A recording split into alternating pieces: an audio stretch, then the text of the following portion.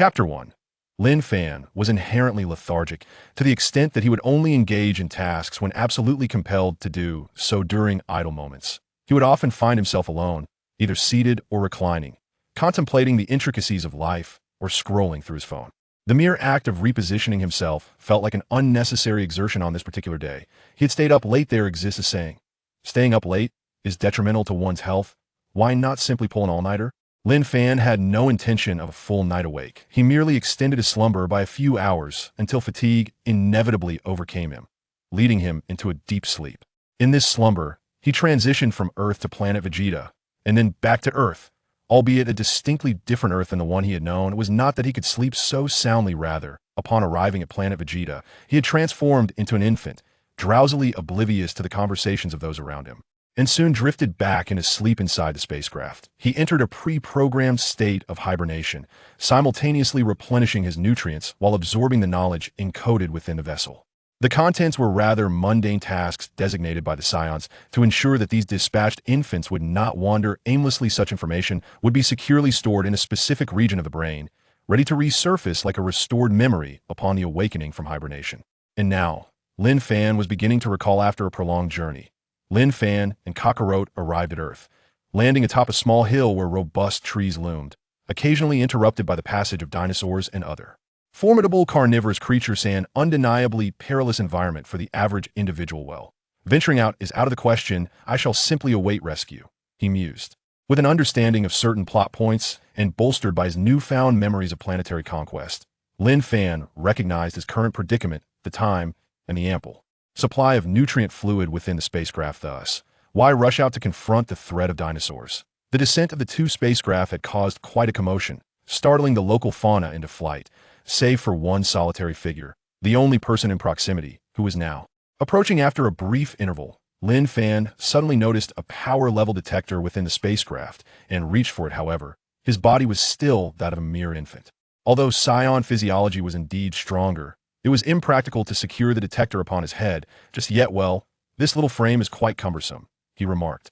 Though he abandoned the unrealistic idea of wearing the detector, he could still manipulate it. Thus, Lin Fan followed the operational procedures etched in his memory, pressing a few buttons, and a plethora of data flashed across the screen before finally stabilizing.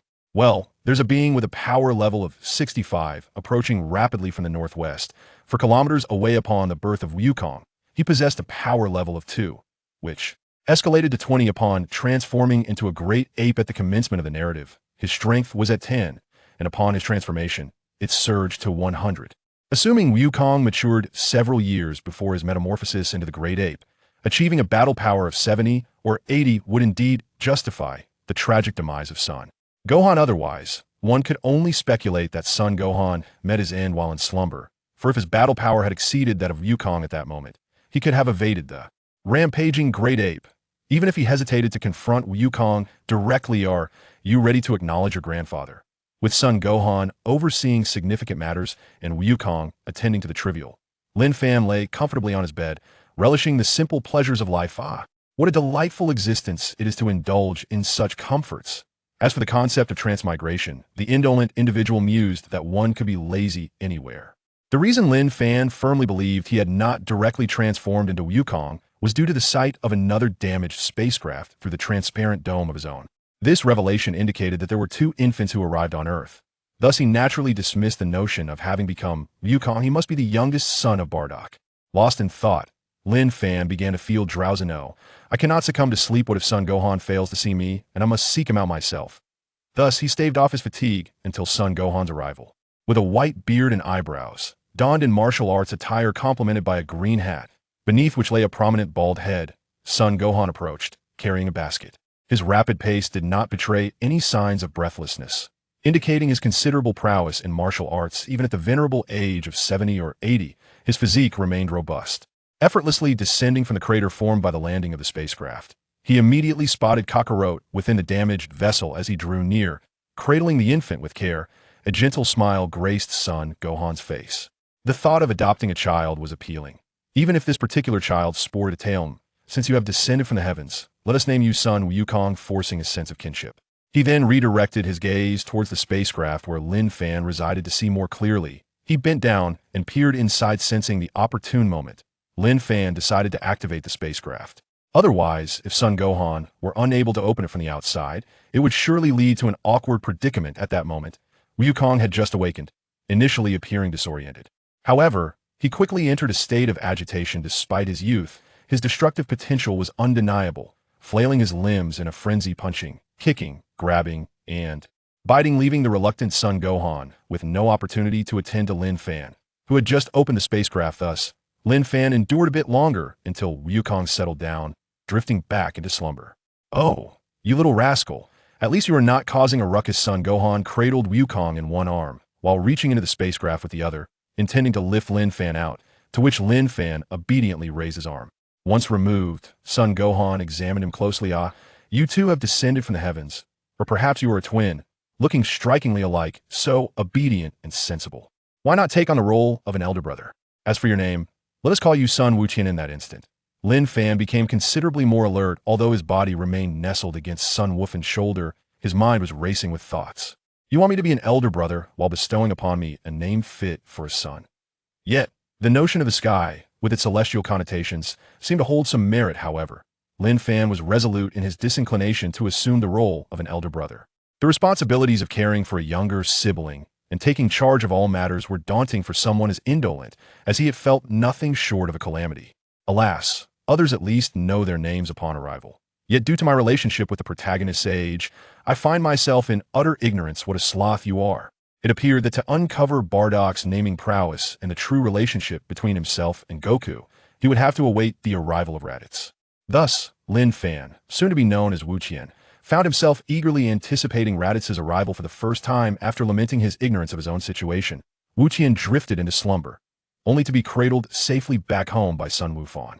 Meanwhile, Sun Wukong busied himself with preparing baby supplies, a task that required considerable time and effort. During this, Goku awoke and refused to return to sleep, persistently tugging at the wrappings around him.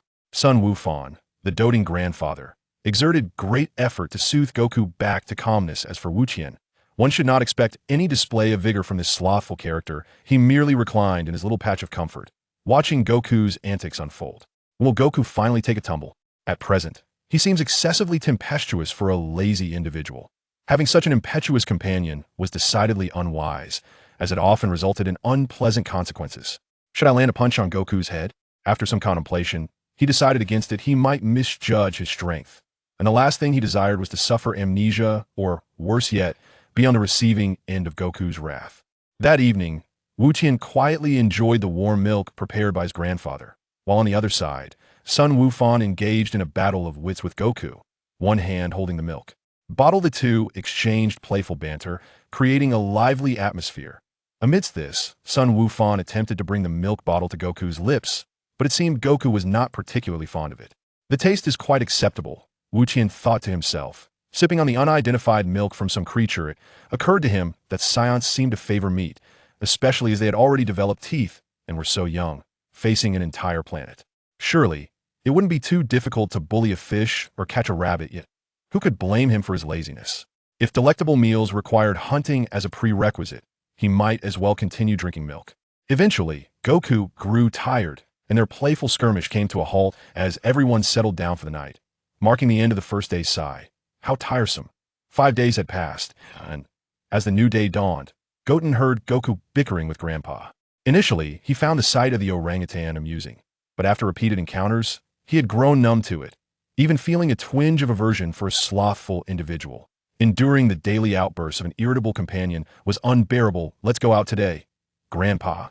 Goten was fervently hoping for the incident that would alter Goku's destiny. However, for these 5 days, Gohan, the diligent grandfather, had remained steadfast at home, tirelessly attending to the child and depleting the household resources without. Stepping outside, surely, the milk must be nearly finished. As Goten endured the cacophony of Goku's antics, he silently prayed for an outing today without an outing. How could Goku tumble off the cliff? If Goku didn't fall, how could he lose his memory? Without amnesia, how would he be assimilated by the Earthlings? And if he weren't assimilated, how could he defend the Earth? Though it seemed but a trivial though not insignificant fall, it concealed profound mysteries.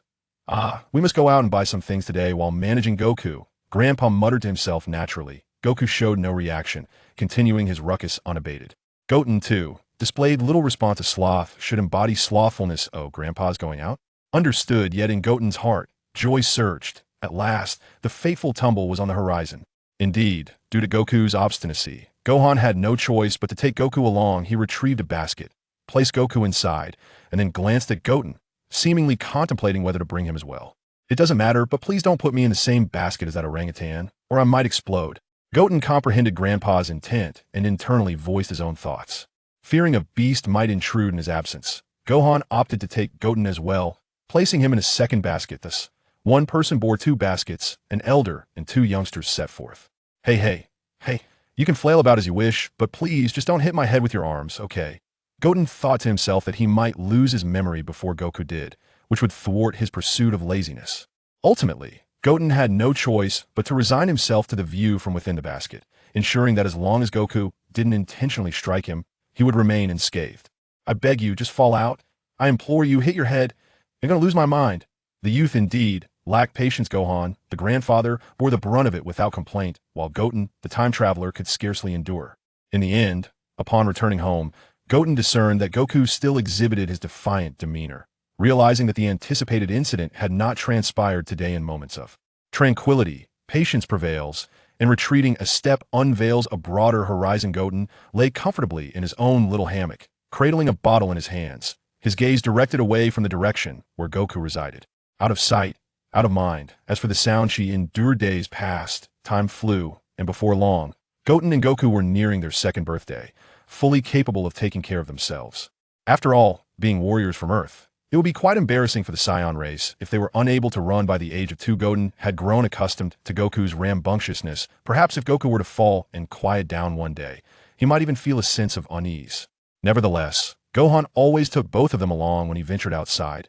Motivated by the tender concern of a grandfather on this particular day, Gohan set out to gather herbs, one of which happened to grow precariously on a cliffside. Goten remained nestled in a larger version of the basket that Gohan had woven, allowing him to fit snugly inside. For the elderly gentleman scaling the rocks, Goten was a source of reassurance. Conversely, Goku was proving to be increasingly troublesome, perhaps exacerbated by the elevation from the ground, or perhaps it was simply destiny that led to an inevitable, tumbling an outcome Goten had foreseen over a year prior. Though Goku may have become somewhat daft from the fall, his temperament had improved from obstinacy to obedience. A stark contrast emerged when comparing Goku and Goten. Goku's compliance was genuine, while Goten's was merely a fade of laziness. Regardless, Goku's survival and newfound demeanor were indeed a blessing that evening. The three of them enjoyed a sumptuous barbecue of dinosaur tail, with Grandpa himself wielding the knife. The voracious appetite of the Scion race was on full display. A single piece of meat was hardly sufficient for their growing bodies, certainly not enough to satisfy their burgeoning appetites. Brother, wake up. It's time to exercise. Grandpa is going to teach us martial arts today. The sun hasn't even risen yet. Don't you know how vital sleep is for children? But we fell asleep right after sunset yesterday, didn't we? Upon reflection, the time had indeed been considerable. In truth, Goten was simply reluctant to rise, especially knowing that he would have to follow Grandpa for training, an idea he found utterly unacceptable. That was Goten, blissfully oblivious to the world outside, wholly content to remain a homebody. Thus, outside, Grandpa Gohan witnessed his little grandson, Goku, tugging at the collar of his elder brother Goten, who was still mostly sprawled on the ground, collecting dust. Sighing, as a grandfather, there was little he could say. He had once believed Goten to be well-behaved, but now his true nature had been laid bare. As for how Grandpa could easily distinguish between Goku and Goten, that was another story altogether. Although they are indeed identical twins, the differences in personality can still be discerned by those who know them well. Goten, as a laid-back individual, lacks the spirited, optimistic demeanor that characterizes his brother Goku, who, after a fall, exudes an infectious vitality and positive energy, albeit with a less than pleasant expression when hunger strikes, suppressing the urge to express his thoughts on respecting his elder brother. Gohan began to take his two sons for a morning jog. While the two boys ran energetically, Goten remained in his usual state, relying on Goku to pull him along. Ouch, ouch, ouch. The mountain path was strewn with stones, and after enduring a session of weighted running, Goten finally mustered the motivation to run on his own. Well, life is about movement, so why shouldn't I just perish? However, even in the afterlife, existence bears little difference from living, especially considering the possibility of resurrection through the Dragon Balls. In the world of Dragon Ball, Achieving death is quite a challenging endeavor unless one chooses to embrace the role of a villain well. Being this lazy, I hardly have a leisure to become a villain. It sounds dreadfully boring. Lost in his daydreams, Goten had already created a significant distance between himself and his grandfather and younger brother. Hey, wait for me. I had to quicken my pace to catch up with the two in front. Otherwise, it would be troublesome if I fell behind. After running for about half an hour, the three of them stopped in a quiet clearing in the woods. At that moment, the sun was just rising, and the golden light was shining down, giving a warm feeling. Goten and Goku, already out of breath, were basking in the sunlight, learning some basic martial arts moves from their grandpa. They were all fundamental techniques since they had just started, like drunken boxing and shadow boxing. But those would have to wait until they had mastered the basics first. Wukong was learning the moves while feeling his blood boiling with excitement, not minding the exhaustion at all. On the other hand, Wu Tian was struggling with the moves and felt uncomfortable all over, utterly exhausted. Although both of them were scions and born of the same mother, why was there such a big difference? At first, Wu Tian did feel a bit of excitement, but then he thought, what is so great about being passionate? Isn't it better to be lazy? He forcefully suppressed his enthusiasm and instead showed a state of being a slacker. Truly, a child cannot be taught. Wukong and Wu Tian have strong learning abilities, especially when it comes to fighting. Their innate preference for battle in their bloodline allows them to remember the moves just by mimicking them. Even Wu Tian, who only practices to cope, remembers every detail perfectly. In fact, Wu Tian already has some knowledge of attack techniques in his mind, which are basic concepts instilled in scions. However, Wu Tian has never cared about them, as if they didn't exist. But there is one thing Wu Tian cares about, and that is the energy ball. Although scions don't understand Qi, it truly exists within their bodies. Therefore, they all know how to use the energy ball as an attack method. An attack that used to be unimaginable is now achievable. Even though he is a lazy person, he is still very interested. Just casually throwing an energy ball is incredibly cool. Even Piccolo in the early stages couldn't do much better. Unfortunately, Wu Tian doesn't have Qi in his body, so he can't use this technique. Well, he first needs to have Qi in his body, and it has to be sufficient. It's really a hassle. So, this is one reason why Wu Tian reluctantly follows along with the training, taking it slow, believing that there will be a day when he can achieve it. In reality, he can't escape the fate of training and has found an excuse for his laziness. Wukong is doing well. Wu Tian, when practicing boxing, you need to use strength. A soft punch won't even be effective for fitness. Even seemingly soft Tai Chi incorporates both softness and hardness, balancing the two. Pure flailing of the arms is just flowery fists and embroidered legs. But who can blame Wu Tian for being a big lazy bug? Just like military training, when the instructor reminds him, he pays attention, but soon returns to his old ways. Now, practicing boxing is the same. Since Grandpa said so, he makes some adjustments and puts in a bit of effort. But once Grandpa goes to guide Wukong, he immediately reverts to his original lazy self. He is stubborn and self-righteous, feeling pleased with his little cleverness. Well, do you have a sense of being a time traveler? Here, raise your arms higher. Put in more strength and punch faster. Grandpa is still very dedicated, especially to the eager Wukong. Although Wu Tian is uninterested in practicing boxing, Grandpa still takes care of him. After all, as the older brother, he can't be worse than his younger brother, right? Well, who even wants to be the older brother? How troublesome. While complaining that Grandpa insists he be the older brother, he practices boxing, and the entire morning passes by in training. Ugh, I'm hungry. After finishing his training, Wukong speaks in a harmless childlike voice about something a bit embarrassing. Goten's stomach was already hungry, but as a lazy person, he wouldn't say it out loud. Moreover, he felt a bit embarrassed to admit that he had never lifted a finger when it came to cooking. Whether it was catching fish in the river or rabbits in the woods, that was all done by Goku. Sometimes when Grandpa specifically wanted Goten to help, he managed to talk his way out of it. This is what they call a big achiever, not sweating the small stuff. Grandpa said it, you were just lazy. As a young child, how could Grandpa bear to let him go hungry? So, the idea of getting something for nothing had always been there. This time was no different. Goku went to catch small animals, Grandpa went to chop wood and start a fire, and Goten was left leaning against a tree trunk, enjoying the sunlight filtering through the leaves, feeling drowsy. In that in-between state of sleep and wakefulness, Goten suddenly felt something lick his face, and then his body was lifted off the ground. Wobbling, Goten naturally couldn't fall asleep anymore. He opened his eyes and found the whole world spinning at a certain angle, and he was in the claws of a dinosaur. Well, at least it wasn't holding him in its mouth. Wukong expressed with the mindset of a lazy person. As long as he wasn't in the belly of a dinosaur, he was in a safe state and didn't need to worry at all, not even to shout for help. As a lazy person, he only opened his mouth to eat. Shouting for help, which required the loudest of voices, was a bit troublesome. So, for Wukong, perhaps there was nothing that could make him anxious.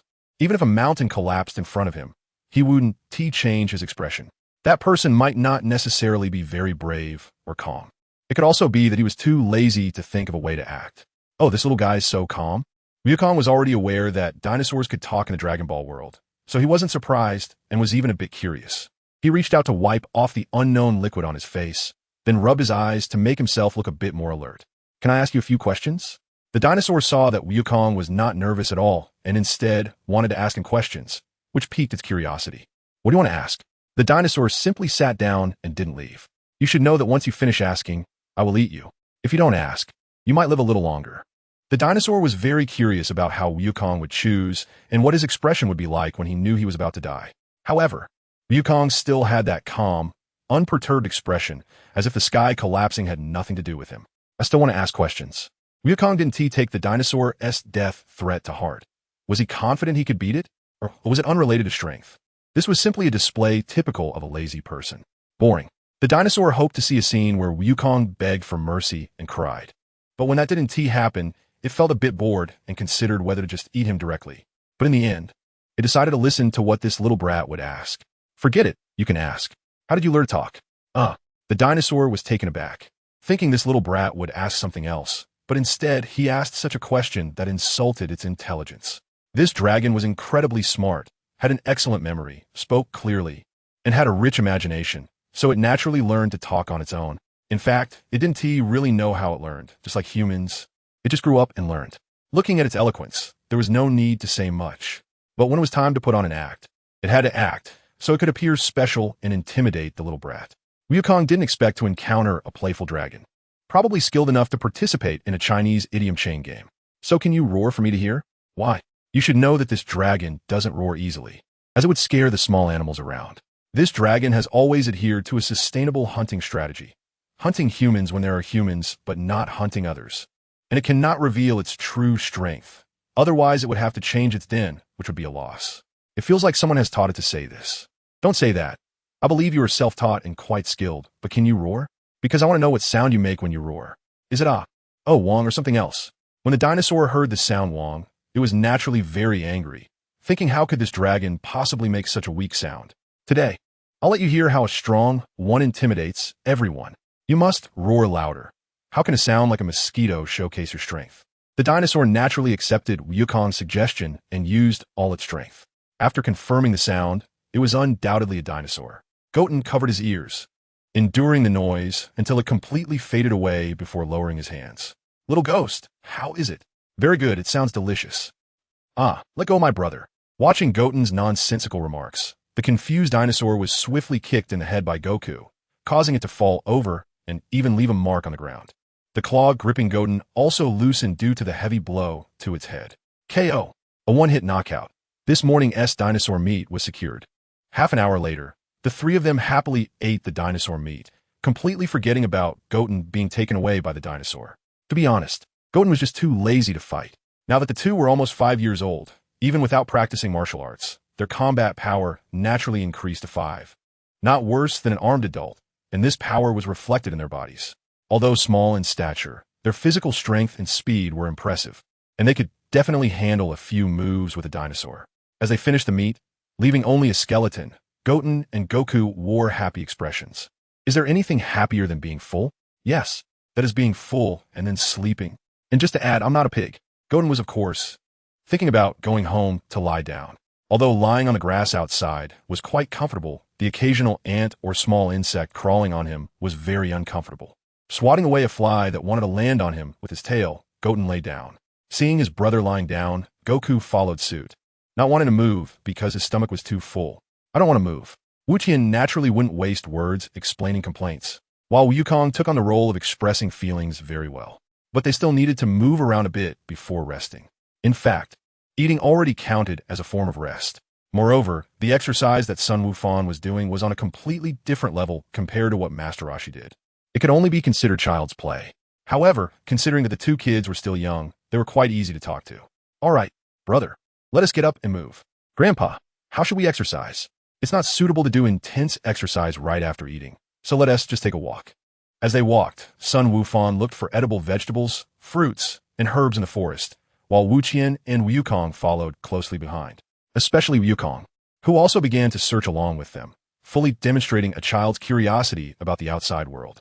Wow, this mushroom is so beautiful. It must be delicious. Hearing Wukong's voice not far away, Wu Qian didn't even need to look to know he must have discovered a poisonous mushroom. This cliché scenario finally happened right beside him. Well, that's not necessarily true. Just after eating, even though he couldn't lie down, Wu Qian was still in a good mood and began to speak. Sibling communication was occasionally needed to strengthen their bond. So let this older brother teach you that the prettier something is, the more dangerous it can be. But it tastes good. You ate it? The lazy one also showed a bit of urgency. Not because he was frustrated with the slow internet speed while playing on his phone and complaining about why 5G hadn't been popularized yet, but because his younger brother said, it tastes good. After living together for so long, especially since Wukong's temper had become so much better later on, it wasn't like he was living alone anymore. Thus, feelings of kinship, especially brotherly love, had naturally developed. It didn't matter most of the time, but when it came to life and death, how could Wu Qian not care? Just like when looking for a partner, one hopes their other half lives longer. Wu Qian himself might not care, but Wukong couldn't help but worry. Do you want to eat some too, brother? There's still some here. Looking at the place, Wukong pointed to the spot that originally had 3 mushrooms now only had 2, and the one with the thickest stem had only 1 root still buried in the soil. Ah, Wukong is a bit at a loss for words. Do we usually eat mushrooms raw? Spit it out. Huh, I said spit it out. Why? Wukong felt that his brother suddenly became very strange. He used to be quiet, but now he was suddenly so excited. Could it be that the mushroom was too delicious? Well, that's because it was a poisonous mushroom, and eating it could be fatal. Since he had already eaten it, there was no way to stop it from the beginning, so Wu Qian didn't have any good solutions. Being the lazy person he was, he only knew that drinking soapy water could induce vomiting. However, they bathed directly in the river, so where would the soap come from? It could be fatal. Fatal. Fatal. Wukong was really a bit scared this time. After all, the word death had never appeared before, and it felt very distant to them. Suddenly being told that he was about to die. Who could handle that? Probably only Wu Qian could. What? I'm going to die? Oh, I see. If it were Wu Qian who ate the poisonous mushroom, his reaction would probably be like this, no matter how he truly felt about dying. On the surface, he would definitely act indifferent. So what should I do, brother? I don't want to die yet. I still want to practice boxing with Grandpa and eat delicious dinosaur meat. If dinosaurs knew that Wukong was thinking about their meat even when he was about to die, they would probably be restless, hoping that Wukong would die soon. Wow. As he spoke, he suddenly cried out. After all, he was still just a 5-year-old child, and without the memories instilled by the science, how strong could he really be? Earlier, Sun Wukong had been walking ahead, focused on his feet, and didn't notice that Wukong had eaten the poisonous mushroom. Now hearing the crying, he hurried back to comfort his favorite little grandson. What's wrong? The confused grandfather could only comfort him while asking. Brother said, I'm going to die. Hey, come on, finish your sentence. Seeing his grandfather's questioning gaze, Wu Qian rolled his eyes and then pointed at the poisonous mushroom not far away. If it weren't for worrying about Wukong's safety, Wu Qian said he wouldn't bother pointing it out. It was such a hassle. Even moving a finger felt troublesome, of course. That was because he was in a bad mood. Normally, he wouldn't be so exaggerated. As for why he was annoyed, it was because of his own incompetence as an older brother, incompetent rage. Seeing the poisonous mushroom, Sun Wukong naturally understood what had happened. Wukong ate the mushroom, and then Wu Qian said Wukong would die. A very simple cause and process. Wukong's way of handling it was also quite fitting for the Dragon Ball world. Instead of choking Wukong, he sat down, got close to him, and used his energy, a kind of invisible chi, to enter Wukong's body, finding the stomach and giving it a little stimulation. Although chi is invisible and Wu Qian couldn't feel it at his current level, he could guess that the treatment was related to chi. Wukong could mimic the Kamehameha at a power level of 10, and as the eldest disciple of Master Roshi. It wouldn't be too much for Wu Fan to use chi now. Wukong originally thought that if things became too difficult to handle, he would just act like a villain and punch Wukong's stomach a few times, as hard as he could, hoping to make him throw up the dinosaur meat from the morning. That way, it should be fine, at least not a big deal. But since they could use energy healing, there was no need to hit anyone, and Wukong was happy to relax, leaning against a tree and waiting for the treatment to finish. During the treatment, Wukong remembered there was also a pufferfish poisoning incident. At that time, Krillin had eaten it and was fine, only sick for 3 days. However, Wukong was only 5 years old now, and his combat power was low, so it was better to minimize the risk as much as possible. In the end, Wukong threw up quite a bit, and they needed to ensure the stomach was thoroughly cleaned out to guarantee the complete removal of toxins. So the rescue operation only concluded when Wukong had also thrown up the undigested dinosaur meat from his stomach. It felt terrible, and he vowed never to eat toxic things again. In the future, even if he did eat them, he wouldn't be afraid.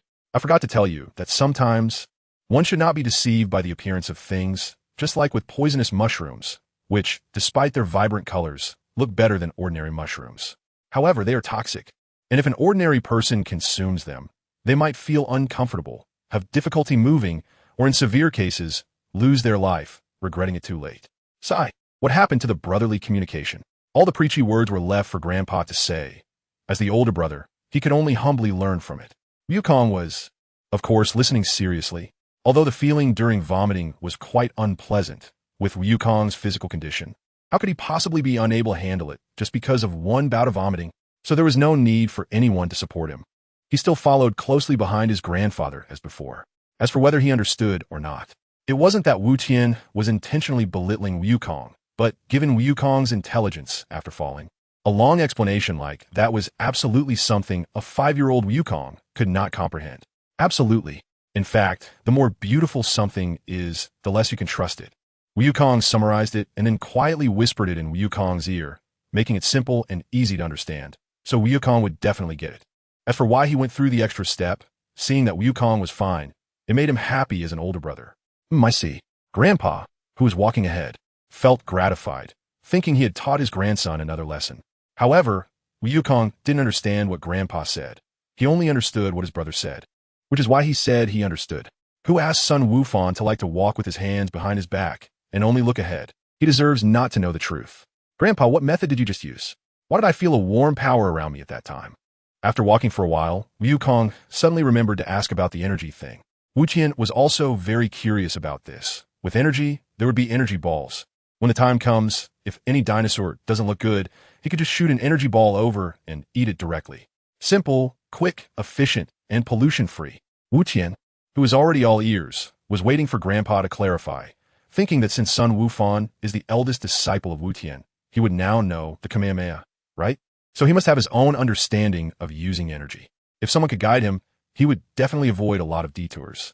Therefore, Wu Tian was particularly serious at this moment, completely different from Wukong, who seemed to be just casually asking. However, just because someone wanted to listen doesn't mean someone would speak. You are still too young. This kind of thing requires long-term practice to feel. For you, it's still too early. So that's why you didn't teach Wukong about energy? Oh, I see. Wukong didn't feel regret after hearing it, because he hadn't realized how important the question he just asked was, and soon he didn't care anymore. As for Wu Tian, of course, he didn't care either. Even if it was said, I wouldn't practice it. It's such a hassle. You have to know that the curiosity, just now, was merely a normal reaction for anyone, because of the little incident with Wukong getting poisoned. The three of them didn't continue their aimless stroll, and since something happened to Wukong, they also didn't continue their training, but headed straight home. Although Wukong said he was fine and could continue training, Sun Wukong still didn't carry on with his training for his grandson. After all, there is plenty of time in the future, and besides, he taught his grandson a life philosophy today, which made Grandpa very happy. So taking a break isn't a bad idea. Wukong is also benefiting from Wu Tian's good fortune, as he can now sleep at home. Grandpa, let me help you chop wood. Grandpa, I'm going to catch fish in the river. Grandpa Goten lay in the house with a lazy attitude towards life, listening to the occasional calls for help from Goku. Well, really, why work so hard? It makes me look so lazy. Sometimes Goten also feels guilty. It's not just living alone anymore. But he also has a younger brother to compare himself to. However, Goten accepts the fact that his grandfather says he is too lazy. Even if he feels guilty about it, he just hasn't changed. Open to criticism, yet resolutely unchanged. That's Goten's current state. Lunch at noon, rest in the afternoon, dinner in the evening, and then straight to bed. A day without exercise just passes by in a haze, but it's only one day. Because the next day, Goku would continue to tug at Goten's collar to start a new training routine. This kind of life continued for a few months until Goten and Goku turned 5. Over the past few months, Goku had learned most of their grandfather's martial arts. Not only could he practice on his own, but he could also spar with their grandfather. Of course, he couldn't win against his grandfather, but the grandfather would only defend with one hand. Goku found this life not boring at all. In fact, he enjoyed it very much. As for our protagonist Goten, although his fighting power was on par with Goku's, he couldn't win against Goku during their sparring sessions. Even with all those extra battle memories, it was the martial arts that provided the edge. It was like a martial arts master fighting a thug. Their strength might be similar, but the gap in technique was significant, meaning that Scions fight with ordinary punches or kicks, or they release energy blasts, lacking any form or structure. Goten only has related memories but can't apply them. Especially later on, it's not a fight between people. It's a clash between two masses of fighting power. However, Goku always believed that his brother was stronger than him. Because, well, Goku, I can't bear to hit you, yet you hit so hard. Wukong covered the bump on his face and said with a bit of complaint, "The reason my brother can't beat me is that he doesn't want to hit me." Wu Tian's deception made the naive Wukong completely believe in him. Not only did it make Wukong think he was strong, but it also won him Wukong's great affection. After all, they are brothers. If someone else said they didn't want to hit during training, Wukong would take it as looking down on him. But if it's his older brother saying he doesn't want to, then it's truly sincere. Is it really sincere? Of course it's sincere. Even if I'm stronger than Wukong, I still wouldn't want to. The flag was raised nicely, but unfortunately, the assumption doesn't hold. One day, after the training ended, when the three of us were having dinner, Grandpa said something unexpected. "I can't take you both for training tomorrow. I have to go out for a while. The place I'm going is a bit far, so I won't take you with me." Wu Tian had no reaction and continued eating his meat, but he was thinking about a lot of things. Shouldn't Grandpa have gone on a long trip? Wukong, as someone who knows some plot details, is only limited to knowing a few things and cannot be omniscient or aware of every detail. Moreover, the plot starts several years later. Therefore, he doesn't have much impression of what his grandfather said about this matter. Wukong, upon hearing that Grandpa was leaving, appeared quite unhappy and even lost interest in eating. Is Grandpa really leaving? Can we go together? Sun Wukong felt that his grandson was still too young and not suitable for training outside at this time. That's why he didn't take him along. Hearing Wukong's tone, which made it sound like he didn't want him anymore, he smiled and explained. "Wukong, don't be lazy, and be sure to keep an eye on your brother, completing the training as planned." "Yes, TCH, old man, go ahead. I promise I won't do anything for the next few days." That's what Wu Tian thought. As for the actual situation, stop pulling. Stop pulling. I'm running. Is that okay? Hey, don't slap my face. Don't slap my face. With Wukong around for a while, and with no one else present, Wu Tian spoke a bit more. However, he was still quite lazy. If Wukong hadn't forced him to comply with tough measures, he definitely wouldn't have trained. If he wanted to not train, he had to be stronger than Wukong. And if he wanted to be stronger than Wukong, he had to train. Sigh, brother. Stop sighing and get up to train. You've rested long enough. On the first day, without Grandpa, Wu Tian began to miss him a bit. At least Grandpa would implement lenient policies because he couldn't bear for him to suffer such inhuman treatment at such a young age. Wukong, however, showed no sympathy for his lazy brother. Training was a must and could not be violated. The next morning, Wu Tian was pulled out of his sleep by Wukong and went through the same routine as the first day. The same happened on the third day. However, something unusual happened on the night of the third day. "Hey brother, look at how round the moon is tonight." Wukong was seeing such a round and bright moon for the first time, and couldn't help but look at it a few more times. Although there was no difference between looking once and looking multiple times. Well, the moon is round, so let be round, it has nothing to do with me. This was Wu Tian's first reaction after hearing Wukong speak, and, on the surface, he also pretended to be indifferent, acting as if he didn't want to talk, and was too lazy to respond. However, Wu Tian, though lazy, was not foolish, and quickly realized what would happen if they saw the full moon. "Wukong, have you seen it?"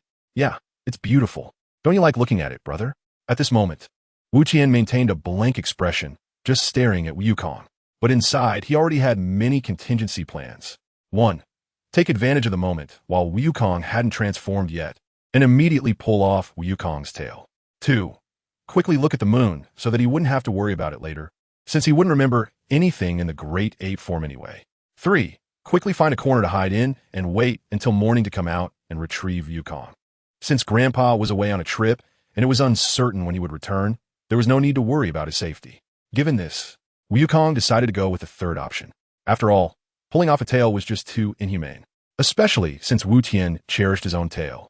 It was so interesting to have an extra tail after experiencing being non-human. It would be too boring to have it pulled off.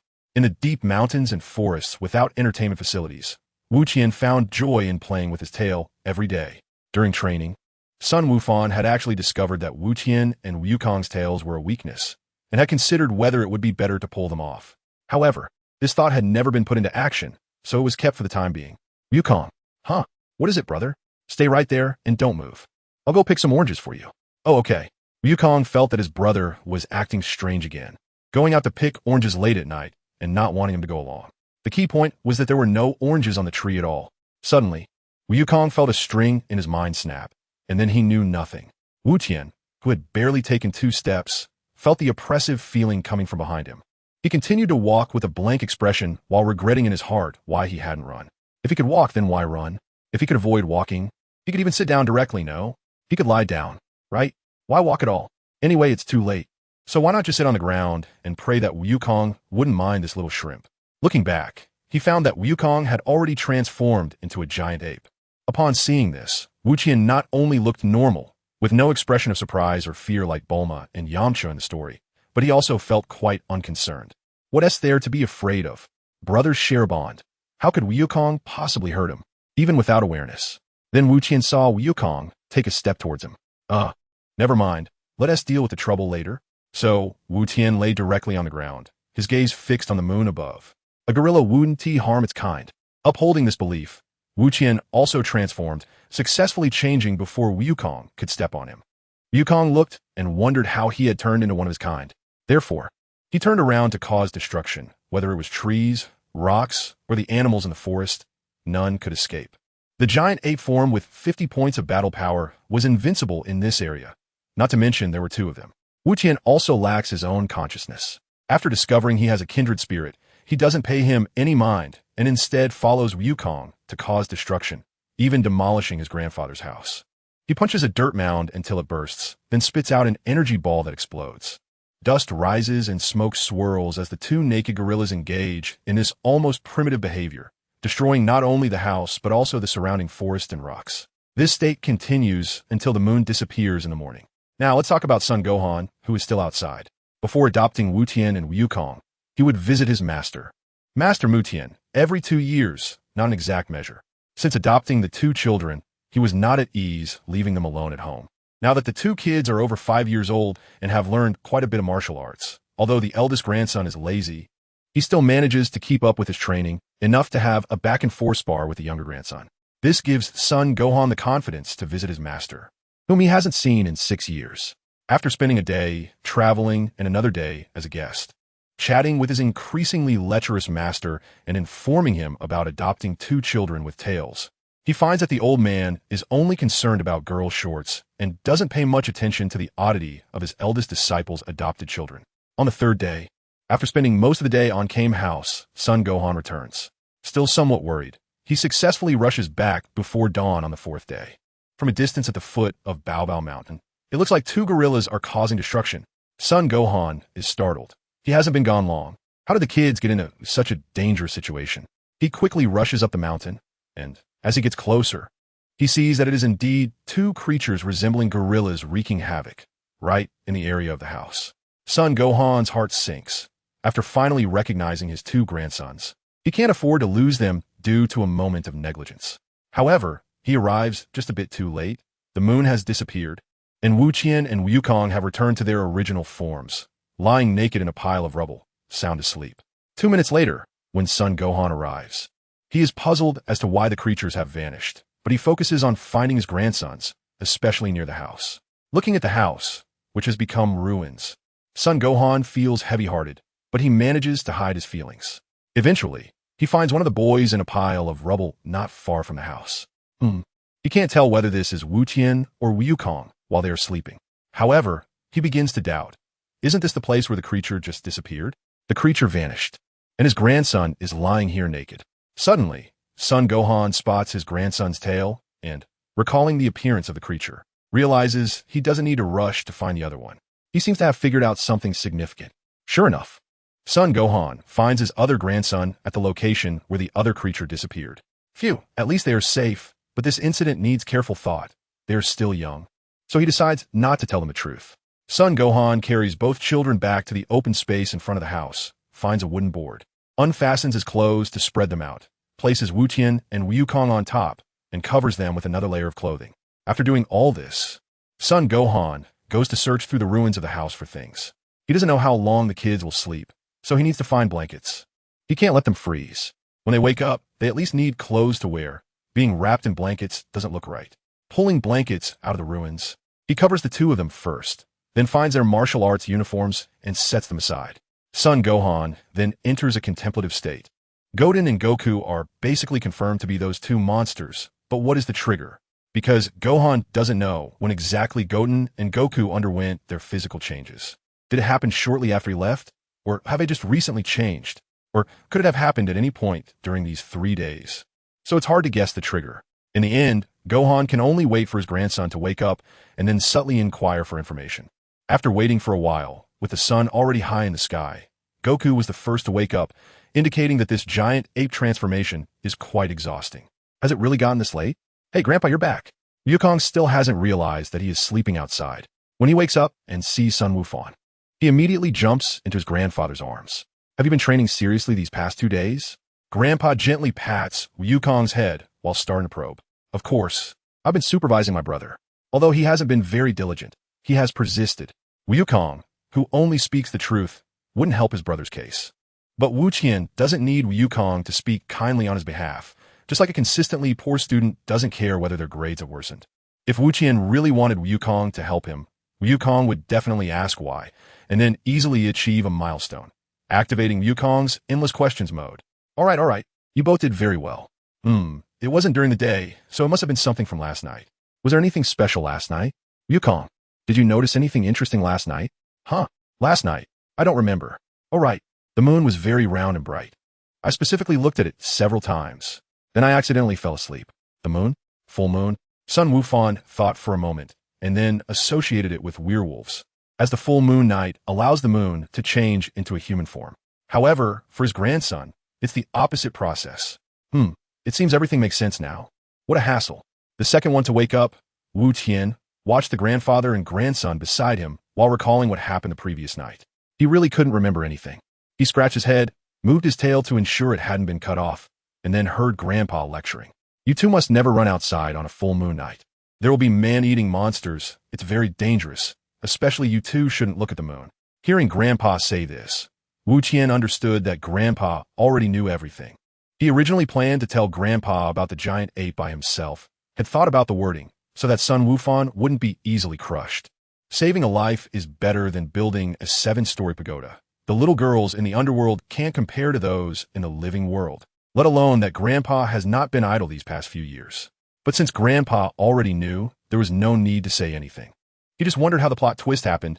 Was it really because of insufficient combat power that he got stepped on? Well, when soldiers come, I will block them. And when water comes, I will cover it with soil. Thinking too much now would give him a headache. Understood.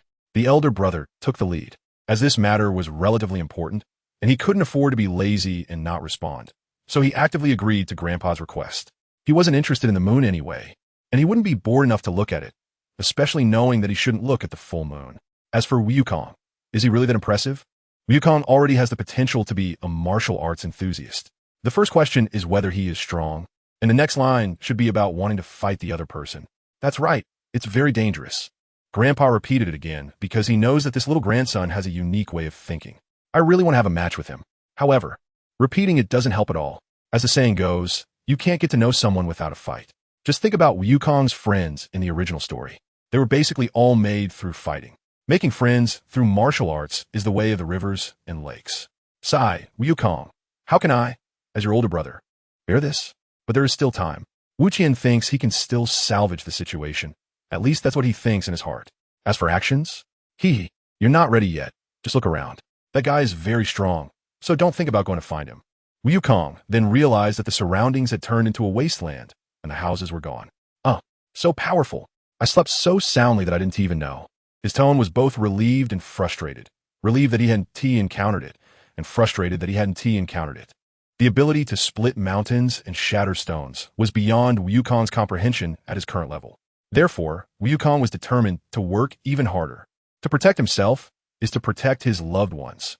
Brother, did you also fall asleep? Wukong has now basically developed a habit, which can be summed up as Yuan Fong. What do you think? No matter the big or small matters, he casually asks his brother. Well, yes, I can't remember anything. With Wu Tian saying this, it made Sun Gohan believe his guess even more. Then, brother, can you defeat the monster? Because Wukong always thinks his brother is stronger than him, he asks this. The monster is me. I'm fighting myself. Well, not really. Pretending to look around, guessing the opponent's strength, and then stating an embarrassing fact in an uncertain tone. Then brother should also train hard. Next time we encounter a monster, we'll beat up. Although Wukong saying this is very funny, one must admit that his smile is really contagious. The identical face of Wu Tian doesn't have such a smile. And this is the first time Wu Tian seriously agrees to something. Do you think the protagonist has suddenly changed? Too naive. Brother, you're not doing anything again. Well, it's so annoying. I only agreed to train hard with you, not to get busy with these things. Wukong watched the grandfather and grandson busy rebuilding their house, and while looking for an excuse, he unknowingly revealed a happy and peaceful smile. Having family is important. Perhaps life should have some pursuits too. Well, for any major task, one must first take a small step, just a small step. A small step. For example, earn 100 million first? Sweat. Is there anything you need me to do? It was hard to say, but he still managed to voice it. Goten and Goku's division of labor was quite simple. One was responsible for cutting down trees, and the other for splitting the trunks into the needed shapes, while Grandpa was in charge of building the house. Although Goten had some doubts about whether this house would be sturdy enough, they had no choice but to build one quickly, or they would have to sleep outdoors. Did Grandpa really not know about the universal capsule? Or was it that the universal capsule hadn't become popular yet? Well, anyway, they just had to work diligently. And he was working hard because he was diligent. He was just worried that the grandfather and grandson were moving too slowly and delaying his time to move into the house and sleep in a big bed. After working together for half a day, a temporary wooden house was built. It looked neither big nor small, and it was simply incomparable to their previous house. Well, they would have to settle for this for now. They would continue to build a big house with cement bricks tomorrow. Sun Gohan had already been tired from traveling all day and night, and after worrying about Goku and Goten's safety, he had been highly focused on finding people and thinking about the reasons. Now, after spending half a day on the house construction, he was mentally a bit out of it. So, after asking Goku if he could handle lunch himself and receiving a positive answer, he went inside the house to take a nap, leaving the two little guys who were tired but still full of energy. Well, it had been a long time since he felt this way, doing things with his own hands. The last time was many years ago. All right, his brother had always been just eating for free. You are the idiot. Goten, who accidentally let his true feelings slip, was worried that Goku would discover any problems. After all, he was still just a kid who couldn't even count. Brother, let us go train. We need to speed up so we can defeat the monster next time we see him. It's infuriating that he destroyed our house. Hearing Goku's flag, the question arises, who actually destroyed the house? Wu Tian thought for a moment. The Fried Rice King's castle was destroyed by Wukong, and the venue for the world's no. One martial arts tournament was also destroyed by Wukong. So using reasoning and speculation, one can conclude, Grandpa's house was also destroyed by Wukong. Well, how could I even be thinking about such a boring question?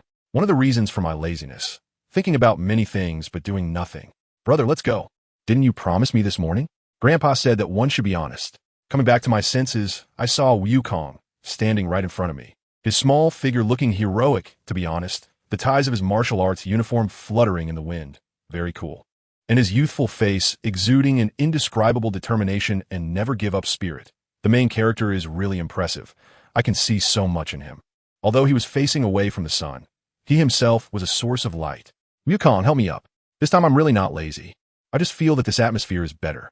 And this handshake seemed to have allowed the two brothers to reach some invisible agreement. Suddenly, Gugu Wu Tian froze. What was that sound? Where did it come from? Sorry brother. I forgot that I haven't eaten yet. I'm hungry. Don't you know that this really ruins the mood? Do you know how hard I worked to reach this consensus with you? I was all set to hold my breath and get serious about something big, but now with this interruption, it all went to waste. Wukong couldn't help but shout at Wu Tian. You can imagine this as an exaggerated scene in an anime where the character's head is oversized, their mouth is wide open, and saliva is spraying everywhere. Don't take it too seriously. Wukong, feeling a bit wronged, said, I didn't mean to. After calming down, Wu Tian realized he was a bit impulsive. Well, it's not a good sign that a lazy person can also be impulsive and even shout loudly. Sorry. Let's go catch some dinosaurs. By the way, you were the one catching them. Is Big Brother responsible for starting the fire then? I only handle eating. Ugh.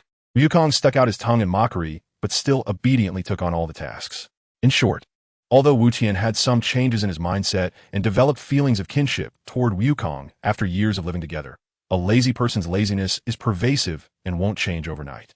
Moreover, for Wu Tian, the future still feels distant. As a lazy person, he might not even deal with immediate troubles, let alone things that could pressure him in the future. On the second, third, and fourth days, the three of them spent 3 days building the new house. Yay, it's finally done. Wukong was very happy, circling around the house both inside and out several times before stopping. I'm going to town to buy some things. Almost everything we had before is unusable. You two must be careful at home. Remember to exercise. He didn't forget to remind them about exercising one more time before leaving. As a martial artist, it seems like he spends his whole life practicing martial arts. I will. I'll make sure Big Brother exercises. Wukong shouted at his grandfather, who had already walked far away. Although it sounded annoying to Wu Tian, he endured it. Let's go, brother. Let's go for a run. Okay. Wukong didn't know why he agreed to train hard with Wukong. It must have been because Wukong had drugged him. It definitely was. So, as a lazy person, Wukong could only find ways to be lazy indirectly. He couldn't dodge running. He had to run as far as he was supposed to, so he decided to take some shortcuts and other exercises. Overall, ever since coming to the Dragon Ball world, being lazy had become a luxury. Just think about how tiring working out is. The training in the Dragon Ball world is much more exhausting. Each time, he ends up completely worn out, sweating enough to irrigate a whole field. And it starts from early morning before dawn and continues until sunset. Yet even with all this, Wukong still couldn't feel any significant improvement in his strength. Well, according to the will of the Omni King, it's better for a low-level warrior not to be too strong in the early stages. Wukong was once again slacking off. In the afternoon, their grandfather returned after being out for half a day and found the two training. At first glance, he saw Wukong daydreaming. This situation had happened countless times. One more time made no difference, and one less time didn't matter either. However, Grandpa still pointed out, hoping Wukong could have a bit of ambition. Well, ambition had long been thrown into some trash in his previous life. He didn't even know if it had been thrown away correctly since he didn't know the type. Fortunately, Auntie didn't know either, so there was no further inquiry. She just advised him not to lose it too early at such a young age. Brother, when do you think the monsters will come again? Soon, right? More than 2 years had passed, and Sun Wukong, Wukong were still living peacefully. Although Wukong hadn't taken the combat power detector out of the aircraft, he didn't know the exact combat power value. But just by guessing, he could estimate that their combat power should be around 7 to 8 now. The basis for this guess was simple: age. This meant that Wukong had fed the results of his training over the past few years to dinosaurs. Perhaps it was a case of building up to a big release. Maybe now they were using it all to build a super light speed rocket. In a passionate story, the enemies encountered should be stronger than the protagonists. If they keep getting stronger, the story ends, because if they get too strong, it can't be written anymore. If the combat power is so high that even the cloud computing supercomputer crashes, how could it be written? Thinking this way, martial arts stories seem to have more essence. They don't even mention realms. Just say, this person's skills are not inferior to ours. Isn't that beautiful? Wukong thought he could use this phrase as a catchphrase in the future. He could say it whenever he encountered an enemy. The following is the protagonist's fantasy. On Namek, Wukong, and Vegeta stood nearby, while a tiny alien floated opposite them. Goten, this person's power is not below ours. Vegeta, hearing this, became furious and exclaimed, "What the hell are you talking about, you idiot?" Goten couldn't help but chuckle. And he also snapped back to reality from his thoughts. "What are you laughing at, brother? You always say it's coming soon, but the monster never shows up." Well, the second transformation might be in the next few days. My dear Grandpa, what are you planning to do? In the past few days, Gohan has noticed the moon at night. It's already close to full. In fact, it looks completely full now. So to be safe, Gohan has already advised the two kids not to look at the moon. Aside from this advice, there hasn't been any other action taken. Maybe he thinks that even if they turn into a monster, he can still subdue them. It was indeed the case last time, but the next time might be unexpected. Just wait, perhaps the monster will never come. Goten considered that even if Goku transformed again, he wouldn't have any memory of seeing the monster. So in the end, he simply said that it was possible he had never had the chance to see it. So where did it go? Well, there's so many questions. Goten felt a bit of a headache and decided to ask Grandpa. "Grandpa, why hasn't the monster come yet?" He said he would ask Grandpa. And he really did go to ask. Goten felt speechless, but he still followed along. He wanted to hear what Gohan would say. Back at the house, Gohan was brewing tea. Well, the monster is likely to appear in the next few days, so you all must stay at home at night, don't go out, and don't look at the moon. The same old story, but doesn't the old man realize that the more he says this, the more interested Goku becomes? 3 days later, on the night of the full moon. Well, I feel like today is a bit dangerous. Is my storyline going to involve Goku stepping on me? And then Grandpa pleading with the fortune-telling lady to take my physical body to train with me. And finally, I end up as the 6th general under the fortune-telling lady to fight Goku. And Goku's transformation is just adding a brother to the mix while mourning Grandpa, culminating in a brotherly recognition scene. That's very likely. So should I die or not? Wukong was originally considering whether to try his best to keep his grandfather alive. But now he was already contemplating the question of whether he should die himself. He didn't even know if being stepped on by such a large foot would hurt. And if he didn't die completely with one stomp, that would be too troublesome. No, if he died, he would still have to follow his grandfather in training. And he wasn't quite sure what the situation in the underworld was like, so it's better not to die. In the early stages, neither Yamcha nor Pilaf were any threat. It's decided. Today he won't die. However, even if Wukong wanted to die, it would depend on whether Goku transformed. Wukong was still too lazy to commit suicide. Besides, his grandfather wasn't dead yet, so why would he want to kill himself? Well, he'd better sleep and remember not to go outside at night or look at the moon. Got it. Wukong agreed lightly, just to see if any surprises would happen in the middle of the night. After that, Wukong fell asleep, while Wu-Tien was still closing his eyes and thinking. He thought he could stay up all night watching over Wukong, and even if Wukong went out in the middle of the night, he could remind him. However, without a phone to keep him awake and after a day of exercise, Wu-Tien accidentally fell asleep, even though he didn't want to pee. Wukong was awakened in the middle of the night by the urge to urinate. He moved his brother's legs, which were draped over him, and got out of bed. Grandpa said not to go out at night, but I just need to pee. It should be fine, right? He opened the door and poked his head out to take a look. The surroundings were silent. Only the occasional gentle breeze made a little noise. There were no monsters. Wukong closed the door and walked outside, heading to a tree further away from the house to take care of his physiological needs. By the way, Grandpa also said not to look at the moon. After saying that, Wukong looked up at the moon for a moment. In fact, he had been looking at it for the past few days. It was just that the moonlight's energy wasn't enough to trigger the transformation effect before. It didn't matter. He lowered his head to pull up his pants, but stopped halfway. Anyway, he was destined to be torn to shreds. And just then, Wukong began to change, eliminating the need to pull up his pants. Unknowingly, while the grandfather and grandson inside the house were sleeping soundly, outside, the wind and clouds had turned dark, and the world was gloomy. The transformation concluded with a roar, and he let out a shout to display his strength. Instantly, the animals in the forest scattered in a frenzy, and this roar naturally woke up Sun Gohan inside the house. As for Goten, it was as if he wouldn't wake up even if thunder struck at midnight. One gorilla's call couldn't possibly wake him. Even if a gorilla spat out an energy ball next to the house, he might not wake up. After waking up, Sun Gohan didn't have time to put on clothes.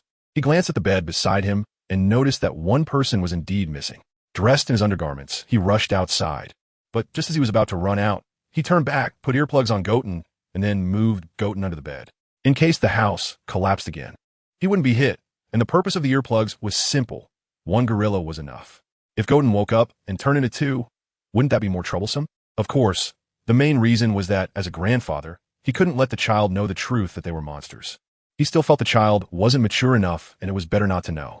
After settling Goten, Sun Gohan stepped out of the house and immediately saw the massive, brutal-looking giant ape. However, compared to the last time he saw it, Sun Gohan felt this giant ape was even more powerful, giving off a very daunting feeling. He couldn't match its strength, and it was impossible to trade blows. He had to dodge its enormous feet while he was reluctant to use the Kamehameha. This was completely an unequal battle. He had to lure it away from the house first, then hold on until dawn. Sun Gohan ran quickly, drawing the giant ape away from the house at the same time. Now the children should be safe. After running for a while, Sun Gohan stopped, turned to face Wukong, and contemplated how to break the deadlock. The tail is a weakness, but he didn't know if it was the same after the transformation. Although he wasn't sure if it would work, he had to try. Thus, while dodging Wukong's attacks, Sun Gohan constantly tried to approach Wukong's tail. After finally getting close once, he was whipped by the tail and directly knocked onto a nearby rock. Instantly, the stone shattered, burying Sun Gohan inside. Ouch, it hurt. He initially thought such a large creature would be slow, but it turned out to be so agile.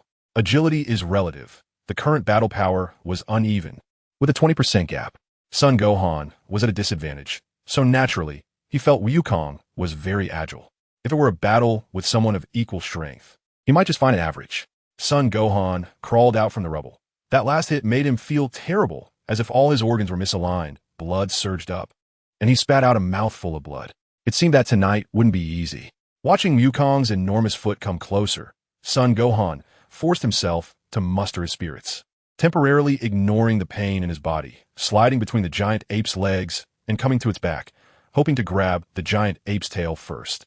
However, the giant ape's reaction was also quick. It immediately bent down, found Sun Gohan's location, and threw a punch, perhaps influenced by long-term serious training, even without self-awareness. Wukong could still execute some martial arts moves.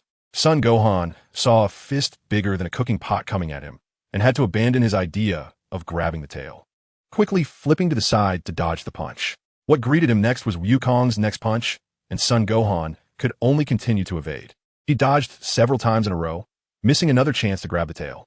This not only meant losing the opportunity to defeat the giant ape, but was also very exhausting.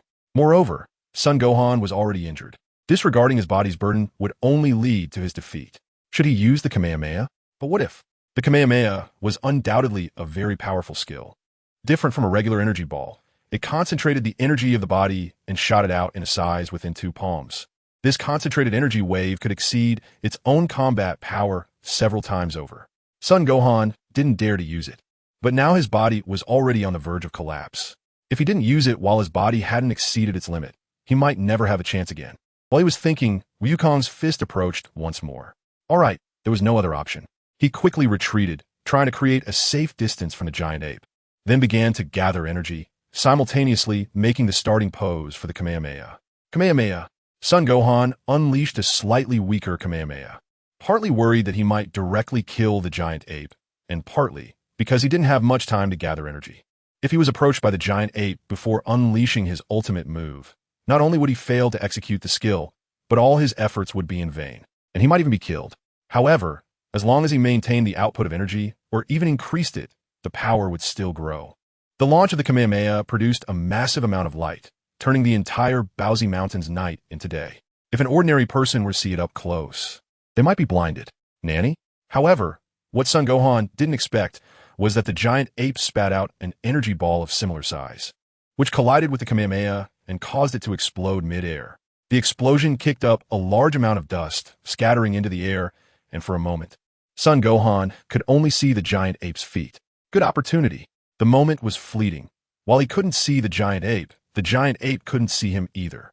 So, Sun Gohan chose to rush towards the giant ape amidst the rising dust, looking for a chance to cut off its tail.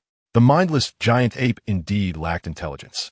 Perhaps it was fine in direct combat, but in this situation, it didn't know it should focus on preventing a sneak attack. Sun Gohan successfully reached behind the giant ape, while the giant ape was still mindlessly pounding the ground in front of it. Now's the time. He jumped, gathered energy, reached out and struck. Cough, cough, damn it. His body couldn't hold up anymore. He couldn't land the strike. Falling to the ground, Sun Gohan directly knelt on one knee, one hand clutching his chest while coughing up blood. The changes behind him naturally caught the giant ape's attention, and with the dust having completely settled, the giant ape turned around without having noticed Sun Gohan. It seemed that tonight was a matter of life and death. He could only hope it wouldn't go towards the house. After all, there was still one inside, and if it were to be hit by the giant ape unknowingly, survival would be impossible. Puffed, gritting his teeth and spitting out the remaining blood clots from his mouth, Sun Gohan, who had already resigned himself to death, forced himself to muster his spirits once more. For the sake of his child's safety, he would hold on for as long as he could. If he were to reflect on the reason for his failure, it was that he had been somewhat overconfident. The last time he saw the great ape, he hadn't felt any pressure, and he was aware that Goten and Goku's strength hadn't improved much from their training. It had merely increased their physical endurance. Little did Sun Gohan know that the battle power of the great ape form was 10 times greater than its normal state. So, it was too late for regrets now. The great ape locked eyes with Sun Gohan, and a new round of combat was about to begin. Meanwhile, Goten, who was still sleeping in the house, had just woken up. I thought about it and decided not to have him bring lunch. The protagonist is too lazy to win over the girl, but Sun Gohan can refer to her as his wife. With his ears blocked and lying under the bed, the air circulation was poor, and he had inhaled quite a bit of dust, so Goten, having slept for a while, felt a bit short of breath and was thus awakened. If it had been Goku waking up, his first action would definitely have been to raise his head, which would have resulted in him hitting it. But Goten wouldn't he do that? Wu Tian's reaction was, "Is it dawn yet? If not, I'll keep sleeping. Even if it is, I'll continue to sleep." He closed his eyes again and then felt something blocking his ears. He reached out to remove it, and then he heard a faint sound coming from afar, which could be described as very small. It was a bit like thunder and also a bit like an earthquake. Ugh, disturbing my peaceful dreams in the middle of the night. Grandpa is so considerate. Afraid I'd be woken up, he even gave me earplugs. He put the earplugs back in and turned over. However, while turning, he noticed something was off. Where's Goku? He stretched out his limbs as if to yawn, but didn't touch Goku's body. He looked up and bumped his head. Goku, if it was you who kicked me under the bed, then I won't train with you properly." He got up and looked around, but the room was empty. To make sure he wasn't mistaken, Wu Tian rubbed his eyes and looked again. Then he thought about how today was a good day and the faint explosion sound he heard earlier. Since he was awake, he couldn't just sit idly by. After all, it was Grandpa, whom Goku respected the most. Of course, he was mine too. He took off the earplugs, got dressed, grabbed a kitchen knife from the table, and set off. As for why he was so calm, with a battle power of only 7.5, he figured he was just delivering a knife to Grandpa. Was there really any rush? Judging by the frequency of the explosions and the vibrations of the ground, the battle was likely still intense. So being a little late probably wouldn't matter. "Hey, Grandpa, I'm coming to save you. I don't have keen eyesight, nor do I have sharp hearing. I'm not very strong. I can't spit water, can't breathe fire, don't have any magical treasures, and I definitely can't turn invisible. Only a knife to offer. As the saying goes, a precious knife is a gift, etc." As he walked, the mischievous Wu Tian thought of a possible winning strategy. He looked around, but didn't find any suitable targets. There should be plenty of stones at the battle site, so he decided to head there first. Finally speeding up a bit, although still slow. It was at least better than before. Upon arriving at the battle site, he hid behind a rock, cautiously peeking out, and then Wu Tian saw a severely injured Sun Gohan and a seemingly unharmed Goku. A complete crushing situation? The moon was already descending. After all, Goku had only gotten up in the middle of the night. But even in this last moment, Sun Gohan couldn't hold on any longer. It was time to act quickly and activate the invisibility skill. Half a minute later, a rock that seemed about to crack rolled in from the edge of the battlefield and then grew a pair of legs, starting to move towards the giant ape. Without breath and sound, Wu Tian didn't attract the giant ape's attention, and Sun Gohan didn't notice either. He was now using all his strength to dodge the punches, and a moment's inattention could lead to being hit, leaving him unable to counterattack. All hope rested on whether he could hold out until dawn. The rock's color perfectly blended into the ground, plus the dust occasionally stirred up by the giant ape's attacks. Thus, Wu Tian successfully reached a position not far behind the giant ape. Well, now he didn't need to disguise himself anymore. Then Sun Gohan saw a monkey spring out from a palm-sized rock. However, Sun Gohan couldn't scream. He probably thought that if he shouted, he would lose all his strength. And right now, he couldn't even muster the energy to shout. Dodging had almost become an instinctive reaction for him. Grandpa didn't expose me, great. Now it was time to coordinate. This way, Sun Gohan could only dodge left and right or retreat. If he changed his position, it could easily cause the giant ape to turn. So until Wu Tian came to the back of the giant ape, he remained undetected. He jumped up, grabbed the tail, and before the giant ape could react, he reached the base of the tail, a spot the giant ape couldn't reach with its hands and couldn't swing its tail either. This was where being small paid off. He was about to lie down. Sun Gohan didn't know how he managed to shout, but after he shouted, he immediately collapsed from exhaustion, and then he fainted amidst the tremors of the ground. At that moment, Wu Tian was ready to brandish his kitchen knife. However, due to the thickness of his tail, he couldn't make the cut immediately to let the giant ape lie down. But with the giant ape's tail providing support, he wasn't crushed. Instead, he happily started sawing at the tail. Although it was inhumane, it was a situation forced upon him. After all, it wasn't his tail being sawed off, and one tail for one life. Wukong would surely be willing to part with his tail. With me personally taking action, the results were different.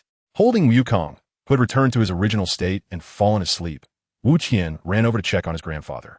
He couldn't diagnose illnesses or assess the severity of injuries. He only knew that his grandfather had a lot of blood, but was still breathing. What to do? He placed Wukong back on the bed in the room, and then carried his grandfather to the town. Wukong didn't know where the towns were, but he just followed the road. Although carrying an old man was tiring, his years of training had paid off, and he successfully arrived before dawn. It was a small village. I checked the map, and there are no towns near Baozi Mountain. Is there a doctor who can help save him? Wukong expressed that he was very tired, and he could hardly speak clearly.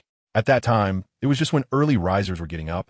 So soon some villagers heard Wukong's voice and came over to check the situation. The simple villagers were very enthusiastic and took Wukong to the best doctor in their village. At this time, the doctor had just woken up and asked how such a serious injury happened. Grandpa fell from the mountain. If it were Goku, he would say Grandpa was beaten up by a monster. You live in the mountains? That's quite far. Yes. The next scene was, of course, the villagers praising Wukong, saying he was strong and filial, and they even gave him water to quench his thirst. Ugh, it's so annoying. Please, I'm here to seek medical help. Not to show off, okay. Of course, Wukong wouldn't dare to say that, and he was too lazy to say it, just thinking about it in his heart. Praise aside, the doctor had already started to take action, shaking his head and saying, difficult, difficult, while doing various things with his hands, applying medicine and bandaging. But he didn't handle the internal injury. However, it was fortunate that the doctor could treat it. He just needed to prepare medicine for the internal injury. Just when Wukong was puzzled, the medicine was already brewed and brought over.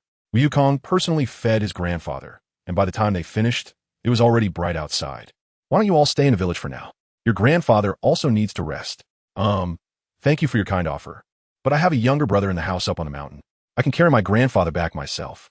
Could you help me write a list of medicinal herbs? That way, I'll know what to gather. After that, there was a lot of praise and words of farewell, and some even volunteered to help Wukong with the delivery. After getting the list of medicinal herbs, Wu Qian couldn't stand the constant greetings from a group, so he picked up his grandfather and ran off, leaving the village in just a few seconds. Was that really the speed of a child? So fast. However, once he was out of the village, Wu Qian immediately stopped and switched to walking. I'm doing this to prevent my grandfather from being jostled. Wu Qian certainly knows that his grandfather's injuries are best treated with a healing beam. However, even though he knows the plot, he doesn't know the map. And even if he did know the map, he wouldn't be able to climb the Corinne Tower. To climb the Corinne Tower, you need at least 100 battle power. Otherwise, there's no chance. For Wu Qian, right now, transforming into a gorilla would be more feasible. Well, hopefully ordinary medicine can help him recover. If not, there's always the Dragon Balls. As long as he is not dead, everything can be negotiated. Just think about it. Before the plot starts, no one knows about the Dragon Balls, and once it begins, the whole world is searching for them. And then there's the world's #1 killer, Tao Pai Pai. When he goes out to train, he must first ask if anyone has heard of him. Better to just ask Bulma directly. It must be a self-proclaimed title. While walking and lost in thought, he ran into trouble. He had never eaten human flesh before, and today he finally encountered it. You really are unfortunate. Without waiting for the dinosaur to retort, Wu Qian kicked it, and the dinosaur was done for. Seriously, as they got further away from Baozi Mountain, the dinosaurs became so bold.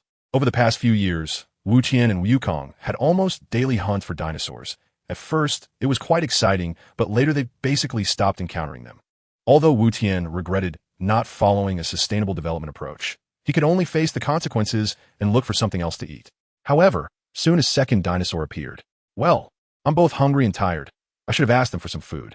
After dealing with the second dinosaur, Wu Qian thought about eating a meal first before leaving. But considering that Wukong was still at home and was probably awake by now, he gave up on that idea. Then came the third dinosaur. Wu Qian, who was hungry, tired, and carrying an old man on his back, felt he couldn't take it anymore. If another one came, who could handle that? Besides, they were all non-flying dinosaurs. Shouldn't the flying ones see further? Hey, do you have any flying friends? After subduing the third dinosaur, he didn't kill it directly. Yes. Do you want to call them over? The dinosaur trembled in fear, worried that this little ancestor would take its life. Go ahead. I'm too tired to fight. Wu Qian pretended to be exhausted to prevent the dinosaur from trying to retaliate, but also gave up on the idea of running far away. Before long, Wu Qian saw a flying pterosaur approaching. He, finally a means of transportation. Although he was hungry and tired and still carrying someone, dealing with one dinosaur wasn't a problem. After a few exchanges, he pointed in a direction. Look, do you see the house on the mountain? Let us land there. When they returned to the house, it was already noon. Wu Qian didn't see Wukong anywhere and realized he had no way to find him. So he had to put his grandfather on the bed to prepare for changing the medicine. The following medicinal materials were taken from a certain game. Plant a money grass. And fritillaria flowers are already at home. What I lack are elixir and longevity fruit. Luckily, that doctor provided a diagram. Otherwise, Wuqian wouldn't be able to distinguish them just by name. But at this moment, Wu Kong was nowhere to be found. So he had to leave his grandfather in the house and go into the forest to look for herbs. Oh, my foolish Abudu. Now is the time when you need to gather herbs. Why are you running around, making me miss 2 meals and still have to keep busy? At 2 o'clock in the afternoon, Wu Fan woke up after drinking the second dose of medicine, and it wasn't as serious as he imagined. He got out of bed immediately. As a martial artist, and one far beyond the capabilities of ordinary humans, his body wasn't that fragile. After the nourishing effect of the medicinal soup stopped the injuries, combined with the original energy in his body for nourishment, and the fact that Wu Tian was considered enough not to jostle him too much on the way back, it was quite normal for him to wake up. However, internal injuries wouldn't heal so easily, so it was true that Sun Wukong couldn't engage in intense exercise for a while. What about those 2 little guys? Recalling the experiences of the previous night, Sun Wukong was eager to know how his 2 grandsons were doing. One who transformed should be fine, but Wukong was mainly worried about the one he saw before he fainted. Because it was dark and his body was under too much strain at the time, he couldn't distinguish whether it was Wu Tian or Wu Kong. So up to now, he still didn't know who he fought with last night or who woke up in the middle of the night to save him. Hopefully they're both okay. Going outside, he saw Wu Tian lying on the lawn. If he felt carefully, Wu Tian was fine. He was just too hungry and didn't want to move. After experiencing all this, Sun Wukong felt a bit anxious, thinking something serious had happened, and hurried over to check.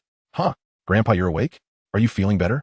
Although Goten didn't quite believe he would recover so quickly, perhaps his injuries weren't that severe after all. However, when Goten said this, he sounded weak, as if he were about to die. Well, he was about to starve to death. Half an hour later, the grandfather and grandson were eating and chatting. You little rascal, risking your life to save me. Yet you had the energy to carry me to find a doctor, and now you're too lazy to cook for yourself. Looking like this, I really don't know how to discipline you. I'm not being lazy. I really don't have the strength. You haven't learned to be diligent, but you've mastered the art of making excuses. After this incident, Goten and his grandfather's relationship improved quite a bit, and they spoke more. Goten also shared some simple information about the great ape with his grandfather. After all, they had saved a person. Unless one considered Gohan a fool, anyone would know that Goten understood the situation, at least the secret of transformation. Goten explained simply that he had innate memories that told him how to transform into a great ape, and that Goku might have forgotten due to his fall. It should be considered a self-protection mechanism of their race, lacking self-awareness and somewhat imperfect. Gohan had already seen the spacecraft when he picked up the child, so he knew that Goten and Goku were definitely aliens, either exiled or fleeing. Therefore, Goten didn't need to say much more. The rest was already filled in by Gohan's imagination. This was also why Goten felt bold enough to speak directly, as it wouldn't have any adverse effects. However, your talent is still too dangerous for ordinary people. Don't look at the moon. Okay, got it. So this matter was settled, and the next step was to find Goku and come up with a reason to trick him into thinking a monster had returned. I'm full. I'll go find Goku. Hey, why does it feel like it would have been better to die last night? Looking at the countless empty bowls piled on the table, Gohan suddenly thought of a phrase he didn't even understand himself. In the past, Zhao Zilong was full of courage. Today, there is. If I were Goku, waking up to find both my brother and grandfather missing. Wu Qian didn't rush into the forest to look for people. Instead, he first changed his mindset and thought about what Wu Kong would do. The house hadn't collapsed, and there were no signs around it, indicating that the fight took place from a relatively far distance. Wu Kong, being the fool he is, would definitely think that Grandpa didn't take care of him and just took Wu Qian to train. So now, Wu Kong was most likely training while moving back and forth between various common training spots, hoping to run into the other 2 who were also training. Therefore, he decided to wait at the nearest location. He strolled over slowly, found a tree, leaned against it, and began to cultivate a drowsy feeling. Once any mosquitoes or insects approached, it would be time for his tail to take action. In a daze, Wu Qian felt someone calling him, and before he could fully wake up, he saw a larger figure trying to burrow into his arms. Hey, why are you hitting me? Oh, you want to spar? Well, I can't help it. It's not like I want to spar with you. However, at that moment, Wu Kong had already raised his fist and charged over. Really? There's nothing I can do about you. Goten quickly gathered his spirit, using his palm to block Goku's punches and stepping back 2 steps to create some distance. Goku, it seems your strength has diminished. The absence of his tail had some effect, but it didn't matter anymore. With that, Goku threw another punch, followed by a flurry of punches, with almost no time in between each swing. Goten could only passively defend, constantly using his hands or arms to block Goku's fists. In the original story, Goku explicitly stated that his strength was greatest when he had his tail. It seemed there was no need to make excuses. As long as Grandpa pretended nothing was wrong, this monster would act as if it had never come back. Lost in thought, Goten was kicked by Goku and ended up sitting on the ground, facing up. Cough cough, that was quite a heavy hit. Goten held his chest with one hand while pushing himself up with the other. Although being hit was quite frustrating for Goten, considering that getting hit was also a way for Scions to increase their strength. He thought it wasn't necessary to change this common occurrence during practice. For an entire afternoon, Goten endured being beaten. Without my tail, I still can't win. Wow, being an older brother is such a failure. At dinner that night, Goten sighed inwardly as he ate. Brother, you don't have to go so easy on me. It makes it less fun for me to fight. Cough, cough, cough, cough. Wukong choked on a piece of meat, thinking, could it be that you weren't giving it your all just now? It's over. All over. How can I still compete with you, Mucha? Am I going to get beaten up by the Wolfang fist? Looks like I need to train seriously. After finishing his meal and returning to the room, Sun Gohan had already taken care of changing the bandages and dinner himself. Wukong complained to his grandfather about why he wasn't tea-called. Oh, Wukong, I forgot to tell you that Grandpa didn't tea-train today. He went to town instead. Upon hearing this, Sun Gohan replied, right? Grandpa went to town today and didn't tea-call you guys. Is that so? Then why does Grandpa smell so strongly of medicine? Wukong's nose has always been very sensitive. And of course, Wu Qian's is too. Grandpa got a little hurt along the way, but it's nothing serious. Thus, the word monster was never mentioned again in the following years, to the point that it was almost forgotten. Sun Wukong's injury also healed completely in less than a week of rest, and he took his 2 grandsons to do their daily exercises. Years passed again. Brother, I feel like you've been much more diligent lately. Huh? Really? During this time, Wu Qian had been following Wukong closely. Whether it was training or hunting for food, he never strayed too far, and the reason, of course, was that Bulma was coming soon. Since learning that Wukong could easily defeat him without using his full strength, Wu Qian had become a bit more serious, though not by much. In fact, it was because Wukong had been practicing more frequently that his combat power had exceeded expectations. Wu Qian didn't use a detector and didn't know that their combat power had already surpassed the initial 10 points when the story began. Although he couldn't beat Wukong in sparring, Wu Qian had his own unique skills, such as the Science battle memory, energy balls, and the flight technique. These things didn't even require formal learning. Once one's combat power reached a certain level, they could be used directly. He should be able to use them during the World Martial Arts Tournament. That was after undergoing Master Roshi's rigorous training. Not only had his body strengthened significantly, but he also had a lot of energy inside him, allowing him to fire numerous small energy blasts like the God Finger attack. As for the flight technique, there was no need to mention it. He had known it since birth, just without using energy. Brother, how about having fish for lunch today? It's been a while since we had fish. You go catch some. A few minutes later, Wukong returned dragging a big fish. Goten looked at the scene and felt it was a bit familiar, thinking that a new character might be making an appearance. Let's eat here, don't drag it back, he said. When Bulma comes, we definitely want to have time to eat, so it's better to have a meal first. They skewered the fish on a stick, set up the barbecue grill, and lit the fire. Just as the fish was about to be cooked, Goten and Goku heard the sound of a car engine coming from the road. Wu Qian knows it's a car, but Wukong doesn't. Their barbecue grill is right in the middle of the road, and it seems like they won't have time to eat. As for why they placed it in the middle of the road, knowing there might be cars coming, if they didn't put it there, it wouldn't block the road. Would it? Wukong, come here. Wu Qian directly dodged to the side and called Wukong over since he was still sitting in place. A 16-year-old female driver wouldn't be able to avoid being hit if she did move. However, Wukong, disregarding the hot temperature of the freshly cooked food, brought the fish over as well. Wow, it's so hot, so hot. After all, it was all cooked. And Wukong couldn't bear to let such delicious food go to waste. A small car with a license plate PF8801 quickly appeared in front of them, then suddenly braked hard, skidding off the road, heading straight towards Wu Qian and Wukong. Nanny? In an instant, Wu Qian, who was about to step forward, pulled his leg back and then flew out. Wukong, in a flurry, rolled to the side to avoid it. However, the fish wasn't so lucky. It was crushed under the car's wheels and was no longer recognizable. Ah, brother. Wukong got up, slowly rubbing the bump on his head, and said, I'm fine. I just didn't feel like dodging. Brother, what kind of monster is this? It's a car. This monster is called a car? What a strange name. It sounds familiar. Wukong is not interested in correcting Wu Tian's mistakes, as he will naturally understand what a car is in the future. Are you all okay? Why did you put the barbecue grill in the middle of the road? 16-year-old Bulma, still looking a bit like a child, poked her head out of the car and said to Wu Tian and Wukong, Huh, there's a monster among the monsters. Monster? Are you here to steal food? Bring it on. My brother and I are very strong. With that, she tried to lift the car, wanting to throw it aside. Wukong was watching on the side, trying not to laugh. Sure enough, the live version was even more exciting. After that, Bulma took out a gun and pointed it at Goku, but when it didn't work, she surrendered. The female driver, after causing an accident, actually wanted to kill someone on the street. Is she a girl? Grandpa said to be gentle with girls. Right, especially with someone as beautiful as me. However, my brother said that the more beautiful they are, the less you can trust them.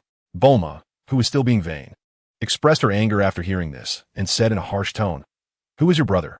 Over there, Goku pointed to Wu Tian, who had been knocked away. Oh, I just realized you were twins. You both look the same. But you have a bump on your forehead. Goten. He brought Bulma home, and Gohan happened to be at home. Oh, you brought your daughter-in-law home so quickly? Not bad. Is she yours, Goten? Or Goku's? Have you kissed her yet? Before Goku could ask what daughter-in-law meant, Bulma was already so anxious that she was jumping up and down. What are you saying, old man? I just passed by. I came here for an adventure. Oh, an adventure? A girl who looks quite young and has no combat power can go out on her own for an adventure? After learning that Bulma came from West City, Gohan admired her even more. Baoshan is to the east, quite far from West City, and if a girl can do it, Gohan thought it was time for Goten and Goku to go out and train. Although he felt a bit reluctant, being in a greenhouse is not as good as being in the wild. As for whether there would be danger, if one is afraid of danger and avoids dangerous things, they will never overcome difficulties and turn danger into safety. More importantly, once the children go out, they will be freer. By the way, do you have any of these beads here? Bulma's reason for adventuring was the Dragon Balls. She had just checked the Dragon Radar again and confirmed that the Dragon Balls were right here. I think I have one. Wait a moment while I look for it. There aren't many things at home, and Gohan quickly found it. I picked this up a few years ago. It's very sturdy and can't be broken no matter what, so I brought it back to keep. Do you want this bead, little girl? Gohan was originally thinking about how to get the other party to agree to take his 2 children on the adventure, and since the other party needed something from him, that gave him a reason. That's right, can you give it to me? Bulma, at the peak of her youth and deeply influenced by romance novels, fantasized about one day being married by a prince on a white horse, so this Dragon Ball was something she was determined to obtain. I can't do that, but I have a request, which should be beneficial to you. I'll give you 2 bodyguards. You just need to occasionally manage Gohan. What request? I won't agree to anything too excessive. At that moment, various adult content flashed through Bulma's mind. It's nothing much. You just need to take them both with you on the next adventure. Gohan pointed to Goten and Goku, who were standing aside. Bulma's first reaction was, how could I take 2 little kids with me? However, Bulma quickly realized that these kids were freaks who weren't afraid of guns and could lift cars. Having 2 more bodyguards seemed quite nice. Thinking this way, Bulma happily agreed. Grandpa, let me hold onto the bead for now. Goten took the Dragon Ball, found a cloth bag to put it in, and then tucked it at his waist. Grandpa wasn't dead, and Goku had no interest in the bead at all. So to prevent Bulma from running away halfway, it was better for him to be responsible for carrying the Dragon Ball. After all, in the early stages, their speed couldn't keep up with the motorcycle. If they encountered a dinosaur or something, Bulma might panic and run away, and then they would have no way to find her. After that, they set off without even having a meal. Goku felt a bit reluctant to leave Grandpa, but he was persuaded by Grandpa and took along Grandpa's Rui Bang magic staff. I forgot to ask what your names are. My name is Sun Goku. My brother's name is Sun Goten. And you? My name is Bulma. Let's get to know each other. Bulma picked a motorcycle from the capsule corp, assuming it could carry 3 people, and once the 3 of them were seated, they set off. Where are we going? Goten sat at the back, leaning against the glass panel of the motorcycle. If it weren't for the fear of falling, he would have already fallen asleep. Meanwhile, Goku was in the middle, chatting with Bulma. Of course, they were looking for the next Dragon Ball. What is a Dragon Ball? It's the kind of orb that I wanted from your grandfather. There are a total of 7 in the world, each with a different number of stars on it. When you gather all 7, you can summon the eternal dragon, who can grant any wish. I found this in an ancient book. Someone became a king using the Dragon Balls. The ancestor of the Dog King. Is it really that powerful? So what wish do you want to fulfill? Of course, it's to have a charming prince on a white horse. What is that? Talking to Goku is really exhausting, and now Goten isn't the only one experiencing it. Kids don't need to know that. Then, without paying attention, the motorcycle went over a cliff, scaring Bulma so much that she felt like she needed to go to the bathroom. Stop for a moment, I'll be back soon. However, just as she found a spot, Goten and Goku heard Bulma scream. Looking at his brother, who showed no reaction, Goku ran over and saw a dinosaur with Bulma caught in its claws. Just as he was about to ask if they were friends, the dinosaur saw Goku and immediately released Bulma, flapping its wings and flying away. Phew, luckily it ran fast. It can't fly and catch up, hee hee. The dinosaur mistook Goku for Goten and has a great memory, not forgetting the fear from years ago. Is a woman's flesh more important than a life? Strange? Alright, let's not linger here. I need to go to the bathroom. After that, the three continued on their journey. But Bulma became a bit more interested in Goten, who showed no signs of being a child. Why does your brother look so quiet? Is it because he prefers peace and is therefore not good with words? Because my brother is lazy. Saying someone's flaw so bluntly left both Bulma and Goten speechless. However, Goten didn't express anything and just took it as a tacit agreement. What a strange kid. At night, Bulma took out the big house. Goten, who was already starving, was the first to go inside, found the fridge, and started eating, fully demonstrating that even a lazy person can have a diligent side. After that, Goku came in, saw his brother eating, and, also very hungry, joined in without caring about Bulma, standing aside. After eating, go take a shower and brush your teeth. Stinky brats. An angry Bulma could do nothing but throw out a line before going to change clothes. Why is she angry? I don't know. Too lazy to answer. He replied with I don't know to any question that required a response. Are women all this strange? Goten thought about the appearance of the housewife Aunt Chi-Chi and replied, pretty much. Thus, Goku, who only half understood, stopped asking, as if he had concluded that girls were generally considered to be a bit strange. Then he thought about the bulge on Bulma's chest and the fact that her but was in that kind of place, which was indeed quite strange. After they finished eating, Bulma was already taking a bath, so Goten found a chair to sit on, waiting for Bulma to finish so he could pull Goku to wash up as well. However, Goku, driven by overwhelming curiosity, went to watch Bulma bathe. But after a few exchanges, he was kicked out. Brother, do girls have butts growing on their chests? Yes. Well, anyway, we'll all find out eventually. Is it really that important? The next morning, Goten woke up from his sleep and saw Goku already dressed, trying to pull down a girl's shorts. Goten's eyes were about to pop out. What on earth was this clueless kid thinking to do something so infuriating, making Bulma's heart waver before she even fell in love? Goku, let's go train. Just as Goku was about to pull down Bulma's shorts to see what was underneath her pajamas, Goten grabbed Goku by the collar and pulled him out of the house. The naive Goku immediately forgot about wanting to see what the difference between girls and boys was, and instead started picking up stones outside, just like in the original storyline. The two of them discovered Master Roshi's sea turtle. After the turtle lamented its plight, Bulma gave it a bucket of salt water. Then Goku's sympathy overflowed, and he wanted to help the turtle get home. Goku, I'll go. You guys just wait here for a bit. Huh? Although Wukong was amazed that his brother had taken on a task voluntarily, he did not stop him.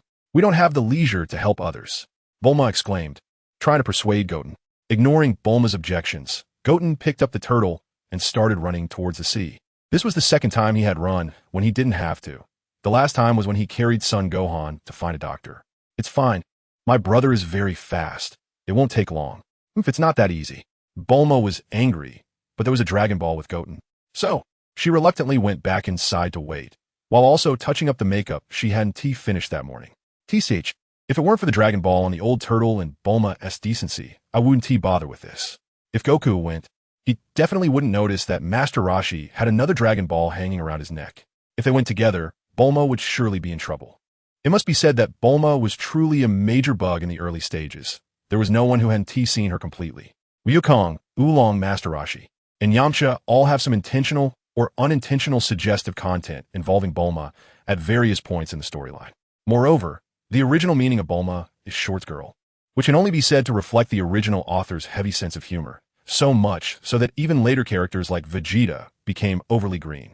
As Goten ran quickly, he thought about Bulma's various moments in the original storyline, while Bulma, in the house at that moment, was happily putting on her makeup, completely unaware that her shorts were missing. Could the difference between wearing them and not wearing them be so insignificant? At this time, On the nearest path from the house to the sea, a strong werewolf, or bear, was hunting and planned to intercept the sea turtle upon seeing Goten. However, when he jumped out from behind the rocks on the side of the road, Goten simply dashed past him, moving as fast as the wind, disappearing in an instant. Huh? Stop. Put down that turtle, and I'll spare your life. The werewolf, bear, shouted and chased after him, but unfortunately, the distance between them kept increasing. After about 10 minutes, Goten finally arrived. Looking at the vast, blue sea and feeling the sea breeze blowing from the ocean, he felt that the earlier sprint was not so tiring after all. He tossed the sea turtle onto the beach, stretched out his arms, and lay down on the sand, beginning to indulge in his ideal fantasies. From today on, he would be a happy person, with a house by the sea, facing the ocean where spring blossoms. He was so lost in his dreams that he didn't even hear the sea turtle asking him to wait. But that didn't matter. He just needed to know that the turtle would bring Master Roshi over. However, before Master Roshi could arrive, the werewolf, bear, who was chasing him caught up first. Out of breath, holding a 40-meter-long knife, he stumbled and collapsed onto the sand beside Goten, passing out. Meanwhile, Goten was still lost in his fantasies, seemingly indifferent to the large figure beside him. Soon, Master Roshi arrived on the back of the sea turtle, seeing Goten lying there and the werewolf. "Is this little brat the one who saved you?" "That's right." Hearing the voice, Goten stood up, sizing up Master Roshi, who was wearing a floral shirt and shorts, looking quite like an old pervert. As Master Roshi assessed Goten, he directly stated his intention. "You did a good job, kid. You saved the old turtle. So I'll give you a gift." After an awkward call for the immortal bird, Master Roshi summoned the flying Nimbus and demonstrated how to ride it. However, Goten was still very skeptical about whether he could ride the Nimbus. After all, it required a pure heart, and he didn't have confidence in that aspect. So he started to think of alternative plans.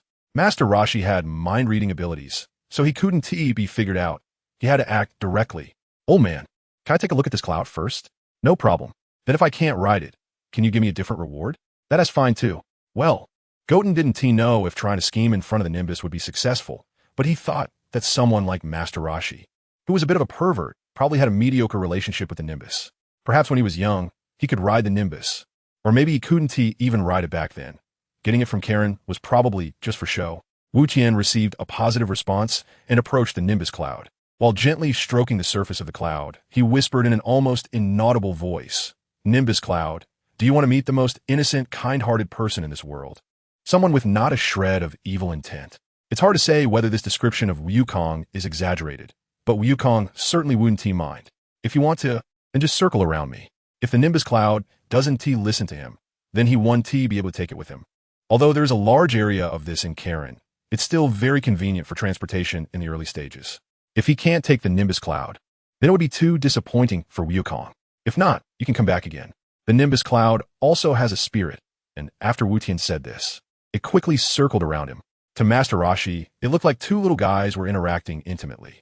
"But you mustn't catch me," Wu Tian said, then climbed on, only to elegantly fall through the cloud. Interaction is one thing, but if it means not letting you sit, then it won't let you sit. Wukong was prepared, so he landed on his feet and didn't lament his old back like Master Roshi. "Grandpa, it seems I still don't meet expectations." "Actually, that pearl hanging around your neck looks nice. It's quite pretty. Can you get it to me? I don't want the flying Nimbus, just an ordinary pearl." I'm sure the old man will agree. Of course, Wukong had all sorts of thoughts in his mind at that moment. But he just didn't want to think about the Dragon Balls, so Master Roshi definitely wouldn't know what that pearl was useful for. The result was a bit unexpected for Wukong.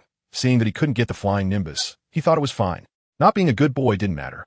He needed to think of something good, otherwise it would ruin Master Roshi's reputation. "Old turtle, do we have anything good at home?" Master Roshi now considered everything besides money and shorts as external possessions, so he didn't feel heartbroken about giving those things away. "Didn't you throw away all the good stuff?" The two old guys had poor memories, and with Wukong's sweet talk, in the end, Master Roshi still handed over the Dragon Ball. Goten got the Dragon Ball and thanked Master Roshi, then immediately took off running, just in case Master Roshi changed his mind. Even if the old turtle hadn't practiced martial arts for many years and his fighting power had declined, he would still have at least 70 or 80. Defeating him would be as easy as pie. Now that he had what he wanted, it was best to run. "Hey, what's that guy doing?" Master Roshi looked at Goten, who had already run far away. Although he felt something was off, he didn't have the energy to think too much about it, and instead pointed at the werewolf lying on the ground. "I don't know. I think I saw him on the way." Because Goten was running very fast, the sea turtle didn't hear the big guy's words clearly. Should we wait a bit longer? Just as he finished speaking, the werewolf woke up, holding a 40-meter-long sword, and the first thing he saw was the sea turtle. He swung his sword to chop at him, but was knocked down by Master Roshi's punch and fell back down. It seemed he wasn't fully awake yet. Let's go back. Old turtle. Meanwhile, on a road far from the seaside, Bulma had already packed up the house and was waiting by the motorcycle for Goten to return. At that moment, Bulma's face was flushed, and she looked a bit angry. But more than that, she seemed impatient while waiting for Goten. You little brat, I warn you. If you dare to pull down my shorts while I'm sleeping again, I will definitely not let you off. Oh, got it. Yukon felt a bit wronged. In his view, it was a very normal operation, but it could make this woman very angry. Women are indeed strange. Where are we going, Bulma? Although he had just been scolded, Yukong's mindset was always good, and he could immediately chat about something else. Fire Mountain, the Dragon Ball radar, shows there is a Dragon Ball there. As she spoke, Bulma took out the Dragon Ball radar and took a quick look. HM, 2 Dragon Balls are approaching us. They're already very close. While scanning, she made a new discovery. Is it my brother? But he only has 1 Dragon Ball, so it shouldn't be. Wukong, at this stage, wasn't good at thinking at all. As soon as he saw the number was wrong, he directly assumed it wasn't. Let me widen the search range and take a look. After enlarging the area, he didn't find a single Dragon Ball in the direction of Goten. Could it be? Bulma's voice trembled a bit, her heart racing. Sometimes, she liked to think of the worst-case scenario, and she started to think that someone was coming to steal her Dragon Balls. And the one on Goten was the one that was stolen. This is my boyfriend. I would never give him up. Just as Bulma started her mental activity, a small dot appeared in the distance, then slowly enlarged, slowly growing larger. Her Aunt Goten just thought it was a bit funny to say it that way. So he said it again. Brother, is my brother coming back? HM? No longer overthinking, Bulma saw the extra Dragon Ball in Goten's hand at first glance. Without saying another word, Goten directly threw the Dragon Ball in his hand to Bulma, then climbed to the last part of the motorcycle, tilted his head back, and waited to set off. Bulma felt there was an indescribable weirdness in this process. In any case, it felt very strange coming from a child like Goten. All right, get in the car. Let us hurry up and leave. But as long as there's a Dragon Ball, why care about the rest? The vehicle sped away, and Wukong turned back to ask, Brother, can you tell me what happened? Why did you have an extra Dragon Ball when you came back? Oh, it's nothing. Wukong was too lazy to explain further, but his question suddenly reminded Wu Tian that he forgot to mention the Nimbus Cloud. Stop. Wukong and Bulma looked puzzled, especially Bulma, whose expression indicated that if Wu Tian couldn't provide a satisfactory reason for stopping, she would become furious immediately. Ignoring their confusion, Wu Tian didn't get off the motorcycle and shouted into the sky, Nimbus. Huh? What are you talking about? Nimbus? What is that? Facing their questions, Wu Tian didn't need to explain. He simply watched as a cloud quickly flew down from the sky, a yellow puffball that looked like cotton candy, and hovered beside the motorcycle. Wu Tian secretly breathed a sigh of relief. In the original story, this Goku's mode of transportation played a significant role. If his intervention were to ruin that, it would be problematic. Not only would it make him awkward now, but it would also deprive Goku of much support in the early stages. Goku, this is for you. Is it tasty? Wu Tian guessed that Goku would say that, so he had to explain a bit more. However, to be precise, this thing still needs you to communicate with it personally. Otherwise, it won't agree to go with you. As it turned out, Wu Tian's worries were unnecessary. The Kinto-on, which had never had a chance to appear with Master Roshi, decisively chose to switch jobs. Although carrying 1 or 2 people from time to time might be tiring, it was still better than remaining hidden in the clouds above without any opportunity to appear. As for whether showing up in front of Master Roshi would be awkward, well, that old pervert has thoroughly studied short pants. Kinto-on probably wouldn't even recognize that it was his own. Thus, the 3 who were riding the motorcycle turned into 2, as Goku went to ride Kinto-on. Bulma had of course tried it too, but she fell off. Wu Tian directly refused Goku's invitation. Although that time, he intentionally made Kinto-on not carry him, he still lacked confidence under normal circumstances. After all, he had already played tricks right in front of Kinto-on, so it was likely that he wouldn't be able to get on. After traveling for a while, the 3 arrived at Wulong Village, the village where Wu Tian had brought Gohan for treatment a few years ago. Now, the people in this village were hiding in their homes because it wouldn't be long before that guy Wulong came to forcibly take the women. If Wu Tian were a girl, he would definitely go with Wulong. Not only would the living conditions be like a princess, but commanding Wulong would also feel like commanding a servant, making it seem even more glamorous than being a popular leader. This pig, Wulong, was just strong on the outside but weak on the inside. Wu Qian was not interested in stopping Wu Kong from barging in and getting hit with an axe. After all, nothing serious would happen.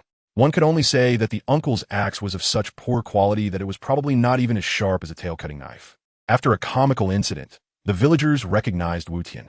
To be precise, they mistook him for Wu Kong because Wu Tian had a lower presence. Isn't that the little guy who came to our village seeking help back in the day? He has grown a bit. Oh, now that you mention it, I remember. Yes, that's right. He hasn't changed much, just grown taller.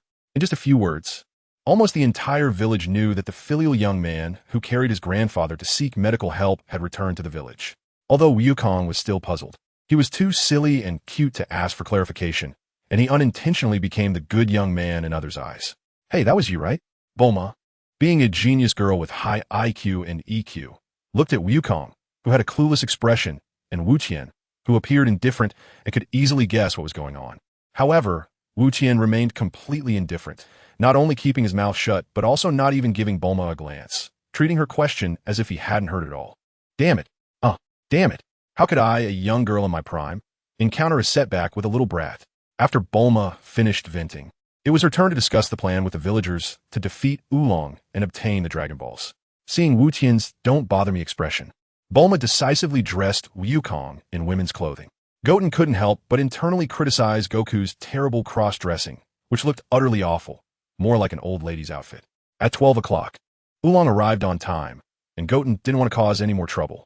He simply walked out the door, leaving Bulma and the father-daughter pair confused, without any explanation, striding out like someone in a position of power. Although Goten was small and not a girl, his emergence still caught Oolong's attention. Aren't you afraid? Before Oolong could finish his threatening words, Goten kicked him, and without any combat power, Oolong couldn't react in time. His massive body, after transforming, fell directly to the ground, his fate uncertain. Although Goten held back with his kick, it was still not light. The goal was to knock Oolong out, and after 5 minutes, there would be no need to say anything. Oolong would wake up and confess on his own. Wow, brother is so amazing. At this point, Goku couldn't sense others' power levels yet, but he felt that Goten's ability to take down an opponent with one kick perfectly matched his brother's stronger than him setting. As soon as Oolong fell, the villagers who had been hiding in their houses dared to come out, surrounding the still transforming Oolong and praising Goten and Goku. Hey, is this your brother? So you're twins. Your brother is so impressive, and you're really strong too. Your grandfather is truly lucky to have both of you. I always thought you were a good kid. Wu Kong, this is my brother. The other jumbled words that I don't understand. Wu Kong just listened to them, either not understanding at all or only half understanding. However, when he pointed at Wu Tian and said, "This is your younger brother," that was very simple and easy to understand. So Wu Kong corrected it. Wu Tian finally got to experience being a younger brother for a moment, only to have it ruthlessly shattered by Wu Kong. Fortunately, at this moment, Oolong's transformation ended, and his body shrank into a little pig, shifting the villagers' attention from the brother-brother dynamic to Oolong. They woke Oolong up and decided to find his old nest and leave. If they stayed any longer, the villagers would definitely start paying attention again. Wu Qian directly told Bulma to act as a representative to negotiate with the villagers. Just now you were so arrogant, but it was still asking for my help. Later, there won't be any Dragon Balls. Wu Kong, let's hurry to Oolong's old nest and save those girls. With a righteous tone, hearing that they were going to save their own daughters, the villagers unanimously agreed. Thus, Bulma and the others woke Oolong and led the villagers to follow him to his home. When they arrived, the group didn't go inside, having already secured the Dragon Balls. The three directly captured Oolong and headed towards Flame Mountain. Brother, those villagers are so enthusiastic, it's like they know us. No, they know you. Wu Tian silently complained in his heart while saying he didn't know out loud. Soon, they changed to a water route and boarded a boat. On the boat, Wu Tian was struggling with whether he should remind Bulma not to lose the capsule. But no matter how much he thought about it in his mind, he never spoke up. Well, to avoid having to walk later, I might as well say it. Bulma, be careful not to lose the capsule. Don't worry, I won't lose it. All right. That was pointless. Wu Tian decided he wouldn't remind her of such things again in the future. Not only was it an unnecessary extra word, but it also ruined his image. Lazy people don't remind others because they can't even be bothered to remind themselves. Oolong, are you a girl? I'm not. Wu Kong glanced at Oolong's thigh and couldn't help but give it a pat. It's really not what you think. Stay away from me. I only like women. The plot was familiar, and Wu Tian had no interest in chatting with them, so he fell asleep at the back of the boat. To be honest, it was already past noon, and he was starting to feel hungry, so he decided to save some energy by sleeping. Otherwise, it would be too embarrassing to match up against Yamcha later. Speaking of which, why can't I use the energy ball now? If I could use it once, it would probably scare Yamcha. However, the amount of energy in his body was limited. Apart from techniques like the Kamehameha that required energy concentration, he couldn't use anything else. Even the Kamehameha was just a tiny bit. If Wukong could blow up a tire, Wu Tian would probably just blow up a rearview mirror. No, wait. He could blow up the fuel tank. That would be quite a scene. Soon, Wu Tian fell asleep until the boat ran out of fuel and Bulma's capsule was lost. Only then did they wake him up at the shore. Well, I knew this would happen. Watching Wukong sitting on the Nimbus, Wu Tian couldn't help but feel tempted and wanted to try sitting on it himself. Just as he was about to tell Wukong suggested that Nimbus go ahead for training. It's just walking, so let's go. Goten was in the lead, followed by Goku, and behind them were the exhausted Bulma and Oolong. Oolong was holding up a bit better, but Bulma, being a young lady, really had no stamina at all.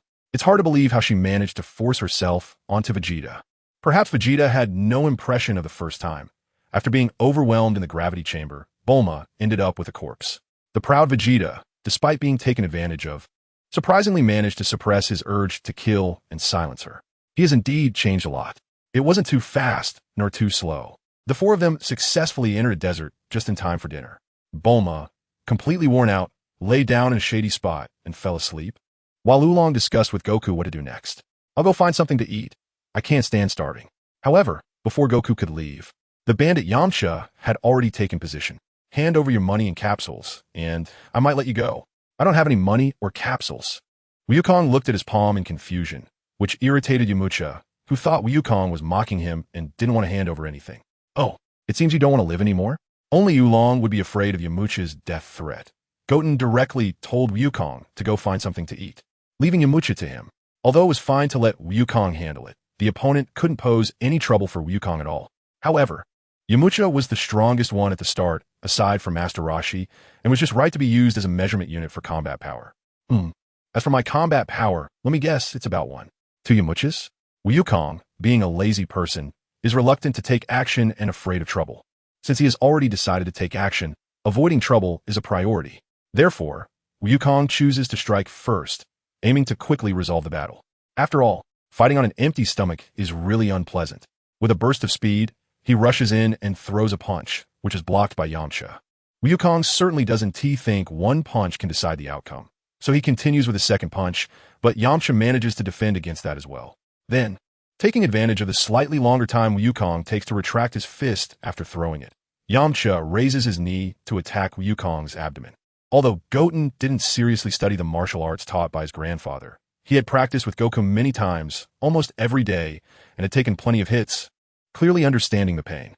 His combat power was even 2 points higher than Yamcha's, so he raised his knee and collided it with Yamcha's knee. The 2-point difference in combat power wasn't particularly obvious, especially since Goten was fighting on an empty stomach. Therefore, the two were evenly matched in their sparring, but Yamcha, having just eaten, had a slight advantage in strength. Soon, Goten couldn't hold on any longer and had to withdraw while using Yamcha's push to create some distance, looking for an opportunity to counterattack. I didn't expect you to have some skill. I won't treat you like an ordinary kid. Watch my wolf fawn fist. Some people complain that if you don't shout out the name during a fight, it won't work. But if nothing is written, how would you know what techniques they're using or what they're doing? So shouting is mainly for the readers. With speed like a wild wolf and sharpness like wolf fangs, punches came one after another, catching Goten off guard. However, Goten was puzzled. Why is the first move of your martial arts a kick? He blocked Yamcha's first kick with both hands, then reached out to take on the continuous barrage of punches. Some he couldn't block, and Goten tried to endure, but unfortunately, he couldn't hold on. Once his defense faltered, the pain in his body numbed his nerves, and his brain couldn't issue commands in time, leaving him unable to defend against the subsequent attacks. Then Goten was sent flying, crashing into a large stone, shattering it and burying himself in the debris. Goten has no complaints about being knocked away. After all, judging by his performance, he has already reached the same level as Goku in the original series, which makes him very satisfied. Is the expectation a bit too low? Later, just when Oolong was about to hand over the capsule, Bulma woke up and scared Yamcha away. Wooden was speechless as well. The capsules were right in front of them. They could just take one and leave, right? Well, he couldn't understand this idiot. After Bulma scolded Oolong for not sharing the capsules, the four of them, including Goku who returned later, settled into the RV together. Wooten and Goku had a clear goal: to fill their stomachs first. The two of them finished off 2 months' worth of food in no time, leaving almost nothing in the RV. It was Yulong's first time seeing someone eat so much, and he complained for quite a while, but Bulma didn't say much since she already knew. After they finished eating, Goku started chatting with Yulong about the Dragon Balls, while Wooten sat aside and fell asleep. He wasn't worried about missing anything because he believed Yulong would wake him up for juice, fearing he might ruin something good. After a while, just as Wooten expected, he had barely dozed off when Bulma came out after a shower, and Yulong prepared everyone a glass of cold juice laced with sleeping pills to ensure Goku and Wooten would drink it. He even made up an excuse that it would enhance their strength. After all, Goku looked so silly and naive that he would probably believe such an outrageous claim, right? But Wooten was a different story, and Yulong found him quite troublesome. Well, enhanced strength, huh? Screw that. Wooten just refused to drink it. He didn't say anything, leaving Yulong to panic and try various reasons to persuade him, but nothing worked in the end. Hey, I just won't drink it. Does it make you mad? Wu Qian held back his laughter internally, but on the surface, he appeared serious, looking as if he simply had no interest in juice and didn't like drinking it. In the end, Wulong, unable to persuade Wu Tian, had no choice but to give up and regretted waking him up earlier. Wouldn't it have been better to let him sleep? However, thinking about Wu Tian's personality, Wulong didn't feel so troubled anymore. After all, Wu Tian was someone who wouldn't want to be bothered with anything. Perhaps he wouldn't even care what Wulong was doing or wouldn't understand at all, just like that fool Goku, just a little brat. Hee hee. After laughing foolishly for a while, Wulong saw that Goku had already fallen asleep, while Wu Tian was lying on the sofa like a salted fish. So, Wulong decided to treat Wu Tian like air and swaggered up the stairs to find Bulma, who was sleeping on the second floor. Well, where's Yamcha? If he doesn't come soon, his first girlfriend will be in big trouble. 100 times, yes, 100 times. Wu Kong can indeed stop Oolong, but he can wait a little longer. So he chooses to drag it out until Yamcha arrives, then someone else will do the job. Sure enough, just as Oolong reached a position out of sight on the first floor, Wukong heard the sound of a key unlocking the door outside the RV. Well, there's a guy who can turn into a key, so he might as well act like a thief. I heard Bulma's family is quite wealthy. Maybe after pulling off a big score, he could enjoy life for the rest of his days. Choosing to be a highway robber in the wilderness is really foolish. So Wukong decided that it was better if they had tea come tonight. Since they are here, let the future #1 in the universe teach them a lesson, so they know why the flowers are so red. Poor, you turn into a key later, and we'll open the door. If they're asleep, that's even better. We can be careful and go straight for the Dragon Balls. If some of them are still awake, I'll handle that little brat. And you go find the Dragon Balls or distract the others. After I deal with that little brat, we can look for the Dragon Balls. This is the makeshift battle plan Yamcha made after hearing about the Dragon Balls outside the RV. Compared to stealing capsules, Yamcha, who hopes to get married, still thinks overcoming his fear of girls is more important. When he opened the door, Yamcha saw a little brat sleeping soundly on the sofa and another little brat looking at him with leisure. Poor, act accordingly. Understood. Goten didn't know if Yulong would be called down if this continued. However, a fight with Yamcha was now inevitable, and he could use Goku's excuse for failure. Before, I hadn't eaten, but now I'm full. Do you really think your pathetic punches can hit me? Yamcha expressed his anger, leaving behind a challenge to come out and fight. Goten knew this was to draw him out and prevent waking the people who were sleeping. But Goten really wanted to retort that Yamcha was cowardly. After all, it was just verbal sparring. It would be better if they didn't actually fight, right? However, Goten knew that wasn't possible. So he quickly went outside to catch up with Yamcha, who was walking away in the distance. After Goten left, Puera's figure emerged in the trailer, transforming into Goten while climbing the stairs and calling for Yulong.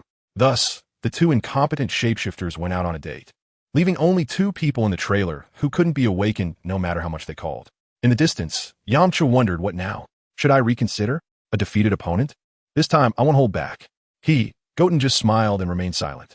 Unable to wait for Goten's response, Yamcha charged in impatiently, unleashing his full power. Initially, the attack was fierce, and with similar battle power, it could temporarily suppress Goten. Goten focused on defense, blocking all the punches, waiting for the first wave of attacks to lose momentum, which would be the time for him to counterattack. I already told you, it was just that I hadn't eaten before. He hadn't eaten breakfast and sent a turtle away. Perhaps it would have been better to kill the turtle and make soup. He didn't eat in Yulong village at noon, and roasting a whole pig using Yulong would have been nice. By evening, they were in the desert and hadn't eaten anything. His stomach was practically sticking to his back. Was it really impressive to win against a little ghost who hadn't eaten all day using the Wolfang fist? Bam! Taking advantage of the weakening of Yamcha's first wave of attacks, Goten found an opening and landed a punch to Yamcha's gut. Yamcha's movements instantly froze, and he naturally reached for his stomach. Another punch followed, due to the height difference. This punch came from Goten jumping up and hitting Yamcha in the side of the face, causing a big bump to form on his cheek. At this point, Yamcha had temporarily lost the ability to move from those two punches. So Goten continued, delivering a punch to Yamcha's chin, pulling on his clothes as Yamcha's body leaned backward, and finally finishing the attack with a kick. Yamcha was sent flying a distance and lay on the ground, avenging their first encounter in the afternoon. Cough, cough, cough, spit. I really shouldn't underestimate you. Now I will show you my true skills. Be prepared. It was time for the Wolfang fist to come into play. Goten didn't expect to push Yamcha back with just a few hits, so he prepared to try taking on Yamcha's special move again to see if he could handle it while being full. Wolfang fist. You lost a tooth, and your face is swollen. However, if there was a chance not to fight, then it was better not to fight. This move was indeed effective. Yamcha immediately pulled out a mirror from who knows where, looking at his face from side to side, wailing and saying he wouldn't let Goten off easily. At this moment, Pu'er, who was on a date with Yulong, was discovered by Yulong due to his transformation and came to find Yamcha, leading to a temporary retreat for the two. Once again, it was a hit-and-run attack. Goten shook his head as he walked back, thinking he could finally sleep soundly. Back in the trailer, seeing that Yulong had not yet returned, Goten directly drank the juice on the table and lay down on the sofa, preparing to fall asleep. As for the night watch, since Yulong had seen Pu'er, he would definitely be worried sick, and with the juice containing sleeping pills, Goten figured Yulong would be perfectly fine keeping watch. He wouldn't bother with it, smart as he was. As for whether Yamcha would come back for a surprise attack, even if he did, so what? With genius girl Bulma around, could the Dragon Balls really get away? A night passed peacefully. Goten felt a bit groggy in the morning. My head feels a bit dizzy. When they woke up in the morning, Bulma and Goku protested against the sleeping pills, and Goten's head was no exception, though he didn't say anything. Once everyone was awake, with Yulong driving, the four continued towards the fire mountain. Since Yamcha had been badly beaten by Goten the night before, they didn't pursue him again. Instead, they secretly tracked him using the tracker installed on the trailer during the second half of the previous night, hoping to snatch the Dragon Balls at the last moment. What? You say that handsome guy came last night? Will he come again today? Bulma was slowly moving toward a state of love that didn't require the Dragon Balls. I hope he never comes back. After Yulong said this, he received a light smack on the head, while Goku's attitude was the same as Bulma's, wanting to meet and fight. In Goku's words, he had already fought once, not knowing that there had been a fight at night, so it was his turn next. Otherwise, it would be unfair. I would rather not fight at all. Besides, those gods of destruction and King Kai, who all like to hold tournaments, must be bored after living so long. After walking for a while, they finally arrived at Fire Mountain. As the name suggests, it was a mountain covered in flames, with the Bull Demon King's castle at the top, containing many treasures. However, the fire was so intense that the Bull Demon King himself could not approach. After Goku circled around on his Nimbus, the group began to worry about how to obtain the Dragon Ball. While Bulma was still thinking, Goten noticed a large figure behind him and a frighteningly large axe.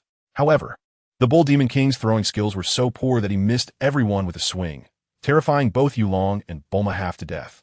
Are you here to steal my treasure? The Bull Demon King's voice was deep, and combined with his massive size, it easily instilled fear. My grandfather is Sun Wukong.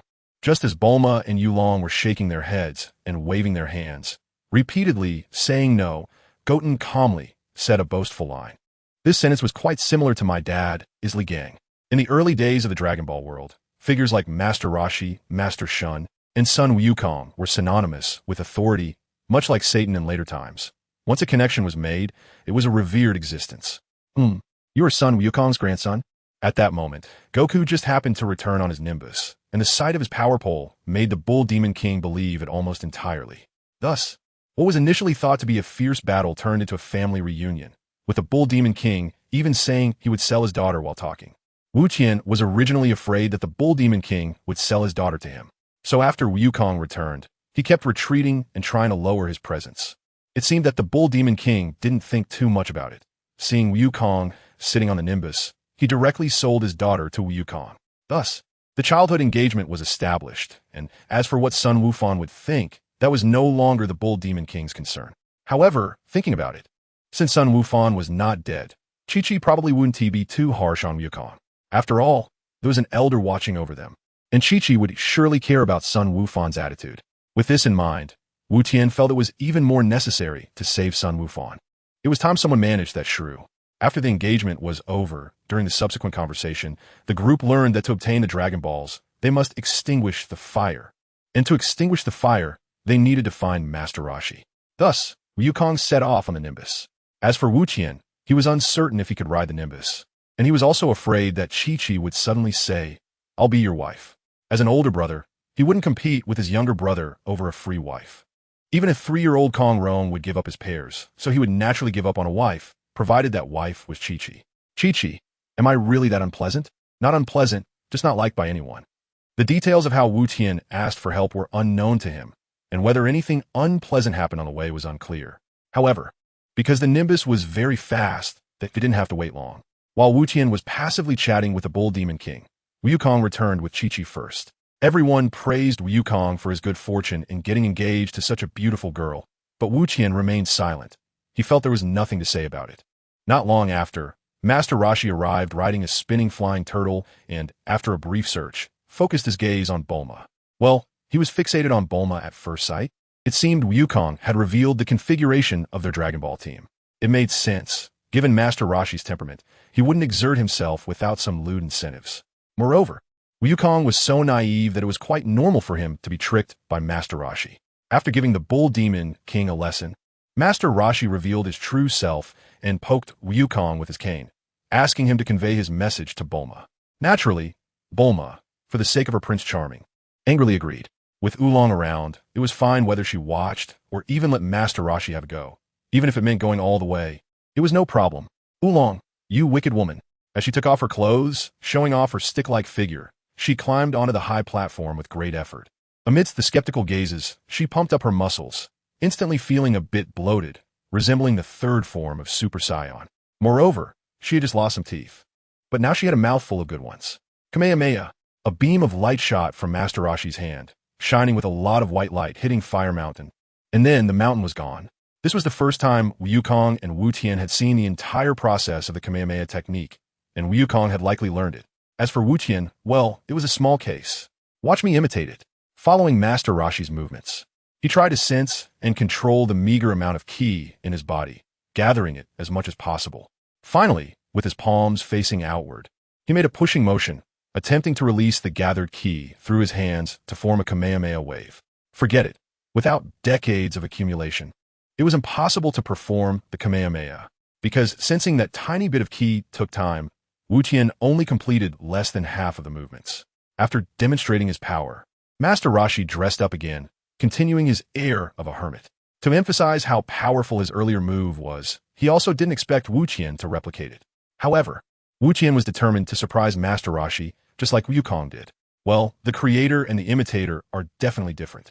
The predecessors plant trees for the future generations to enjoy the shade.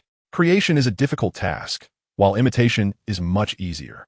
Perhaps the concept of ki was something Master Roshi didn't have the chance to learn from his master before he passed away. Later, he gradually researched the effects of ki and developed the new technique Kamehameha through his own training, which took a long time. However, in the eyes of those who imitate, as long as they grasp how to use ki, not only Kamehameha, any technique can be mimicked. Even learning on the spot during battles wouldn't be a problem. Of course, the premise is that one's own conditions allow it. For instance, some people can grow larger, regenerate, or split their bodies, while others cannot. Those differences are not just about ki usage, but also involve racial and non-combat power disparities. Wu Tian continued to work on his luck, preparing to successfully use the Kamehameha wave in the end. Meanwhile, Goku, who was also under attention, was the first to imitate the Kamehameha, launching a tiny energy sphere from his palm that hit a camper only 2 steps away, completely destroying its wheels, doors, and windshield, rendering it useless. At this moment, the focus on Wu Tian was shifted when Master Roshi, who was paying attention to him, heard the commotion and was stunned, turning his gaze to see what had happened, and couldn't help but start inquiring about Goku and the others' backgrounds. Before he could finish his sentences, Wu Tian successfully unleashed his Kamehameha as well, which looked to be about the same size as Goku's. After all, their combat power only differed by 1 or 2 points. and both of their energy levels were pitifully low. So in terms of overall effect, they were evenly matched, but Wu Tian took a bit more time to grasp the energy. This made Master Roshi see potential in both Wu Tian and Goku as good martial arts students and wanted to take them back as disciples. Unfortunately, they still needed to continue searching for the Dragon Balls, and Goku only agreed to visit after they finished looking for the Dragon Balls. After all, the one in Bowsy Mountain hadn't passed away yet, and Gohan could manage the training, so there was no need to seek out Master Roshi. However, Wu Tian believed that if he just said Master Roshi was stronger than Gohan, Goku would definitely be more eager to train with Master Roshi. In fact, Wu Tian even suspected that Master Roshi was just joking at that moment, as it would enhance his wise image in front of everyone. As for the flying Nimbus, it naturally did not catch Wu Tian's attention. Although he was puzzled about why these two little kids had a flying Nimbus, and one of them was someone he had seen before, he did not connect it to the fact that it was his own Nimbus, so it ended up being unresolved. After waiting for Bulma to find the Dragon Balls, Oolong transformed and played a bit of a Risku game with Master Roshi before the group set off in the Bull Demon King's vehicle. Of course, they were followed by Yamcha, who was waiting for the last Dragon Ball to appear. When they gathered all 7 Dragon Balls, he planned to use the Wolf Fong fist to snatch them away, so he could wish to not be afraid of women. Marriage seemed hopeful. Well, it seemed like most villains thought this way, and at worst, they could snatch it back at the last moment. But it seemed that no one had succeeded except for Pilaf. Moreover, with Wu Tian on this trip, Pilaf might not even succeed. Before reaching Pilaf's castle, the group first drove to a small village where they encountered the rabbit army. Although Wu Tian wasn't very clear about the specific plot, to prevent wasting time, he directly pulled out the Rui Bang that Goku was carrying and hit it with one swing, sending it flying somewhere unknown. It was like a golf ball. To an outsider, the higher and farther you hit, the better. Thus, the rabbit army, which could only be considered a minor episode, was resolved by Wu Tian without even an opening scene. Bulma didn't even know what had happened, and after buying new supplies, the group set off again. A few hours later, they confirmed their target. The 6 Dragon Balls were in that vehicle. Then I'll go snatch them. You go back and report to King Pilaf, said Ashu, who entered an operational combat robot to go after the Dragon Balls, while Xiaowu returned to the castle to relay the message to Pilaf. Thus, Pilaf's trio made their appearance. At this time, Bulma and the others were still very happy. They only needed one more Dragon Ball to gather them all and summon Shenron. And Prince Charming would have his wish fulfilled. While Bulma was imagining this, she couldn't help but think of Yamcha's figure. Although they had only met once after waking up, Bulma still remembered that handsome young man, wishing she could see him again. Just as the group was happily chatting, Ashu operated the robot from a distance and launched a tracking missile at them, blowing the entire vehicle to pieces. Wukong noticed the missile, but he didn't know what it was and didn't dodge. Wu Tian also noticed the missile, but realized it was not directly aimed at his head, so he didn't dodge. The explosion caused the 4 of them to fall to the ground, and their belongings scattered everywhere. Ashu directly took the box containing the Dragon Balls and left. The entire process of the Dragon Balls being snatched only took a few seconds, with no time to react. The force of the explosion left Goku and Wu Tian feeling unwell, which is why they didn't immediately get up to stop it. Hurry and chase after them, Bulma said, on the verge of tears. If Goku couldn't retrieve it, she would cry, and the reality was that they indeed hadn't been able to get it back. The enemy had executed a clever escape, and Goku, still in a foolish state, naturally returned empty-handed. Doesn't the older brother still have a Dragon Ball? But our car is gone. We can only walk, Sai. Although Bulma was very unhappy, the fact that there was still a Dragon Ball in their team meant they could still turn things around. So she had no choice but to follow the group, even if it would be tiring. Meanwhile, a bit farther behind them, Yamcha was stuck with a broken car, not knowing how long it would take to walk, and it seemed their Dragon Ball had also been stolen. Let me think. Got it. After Bulma and the others' car broke down, they hadn't walked long when they spotted a stationary vehicle ahead on the road. There's a car. Let's go check it out. The 3 of them quickened their pace happily, while Wu Tian continued to stroll leisurely. If he was correct, this car should have been sent by Yamcha to prevent them from wasting too much time on foot. However, what Wu Tian didn't expect was that Yamcha was actually in that car. Wukong was the first to express his desire to fight, but Yamcha said he had turned over a new leaf and was no longer a bandit. At such a critical moment, Bulma definitely wouldn't allow Wukong to act recklessly, nor did she think about why Yamcha was in front of them and even stopping by the roadside. So, counting Pure, there were a total of 6 people, all sitting in the same car heading towards Pilaf's castle. Inside the car, Yamcha was driving, while Bulma, infatuated with the young handsome guy, sat in the passenger seat. gazing at him with an enamored expression, leaning closer and closer, until she shamelessly pressed her face against him. Yamcha, who was already nervous around women, was now being pursued by Bulma.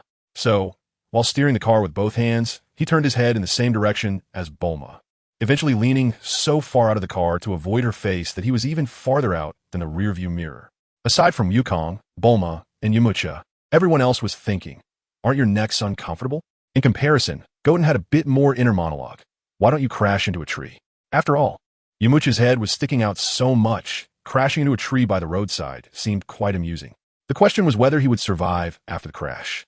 Well, with a battle power approaching 10, he should be fine.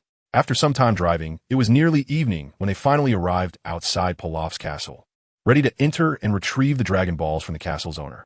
Inside the castle, Pilaf and his crew had carefully prepared a series of ambushes, just waiting for Wukong and the others to take the bait in order to obtain the last Dragon Ball. As the 5 people were about to enter the castle gates, Goten stopped outside. "Brother, why aren't you going?" Wukong wasn't the first to notice that Wu Tian had stopped. It was Oolong who was walking behind. That saw it, and then let Wukong hear. It felt too scary here. We should run away and forget about the Dragon Balls. When Oolong saw Wu Tian stop, he thought Wu Tian wanted to retreat, so he suggested running too, but what awaited him was Bulma's iron fist. Isn't Big Brother planning to move forward? Why do we have to take this path? Well, a bunch of fools. Wu Tian could only express his own thoughts. Why take this path? We should take the route the enemy has opened for us. It would be strange not to encounter traps. If Wu Tian had his way, he would directly use the Rui Bang to send them to the top of the castle. Attacking from above would be better than going straight in. Moreover, the upper level of the castle seems to be where Pilaf and his gang sleep. With the combat power of Pilaf and his 2 companions, if it comes to technology, Pilaf might compare with Bulma. But in terms of fighting, those 3 might not even be able to beat Oolong, excluding firearms and machinery. So Wu Tian still thinks his idea is quite good. At least they won't get locked up. If it were an adult comic, they might have been caught 100 times by now.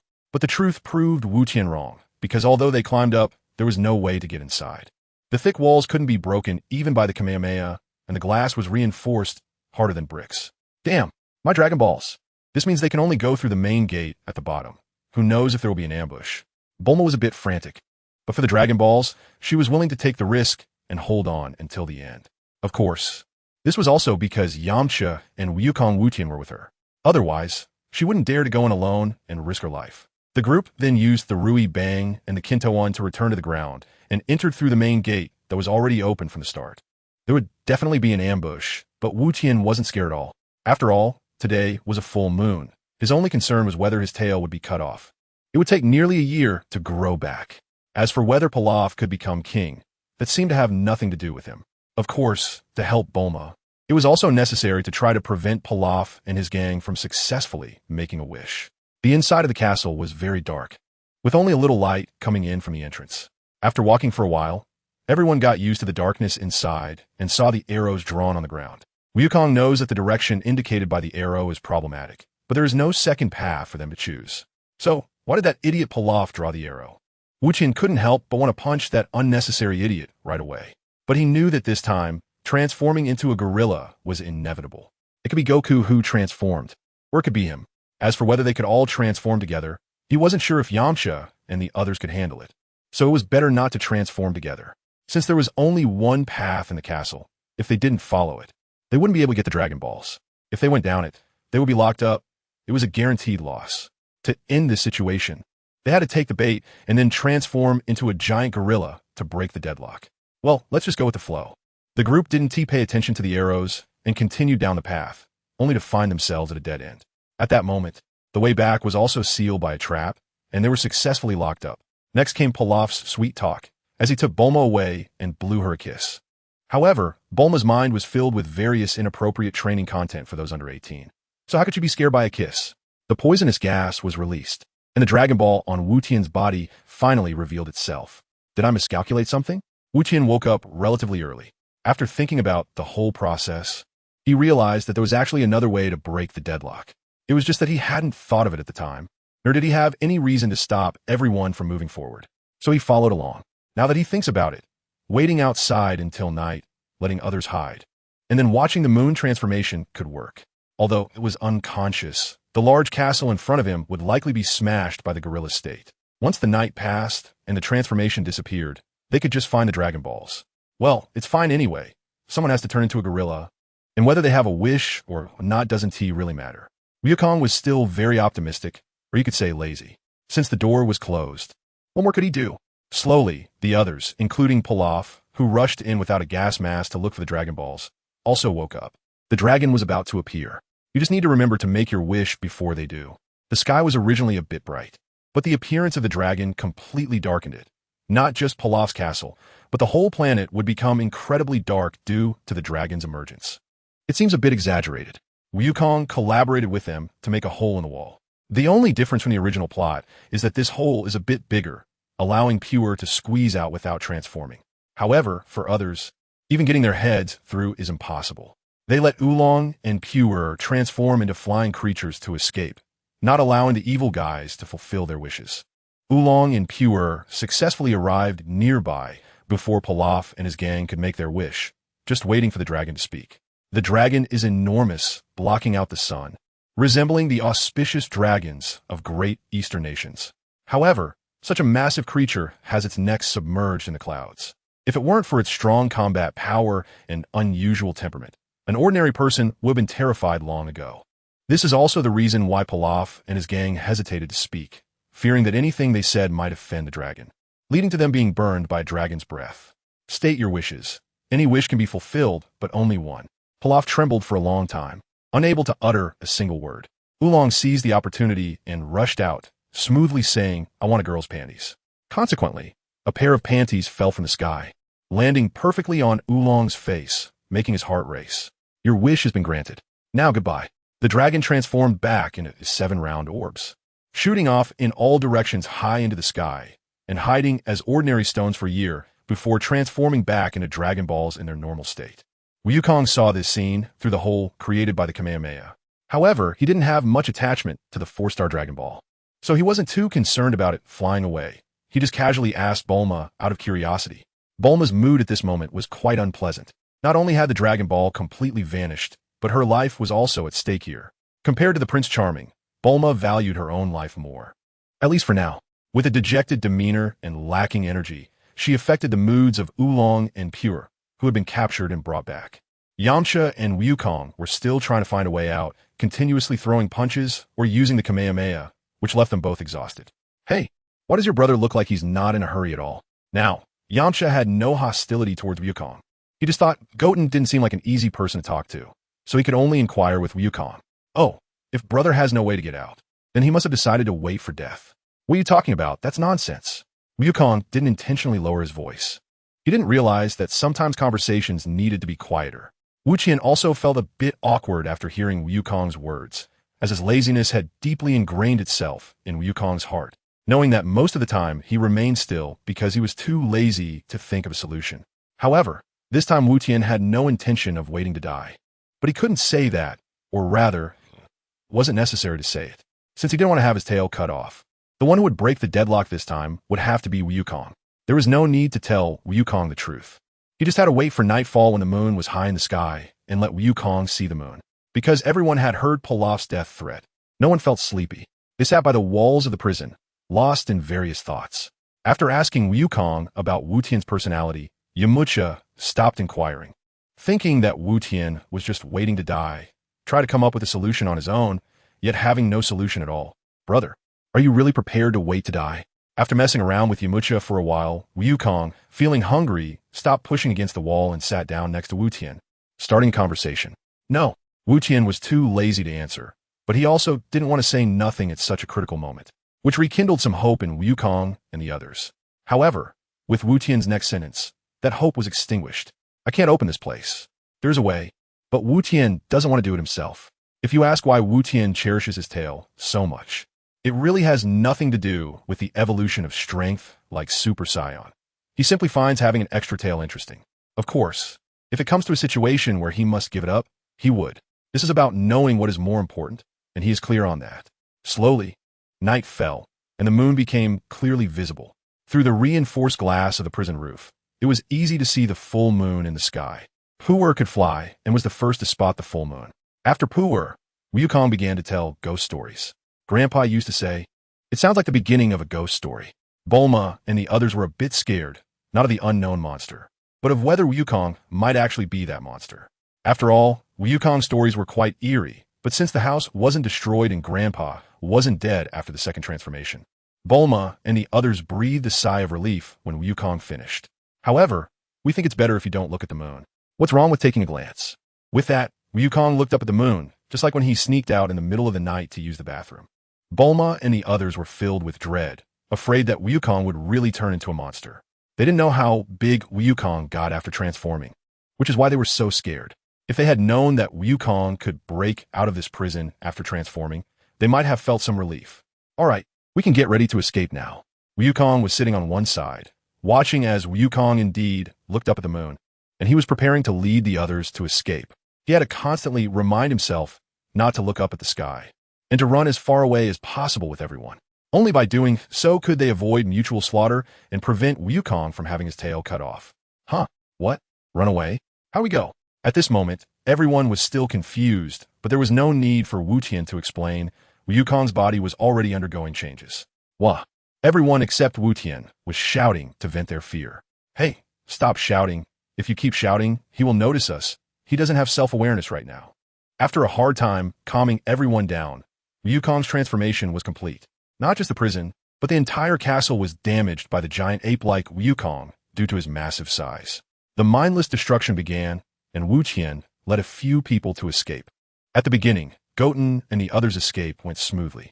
The giant ape version of Goku broke a hole in the castle's interior, while his actions were confined within the castle.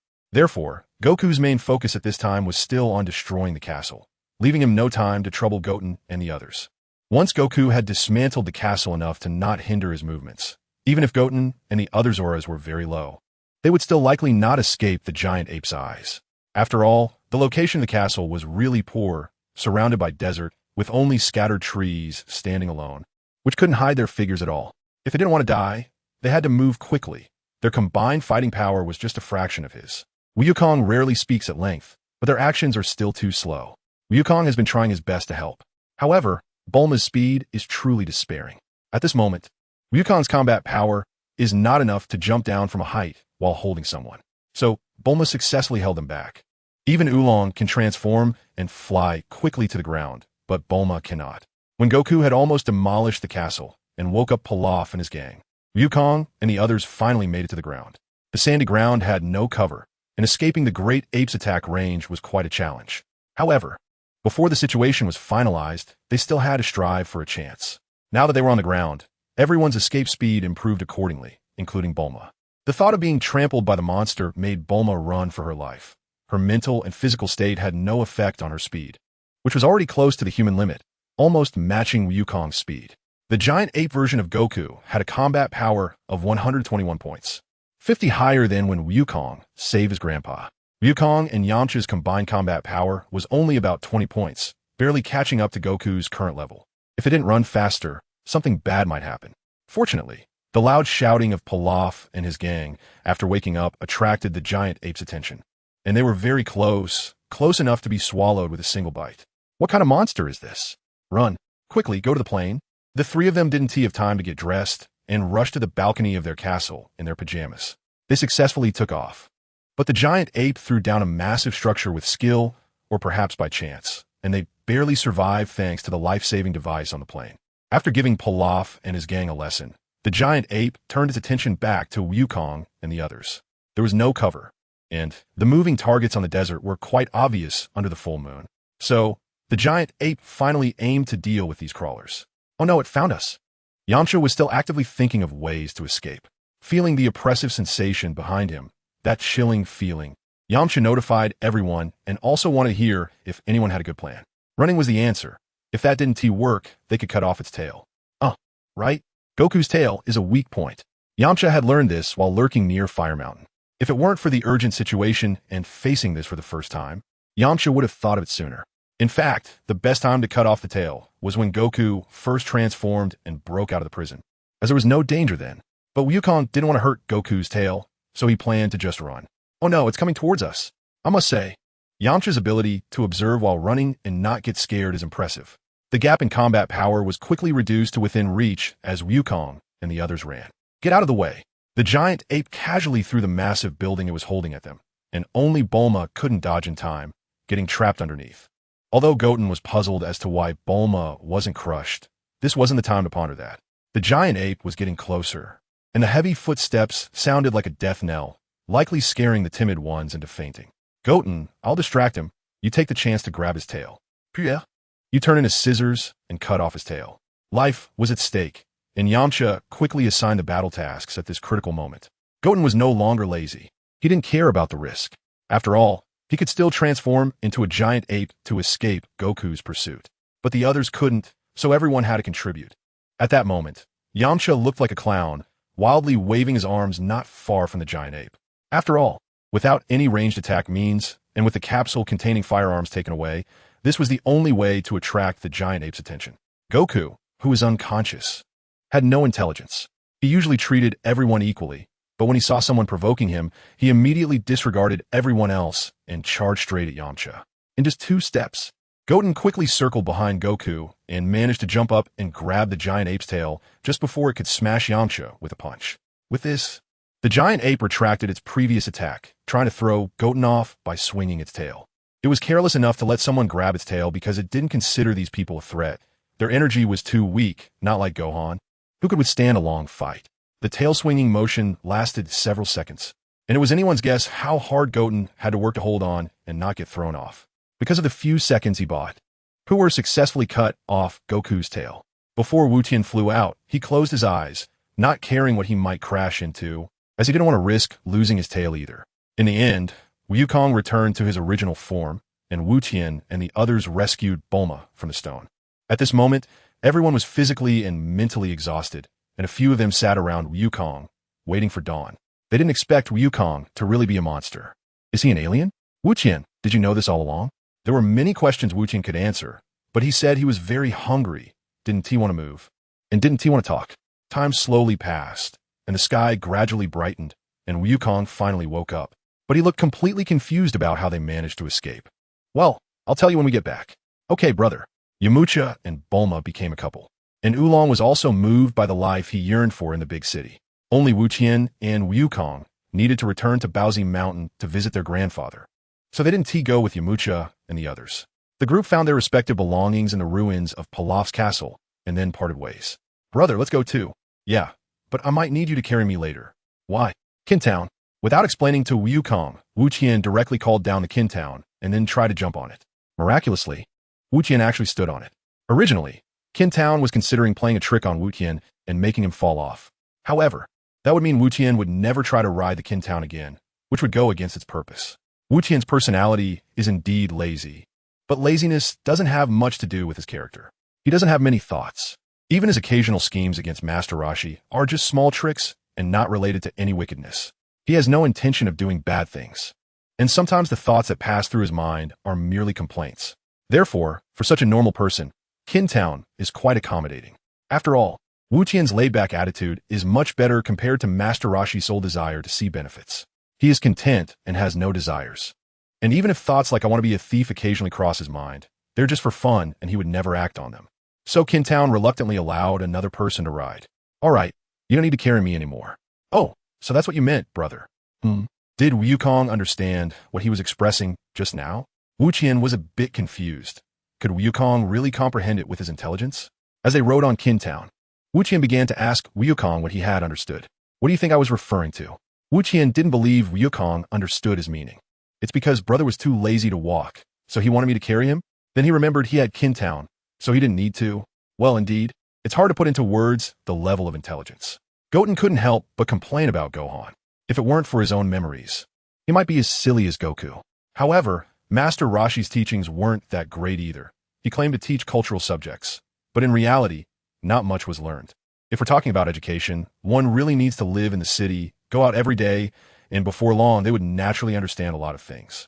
The so-called reclusive experts are just people who struggled in the city during the first half of their lives, and then retreated to the mountains in the second half. If someone has lived in the mountains since birth, it's no wonder they would end up being foolish. Even if someone teaches them, it would be pointless without the right environment. But Goten didn't feel like explaining. Let the misunderstanding be. After all, it didn't really matter. The only impact was that he had become lazier in Goku's mind, not wanting to walk himself and needing to be carried. How lazy could one be? The image of his tall brother might collapse because of this, and that wouldn't do. He needed to solidify his grand image in Goku's mind. Goku, don't you want to know how we escaped? Of course it was. Then Goten began a shameless self-promotion, to the point where even Nimbus was about to drop him. After all, Nimbus usually hid among the clouds. It wasn't very intelligent, but it wasn't completely clueless either. It found Goten's attempt to take credit quite distasteful. However, Goku didn't need to know that he could turn into a giant ape. So, it wasn't unreasonable for Goten to say that, without any responsibility. As for the giant ape matter, let Gohan explain it. The two of them communicated about Goten's prison break exploits while Nimbus found its way back to Bowsy Mountain.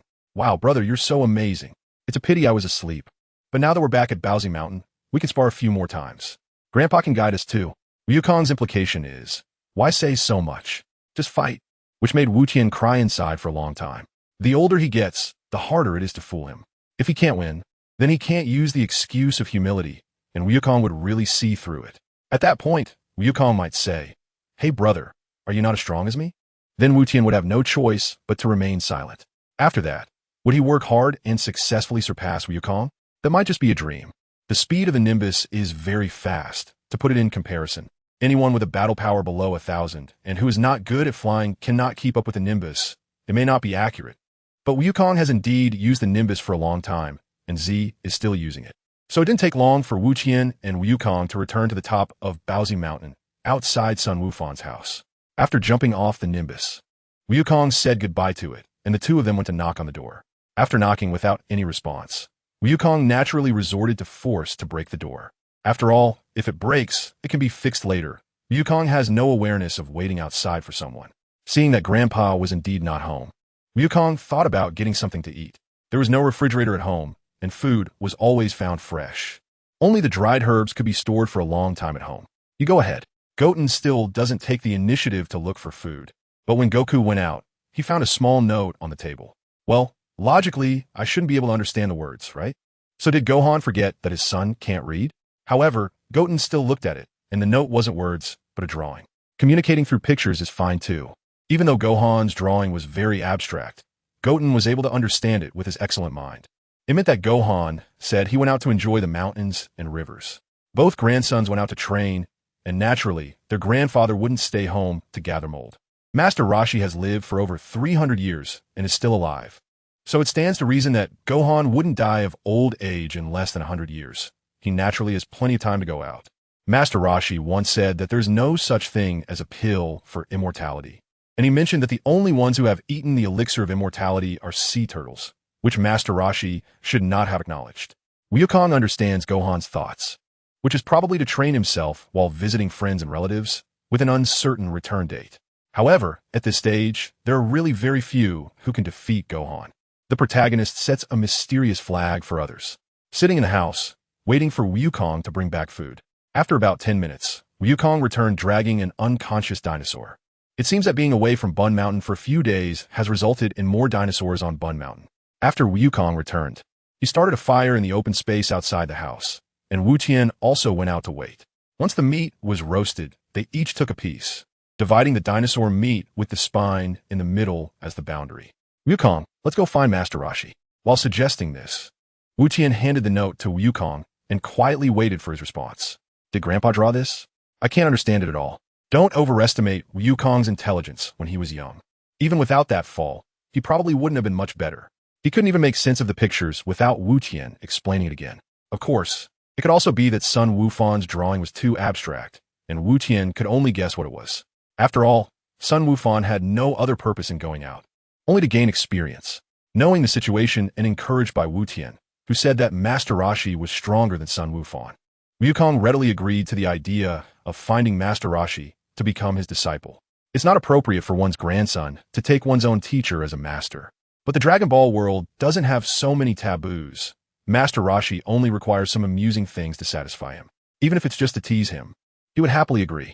The two took a quick bath in the river, changed into clean clothes, and packed their belongings and bedding before riding the flying Nimbus to find Master Roshi.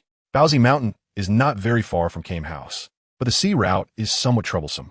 However, They had the flying Nimbus, so they weren't worried about the sea route. Overall, the journey was only about 1/3 of the distance compared to going home from Pilaf's castle. Therefore, by the afternoon, when the sun was just right, Wu Qian and Wu Kong were already close to the sea. Stop, Nimbus! It was Wu Qian who called for the Nimbus to halt because he saw Kyurin.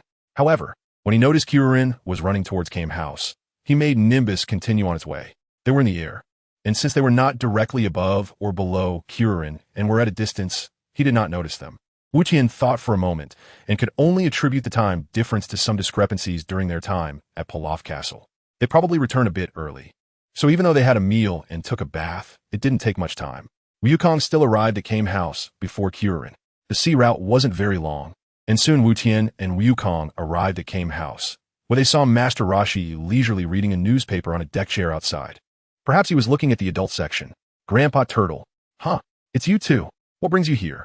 Master Rashi completely forgot that he had previously told Wukong and Wu Qian to come to him to become his disciples. He was clearly distracted and suffering from old age dementia. Plus years of not practicing martial arts had left him mentally lazy and unable to switch his mindset. However, Wu Qian knew that Master Rashi only needed 3 or 4 days to adjust, and then he would fully enter the state of training his disciples.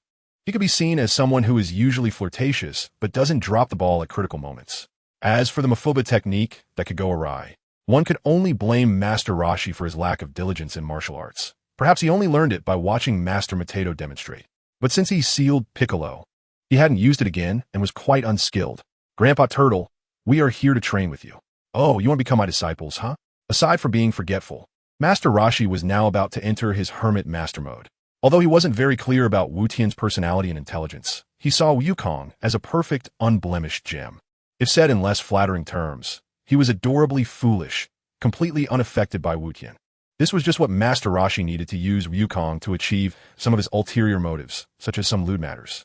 In Master Rashi's view, these were all trivial matters, and the so-called utilization wasn't that exaggerated. It was merely asking Wukong to do a small favor for his master. With this in mind, Master Rashi then made the request to take him as a disciple. My training is very strict. He started with a warning, indicating that he was an extremely strict master, which sounded somewhat convincing, but the second sentence immediately exposed his true nature. How about this, to test you too? Go bring me back a beautiful woman. Master Rashi's words reminded Wu Qian of a saying. If one is too cruel and unruly, go catch one back, and I will reform her. Combining these thoughts, it seemed the topic could quickly lead to inappropriate areas. A few seconds later, Wu Qian and Wukong sat on the flying Nimbus, progressing aimlessly. Brother, what is a beautiful woman? Although Wukong remembers that the more beautiful a woman is, the less trustworthy she is, he cannot discern the beauty or ugliness of women. Of course, the same applies to men. In Wukong's eyes, they are all treated equally. At this moment, Wu Qian is also quite conflicted. He wants to annoy Master Rashi. However, he really doesn't know where that big, muscular girl, who is even more robust than the Bull Demon King, came from. Note, Wu Qian does not think she's ugly, so please do not start a debate. He just feels that her unique appearance is very unsuitable for Master Rashi's aesthetic. But this world is not predetermined. Since Wu Tian is here, it's possible that finding that girl is not guaranteed. Forget it. He might as well just look around, or simply not look for anyone at all, and wait until Krillin arrives to discuss it. Wu Tian had made up his mind and did not answer Wukong's question. What kind of woman is called beautiful? For Wukong, it was enough to remember that Chi-Chi was the most beautiful woman in the world. Everything else didn't matter. However, Wu Qian wouldn't say it, because if he did and Wukong remembered it, then when he also had a wife, Wukong would definitely foolishly repeat that sentence at some point, making his wife hear it. Just listen to this. Is this even a proper thing to say? Do you think your sister-in-law is the most beautiful? Is there something else on your mind? Wukong, it's unfair. After flying over the sea for a while, without even seeing a mermaid, Wukong had no choice but to let the flying Nimbus return. It was easy to find an excuse. What on earth is a beautiful woman? I don't know. We're wild monkeys from the mountains, and as long as it has a long tail, it's good looking. Although Master Rashi was speechless upon hearing this, he wasn't too surprised. He then took out a magazine that he didn't know the purpose of, which had many pictures of women. Master Rashi selected a few photos that he thought were beautiful or ugly and asked Wukong and Goku to identify the pretty and the ugly. Wukong shook his head every time he looked at one, indicating that he couldn't figure it out. Wu Qian didn't want to expose himself, and reacted similarly to Wukong, while also thinking about something else, trying to prevent Master Roshi from noticing. As for what he was thinking, of course, it was, how did Grandpa Turtle determine that this photo is of a woman? Why couldn't it be a boy? Wu Tian didn't know whether Master Roshi used mind-reading techniques. But if he really did, he was sure that the other party would immediately give up on treatment. After all, they couldn't tell the difference between genders, so there was no cure. However, Wu Tian thought this way purely because he believed that these photos might all be of cross-dressing big shots. He successfully tricked Master Roshi again. While Wu Tian and Wukong were bickering with Master Roshi, they could see Kyorin's figure in the distance by looking towards the sea. At first, it was just a dot. But after a while, it was quickly spotted by the distracted Wu Tian. Something was coming, interrupting Master Roshi's lesson on distinguishing beauty from ugliness. The three turned in unison to look at the newly arrived Kyorin. One boat, one paddle, one person, one bundle, and then Kyorin, who had just shown off his skills, fell headfirst into the sand, mouth full of dirt. Wukong, go pull him out. Although it was clear from the moment he appeared that he wasn't a good kid, Master Roshi still gave him a chance to express his intentions.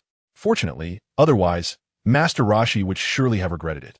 Master Wu Tian, I'm here to seek your guidance in martial arts. Kyorin looked very sincere, not because he seemed particularly resolute. Instead, his expression was quite cunning, all because he brought a gift that Master Roshi really liked. It was a solid gift for the boss, a bribe for the higher-ups. Master Roshi looked at the women's photo album that could be bought from a street stall, staring intently, blood rushing to his head, almost snorting like a fountain. But Master Roshi had seen the world and had appreciated many beauties, so it wasn't really the kind of thing that needed to be pixelated. He usually could handle it.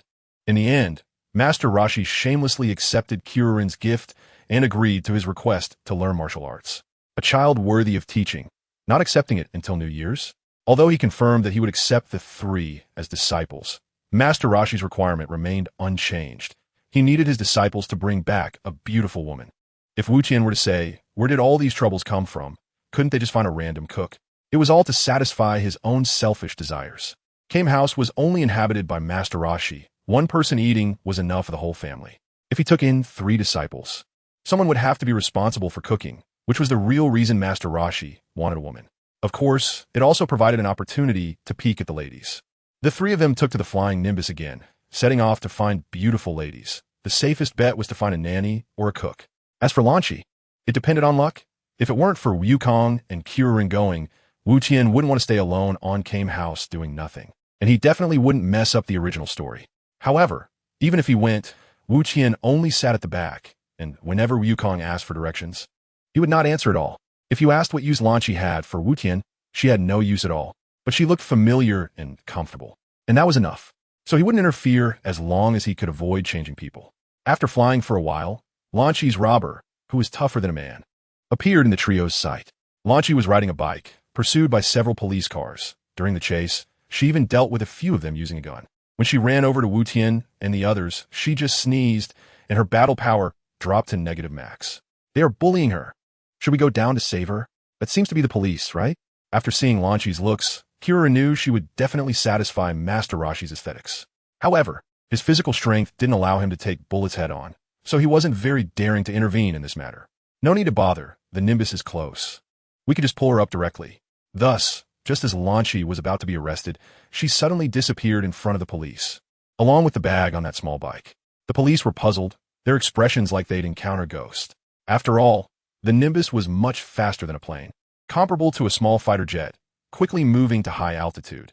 Even if the police were a bit slow-witted, there was still a possibility they wouldn't react in time. Wukong's methods are quite ruthless, as he holds Lanchi by the collar with just one hand. If his hand trembles, or if the fabric is of poor quality, it could lead to Lanchi experiencing a free fall without an umbrella, and she might even expose herself halfway through. However, in the end, he would definitely be able to catch her safely. After all, the Nimbus cloud is only so big, and the 3 of them are already taking up the space. Adding a woman of normal stature would leave no room. Moreover, they conveniently took a large amount of cash that Lanchi had snatched from a bank, solving their spending issues during training days. Where are you taking me? The gentle and easygoing Lanchi shows a weak disposition and has no resistance to Wukong and the others' kidnapping, as she is accustomed to submitting to another aspect of her personality. Therefore, her entire demeanor remains the same. Even if Wukong says he will take her to shoot a short film, she likely wouldn't change at all. just waiting for the next sneeze to let her other personality handle the situation. Master Roshi wants to see you. Wukong doesn't understand the significance of Master Roshi wanting beautiful women. He only knows that completing Master Roshi's grandfather's task is what matters, so he can train alongside Master Roshi. Wukong said, I'm a martial arts fanatic. I'm not interested in women. Who is Master Roshi? They chatted aimlessly, and soon the four of them returned. When Master Roshi saw Lan Chi's appearance, his eyes widened in surprise, and he praised Wu Tian and the others for doing well, saying he would take this disciple. After changing the location of the house, he even asked Lan Chi to change into a revealing maid outfit. It seems Master Roshi also has a hobby of collecting women's clothing. There wasn't much to say about the running test. Wukong came in first, Wu Tian second, and Kira in third, after which Master Roshi showed his skills and completely overwhelmed the three of them. When it was almost time for dinner, Master Roshi gave the final test and stated that the losers would not be allowed to eat dinner. Well, just because you say we can't eat doesn't mean we won't. Wu Tian said that only a fool would go looking for stones. If you can't find any, you'll go hungry, and if you do find them, you might get food poisoning. It's better to use the time spent looking for stones to eat instead. Brother, I won't lose to you. Seeing Goku jump down the cliff with excitement, Wu Tian followed suit. After all, having a human cushion means that even if the branches break, it can soften the impact. Thus, Goku was unexpectedly sat on by his younger brother. Wow, brother, you're so mean. Since the branch absorbed some of the force, it didn't have much effect. After getting up, Goku was still bouncing around, very healthy. As Goku was about to part ways to look for stones, Wu Tian grabbed him and said, Don't go looking for them. Let's go hunt and get some food from the village instead. With their enormous appetites, they would probably eat the villagers out of house and home. So bringing back some game would serve as payment for the meal. Why not? Don't ask why. Just tell me if you're coming with your brother or not. Okay, I'll listen to you, brother. Now that's more like it. That night, Goku and Wu Tian enjoyed a hearty meal and slept soundly. Although Kirin didn't find the stones, he avoided food poisoning. Only Master Roshi himself suffered from food poisoning for 3 days, using the time to adjust his martial arts mindset. Strict training was about to begin. The rigorous training was the most bothersome thing for Wu Tian, but he had to persist. Scions couldn't just increase their combat power without doing anything. So, if he wanted to live a good life in the future, he needed to improve his combat strength. Besides Master Roshi's strict training, Goku was also someone who loved to supervise Wu Tian. He had promised Sun Gohan when they were younger to keep an eye on his brother, and now it was mostly up to Wu Tian's self-discipline. But Goku still made sure to supervise his older brother well. Wu Tian was quite grateful that he wasn't the youngest. Even if he were, he wouldn't care too much about appearances when it came to laziness. However, with Kirin, the future strongest Earthling, supporting him, Wu Tian was certainly pleased. Having a racial advantage, he was somewhat of a younger brother. But the real world is cruel. The talents that are often overlooked in motivational speeches are usually the most important. Without them, success is impossible. Master Roshi's training was the same every day, walking to deliver milk, plowing fields by hand, moving bricks at construction sites, and outsmarting sharks and dinosaurs. If it weren't for the need to build stamina, Wu Tian said he could easily take down those sharks and dinosaurs with just one punch. On the first day of training, Wu Tian and the others learned about the World Martial Arts Tournament during a chat between Master Roshi and others. Master Roshi clearly told the three that as long as they kept training, they could definitely attend the martial arts tournament and even achieve a good ranking. Wu Tian's mindset will certainly not change. In this martial arts tournament at the beginning of the story, aside from Master Roshi, everyone else is just a bunch of weaklings. Wu Tian was afraid that he might accidentally kill someone, which would be too unfair to them. However, after hearing this, Wukong and Kirin reacted more realistically, adjusting their mindset and training even harder. Of course, besides physical training, the three of them also had essential cultural lessons. Wu Tian and Wukong gave Master Roshi the impression that they didn't understand anything, which was not acceptable. They had to learn some basic things, at least to be better than a 3-year-old. But was Master Roshi sure that the articles he asked them to read weren't in some obscure language? The first day of training quickly passed, and when Master Roshi announced that the training content would remain the same for the next few months and that the intensity would increase, Wu Tian and the others let out a wail. Although Wukong likes to improve himself through training, he was truly astonished by the intensity of Master Roshi's training. After all, Sun Gohan had never been this strict before. One can only say that with age, the required intensity should also increase. However, such strictness is only applicable to martial artists on Earth. Scions like Goten and Wukong can easily adapt to the training intensity and thus enhance their strength.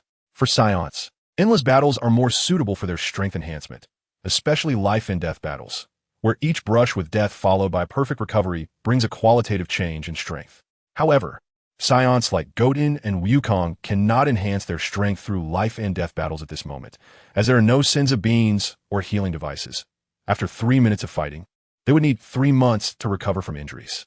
The scions on planet Vegeta could rapidly increase their combat power due to advanced medical pods. Otherwise, lower-class warriors like Raditz would struggle to reach even a combat power of 1,000. The days of training passed quickly, filled with exhaustion and fulfillment. It was like studying in high school, learning from dawn till dusk, and after a night's sleep, it was back to learning from dawn till dusk again. During the day, apart from the cafeteria and the restroom, there was nowhere else to go. Training was the same. The daily schedule was packed. Did the time spent delivering milk decrease? No problem. Just deliver a few more bottles. Finished moving the bricks? No problem. Move a few more loads. The same applied to everything else. The training intensity was infinitely expanded, and combat power was increased to whatever level it reached, without any limits. When the quantity could no longer significantly affect the stamina of the three, they could also add weights, instantly putting their stamina under even greater strain. Day by day, there was no time to think about trivial matters, and time passed quickly.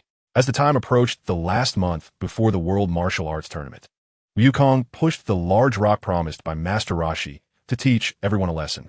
While Master Roshi was indeed astonished, it wasn't that he couldn't push it. He was just too surprised by the growth rate of the three. After training for several months, they had attained such strength that they directly overshadowed Sun Gohan and Ox King from before. Goten, can't you push it? Seeing that Wukong and Krillin could push it, but Goten could not, it was clear from their training that Goten's strength was certainly higher than Krillin's. Could it be that Goten couldn't push it? Well, he couldn't. He thought such a tiring task was a waste of effort. Believe it or not, if he got annoyed, he could just smash the rock. Indeed, after months of physical training, Goten had stored quite a bit of energy in his body.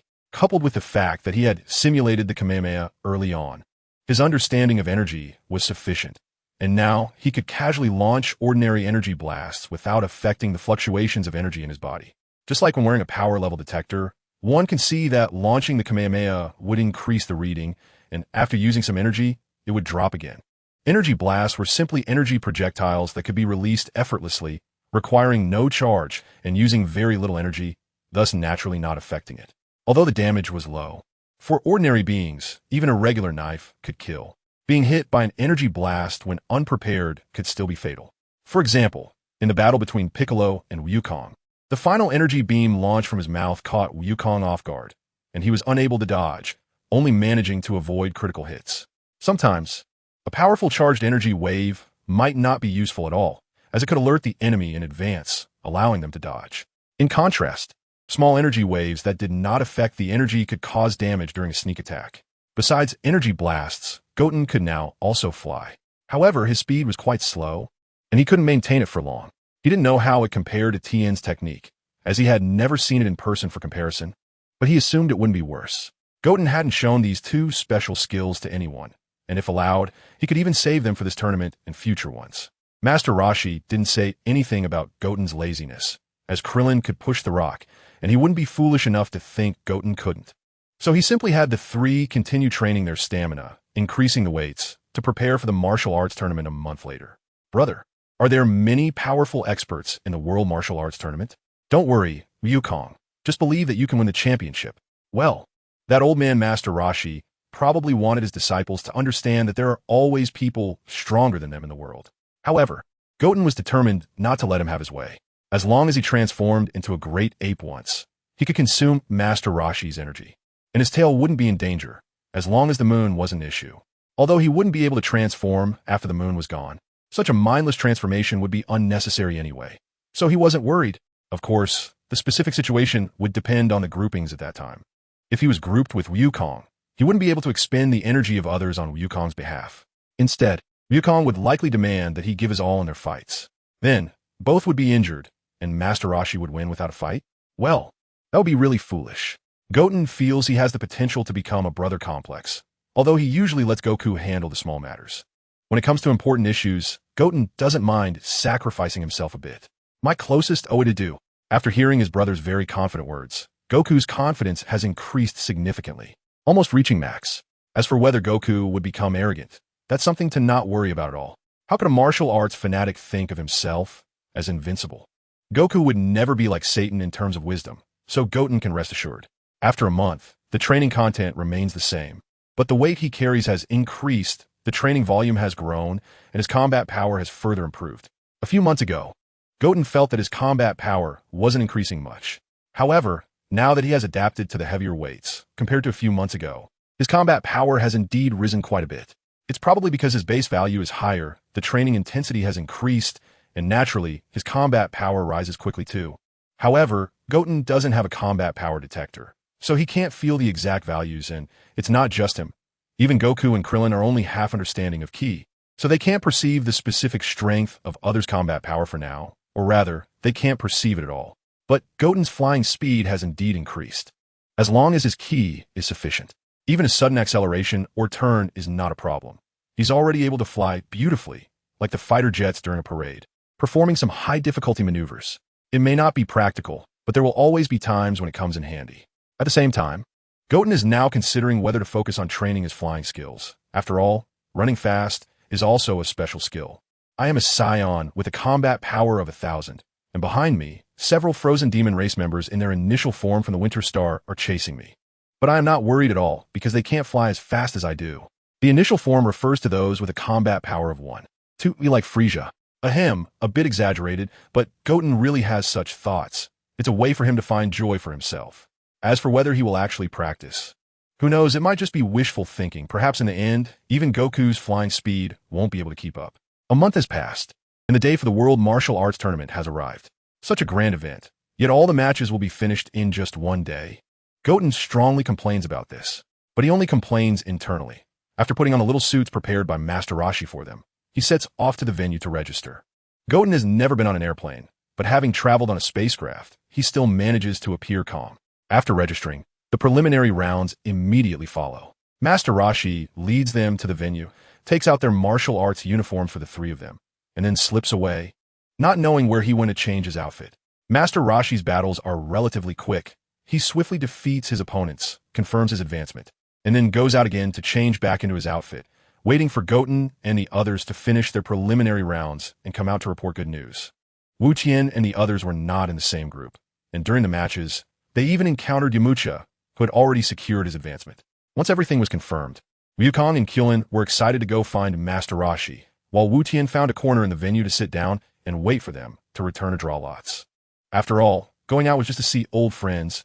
They could say goodbye after the matches, since the results needed to be determined within a day. As soon as Wukong and Krillin went out to report their good news, the event staff called the advancing players back to draw lots. Hey, Akira Toriyama, can you just give me number 1? It won't affect anyone else anyway. It is said that the referee's character is based on Akira Toriyama. The first draw and the last draw are pretty much the same. It doesn't affect fairness and justice much. The first one is because there are no opponents yet, while the last one has no choice of opponents. That works too. May I ask who you are? I am Sun Gohan. Just like that, Wu Tian confirmed his position as number 1, waiting for the rest to finish drawing lots. Goten's promotion signifies that someone who was originally supposed to be promoted has been eliminated, and the remaining participants have determined their opponents after the draw. The first group, Goten versus Buck. The second group, Chunlong versus Yamcha. The third group, Kiririn versus Nam. The fourth group, Goku versus Kenan.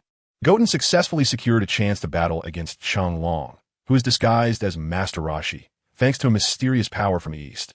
Not to say that Goten will eliminate Master Roshi, but at least he should be able to exhaust him before winning. Since Goku can do it, Goten believes he can too. After all, it's just about transforming, right? What Goten finds regrettable is that Kiririn's fighting power is not low. In the early stages, with the same training intensity and content as Goku, the difference is not significant. It's just that Kiririn is not as good as Goku in terms of combat awareness. However, Goten believes Goku will ultimately win. To all the distant spectators, thank you for your patience. The first match will be between contestant Sun Gohan and contestant Buck. After the draw, the first match is about to begin, and Goten has specifically asked the event staff to prepare more food, as he plans to eat after the match. Although eating might lead to a lack of focus, how can one fight Master Roshi on an empty stomach? It's already tough enough. Fighting for such a long time while hungry is unbearable. As for Buck, who is supposed to fight Kiririn, he arrogantly thinks he is very powerful. Goten simply cannot understand why Kiririn is so afraid of this guy. If it weren't for the competition, Goten would have already smashed him to bits during the draw. He's just a rough and wild, ordinary person, perhaps with some brute strength. But Goten only needs a finger, and the opponent will no longer be on the arena. This isn't arrogance, it's a fact. Buck's entrance made the audience outside the venue cover their noses, their bodies instinctively leaning back, afraid of inhaling even a whiff of the stench. The referee, standing in the corner of the arena, is also covering his face with a towel while diligently providing the audience with information about the two contestants. One has never bathed in his life, and the other is the youngest contestant among all participants. Wukong held his breath, standing expressionlessly opposite Buck. Anyone with keen eyes could tell that Wukong was in a very bad mood at that moment. How could he be happy after spending time with such a stinky person? As the referee shouted, "The first match begins," and the gong was struck, Wukong flew forward and kicked, sending Buck directly into the audience, causing a wave of panic and a stampede. The referee hadn't even put on his gas mask, and the battle was already over. Buck fell out of the ring, and the winner is Sun Gohan. The unaffected audience cheered, not caring at all that they hadn't seen any exciting action, just relieved that the stinky guy had been eliminated. Since the kick wasn't particularly heavy in Buck's eyes, made him quite resilient, he could leave on his own without needing medical assistance, which relieved everyone. And Wukong was also glad that he no longer had to stay with that guy. After this match, Wukong lost much of his appetite. If he suddenly remembered that guy while eating, he might end up throwing it all up. However, considering that he still had to fight Master Roshi later, he knew he needed to eat enough to last a while. So he pretended that this battle never happened in his career. It was just like killing a dinosaur. A trivial matter. Backstage, Wukong started eating, and Goku joined in. The chefs at the venue no longer looked at them with the eyes of normal people. "Brother, you're amazing. You took down that big guy with one move. Just for show. His battle power might not even reach 5. After all, that guy can't withstand a gunshot." Wu Qian himself didn't want to think about it, but this mention actually brought it up for Wukong.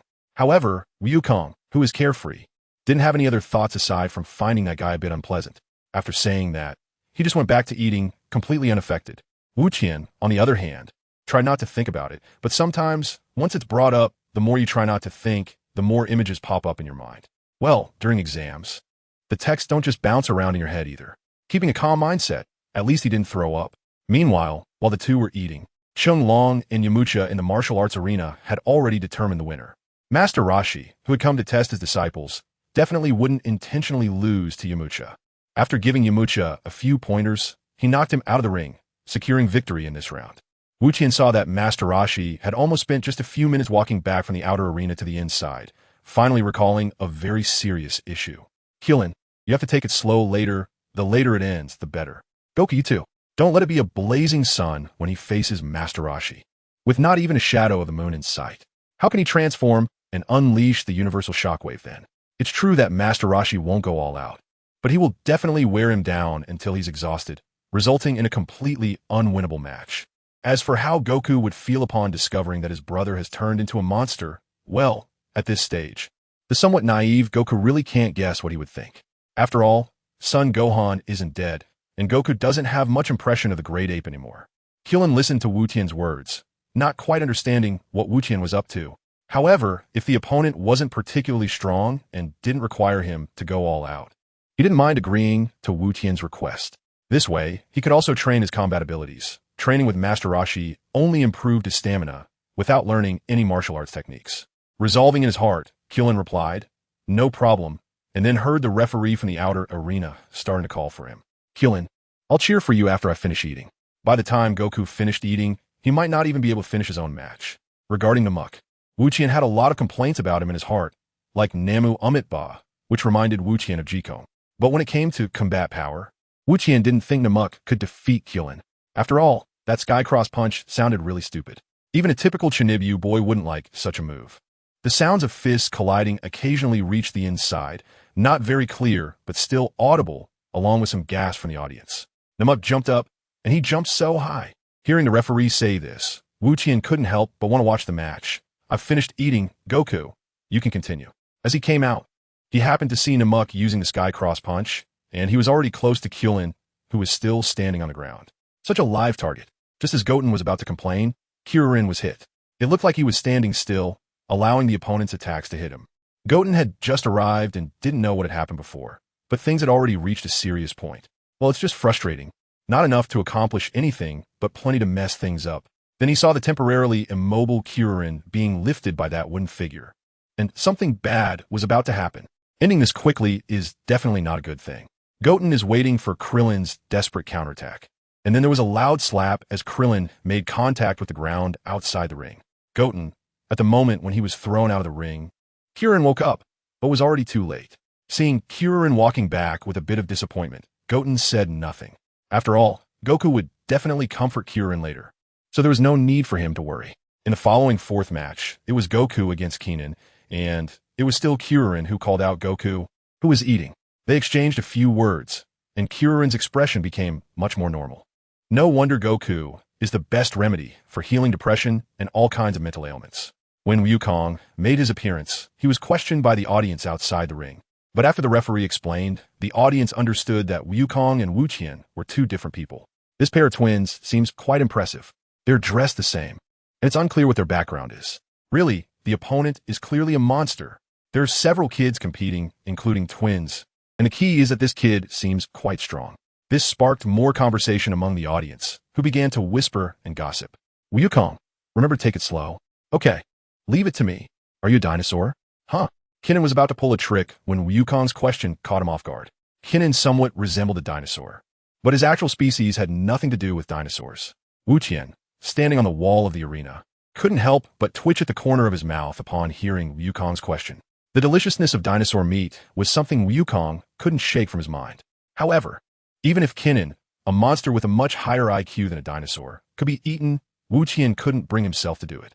After all, apart from their species, they look just like humans, and eating them would create the illusion of cannibalism, which would be far worse than thinking about eating buck. Yulong was in the same situation. I'm not. Oh, what a pity. But doesn't he matter? What are you regretting if you're not a dinosaur? Kenan was puzzled by this, but in reality, he narrowly escaped a disaster. Otherwise, Wukong would definitely have tried a piece of his tail to see if it was tasty, and if it was, he might come back for more. Wuqian didn't interrupt Wukong's silly question, as it also served to buy some time, trying to hold out until the moon appeared. Don't believe Wukong. He is lying to you. Moreover, he would only add fuel to the fire. Although Kenan himself could confirm whether he was a dinosaur or not, and Wukong wasn't completely without judgment. At that moment, Wukong still wanted to believe his brother, not to the point of directly attacking. But he did ask one more question. Really not a dinosaur? Really not? Look, this is my ID. Kenan pulled out his ID from somewhere. Such a fancy item. Wukong and Wuqian didn't have one. Kenan male, monster-type human, born, I made it up. If we talk about why there is no racial discrimination in the Dragon Ball world, it's because most of the beings that don't look human can add human after their species, becoming a type of human. Although they don't look alike, they are ultimately all humans. This connection likely goes back to the very beginning of life. Really not. I was even wondering if you would taste good. What? You actually think I'm food? I'll teach you a lesson, you little brat. No more tricks. He went straight for a punch. However, Kenan's combat power was far inferior to Wukong's. At most, he could be considered an ordinary person with a particularly high foundation. How could he possibly compete with Wukong, who had been training for nearly a year? His punches were slow, at least in Wuqian's eyes, and Wukong easily dodged them. After that, he received a light punch from Wukong, falling over and then getting back up. At this moment, the two sides temporarily separated, with no new actions. Too agile. Can't land a hit. Need to think of a way. He is so small, he definitely can't take my punch. Seeing Kenan's eyes flicker, Wuqian felt he was about to pull a trick, and the result was not surprising to Wuqian. The atmosphere in the arena was initially tense, but Kenan directly relaxed, becoming completely unguarded. Wukong firmly implemented his brother's guidelines, not allowing the match to end too quickly, and thus he also relaxed, choosing not to attack due to the opponent's distraction. The opponent was already weak, and if he launched a sneak attack, it would be too easy to win. Look at this. Kenan pretended to reach behind his back with one hand, then stretched it out in front to attract Wukong's attention. One can only say that Wukong, being truly 12 years old, believed it immediately. Wuqian had no response to this. Learning from experience, Kenan's strength was average. Being hit once wouldn't matter. So, Wukong flew over to Wuqian, not towards the wall at Wuqian's feet, but towards the person standing on the wall. Does this count as going out of bounds? Watching as Wukong was about to smash down, whether he dodged or took the hit, Wukong would end up flying into the arena. Therefore, Wu Tian decisively kicked Wukong back. If it weren't for the fear of Wukong being called out of bounds, he wouldn't have dodged. Taking a hit wouldn't matter to him. Mainly, he was too lazy to dodge. The audience reacted with a flurry of exchanges. Is there really such a brother? Bulma was quite familiar with Wu Tian and Wukong's personalities, and she had a slightly better impression of Wukong. It seems Wukong's usual circumstances aren't that great. A scummy older brother, an abusive younger brother, a scene of brotherly conflict? That kick didn't seem light. On one side, Oolong and Pu'er also expressed their opinions. One was gloating, while the other felt pain for Wukong. This kid has such a strange personality. This is acceptable? Hey, aren't they supposed to be brothers? Meanwhile, Master Roshi, Krillin, and Yamcha in the arena also shared their thoughts. But Wu Tian couldn't hear them. They were just mumbling to themselves. But no matter how others viewed it, Wukong himself didn't feel much pain. It was just the impact from that moment that was considerable. In reality, he knew Wu Tian didn't use much strength. As for why that kick happened, Wukong, the fool, didn't know. After being kicked back, Wukong steadied himself and asked, "Brother, why did you kick me?" Wu Tian replied honestly, "I was afraid you'd be called out of bounds." He couldn't exactly say his foot twitched, right? Let me interject here. Players cannot voluntarily return to the preparation area, but being knocked away does not count as going out of bounds. The referee timely supplemented the rules, and with that statement, Wu Tian wouldn't make unnecessary moves next time. Unless it was a Kamehameha coming, he wouldn't bother to react at all. Spoiled. JPG seeing Wukong get hit twice and still be fine, Ken was shocked. He had no choice but to use his ancestral secret move. Magical chewing gum. The elasticity of magical chewing gum was considered particularly excellent. Based on the analysis of the power gap between Kennen and Wukong, it could probably bind someone who was no more than 150% of his own strength. Wukong struggled a bit and found he couldn't break free. At this point, Kennen stopped trying to knock Wukong down and instead aimed to throw him out of the ring. Of course, he first gave Wukong a beating to vent his frustration. The first wave of danger was resolved by the Nimbus Cloud, which the referee then ruled could only be used once. If Goten were to comment, he would say this was something we spat out ourselves, what props or no props. Just use it. But the Nimbus Cloud was no longer available, so Kennen planned to throw Wukong out again. Unfortunately, Wukong's tail, which had been cut off before, had just grown back, resolving the crisis while also snapping the magical chewing gum with force. Inoshurande. I surrender. Wukong go. Take the initiative. Ha Duong Bang. Ooh, it's rare for Wukong to be so unreasonable this time. Or perhaps he didn't realize that the opponent was actually about to surrender. This might have negatively affected Kennen's relationship with them, but Goten didn't care. After all, it's still about the size of the fists. If an ant looks down on a human, it will get stepped on. Even a whole group doesn't matter, whether it's burning them or drowning them. They can all be wiped out. In the end, Kennen fainted, or rather, he was pretending to faint. However, the referee couldn't see all that, and even if he did, he wouldn't say anything. He called a stop to Wukong, counted to 10, and then declared Wukong the winner. Sigh, how are we supposed to fight like this? Wukong looked up at the blazing sun in the sky. The match started in the morning, and it was only just afternoon. Although the moon would be visible at dusk, it would still be at least 4 hours of fighting, which was tough. The referee in the middle had not paused at all. After announcing Sun Wukong's victory, he immediately allowed the semi-finalists to enter the arena. Next up was the first semi-final, with Wukong facing Chenglong. The match begins. The match had started, but neither Wukong nor Chenglong made any moves. It seemed they were still looking for each other's weaknesses. 10 minutes had already passed. Both sides remained without flaws. Well, Wukong definitely wouldn't consider making the first move.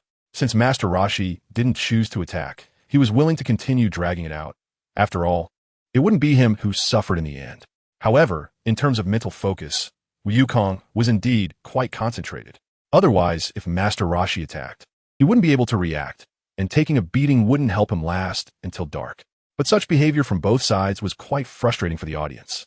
Fight already! What are you waiting for? If you're not going to fight, just admit defeat. Ordinary spectators had all sorts of comments. After all, they came to watch a match, and the contestants were fighting for first place. So what was it worth if both sides stood still? Just a bunch of turtles? Sigh. With Wukong's personality, he definitely didn't want to take the initiative, and why was this old man so lazy? Bulma, who originally thought Chenglong would be a handsome guy, didn't have a good impression of such an old man. Meanwhile, Kiririn, Wukong, and Yamcha in the arena exchanged glances, not understanding what was going on. Finally, Master Roshi felt that it was unreasonable to not start fighting any longer. His mindset had been established, so now it was time to test his disciples' skills. Thus, Master Roshi took the lead in attacking. Chung Long was the first to launch an attack. It seemed he found a flaw in Sun Wukong. Oh, this punch was blocked by Sun Wukong, who retaliated with a punch. But it was also blocked by Chung Long, with both sides exchanging blows, neither gaining an advantage. Goten forcefully broke the stalemate, and Master Roshi jumped back a few meters, creating distance between them, and neither moved for the moment. Well, Master Roshi was only using about half of his strength. However, after so many years away from martial arts, it was unlikely he could perform an extraordinary level. As long as he took it slow and didn't use the ultra-divine water technique, I wouldn't lose. After thinking about how to fight, Goten decided on a strategy of not taking the initiative to attack. The advantage of this was that it made Master Roshi feel he was still in control and didn't need to use any big moves. Once again, the two sides distanced themselves and confronted each other, both showing no flaws, no weaknesses. Contestant Chung Long took the initiative again. The subsequent fighting was entirely initiated by Master Roshi. With each punch and kick, Goten meticulously defended against them, using flight techniques to evade when he couldn't block, suddenly retreating or moving to the left or right. His movements were quick, making it hard for others to see how he did it. To others, it might seem like he jumped, but in Master Roshi's eyes, he could be 100% sure that Goten's feet never touched the ground. Did he comprehend the air dance technique? Or is he just so skilled in it? It seems he must have practiced a lot. After distancing themselves again, Master Roshi felt a bit of a headache. Without taking some serious actions, he really couldn't create any substantial trouble. This disciple he took in was truly extraordinary in talent. Because Goten was always on the defense, there were occasional counterattacks, but since he never took the initiative to attack, Master Roshi didn't use any powerful techniques, only relying on standard punches and kicks based on Goten's movements. This time, I have to be more serious. No, actually, you could be a bit casual. Master Roshi thought, why be serious? Do you believe I'll pull off your wig? When one gets old, they should engage in intense exercise. Let us just trade punches until the evening. Then let me turn around and punch you once. Wouldn't that be nice? Wukong had been fighting Master Roshi for nearly an hour. Although the opponent's fighting power hadn't reached its maximum yet, he had already expended a considerable amount of energy.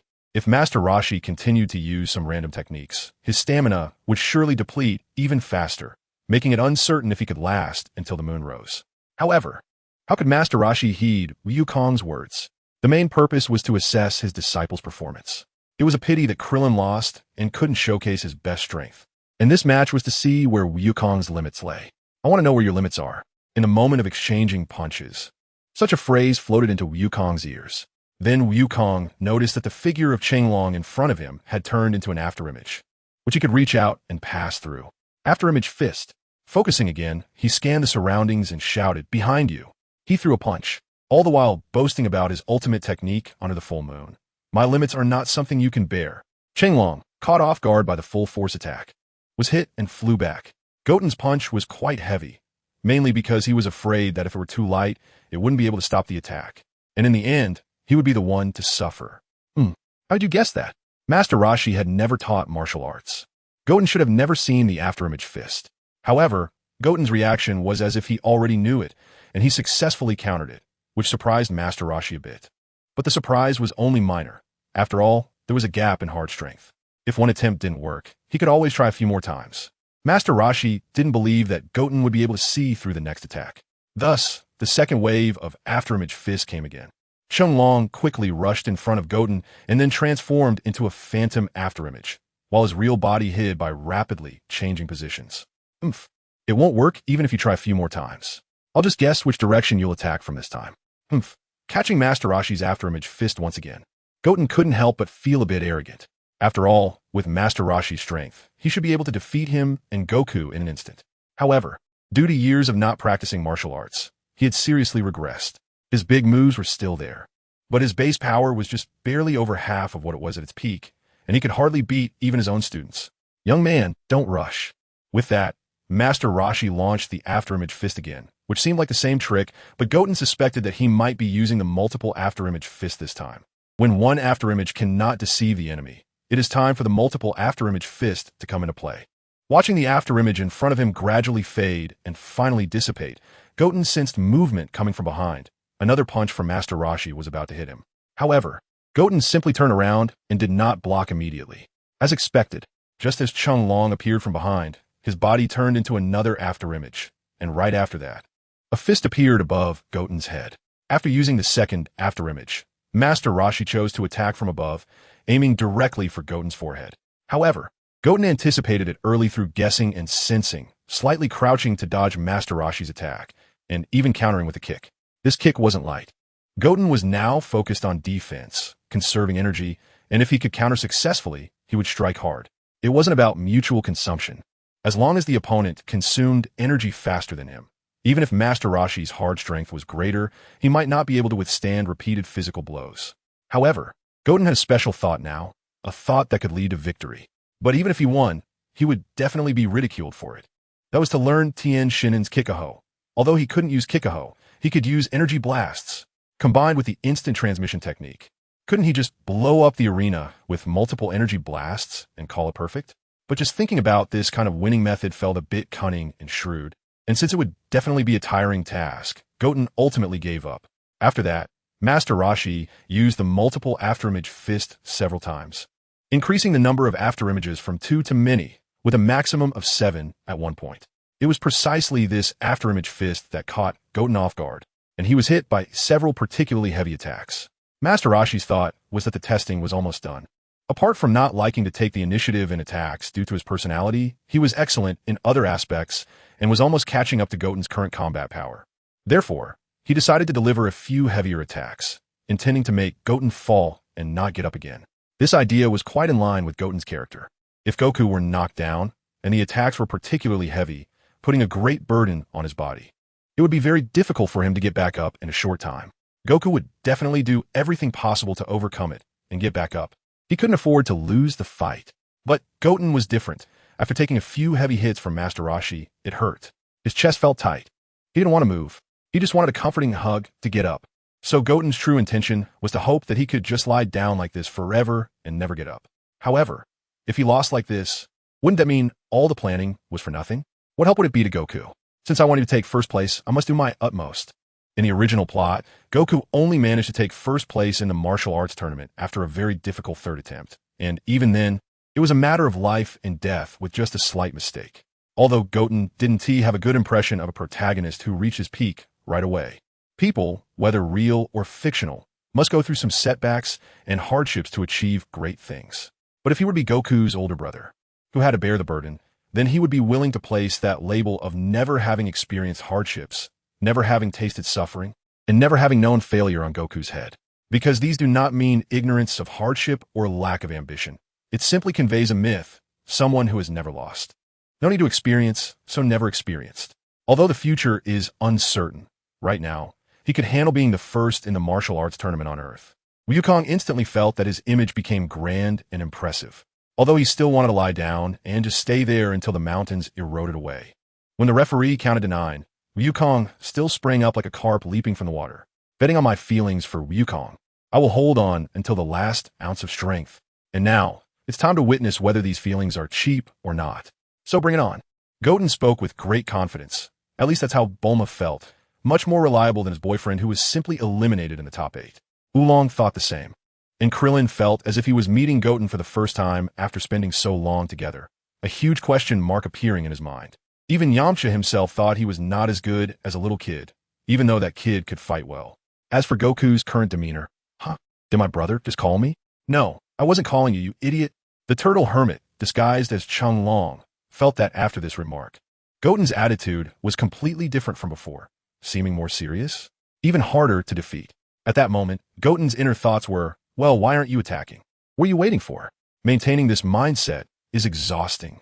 I might turn lazy again, and then our brotherhood with Goku would just be surface level. The turtle hermit didn't pause for too long. Sensing Goten's determination, he decided to test this disciple with even stronger attacks. With fists like a storm and afterimages from his rapid punches, along with centuries of battle experience and higher combat power, it was clear that Chung Long had the advantage. But Goten had already learned the opponent's patterns from their attacks, figured out their thought process, and successfully countered every attack. Truly a fighting nation. The price was that his breathing was getting louder.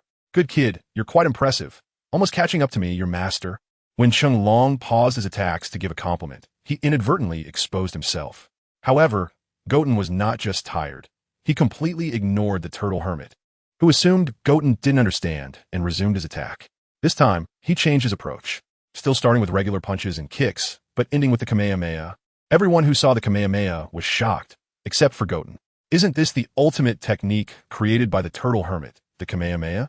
Shenlong actually used the Kamehameha. Historically, the Sun family had never lost in a beam struggle, and Goten thought he was a Sun now too, so he should also enjoy that advantage. But thinking about the possibility of losing would lower the success rate of the Sun family's beam struggle, right? A family disgrace. So, slightly lacking confidence, Goten chose to dodge, neither engaging in the beam struggle nor taking it head-on. This was also a strategic analysis based on his current strength and the situation. He was already tired, and forcing out a Kamehameha to go head-to-head was indeed unwise. It was better for the turtle hermit to exhaust himself alone, utilizing his ability to fly. He dodged the turtle hermit's Kamehameha, which the turtle hermit thought he couldn't evade in the air. This time, Goten solidified his ability to fly, not relying on the nimbus or spinning his tail, but flying like a powerful fighter, terrifyingly so. Wow, there were various exclamations from the audience, and Krillin and the others in the arena showed disbelief. Holy cow, Goten can actually fly. Is this something a human can do? Those who have seen the Crane School might not be surprised by someone using the dance of the sky, as they wouldn't know how they usually train. But Goten, who trained alongside Krillin, saw him every day. How did he suddenly learn to fly? The shock was immense. Perhaps Goten was a martial arts genius with extraordinary talent. Something an ordinary person could not compare to? Goku, can you fly too? No. Well, that's good, that's good.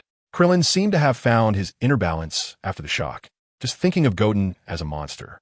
Not only does he not put in effort during training, but he's also so strong.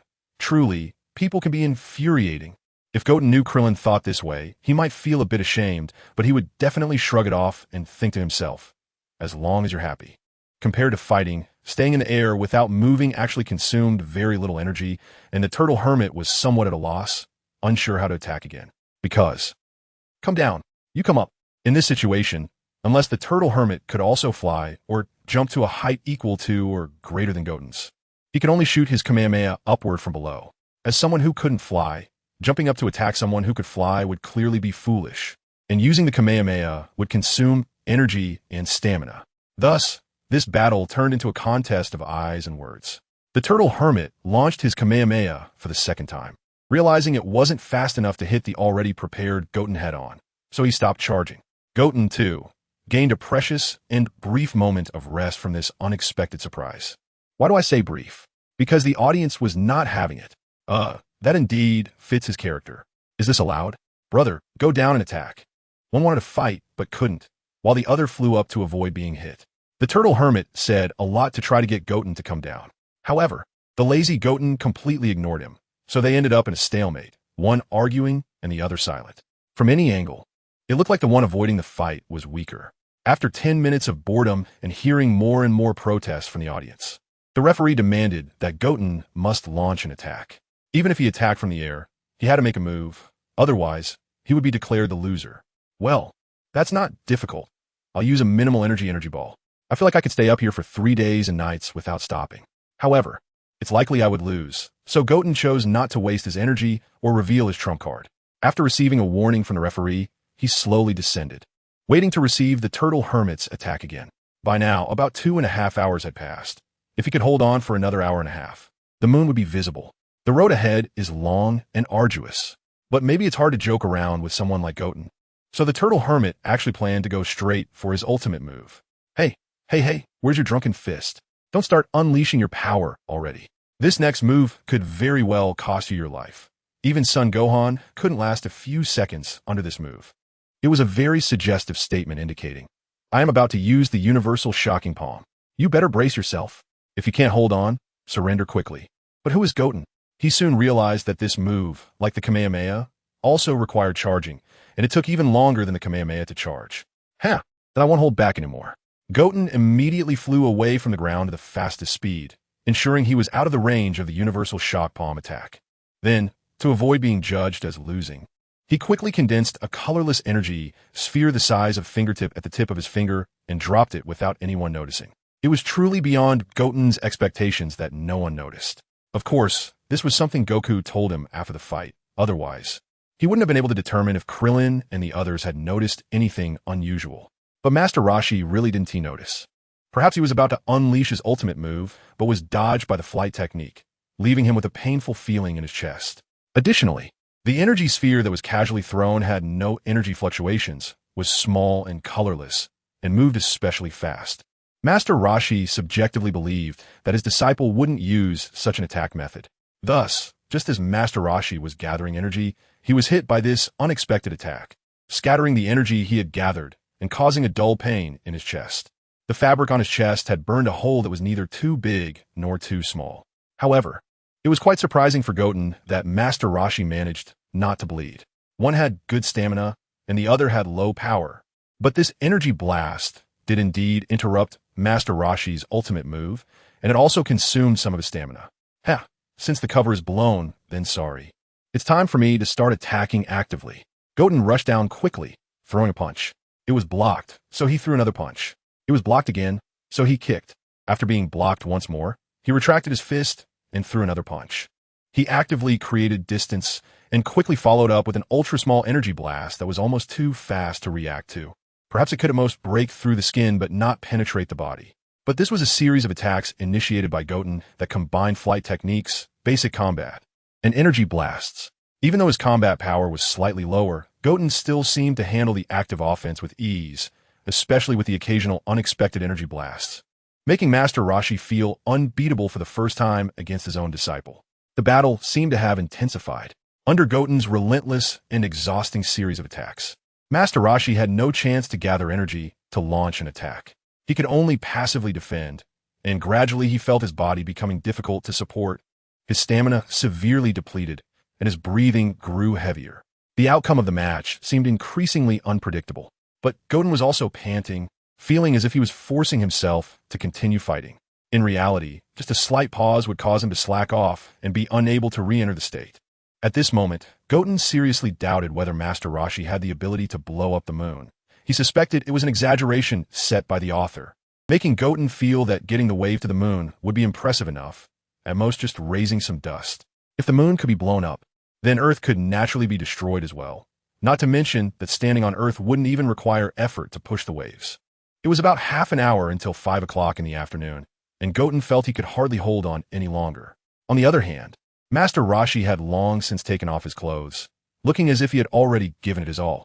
However, Goten applied flight techniques in the battle, occasionally making sudden flying movements, which allowed him to suppress Master Roshi while also consuming a lot of his own energy. The attacks finally stopped, and the two stood on opposite sides of the arena, where there were numerous pits and holes created by Goten's energy blasts. Because they required very little energy, Goten used them frequently. However, this excessive use began to show its side effects as Goten's energy was severely lacking and his stamina was nearing its limit. During the fight, he wished he had thrown fewer blasts, which would have prevented him from being overwhelmed by a straw. Unfortunately, it was too late. The Goten who stopped looked like a knight unwilling to fall, merely holding onto his last vow, while in reality, he was exhausted and could no longer keep up with Master Roshi's movements. Well, I really need a break. Goten quickly thought of a way. Seeing that Master Roshi was also panning on the other side, recovering his stamina, he dared not counterattack immediately. Goten felt he could still salvage the situation. Unfortunately, they were still in a match, and everything had to wait until the end of the competition. Things like going to the bathroom or eating were not allowed. Moreover, thinking about food made Goten feel hungry. Although he had eaten a lot at noon, the high-intensity battle had consumed it all long ago. Sigh, success or failure is destined, and promotion depends on luck. He looked up at the sky but didn't see the moon, so he had to focus his attention back on the battle. At this moment, Master Roshi was still resting, and his breathing had calmed down.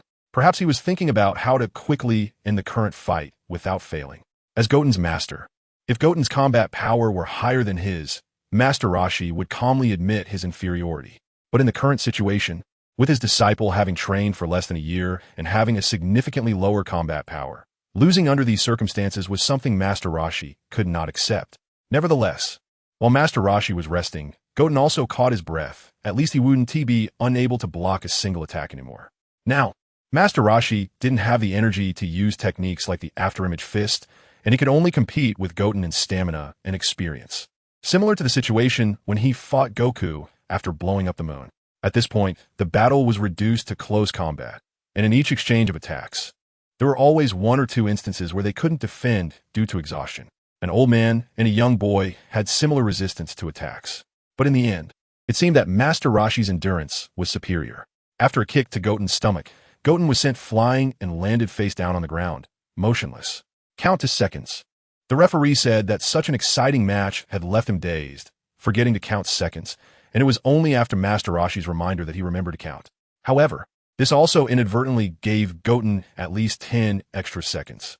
Goten happened to lie down in a pit created by an energy blast earlier, with his hands naturally hanging down into the pit. From the moment he lay down, Goten had already begun to prepare. It seemed like he was holding his stomach, but in fact he was gathering energy. Well, this time it was really the last bit of strength he had, and he didn't even know why he cared so much about Goku. Reflecting on the days at Bowsy Mountain, although he often felt comfortable alone, coming to Dragon Ball and having a partner didn't diminish the joy of life. Plus, with Goku being such a bug, seeing his smile was indeed heartwarming. 5, 6. Came. Drawing upon the last bit of energy he could muster, Goten unexpectedly spun around quickly while still lying down, pushing out the temporarily condensed Kamehameha wave. The output relied entirely on a shout, and this final extreme counterattack drained Goten of his last bit of strength. He truly had not a shred of energy left. With multiple injuries and exhausted stamina, after simply aiming and releasing the energy wave, Goten fell into a deep sleep. However, this feeble energy wave caught Master Roshi off guard. He was posing with a peace sign to show off to the audience. Convinced he had already won and had no time to react, he could only block with his arms, using his ki to defend against the energy wave. At that moment, no one was focused on Goten anymore. All eyes were on Master Roshi, who was about to be pushed out of the ring. Thus, right in front of the audience, Master Roshi was pushed out of the ring by the energy wave, unable to keep his feet on the platform due to the heavy burden, with one foot already stepping onto the grass. Wow, Chunlong was actually knocked out of the ring. In this match, Sun Goten emerged victorious. The audience erupted with deafening cheers and applause. A child defeating an old man. It seemed much harder for the child to win. Plus, this match didn't lack exciting combat, so the audience was quite generous, though Goten couldn't feel it at all. It seems Sun Goten fainted after using his final attack, paramedics. Before the staff could come up, Goku rushed onto the stage and carried Goten backstage, laying him on a soft blanket. Meanwhile, Master Roshi shook his head, sighed to himself, and walked back into the arena, regretting that he hadn't devoted himself to martial arts and had decided to come out of retirement only to be taught a lesson by his newly acquired disciple. This world truly belongs to the young. The previous match between Chunlong and Sun Goten was indeed thrilling, and next up is the second semifinal, featuring Sun Wukong against Nam. After Master Roshi and Goten exited, the referee immediately announced the next match's contestants and called for them to hurry to the stage. It was getting close to evening, and they really wanted to finish all the matches in one day. The moon would likely rise in just a few minutes. And right now, Goten was fast asleep. If Goten were awake, he would probably be worried whether Goku would accidentally see the moon due to fighting for too long. Sun Wukong, like Sun Goten, is a twin and the youngest contestant in this tournament. Let us look forward to seeing if the two brothers will meet in the finals. The seemingly weaker side always receives more attention and leniency. But Goku only appears weak, aside from occasionally letting others hit him to gauge their strength. He is no less formidable than Goten when it comes to fighting. To put it bluntly, Goku fights much more fiercely than Goten. Of course, not being able to fly is indeed a weakness for now. As for energy blasts, Goten thought he couldn't recall Goku ever using any techniques aside from the Kamehameha and Spirit Bomb. He couldn't even casually throw out an energy blast, leaving Goten at a loss for words. Such a cool skill, and yet he never uses it. Wukong definitely wouldn't think that Wu Qian is incapable. It's likely that Wukong is just single-minded and only uses the Kamehameha. The match begins. Nam came to participate in the World Martial Arts Tournament to solve the water source problem in his hometown, using the prize money to buy water. To be honest, even if purified water costs money, the well water that others draw also costs money. But it seems like taking water from the Yellow River doesn't require payment, right? Even if that water is undrinkable, it can at least be used for farming, and with capsules, you certainly can't drain an entire river, can you? So Wu Tian is left with many questions about the situation in Nam's village. However, Wu Tian is still asleep right now. Otherwise, if he were watching the match from the wall, his thoughts would be quite rich at this moment. Nam, with a mindset of not being able to lose, is different from Master Roshi's carefree attitude, which hasn't led to victory, Each of his attacks combines speed and strength, showing that he doesn't regard Wukong as just a child. Since monsters can talk, having a child capable of moving mountains and splitting rocks doesn't seem too out of place, does it? At the beginning, Wukong didn't use all of his strength. He also had the mindset of wanting to feel out his opponent's power by taking a few hits first. However, Wukong's combat power was at least 10 times higher than that of Nammu. So, not only did Wukong defend against Nammu's attacks, but he also countered a few times. Although his counterattacks weren't heavy, they made Nammu take the situation more seriously and focus more. Next came Wukong's time to show off. Fighting straightforwardly would definitely ensure victory. However, he insisted on playing around, so the Love's magical circle move appeared. Not only did it fail to have any effect, but it also gave Nammu an opening. Nammu jumped up, still as high as ever. If Wukong were to be hit by Nammu's Sky Cross Punch, Goten believed it would definitely be intentional. This technique, while utilizing gravitational potential energy to gain speed and power, could be avoided easily. Couldn't he just not take it head on? Nammu could still forcibly change direction to chase him as he got closer to the ground, right? No matter how strong the skill is, if it can't hit anyone, it's useless. Wukong, just like in the original work, took the first Sky Cross Punch and displayed a look of "I've already GG." That Mu was very confident in his Sky Cross Punch, and on top of that, he was uncertain whether Wukong's tail could still move. So he thought he could win by just waiting for the 10-second countdown to finish, without deliberately trying to throw Wukong out of the ring. In the end, just as the countdown was about to end, Wukong performed a backflip. At that moment, Mu's eyes nearly popped out. When Kieran was hit, he was on guard. But Wukong was hit in the chest and neck without any defense. And now Wukong was recovering even faster than Kieran. At that moment, Kieran thought, "Don't be surprised. My mentality has already collapsed." The Wukong who stood up again seemed like he was finally taking things seriously. "Wukong, I've already felt your ultimate move, and it really hurt. Now I have to get serious." Although Wukong wouldn't think this way, his eyes and actions fully demonstrate that he is that kind of person. However, only a few people noticed a very dangerous point, which is that the moon has come out. Due to Wu Qian's delaying tactics, he originally intended to use his transformation to wear down his opponent's stamina while fighting. But he didn't expect to drag it out and still not reach the time he wanted. Yet the result was a win. The uncontrollable consequence now is that Wukong might accidentally see the moon at any moment. Bulma, look quickly, the moon is out. Really? This is bad. Yamcha in the arena was too focused on watching the battle to notice, but even if he had, it wouldn't have helped. He could only pray that Wukong wouldn't look up. However, that Mu contestant used his special move once again. Will he be able to hit Wukong this time? Oh no, Wukong is going to look up. It's over. I should run away first. You come back here. Do you believe I'll shout beep? Wukong looked up to observe Mu's movements to confirm what he was doing, and just that glance upward made him involuntarily see the moon. The round moon reminded Wukong of what his grandfather said about not looking at the moon, and in that half-second of distraction, Wukong's consciousness was already gone. The contestant's son has not responded for the time being. Is he preparing to take Mu's Skycross punch head-on? As Mu, who was still rapidly descending from the sky, saw Wukong looking dazed, he thought, "This time I can definitely defeat you." Roar. His clothes ripped, his body grew larger, and Mu was so scared that he retracted his technique, just falling straight down and crashing into the giant ape Wukong's face. Of course, whether or not he retracted his move, in front of the giant ape Wukong, whose battle power was at least 700, no attack could possibly affect Wukong. Even if Master Roshi used the Kamehameha directly against Wukong, it wouldn't defeat the giant ape Wukong. At most, it would just make him bleed a little. Wow. Some audience members worried for their lives had already started to flee, while only the contestants and some fearless spectators remained to watch. Just as expected, Bulma. Let us hurry and escape. You shut up. Poor. Let us use the old method. We can't let Wukong continue like this. Otherwise, it won't be long before he destroys the buildings here and goes elsewhere to cause havoc, which would lead to widespread panic among the public. Originally, Yamcha and Pu'er were in separate viewing areas for contestants and spectators, but after the incident, they quickly gathered together to discuss a strategy. After all, having been in the Wild West for so long, their cooperation was basically flawless. Mr. Chung Long, could you please help us attract the giant ape's attention? We know how to make Wukong transform back. Probably because he wasn't very familiar with Kieran and saw that Kieran's displayed strength was inferior to Chung Long's. Alongside Yamcha's ongoing speculation that Chung Long was Master Roshi, seeking Chung Long's help was a good choice, increasing their chances of cutting off Wukong's tail. I heard you say it's because of the moon that he s like this? Yes, but there is no time to explain so much. We really need Mr. Chung Long's help, or else everyone will suffer later. I don't see why it needs to be so complicated. Taking off the clothes he had just put back on not long ago, Chung Long struck a pose as if he was about to unleash a powerful move. After resting for a moment, he could manage it, right?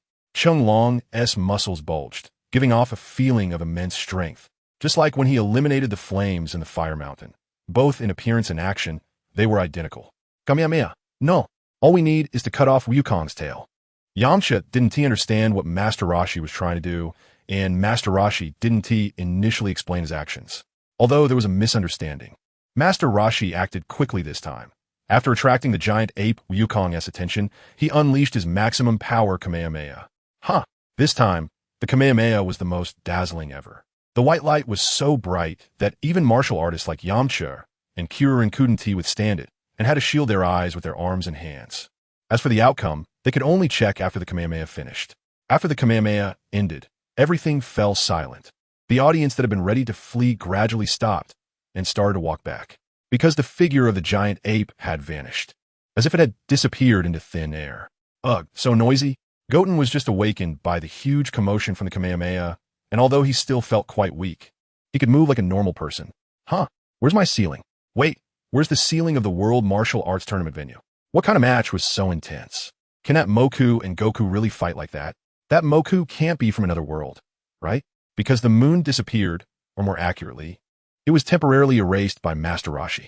So when Goten opened his eyes and didn't see the moon, he didn't realize that Goku would transform. If Goten had been a bit dazed and had seen the moon right after waking up, then it would have been Yamcha's headache. After putting in so much effort to cut off Goku's tail, now his older brother has transformed again. How can anyone live with this? He stood up and walked outside, and the first person he saw was Krillin, who was still in shock. Krillin, what's wrong? Goku, are you okay? Please open your eyes wide and see who I am, okay? To be honest, so far, only two people can recognize him and Goku immediately. One is Gohan, and the other is Bulma. Even Krillin, who had been with them for nearly a year, couldn't tell the difference, and he was less attentive to these details than Bulma, who had only adventured with them for a few days. You're Goten? Goku just suddenly turned into a monster, but now he seems to be gone, as if he was hit by that guy named Chung Long with the Kamehameha. Wu Tian excitedly glanced at the moon again, but fortunately, the moon was no longer in the sky, and he looked up to see only loneliness. That should be fine. I'll go find Wukong.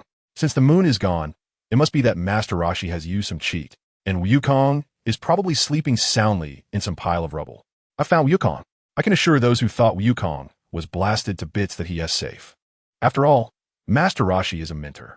Unless there is absolutely no other way, it's impossible to harm a disciple. Wukong is fine. That's great. I thought it was too dangerous just now. Luckily, everyone is okay. However, the venue is already beyond repair. The remaining people are chattering away. The contestants are mostly concerned about Wukong's situation. The audience is discussing the giant gorilla and the dazzling light that flashed before their eyes, while the staff of the martial arts competition are complaining about the venue being destroyed. Injuries are inevitable in a competition, so it's considered public expense. At this moment, the dedicated referee came out to calm the audience and urged the contestants to continue the match. Wukong was also awakened by someone, and then he swaggered around naked as if nothing was wrong. At this moment, Wu Tian found it difficult. He really didn't want to take off his clothes for Wukong, and he didn't want to wear only an inner garment while giving his outer garment to Wukong. Thus, Wu Tian began to play dumb. What? Is being naked not a perfectly normal thing? The female monkeys in the mountains are all bare-bottomed. In the end, Kiririn was defeated by the antics of Wu Tian and Wukong, and he personally took off his clothes and gave them to Wukong to wear. Wukong, Liquid S. Before, due to the urgent situation, no one noticed what that wooden player had done. Now that Wukong is back on the field, that wooden player naturally returns to continue the fight. Wukong's transformation into the great ape ended because the moon disappeared, not because he lost his tail. So now, aside from being a bit hungry, Wukong can basically exert 100 of his fighting power. Wukong, don't you want your big brother to fight you with all his strength? Then hurry up and win the battle. To prevent Wukong from messing things up, Wu Tian reminded him. Otherwise, after all his hard work, he wouldn't want to fight Wukong in the finals just for Wukong to win the championship. What if Wukong didn't even make it to the finals? Wukong, my bad. I shouldn't have disrupted the plot. I'm sorry, Goku. Go ahead and hit me. I can take it. However, there's no doubt about Goku's fighting ability. He originally had a higher combat power than that wooden character, and he already knew all of that character's attack patterns beforehand. So being hungry only affected his performance a bit, and in the end, he easily won the match. The winner of this round is contestant Sun Wukong. At this moment, thunderous applause erupted from the audience, not just because Wukong won, but also in anticipation of the next match, where two identical little ghosts would face off. Hey, it's so late today. Do we really have to continue the matches? Can't we wait until tomorrow for the finals? Huh. But the tournament was planned to finish in one day, right? How about this? Let me ask the venue owner. The referee ran to the inner area to chat with the venue owner, who just barked a few times casually. Anyway, no one except the referee understood. The venue owner said it would be best to finish today, but if it must be postponed until tomorrow, that could work too. Who knows if the referee conveyed the message correctly? But in any case, today isn't the day to finish all the matches. So Wu Tian can have a relatively fair competition with Wukong. Well, fair or not, I never plan to win. Goku, let's start early. Alright, but I'm really hungry. I'm hungry too. Speaking of hunger, Wu Tian is also quite hungry right now. Both of them haven't eaten dinner and have just gone through a fierce battle. Goten's battle consumes a lot of energy, but there are breaks in between, while Goku's battles consume less energy, but he has to continue right after finishing the previous one. Their states are about the same. Seeing Goku still looking somewhat unwilling, Goten doesn't want to waste any more effort and just wants to finish quickly. Master Roshi will definitely treat them to a meal afterward. However, Goten still wants to eat first. The only thing that can affect Goku's mood for fighting is hunger. Even as a martial arts fanatic, he can't shake off the idea of needing to be full before fighting. So, can we get some food? Once we finish eating, we can start the match. No problem. Although the staff have already witnessed Goten and Goku's appetites, it's not their money being spent. They might just have to work a little harder and use the big pots a few more times. One bowl after another, some even served in large basins. Goten and Goku successfully demonstrated how to eat more food within a limited time. If they participated in an eating contest, Goku would definitely come in first. As for Goten, he would just eat enough for the contest. Continuing to eat just for the sake of the competition would be too much trouble. If he couldn't even keep up with a casual effort from others, then Goten would just have to settle for second place. However, the so-called middle way for Goten means that it doesn't matter what place he comes in, as long as he knows his own level. There's no need to make himself particularly glorious or dazzling. This time, the World Martial Arts Tournament is very applicable. While eating, Goten is already thinking about what scientific methods he can use to ensure a flawless defeat. If Goku notices, he will be in trouble, and, at the very least, will be asked to fight again. A gentleman uses words, not fists. Someone like Goten is too lazy to even speak, let alone act as a sparring partner for Goku. Half an hour later, the two finished their meal and returned to the arena. Some of the audience had left. Some were scared off by the gorilla. Some left because it was too late. And others, who had no understanding, thought there was nothing to see with two kids and left. Of course, most of the audience chose to stay and watch the match, whether they had something to do or not. Both Goten, fighting against Changlong, and Goku, battling against Namu, demonstrated their strength, proving they were not ordinary kids. This match, which could become a century-old battle, might be a once-in-a-lifetime opportunity to see. Goten, don't worry, it won't be too intense. If I were to deliberately pretend to be weak, Goku would definitely be unhappy. He was so fierce when he beat up Master Roshi earlier, and now he's just going to back down? But Goten can make himself sick. It's not that I don't want to fight you because I'm weak. It's just that I fought too hard earlier, and now the after effects are kicking in. Oh, my stomach hurts, my leg is cramping, I'm dizzy. This is what Goten had planned. He wants to be deliberately beaten by Goku at a specific moment and then act like he's done his best, but his body just isn't cooperating. A couple of times like this, then lie on the ground pretending to be dead, and as soon as the referee counts down, he can stand up again and be a hero. Hero Scram. Our group won't acknowledge someone like you. Stand properly on the field. The moment the referee says the match starts, Goten and Goku begin their contest under a few dim light bulbs in a somewhat dark environment. This setting is really suitable for some cheating. Although martial artists have better eyesight than ordinary people, the audience might not be able to notice the player's little tricks. But Goten doesn't have that kind of intention, especially since the opponent isn't his enemy. Brother, I'm going in. Okay, got it. Wukong, who hopes to defeat his opponents in a fair and square manner, always likes to say a word before the fight begins, letting them know he is about to start. This way, even if the opponent was distracted earlier, they can still prepare for the battle. Wukong isn't very interested in this kind of thing, although it seems foolish. It is a kind of virtue in martial arts. However, Wukong wouldn't have such thoughts, no matter which side he was on. If he wants to fight, he will do it quickly, even if it's a sneak attack. When he doesn't want to fight, no matter how much others remind him, he will just appear absent-minded. But Wukong only said that one line and then charged in, directly using the afterimage fist that Master Roshi had used before and that he had also used against Maki. He charged in and threw a punch that could easily hit Wu Tian's side face, but Wukong disdainfully chose to use the afterimage fist instead of taking that small advantage. I guess the afterimage fist is always predictable. After all, Wu Tian had almost received Master Roshi's afterimage fist, so there's definitely no problem with the technique. 2 seconds later, Wu Tian threw a punch to his left side, hitting nothing, and then was solidly struck by Wukong, who appeared from the right. After that, Wukong took advantage of the situation and quickly circled around to the front for another kick. After this combo, Wu Tian could only think, it hurts. In fact, Wu Tian's miss with the afterimage fist was intentional. He hadn't observed or sensed anything and just randomly chose a direction to throw a punch. And at this stage, Wukong, whose intelligence is still immature, couldn't possibly know what his brother was thinking. He happily believed his attack was effective and even immediately repeated it. Well, I hope Wukong only uses this move this time, so he won't even need to act. However, how could it be enough to become an Oscar-winning actor just like that? So after successfully landing the attack twice, Wukong gave up using the afterimage fist and switched to other attack methods. TCH, what a hassle. Wukong's fist came at him head-on, and Wu Tian tilted his head to dodge, simultaneously reaching out to grab Wukong's arm while extending his knee to kick Wukong in the stomach. Because Wukong had one arm captured, he could only raise his knee at the same time, and their shins collided, neither giving way. After the first round of confrontation ended, Wukong changed his moves first, withdrawing the captured arm while launching an attack with the other hand. In fact, Wu Tian could have held onto Wukong's hand tightly to prevent him from pulling away. But as a qualified performer, Wu Tian naturally reduced most of his strength, allowing Wukong to awkwardly withdraw his arm. With the captured arm pulled back, Wu Tian's hand was freed, and he changed his previous motion, using the same arm to block Wukong's second punch while launching a punch with the other hand, which was also blocked by Wukong's recently withdrawn arm. Thus, one leg of each person was pushing against the other's leg, while the other leg was grounded to maintain balance. The duel was reflected in the exchanges of punches, with both fighter speed and attacking and defending being similar, showing no clear advantage yet. However, as the saying goes, a long defense must lead to a loss, and over time, one side would inevitably lose balance due to a failure to defend against an attack. The one who would lose balance first in this duel was clearly Wu Tian, who was focused on how to lose the match.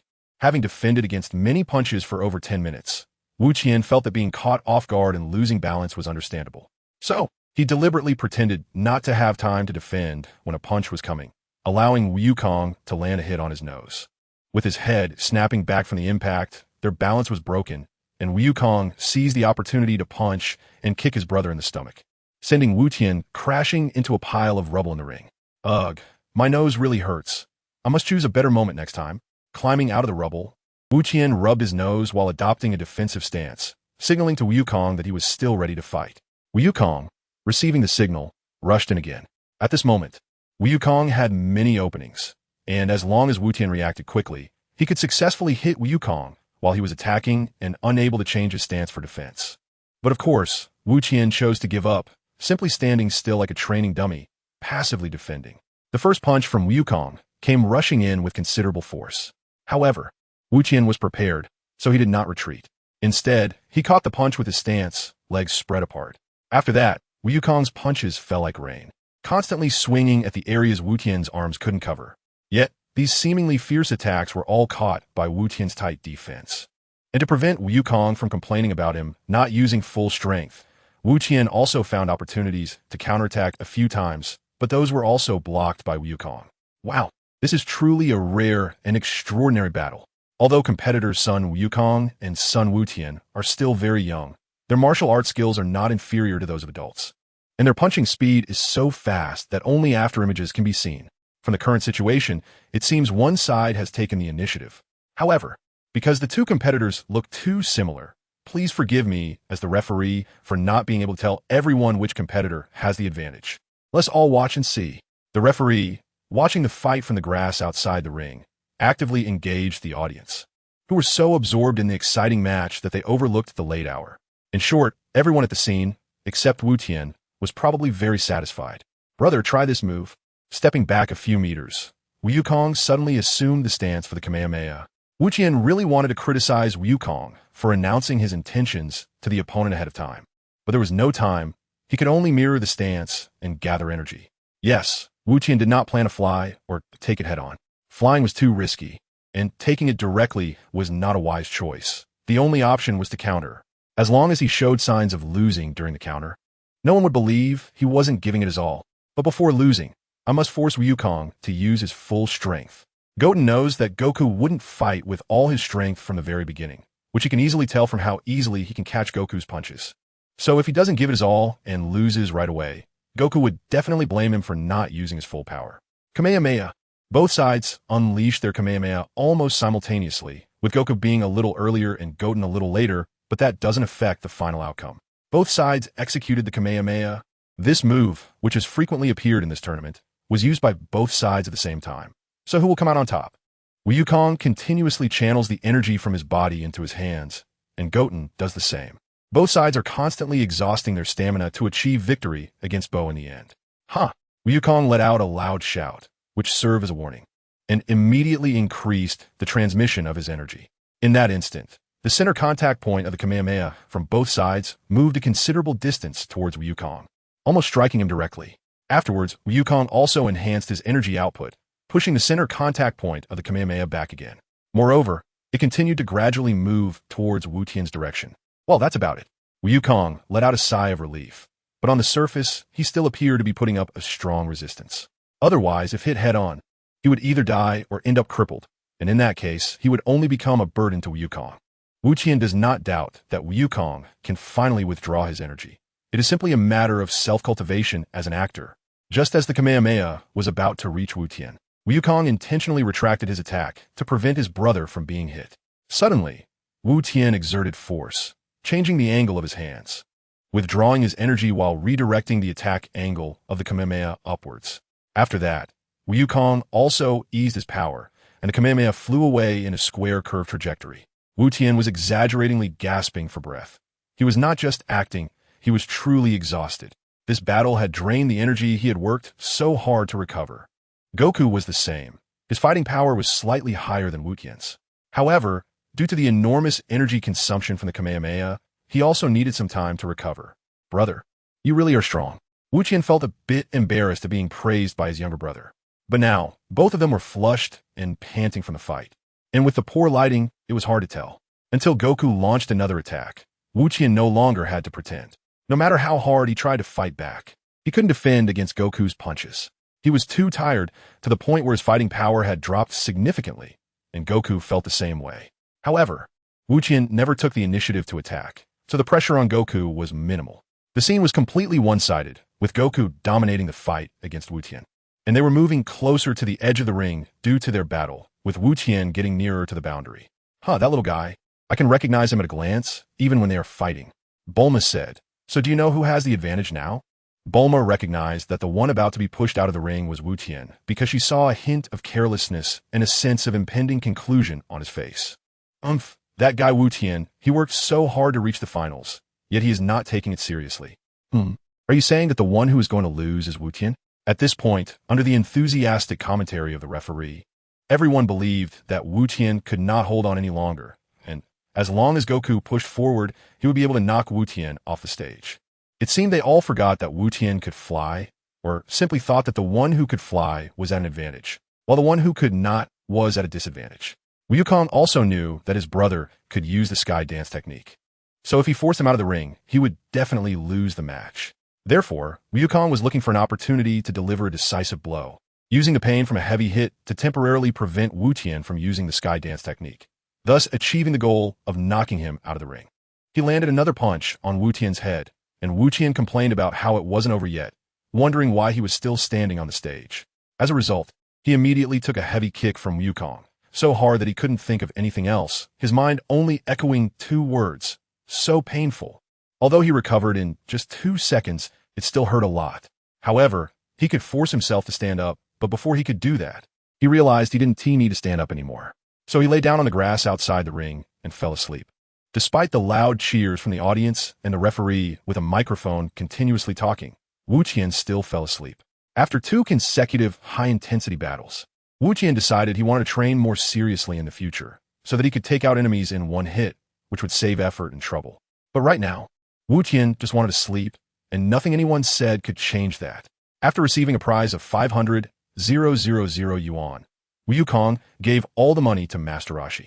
Although Master Roshi was money-minded, it was given by his disciple, so he took everyone out for another late-night snack.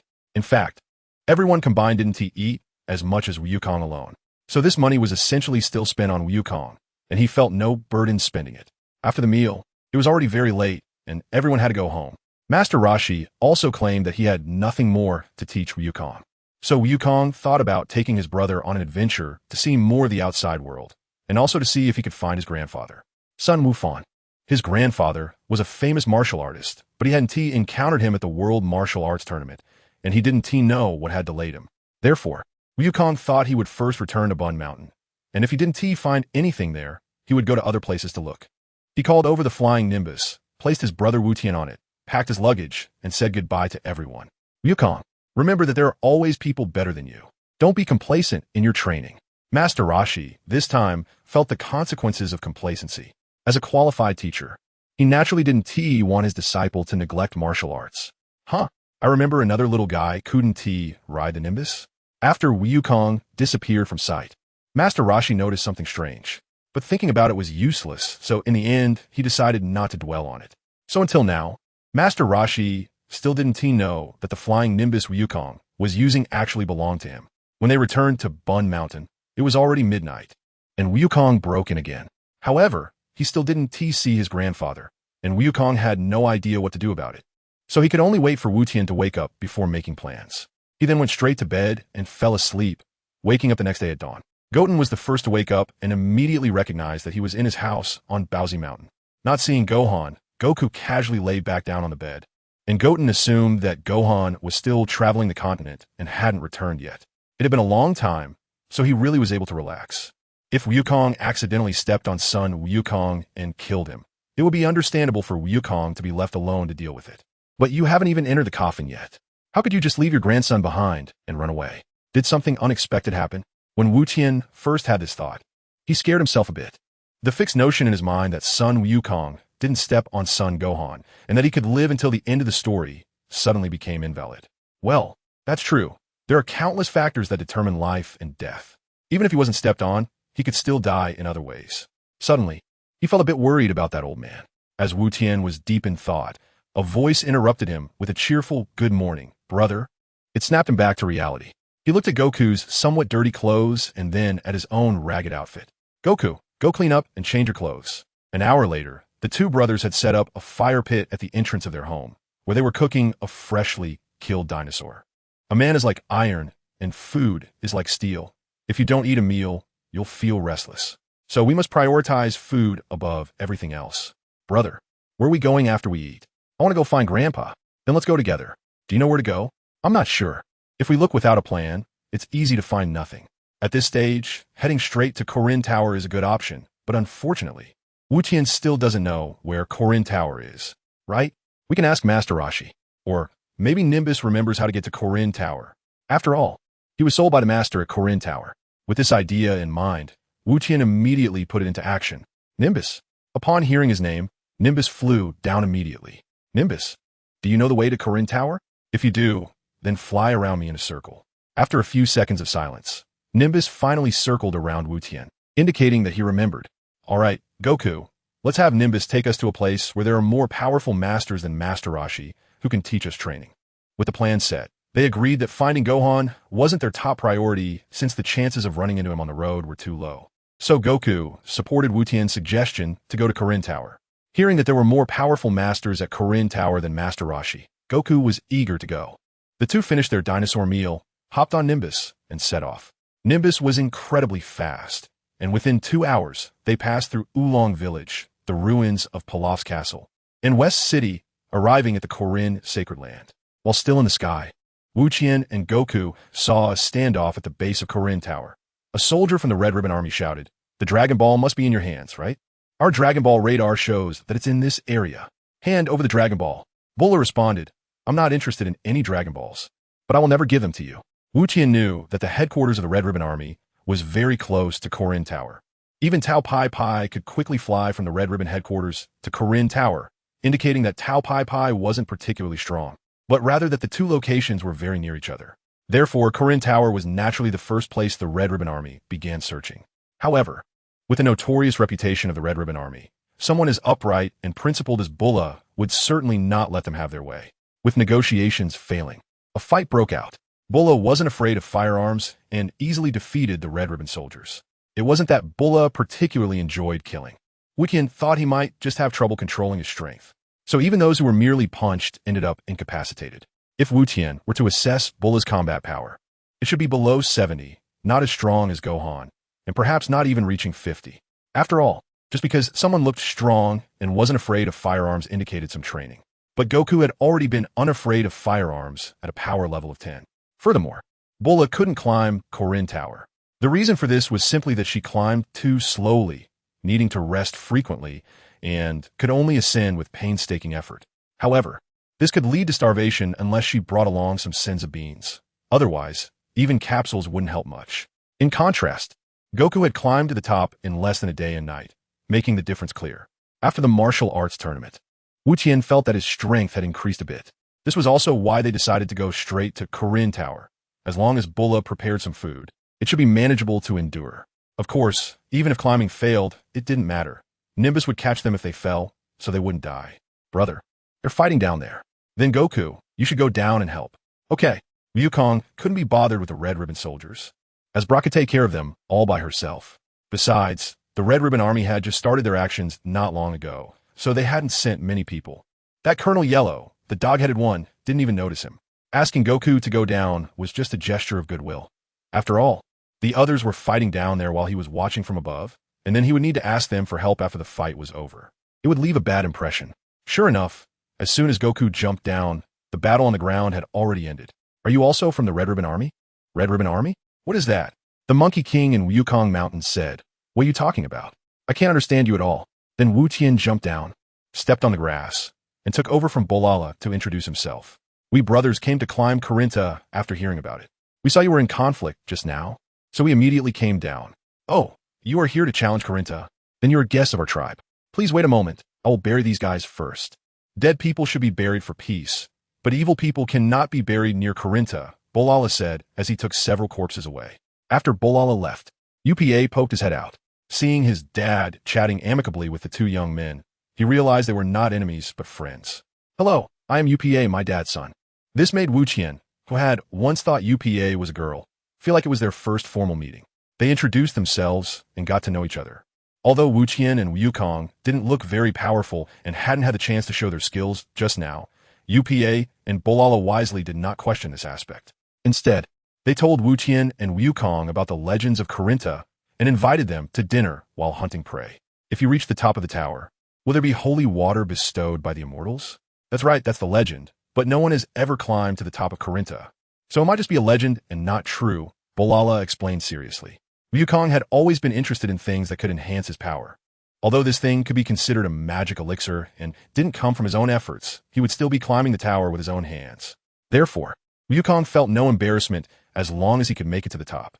If there really was something up there, he would definitely want to get it to drink. Uncle, could you prepare some food for us? I'm afraid, Wukong, and I won't make it up in a day. I'm really sorry to trouble you. No problem. Our tribe exists to protect the sacred land of Corinta and guide those who come to challenge it.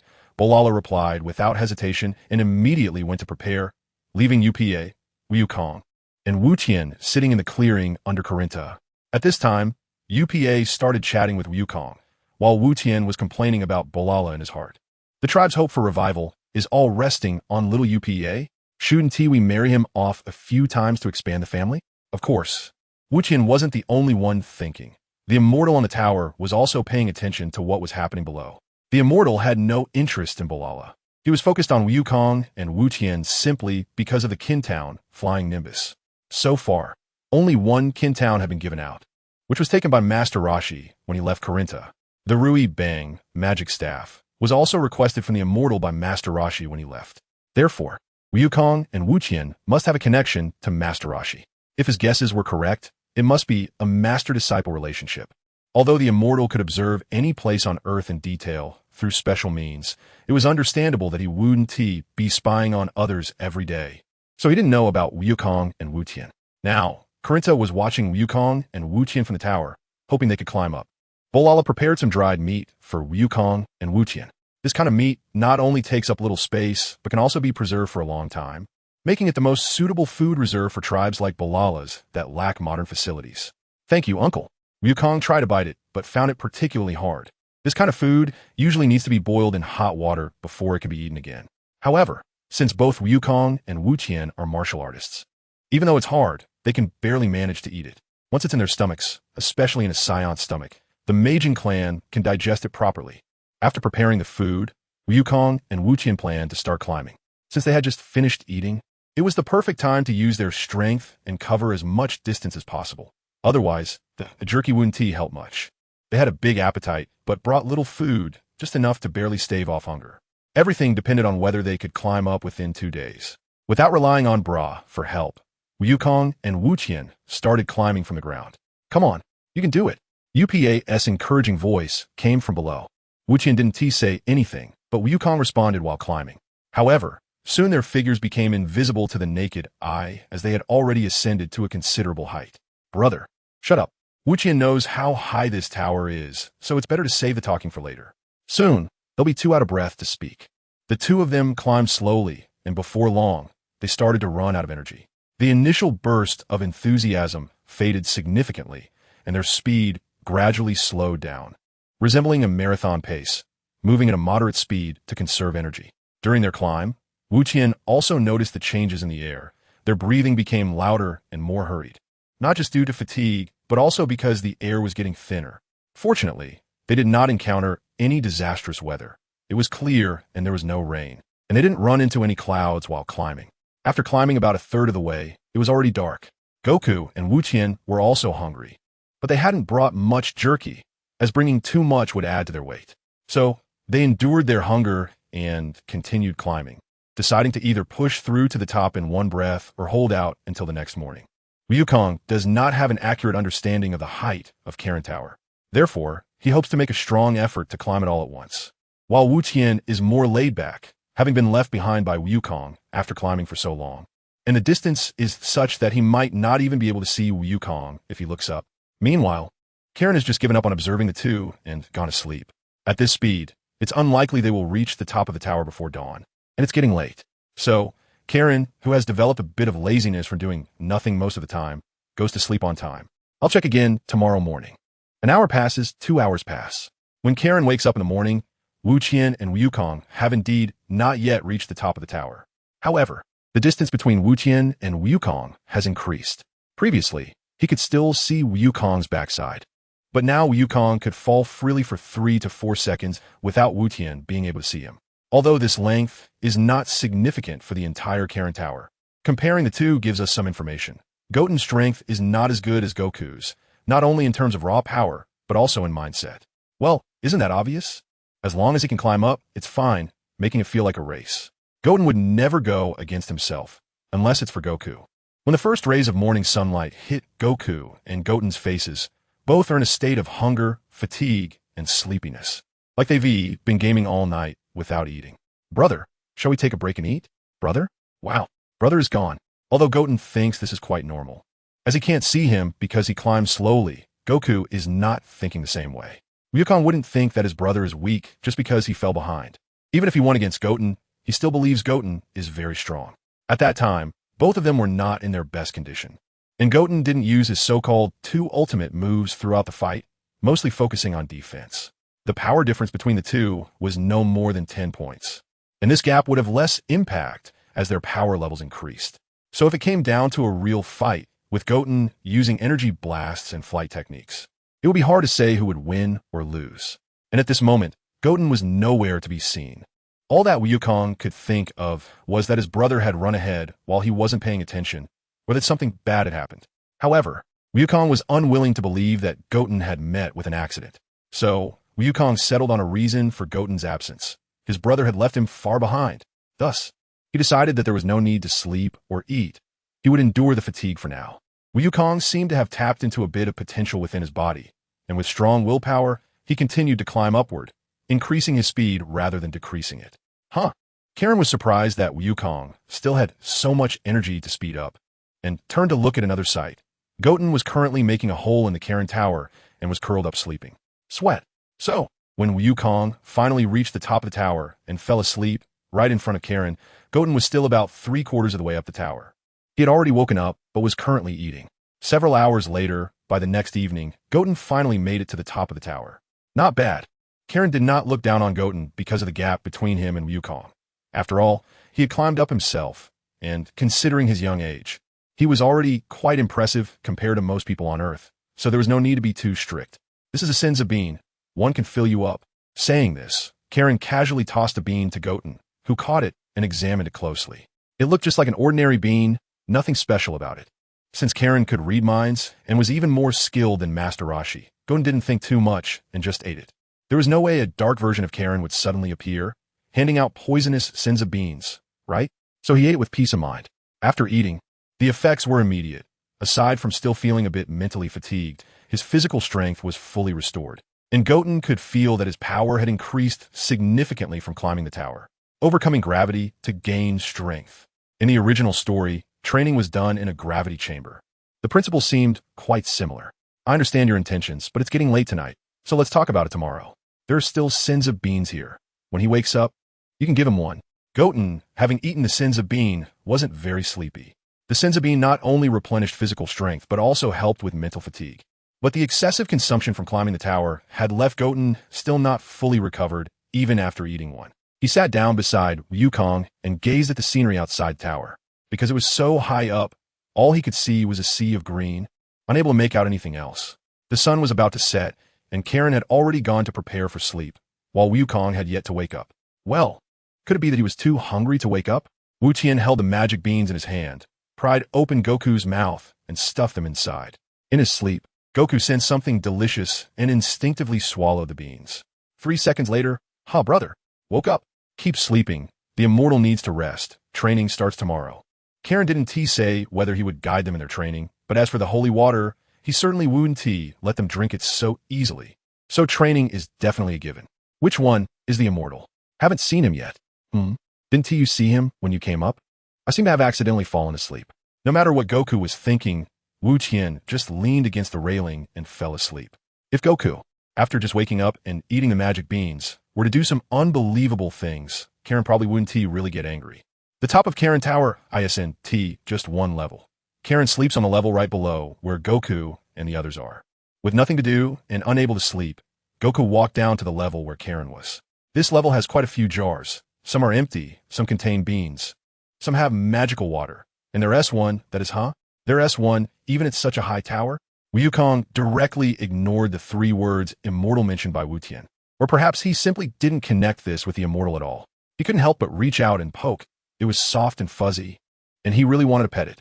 What are you doing? This commotion naturally woke up Karen. Hey, you can talk. I'm an immortal, of course I can talk. One has to be careful with their temper when talking to Wukong. Otherwise, he could easily go berserk, but clearly, Karen was unaware of this. Do you know Karen, the immortal? Why? What do you want with him? Karen had already known that Wukong came for the holy water when he climbed up, and now that he was awake, he thought to ask again and use his mind-reading ability to see if Wukong had any other thoughts. I heard from UPA's dad that there's an immortal at Karen Tower, and that the immortal has holy water that can greatly enhance one's strength. I want to get the holy water. Is it that simple? It's really not that difficult. Karen and Wukong were not on the same wavelength. One had lived for over 800 years, while the other was just a 12-year-old monkey. Karen was asking if that was the only thought he had, while Wukong assumed it was just about climbing the tower, so it seemed simple to him. Chatting with someone deep in thought is much more interesting. Not only can they engage in conversation, but they can also sense each other's thoughts at any time, allowing them to adjust what they say to ensure they have the upper hand in conversation. This way, Karen can feel at ease. However, Wukong was just straightforward, saying he was Karen the Immortal. Let us just speak plainly and get this over with so I can go back to sleep. Oh, I see. His tone was neither warm nor cold, and Karen expressed that he couldn't take it anymore. You should go to sleep first. It's already very late. Tomorrow I will test if you're qualified to drink the holy water. What kind of test? We'll talk about it tomorrow. Just go to sleep for now, meow. But I can't sleep. After finally sending Wukong away, Karen was finally able to sleep peacefully. Meanwhile, the dismissed Wukong continued to poke around here and there, but fortunately, he didn't do too much to cause any unexpected situations. Wukong finally walked back to Wu Tian's side. As he passed by the middle of the tower, he discovered a cup filled with liquid. What is this? Could it be holy water? But holy water shouldn't be placed in such an ordinary spot, right? Never mind. Let's give it a try. Gulp, gulp, gulp. He drank the entire bottle. Wukong had indeed thought about the possibility of poison, but this is a place for immortals, and his brother is right beside him. That's why he felt safe to drink it. If it were anywhere else, Wukong wouldn't have drunk it so directly. He doesn't feel anything, though. After drinking, Wukong tried to kick his legs and punch the air, but there was not a bit of change in his strength. It seems this wasn't it. Finally, Wukong, with nothing to do, gave up fiddling around and sat down next to Wu Tian, slowly falling asleep. Even drooling in the middle of the night, which dripped onto Wu Tian's sleeve. In the morning, Karen was the first to wake up and didn't notice that the fake holy water he had placed outside was already gone. He directly called Wu Tian and Wukong up. You came for the holy water, but it's not something I can just give to you. Then what should we do? Wukong didn't let the silence linger, excitedly asking about the matter that was so closely related to strength. It was simple. You needed to snatch the holy water from my hands. Only if you got what I let you drink. As Karen spoke, he casually hooked the empty holy water bottle on the high platform with his staff. Weighing it, it fell a bit off. Turning around, he was shocked to see all the fur on his body standing on end. Who drank this bottle of water? What's wrong? I drank it last night, but it wasn't anything special, was it? Could that be the holy water? Wu Tian couldn't help but want to laugh at the scene, but fortunately, Karen was focused on Goku and didn't pay attention to him, allowing him to enjoy his moment of happiness. The real holy water would definitely not be so easily displayed. This bottle of ordinary water is what I use to test those who climb the tower. Hee-ha, coughing. Wu Tian quickly retracted his smile upon feeling Goku and Karen's gaze and that faint sense of mental probing. He straightened his face and focused, trying not to think of anything, which at least made Karen look away. Oh, has anyone ever climbed this tower? Goku didn't care why his brother was laughing and continued to ask. Of course, but only one person succeeded. Did that person drink the holy water? Wukong really wanted to say that Goten had actually made it, but he still forced himself to stop thinking about it. During this time on Karen Tower, he should think less about things. So how long did it take him to pass the test? Karen's furry palm stretched out 3 toes. 3 minutes. Could the great Karen really be that weak? Cough, cough, it was 3 years. So long? Wukong originally thought that the person was amazing for only taking 3 minutes, and he should have a chance to fight him. But then he was shocked by the 3 years it took. However, Wukong is not in a hurry to seek revenge on Tao Pai Pai. So what's 3 years to him? In Wukong's view, it doesn't matter much. Moreover, Wukong has always been very confident and determined. Perhaps that person took 3 years, but Wukong might only need half the time, or even less. Brother, are you coming first? You two can team up, but even if you work together, you won't be able to take the holy water from me. Just because they arrived a few days earlier, Karen didn't take Goten and Wukong seriously. But in reality, even following the known process by the time they fought Tao Pai Pai, Wukong's combat power wouldn't have increased much. So if Wukong can grab the bottle in 3 days, Goten thinks that if they both come together, even if their combat power is a bit lower, it wouldn't take more than 3 days at most. Moreover, this not only trains their bodies, but also effectively enhances their teamwork. Wukong, you just go ahead, I'll support you. In the later stages of the fights, it was almost all one-on-one. If someone stole a monster, Wukong and Beidian would get anxious with him, and at that time, they would either be counter-killed or beaten badly. By then, Goten can be as lazy as he wants, and no one will care.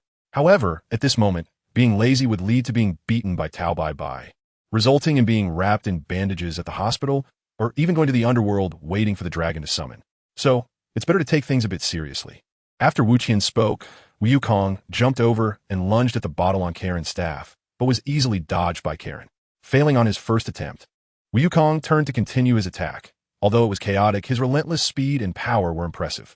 However, all his attacks were evaded by Karen's agile movements. Aren't you going to join in? Karen asked while dodging, and Wu Tian, being called out, decided to stop standing still and waited for the moment Karen dodged Wukong to strike. Although Karen managed to deflect the attack again, it nearly caused him to slip up. The difference in combat power was significant for now, but Karen found it difficult to fend off 2 agile monkeys with strong learning abilities while only focusing on evasion and defense. On the first day, Karen had to adopt a serious attitude. Otherwise, if they managed to snatch the holy water on the very first day, how would his reputation intimidate those who would climb the tower in the future? even though for hundreds of years, only Wukong and Wuqian had made up. The first day quickly passed, and it was time to sleep at night. Despite consuming a lot of energy, even after eating the sins of beans, they still felt a bit hungry, and Karen was not as relaxed as usual. He was slightly tired. I really can't underestimate you. From tomorrow on, one by one, please. 2 is really a bit much. Oh, then who should go first for the test? You go ahead, I'll go down and play for a bit. Karen didn't feel embarrassed. And Wukong and Wuqian wouldn't mock him either. Wuqian actively gave the priority to Wukong. Karen, give me some sins of beans. I'll go down and hang out with UPA for a few days. All right, it's boring to stay on the tower anyway. Remember to bring me some fish when you come back. Of course. After receiving the sins of beans, Wuqian jumped off Karen Tower with a leap of faith. Hey, this action made Karen somewhat worried for Wuqian, but Wuqian wouldn't be foolish enough to fall to his death. Nimbus. The moment he jumped down, Wuqian called for Nimbus to catch him. Otherwise, if he fell for too long, Nimbus might not be able to catch him, and even if it did, the impact would still be significant. If he couldn't catch his breath, he would be in trouble.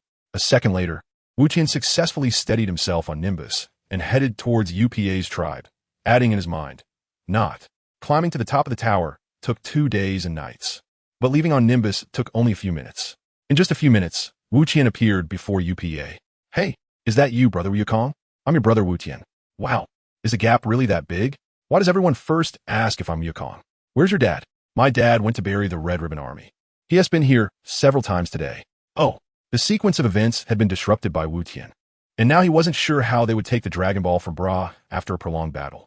With the Dragon Ball radar in the hands of the Red Ribbon Army, General Blue would definitely not be able to find the one in the sea. So that guy most likely wouldn't come back to deal with Bra. The rest of the Red Ribbon Army didn't have much combat power either. Aside from firearms. They were just firearms, so in the end, they would still have to ask for Tao Pai Pai, right? Plus, there was also a Dragon Ball in the hands of the little genius Pilaf. The Red Ribbon Army was destined to not gather all the Dragon Balls. By the way, Brother Wuqian, did you climb to the top of the tower and come back down? You guessed right, I did go up. Did you see the immortal? Did you drink the holy water? I saw the immortal, but I haven't drunk the holy water. Drinking the holy water was not that important. Wuqian thought that climbing the tower a few more times might be more practical than snatching water from Karen. However, one was purely for physical training, while the other was for honing combat skills, awareness, and other details. Why didn't you drink it? UPA was still very curious about Karen Tower. After all, being born in Karen's sacred land, he had been influenced by it, but had never seen it with his own eyes. The immortal still has to test us. Now it's time to test Wukong. This was the first time Wuqian had spoken so much in a conversation. UPA, being a child, felt it wasn't good to ignore him. Fortunately, after asking his questions out of curiosity, he stopped being so inquisitive. Wuqian leaned against Karen Tower, closed his eyes, and was about to sleep, falling asleep before Bra returned. This way, it saved the trouble of having the son finish talking and then the father speaking. If Bra had any questions, he could just ask his son. However, when Wuqian woke up again, it wasn't the next morning, but midnight. In the middle of the night, the Red Ribbon Army came for a nighttime raid. Disturbing people's dreams in the dead of night is a grave sin. They deserve to be beheaded. Without needing Bra to come out of the tent, Wuqian single-handedly gave each of them a penetrating light beam. A slight burnt smell wafted through, but after the gentle breeze, it quickly faded and the air remained pristine. As for all the corpses, Wuqian couldn't be bothered to deal with them. He would let Bra handle it in the morning. The feeling of instant killing is pretty good. In the morning, at the headquarters of the Red Ribbon Army, Commander Red received a report from his aide after waking up. The message was sent back to headquarters by Colonel Yellow, admitting mission failure and requesting reinforcements and heavy firepower support. Bra wasn't afraid of ordinary firearms, but facing artillery shells was not so simple. Once hit, even if not dead, one could become disabled and unable to continue fighting. What? Is Colonel Yellow even taking the mission seriously? This is his third request for help. Red, a short man with a bad temper and no real abilities, was on the verge of exploding after hearing about Yellow's third request for help. According to the information sent back by Colonel Yellow, it was highly likely that the holder of the Dragon Ball was a very tricky character, not only immensely strong, but also impervious to blades and bullets. Therefore, the people on Colonel Yellow's side had not been able to find a breakthrough point and were completely outmatched. Then give him the latest model of combat machinery. If he fails again, just execute him. Unfortunately, the people in the technology department had not made much progress with the androids. Otherwise, I would have sent the androids in long ago. After spending so much funding and time, we ended up with just one failed product. Useless. Well, a failed product is indeed funny to say. Yes. The aide immediately replied to Colonel Yellow and mobilized personnel, weapons, and aircraft from the base, which would arrive at Karen's sacred land within an hour. The Red Ribbon Army had a vast number of soldiers. This organization had grown to a size that even national departments could not contend with, and could only turn a blind eye to their existence. But even so, it was still limited. Not to mention Wukong later on. Even someone like Tao Pai Pai could charge into the Red Ribbon headquarters alone, killing 7 in and 7 out, leaving no one alive, and still manage to retreat unharmed. In such a world, high-end power was the most important. No matter how many minions there were, they were just minions. What does it matter if they're minions from a planet? Look at the fate of the Scions. Annihilation can happen in an instant. On the other side, Colonel Yellow, still waiting for reinforcements near Karen's sacred land, was responsible for continuing surveillance. The moment the reinforcements arrive is the moment to launch another attack. When did a little ghost appear? Colonel Yellow was responsible for this area, which was initially large due to the lack of precision of the Dragon Ball radar. At that time, the manpower was also scattered. Later, after it was basically confirmed that there was no possibility of Dragon Balls hiding elsewhere, they focused all their attention on the tribe, where Bra was located. The result was that one after another, many good brothers sacrificed. Yesterday's night raid was the last and strongest wave, but unfortunately, Goten had just come down from the tower, and with a few quick moves. Numbers and guns were of no use. At that time, Colonel Yellow was also nearby, but he was relatively far from his subordinates. Observing the situation and arranging combat plans using night vision goggles, binoculars, and communication devices. Being far away and not understanding what was happening, his men fell one after another, piling up high enough to block Goten, who had been sleeping on the grass under Corinne Tower. In Colonel Yellow's own words, who experienced this firsthand, on a quiet night, I deployed the attack plan to capture Corinne and seize the Dragon Balls. My subordinates were all skilled fighters, brave and swift, with excellent marksmanship, never backing down in the face of difficulties, and never looting in the face of profit. Yet this group of people, the pride of the Red Ribbon Army, fell one after another as if triggered by a domino effect. They didn't even have the chance to make a sound or see the enemy's face. It is not that my Wei army did not work hard, but rather that the Shu army was too formidable. In the morning, Goten was woken up by UPA. By the time he got up, Bra had already taken away and buried the dead and had prepared new food. Wukong had no psychological burden and just started eating. At night, he helped take down a wave of enemies. While he couldn't claim to have done a great job, Bra was very happy to treat his friends to a meal. The only thing that made Wukong a bit embarrassed was that he ate about 95% of the entire prey, while Bra probably ate about 4.5%. And UPA, being so small, was already full just watching Wukong eat. Today, they were likely to come again, and there might be even more powerful machines. Wu Qian hasn't activated the omniscient and omnipotent cheat. He just feels that it's been several days, and usually, a commander would be unable to tolerate continuous failures at this point. Sending out stronger individuals is their normal choice. For example, Tao Pai Pai. Ahem, Wu Qian has thought about how to deal with Tao Pai Pai if he comes.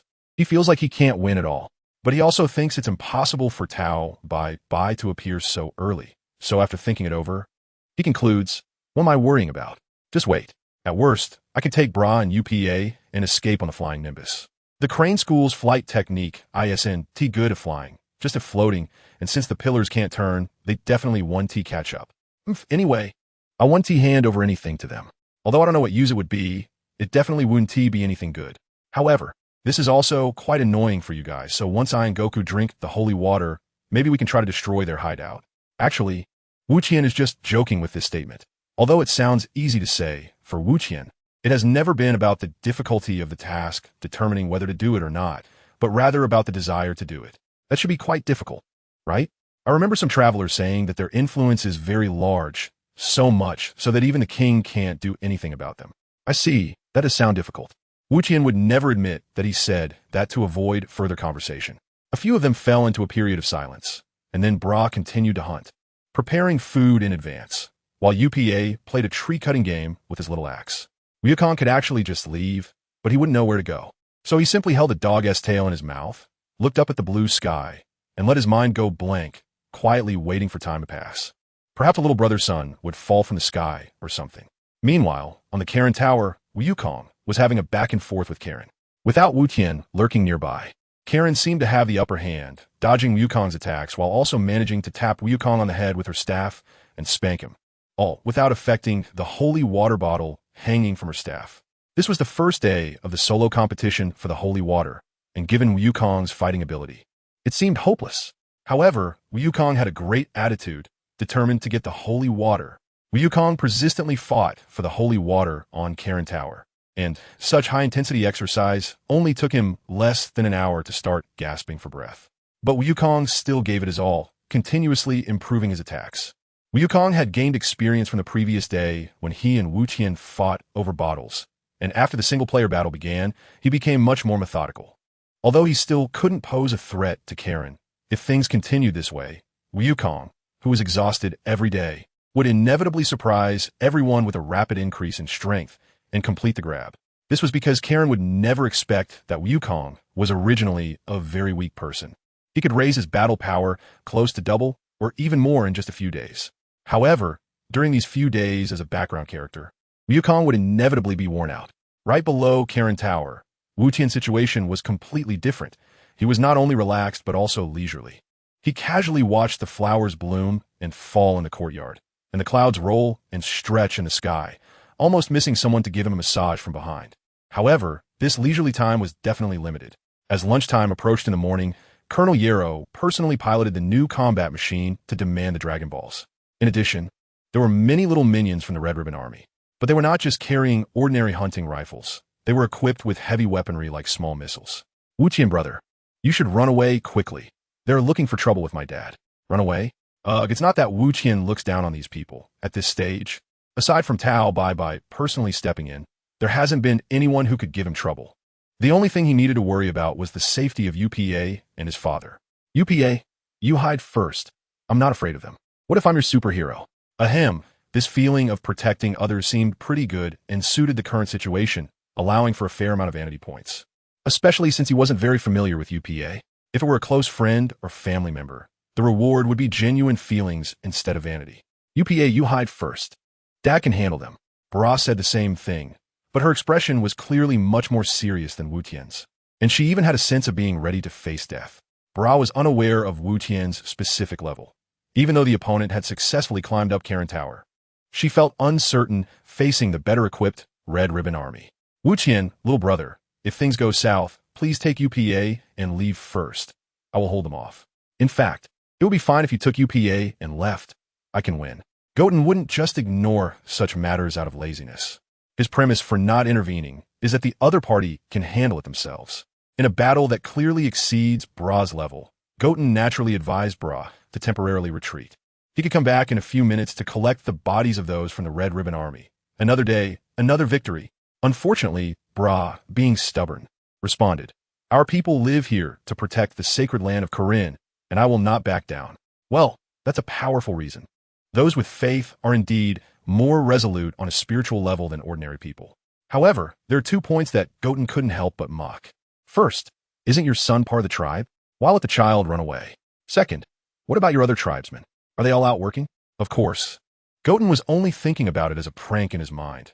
In reality, his attitude towards Bra remained the same as always. Though not close, they are definitely friends who can help each other. So without waiting for the Red Ribbon Army to become impatient and issue threats, Goten took the initiative. Sometimes, when battle is inevitable, a quick resolution is the lazy person's pursuit. Just like how Trunks dealt with Frieza and his son when they came to Earth, swift and decisive, eliminating any possibility of a mishap or being delayed by the enemy. Wu Qian can foresee that when Cell makes his appearance and his strength happens to be just enough to deal with Cell, he will definitely say to Vegeta, "Please, let me finish Cell with the Kamehameha." The Scion's love for the battle process is one aspect, while their arrogance is another. Once Goten starts fighting, he has that primal urge for a thrilling battle. However, he is also driven by another aspect of his character, which is to avoid making things more complicated than they need to be. Complications often represent unexpected changes. The more one hopes something won't happen, the more likely it is to occur. After climbing the Corinne Tower, Goten, who can fly, experienced significant improvements, coupled with an initial push-off from ground. He quickly reached the side of the Red Ribbon Army soldiers carrying heavy weaponry. He extended his finger, and a tiny point of red light gathered at the tip. In an instant, the light pierced through the neck or other vital areas of his opponents. The entire process was fluid and seamless, without any pauses. In the blink of an eye, members of the Red Ribbon Army fell, and they were still able to think as they died. But their bodies could not respond at all.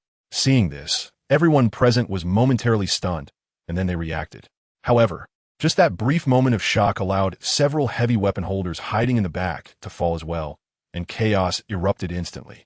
Bra, seeing Goten's impressive strength, was filled with fighting spirit and confidence. He charged forward with a spear and pierced through the person standing in front, and with a powerful thrust, he also killed the person behind, easily achieving a 1-3 kill. Quick counterattack! Quick counterattack! Kill them! Colonel Yarrow quickly ordered while controlling his battle machine to raise its arm, revealing a series of gun barrels that combined to resemble a Gatling gun from a video game. Hot tot tot. Unfortunately, it only emitted yellow flames. Since Bra was right in front of him, Yarrow's first target was Bra. At the same time, Bra tensed his muscles to block the incoming bullets. When Goten noticed that Bra might be in danger, he couldn't just stand by.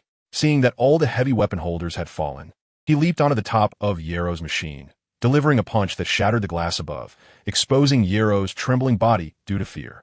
Meanwhile, because Yarrow's attention was drawn to Goten, the Gatling gun had long since gone off target, sweeping across the ground in another direction. Freed from the bullets, Bra quickly pursued those who had tried to pick up heavy weapons while he was fully occupied blocking the bullets.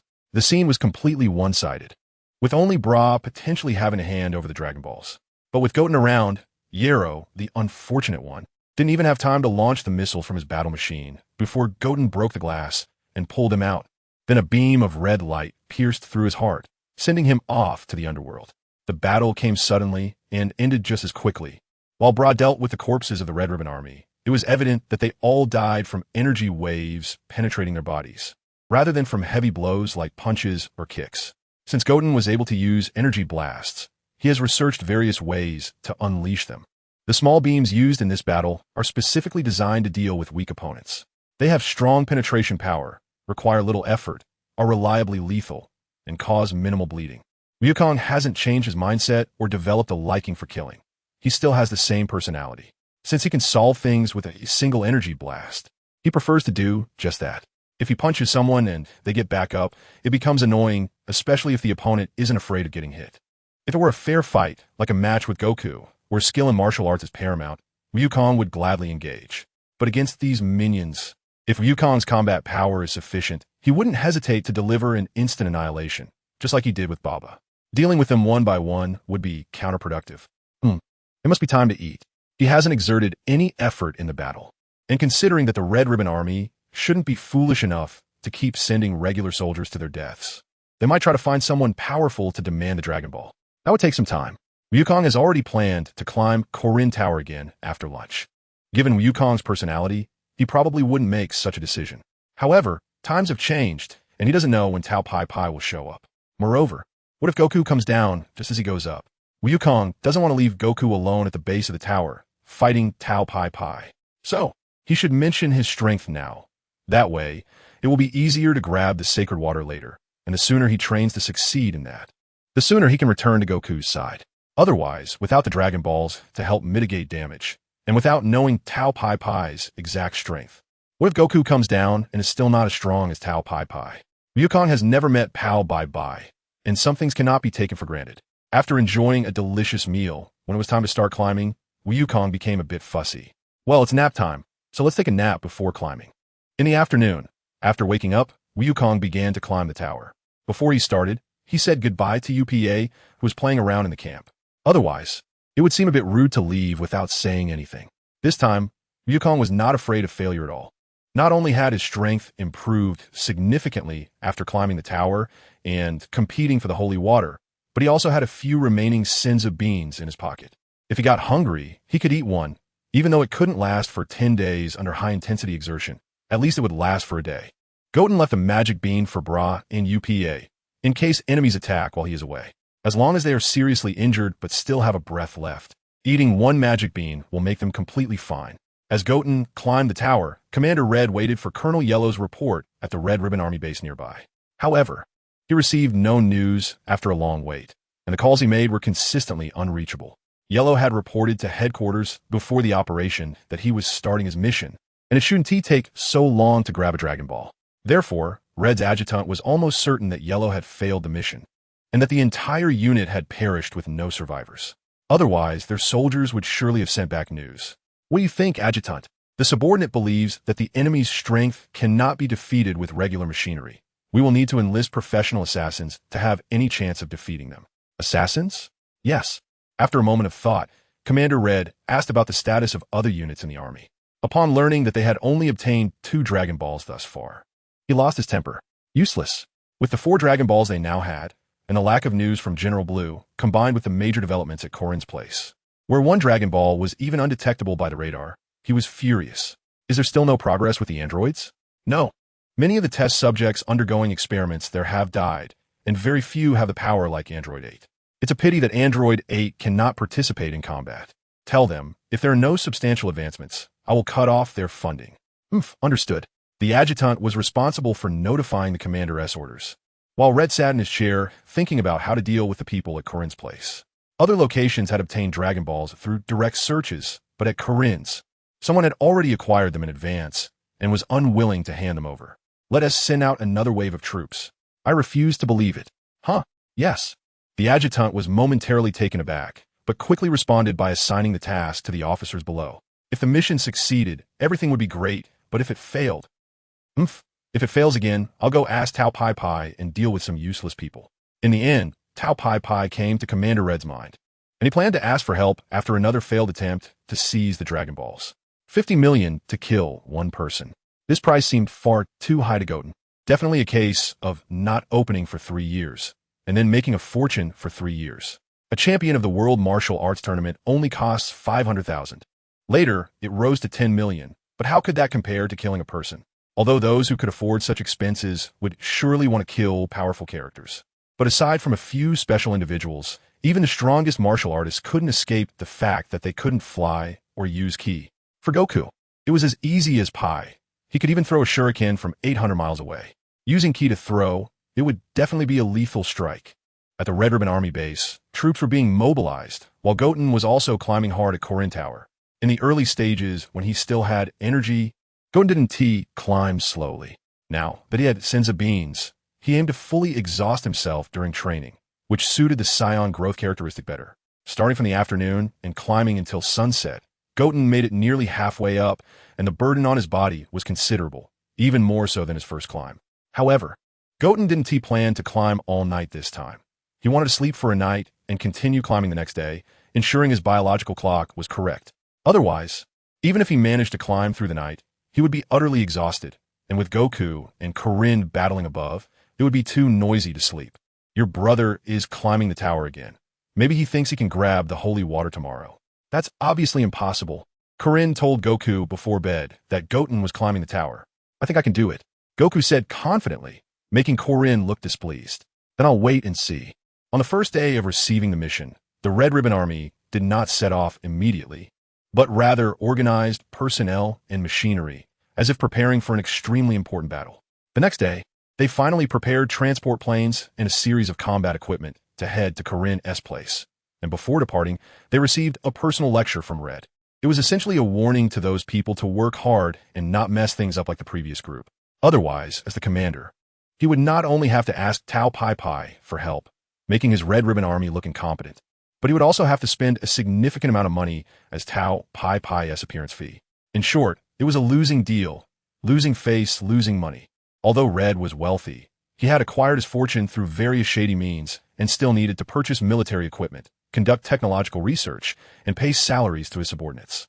Hence, even with a lot of money, it was primarily used for the development of the Red Ribbon Army. Fail to complete the mission, and you'll be executed. That was the only threat Red knew how to make.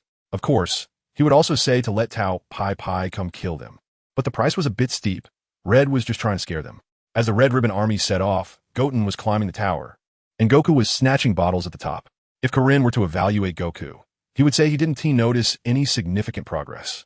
Even if he snatched for a few more days, it would be the same. However, just as Goten exhausted his strength and reached the top of Corin Tower, Goku, to Corin and Goten's astonishment, managed to snatch the bottle. It only took 3 days to snatch the bottle. 2 days of solo snatching followed by 1 day of duo snatching.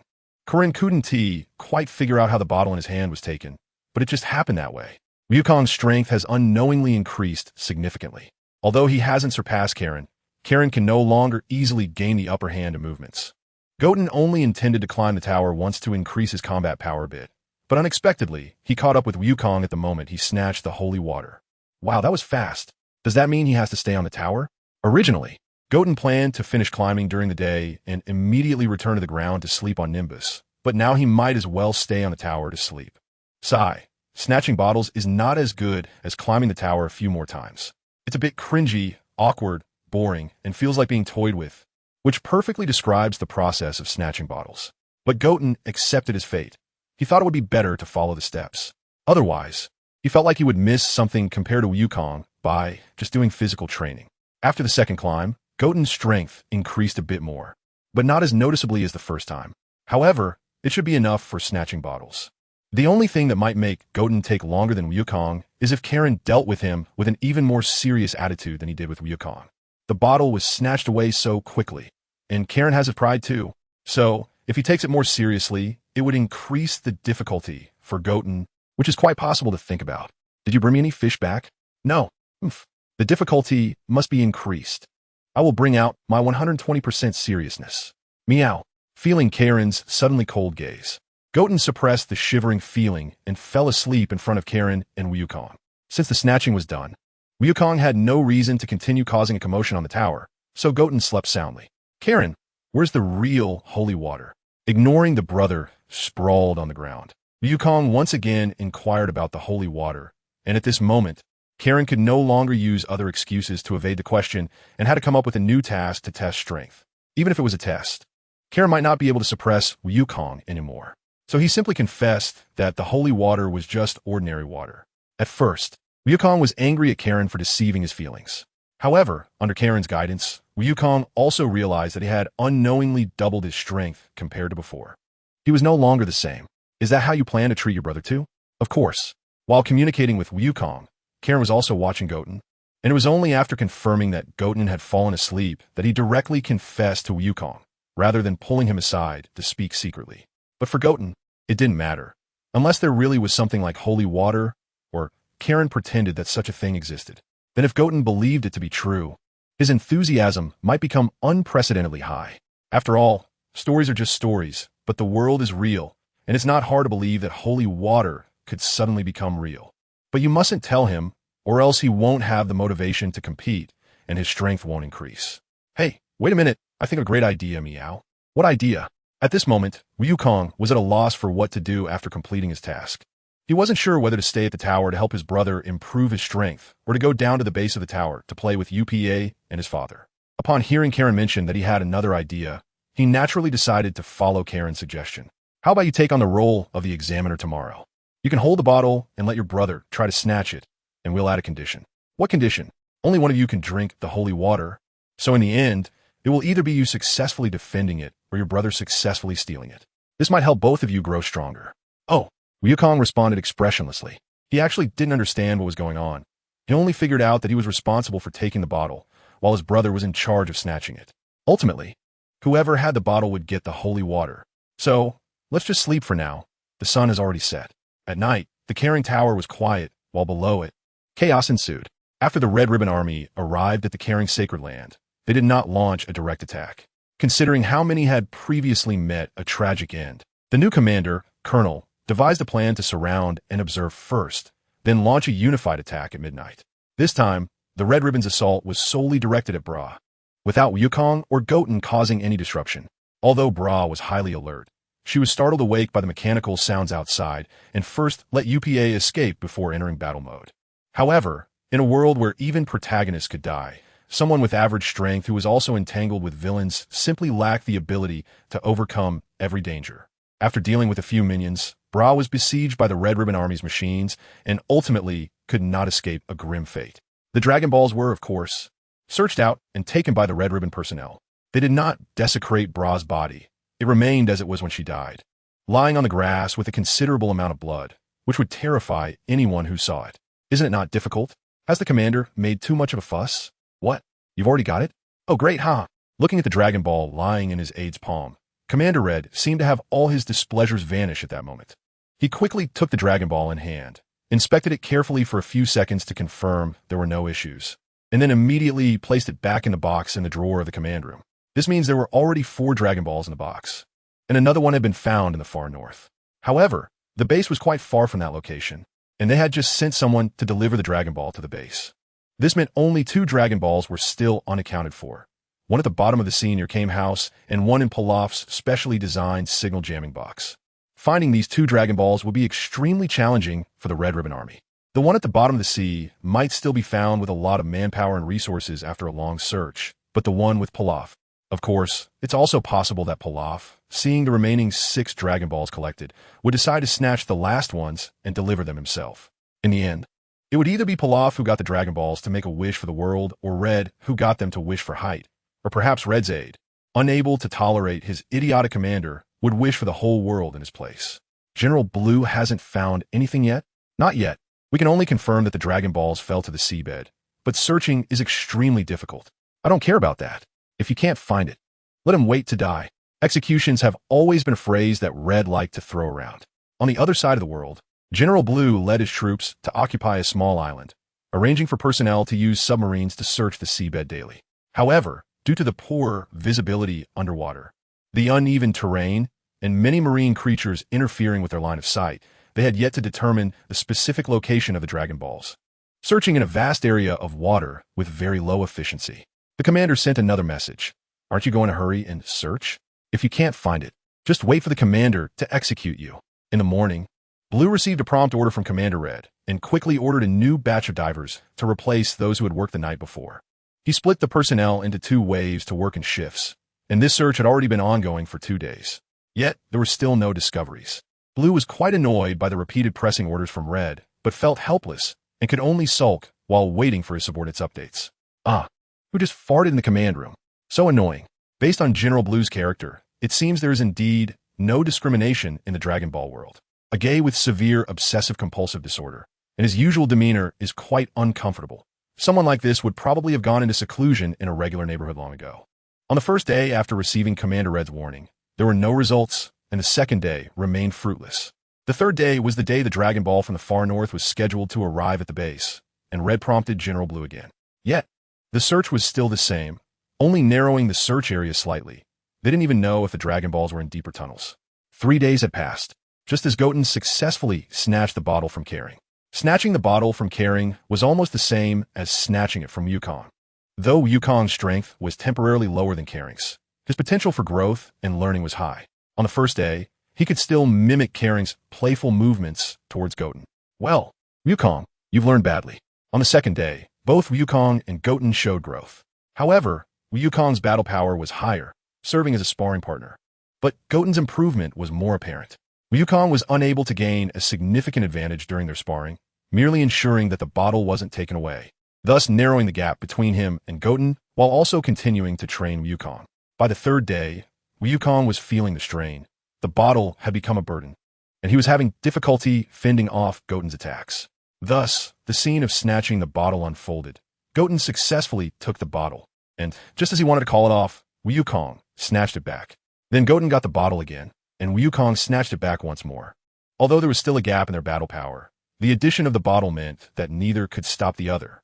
The bottle, after all, couldn't be used as a weapon. A punch would shatter it, so it could only be protected as a treasure, which affected their combat state.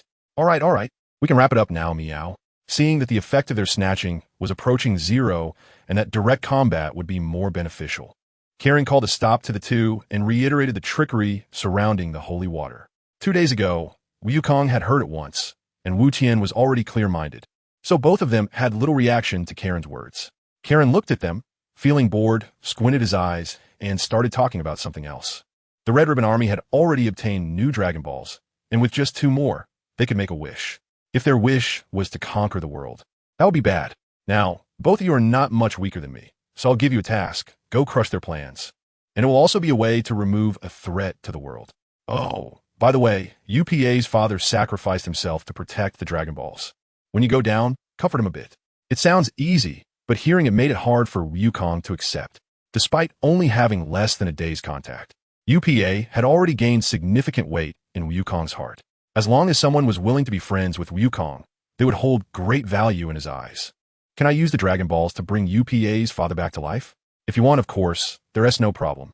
Karen wasn't interested in such matters. He just thought Wukong's heart was pure and loving. As long as it didn't disturb Wukong's heart, he could do whatever he wanted. So, brother, do you think the same? Me? I'm indifferent, but we need to make a trip to Bulma's house first. Wu Tian said this, and the wise ones immediately understood. However, Wukong had to ask why, and Wu Tian could only explain a bit more. When Wukong learned it was for the Dragon Ball radar, he suddenly realized, and then praised Wu Tian for being so clever. Well, Karen was watching from the side, and Wu Tian didn't even know how awkward he looked at that moment. By the way, you two should ride on a Nimbus cloud together. I'll get you another one. Nimbus cloud. After Karen called out for the Nimbus cloud, the vibe was completely different from when Wukong and Wu Tian called it. There is a big difference between calling one and calling a whole bunch. Wukong, you go ride the new one.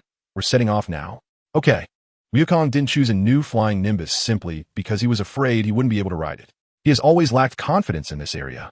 And when his mind is particularly active, it seems easy for him to overthink things. Inevitably, at certain moments, because of impure thoughts, he might not gain the recognition of a new Nimbus partner. In other words, those who can successfully sit on the Nimbus right now are merely recipients of its charity.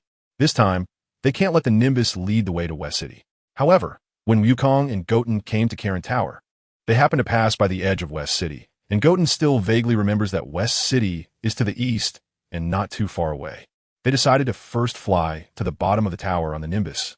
According to Karen's hints, UPA had not left Karen Tower after his father's death, but had instead stayed there and set up a grave for his father, vowing to become stronger to defeat the Red Ribbon Army. Since it was already quite late, Goten decided to rest at the bottom of the tower for the night and visit Bulma in West City the next day. Meanwhile, Wukong chatted with UPA, sharing the unbelievable news that his father could be revived. Even though UPA was skeptical after Wukong revealed the secret of the Dragon Balls, he didn't believe Wukong would lie to him. So deep down, he still believed and was grateful for Wukong's help. On the other side, Goten sat alone in a daze, pondering the situation. It turned out it wasn't Tao Pai Pai.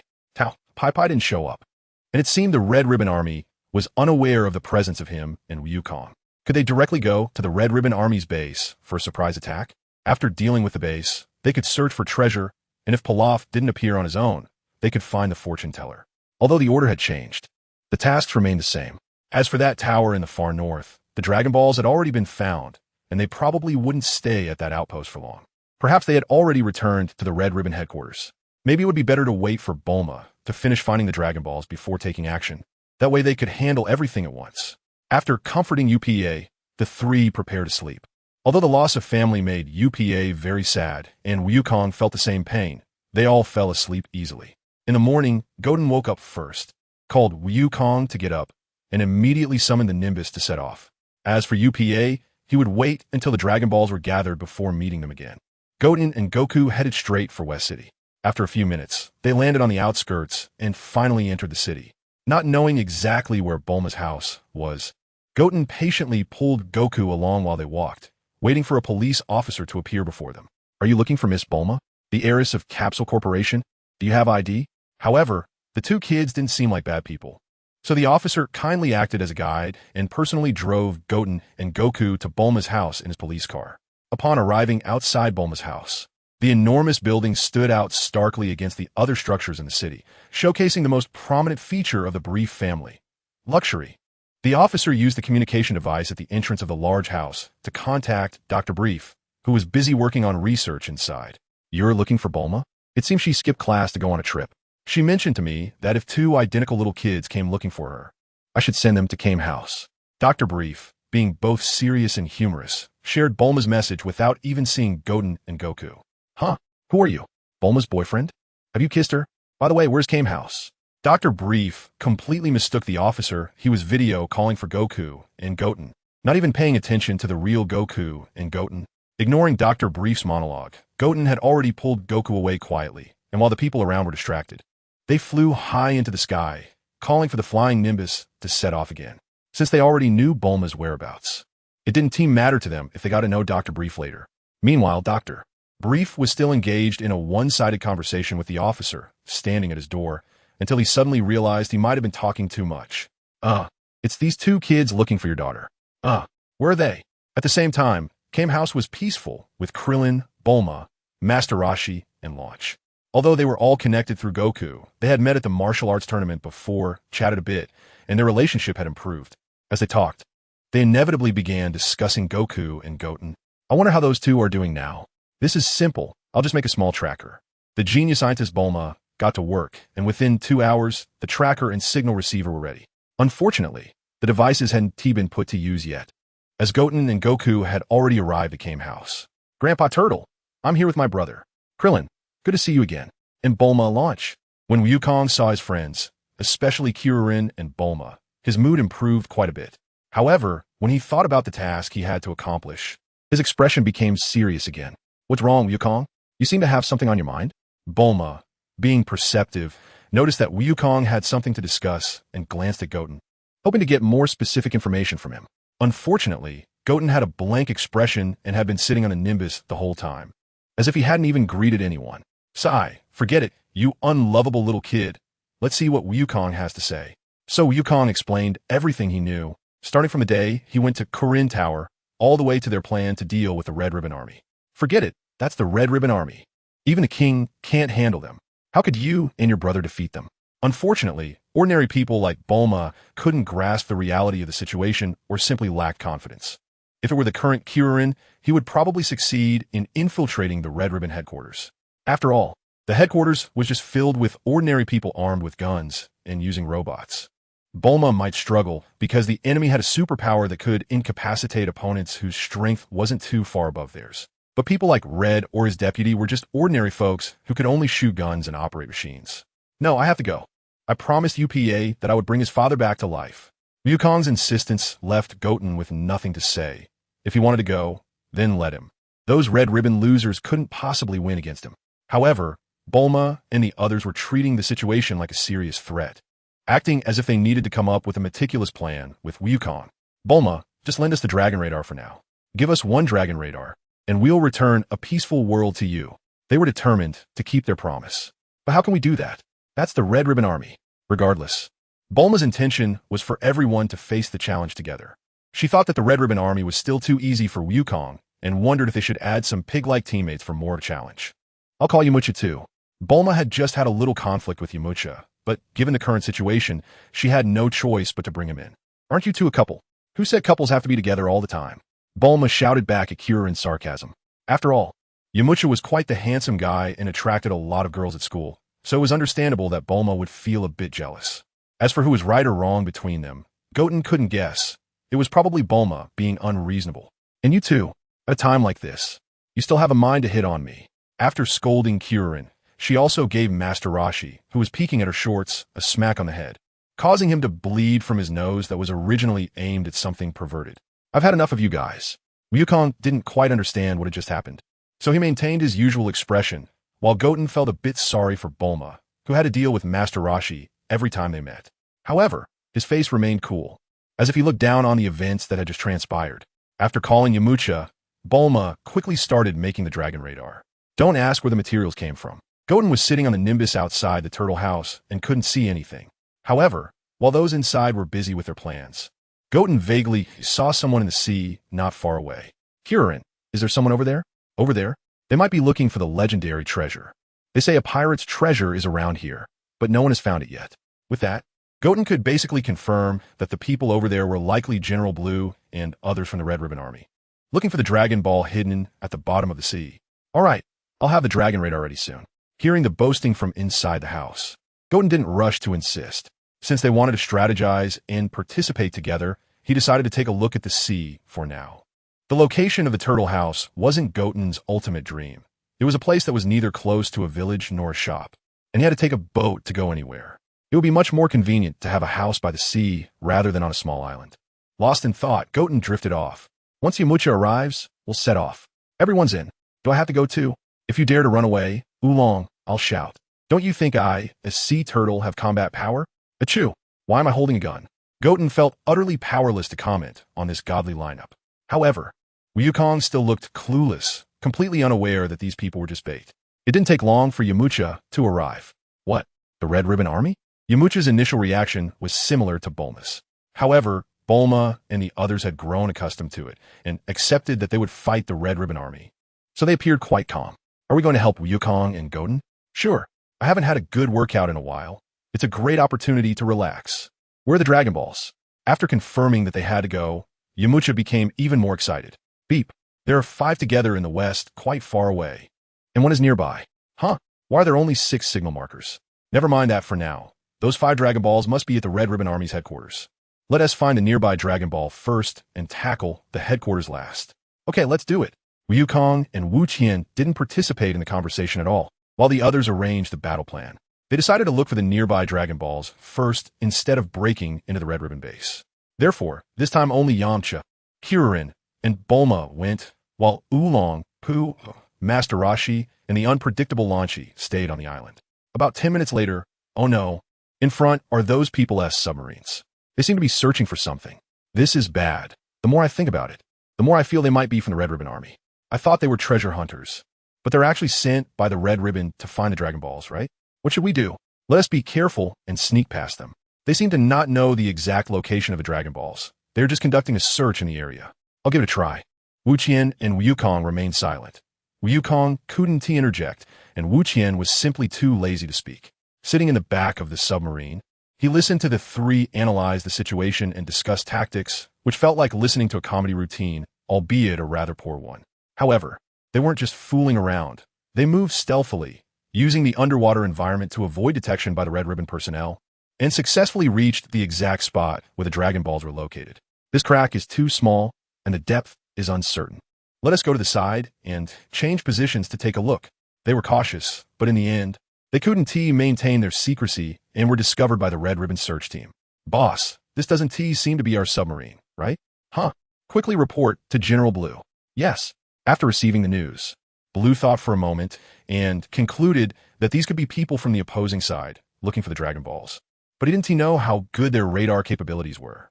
With that in mind, Blue ordered his subordinates to keep a close watch on the intruders but did not disturb them. Therefore, Wu Qian and the others still believed they hadn't been discovered, and they slowly approached the entrance to the pirate treasure site. Entering through the cave, after swimming a certain distance, they saw a ground without seawater. There's a passage here. This can't be the pirate treasure site, can it? The location seems to be around here, so it should be right. Doesn't that mean we can also collect many valuable items? Awesome. Once again, Wu Qian and Wukong couldn't join the conversation, so they could only follow the excited 3 slowly. Unbeknownst to them, countless people were following behind, and Blue had also personally come into the water. In the cave where Goten and the others walked, there were quite a few human bones piled together. It looked like the brave warriors who ventured into the cave failed in their trials and were ultimately killed and discarded here. Bulma was frightened to see so many corpses for the first time. However, because she had several powerful companions by her side, she quickly calmed down and even analyzed the situation for them. It's so dark here. In an underwater cave, everything is enclosed. How bright could it possibly be? After Bulma finished scolding Krillin, Goku unknowingly pressed something, and the entire cave lit up with bright lights, full of a technological feel. Is this even possible? It seems certain that this was indeed a pirate treasure site.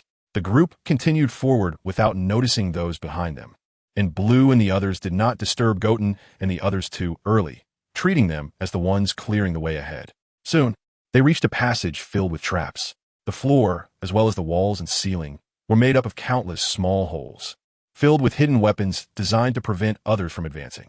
As soon as someone stepped on the ground, the sensing system would release arrows for shooting.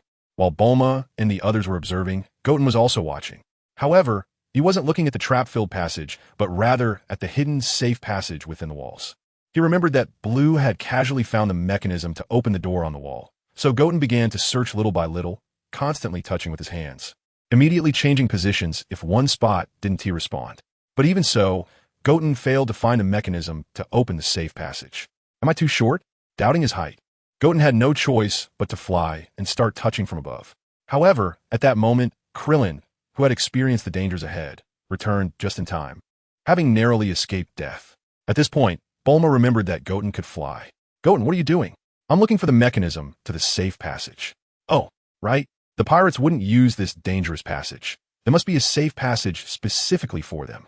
Bulma, the genius girl, understood immediately and stopped worrying about how to cross to the other side without triggering the trap mechanism. Instead, she called everyone to start searching for the mechanism to open the safe passage. With more people, Searching became much easier, and after about 10 seconds, Yamcha found the mechanism. With a gentle press, a section of the wall moved aside, revealing a passage that one person could pass through. Found it!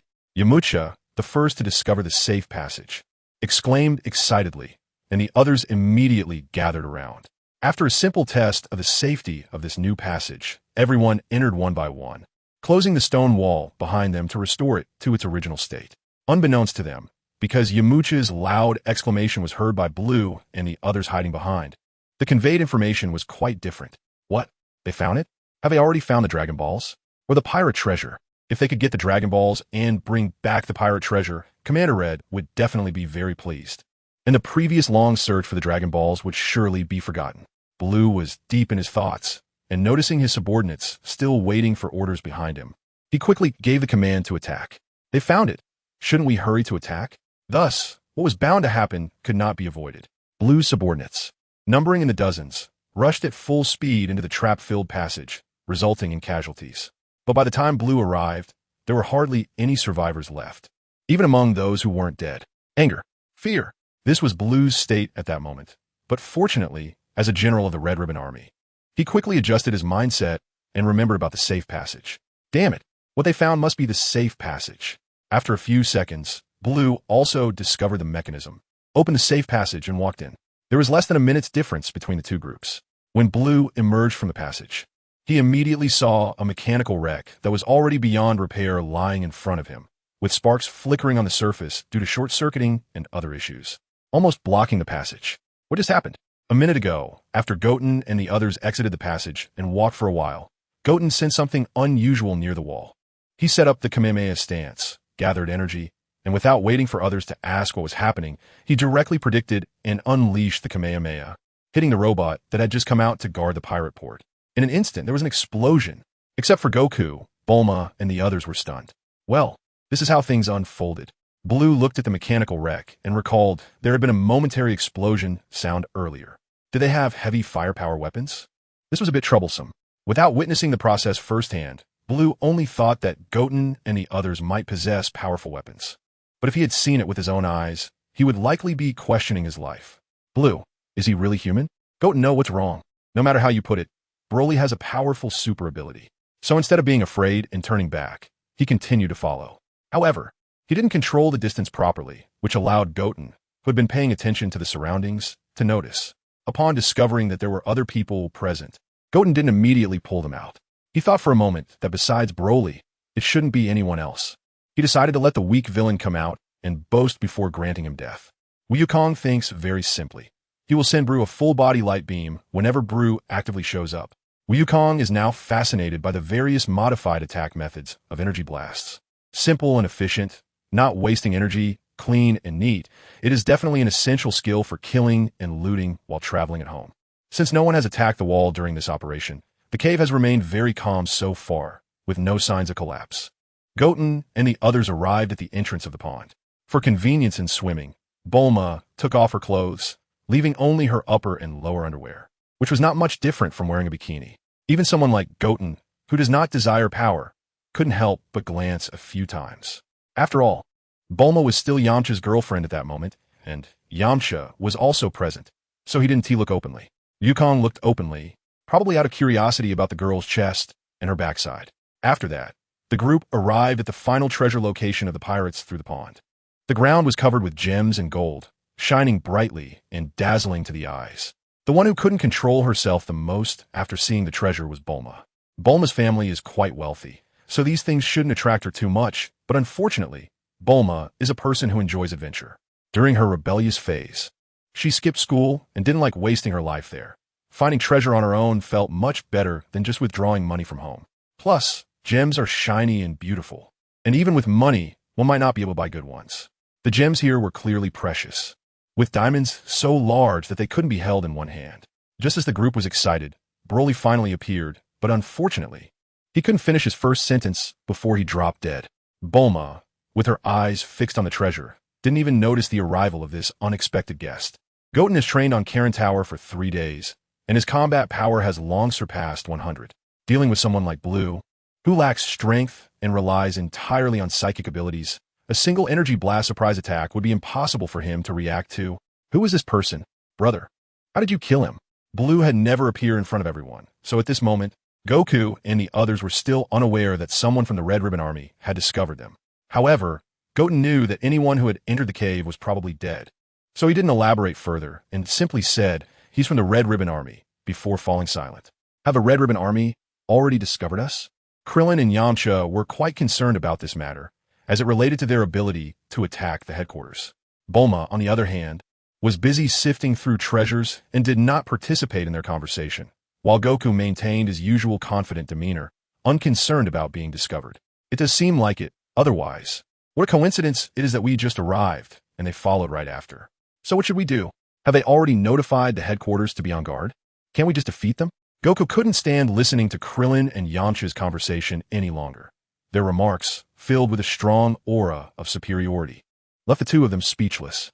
However, due to his age, Goku's expression still looked quite cute, making it hard to see the power behind his words. It almost seemed like he was joking. Trusting Goku's strength, Krillin and Yamcha believed he truly had the ability to defeat the higher-ups of the Red Ribbon Army. However, they were concerned that the sheer number of people and machines in the Red Ribbon Army would overwhelm Goku. Therefore, they firmly opposed Goku going off with Goten on their own. Can we contact the king to send troops? Is that possible? It sounded impossible to them. The discussion continued. And a few minutes later, Bulma, no longer focused solely on the treasure, intervened and called Yamcha to look for the Dragon Balls. This time, there was no danger of cave collapse with the pirate treasure, and Bulma calmly pulled out a capsule from her shorts, finding one that contained an empty box, and asked Krillin, Goku, and Goten to help pack it. Will this box be enough? Krillin asked Bulma while moving, as the box was about the size of a regular refrigerator, while the treasure spread out on the ground was obviously much larger. Don't worry, I have more than just this one empty capsule. If it comes down to it, I can bring out the house capsule. I don't believe we can't fill a whole house. Fortunately, Bulma didn't mistakenly bring her father's capsule box this time. Otherwise, they would only be able to fit a few gems in their underwear, and that would be it. Wouldn't it be better to fill it completely? Krillin muttered.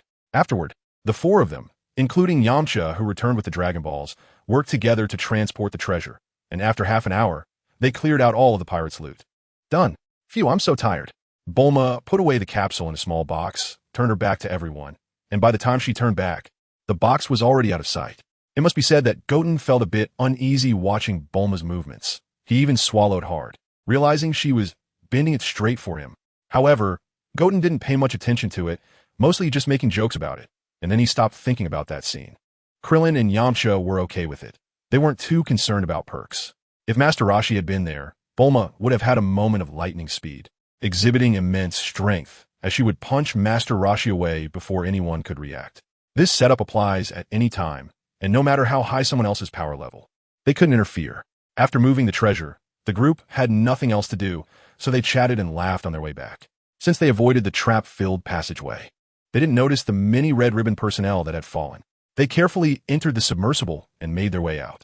They had been cautious about avoiding the Red Ribbon's search on the way in, and they continued to do so on the way out, regardless of whether they had been discovered or not. However, after exiting the cave, the submersibles that should have been scattered around were nowhere to be found. Where did all the Red Ribbon people go? Could it be that they knew we got the Dragon Balls and the treasure, so they left? Maybe they were scared of us. Bulma felt happy and didn't care about the Red Ribbon anymore. However, her comment received no agreement, only a special death glare from Krillin.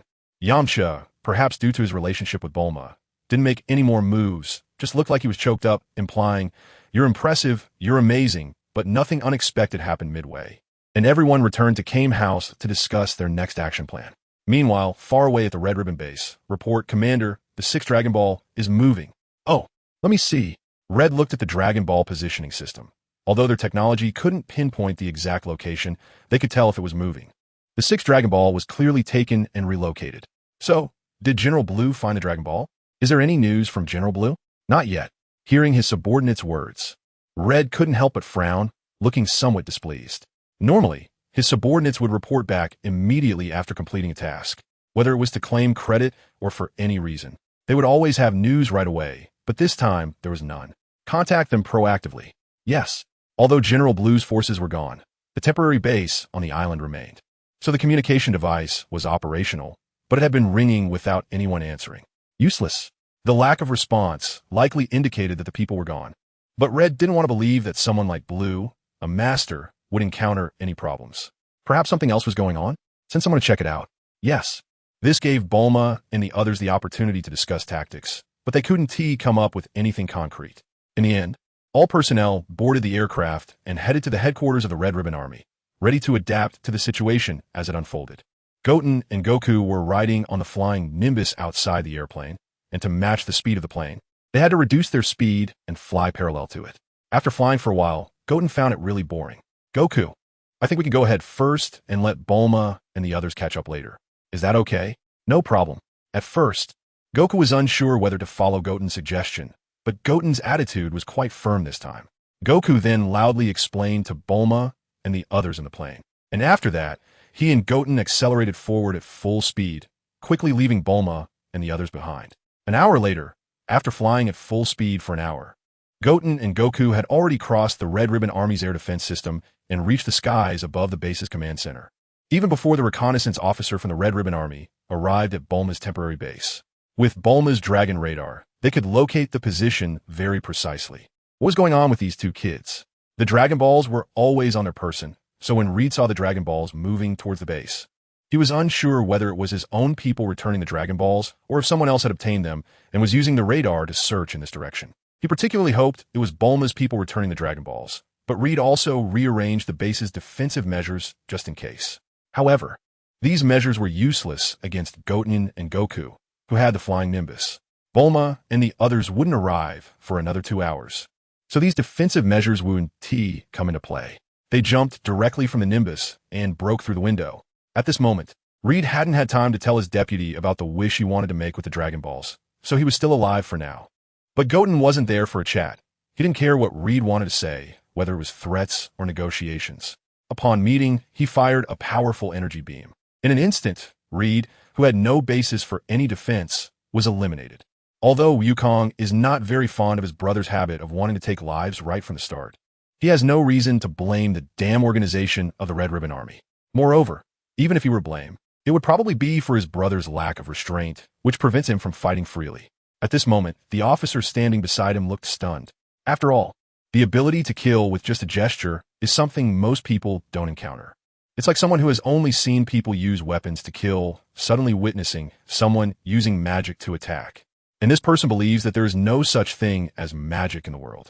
Such an operation would definitely be a complete overturn of their worldview. Taking advantage of the officer's daze, while also striking a pre-battle pose, Wukong unleashed another beam of energy. Unfortunately, this shot missed. Because Wukong reacted quickly, he swiftly used his tail to hook Wu Tian's arm. As a result, this time the shot went off course, only creating a small hole in the wall, just wide enough for small insects to pass through. This demonstrates Wu Tian's proficiency with this type of attack, which converts energy into a small-scale attack using minimal energy. Of course, at present, its penetrating power is not strong, and it can only affect ordinary people like Reed and the officer. If it were against someone like Tao Pai Pai or other skilled martial artists, unless it were a surprise attack, they could easily block it.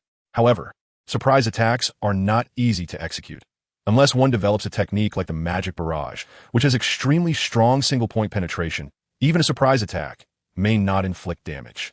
Leave him to me, Wukong said regarding his brother. Wukong's hands were itching, and what could his older brother do? Although he could force a refusal, Goten still agreed. It must be 100% safe, so agreeing is fine. You take your time to play, and I'll go check out other places. He directly used flying magic to break the window and left the venue to Wukong and that officer. Just a little brat, you're doomed. The officer didn't understand why he had the impression that among the two identical little brats, one was very strong and the other very weak. Perhaps it was because Goten, who had experience in killing, had left, so to boost his own courage, he directly assumed that Wukong, who hadn't made a move yet, was very weak. Well, don't you know that the strongest usually makes an entrance last? At this moment, Wukong's pure combat power is probably about 10 to 30 points higher than Goten's, around 150. Even though the officer has gotten into the latest and most powerful battle robot, he still can't win against Wukong. However, Wukong usually doesn't go all out. As a scion, he really enjoys the process of fighting, so they can roughly fight for about 10 minutes. While Wukong is busy, Goten is using his flying technique to move, firing energy beams as he goes. Whether they're officers or soldiers, A single finger is enough to take them down. Hey, where's your base's funding located? By the way, catch someone to ask where the treasury is. Wukong came with the Dragon Ball radar and took only the Dragon Balls when he left. With such a large criminal organization, there must be a lot of ill-gotten gains. Robbing the rich to help the poor. Let's first rob the rich today and help the poor another day. Shall I take you there?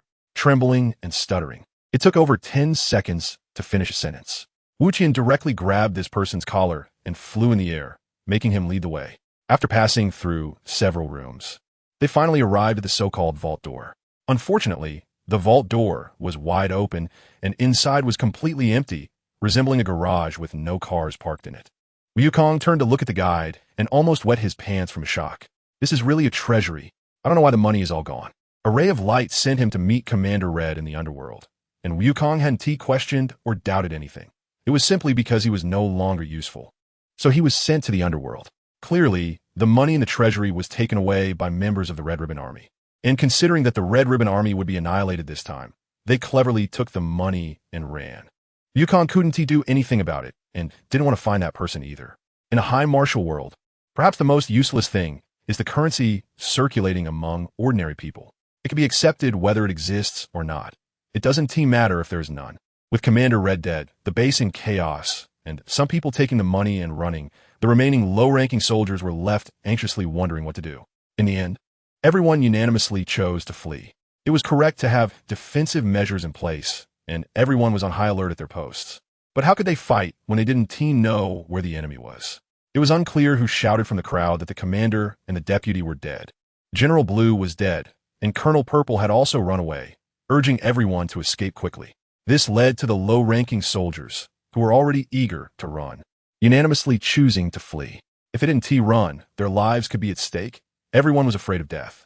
At this moment, it happened to be when Wukong and the deputy were deciding the outcome. After having enough fun, Wukong, along with the deputy who always wanted to launch a powerful missile, threw a missile back and blew the deputy up to the point that even his mother wouldn't recognize him. After the fight, they returned to the command room and easily found the Dragon Balls in the drawer of the table. There were 5 in total, plus the one they had just found made 6. Only one more was needed to revive UPA's father. But the key point was that there was no marker for the last Dragon Ball on the radar. At this time, Wukong also returned from outside to the command room, and he brought up this issue.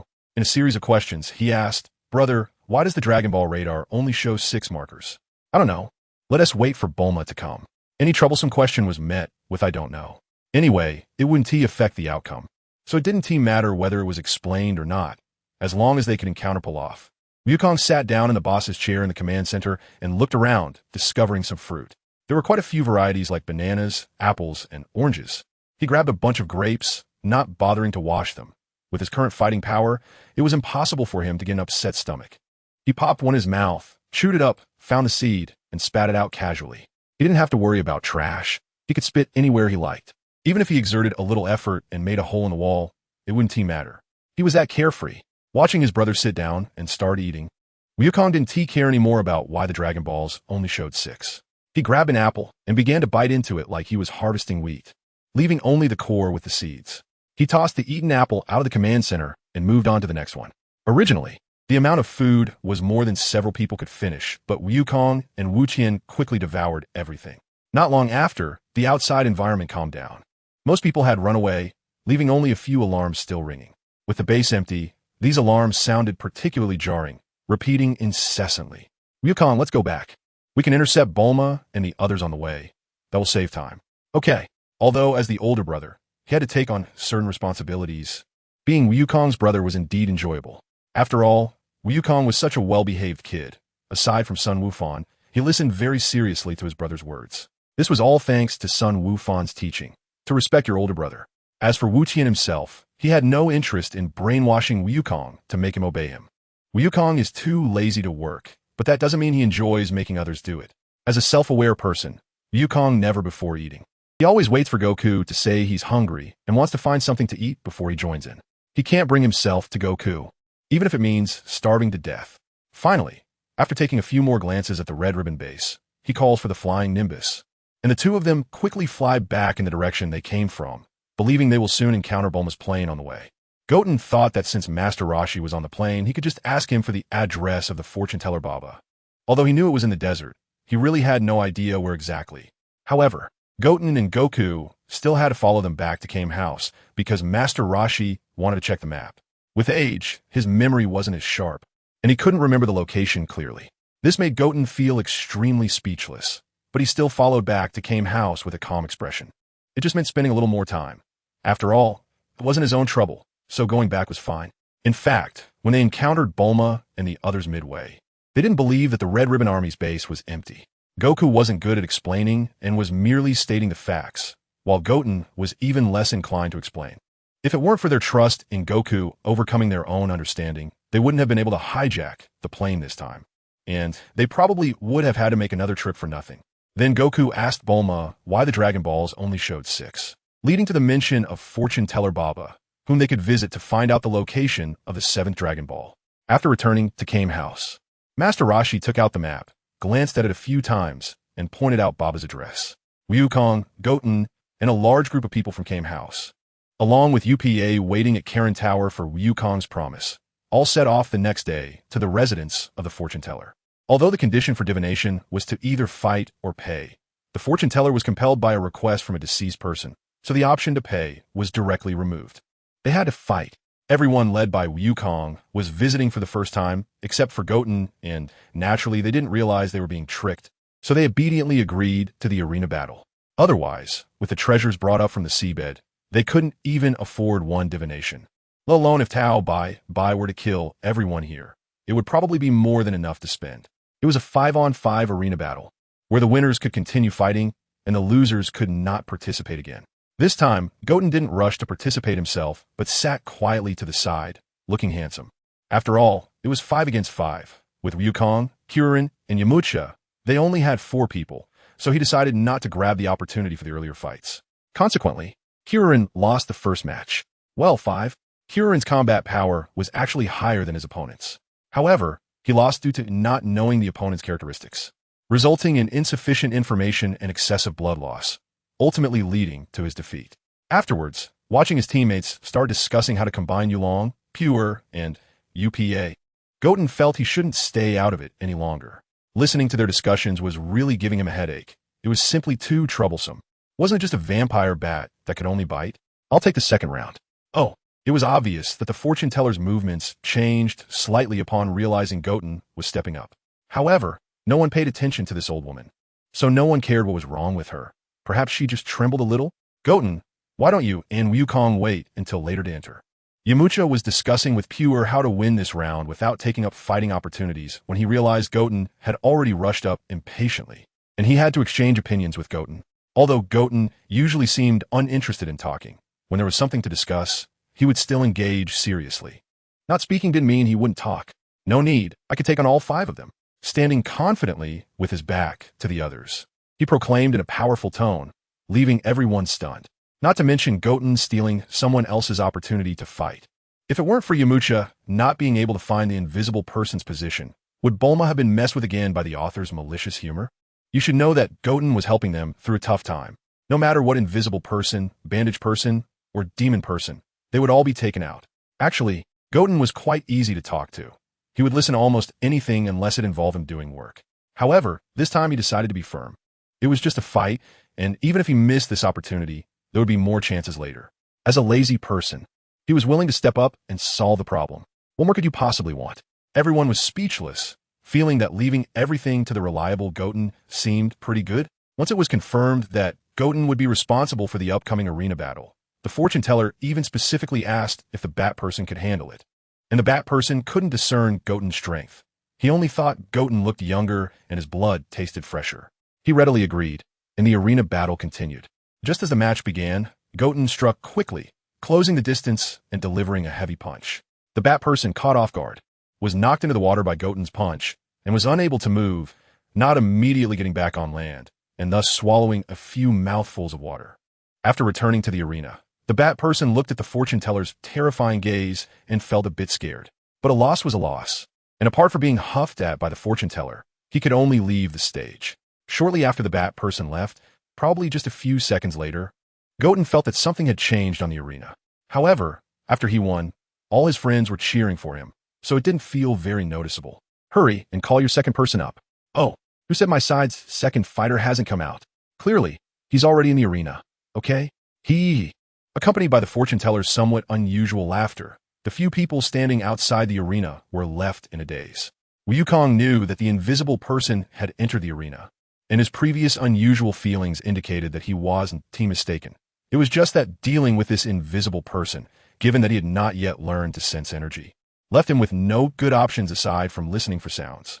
Unless Wukong could unleash a wide-area energy blast, like a self-destruct that would incinerate everyone within a certain radius, leaving no trace behind, similar to how Vegeta sacrificed himself to fight Majin Buu. But these thoughts were just Wukong overthinking, as the fortune teller had not shamelessly sung to disrupt sound judgment from the start. Therefore, when the invisible person launched their first attack, Wukong sensed it and countered with a flying kick, sending the invisible person straight into the water without giving them a moment to react. There was no way around it. The invisible person, who could only turn invisible and was otherwise useless, was just that easy to deal with. Wukong touched the ink bottle in his arms, scratched his head, and then tucked the ink bottle back in. He couldn't let anyone see it. Originally intended as a last resort, if it splashed onto the opponent, it would be no different from Master Roshi's nosebleed, and even more visually appealing than blood. Wukong didn't expect it to be this simple. This was probably the ease that came with an increase in strength. No matter what he faced, he felt over 80% confident of victory. A mere invisible person was nothing to worry about. Follow me. It's time to change the fighting venue for the third round. After the fortune teller spoke, she took the lead, with Wukong following closely behind, and then Goku and the others. Although the fortune teller was quite a mysterious person, Wukong felt that her hard power wouldn't be very high. Otherwise, with his combat power, if the fortune teller had even a little ability to sense energy, she would know her warriors couldn't compete with him. Of course, it could also be that they had to go through the motions.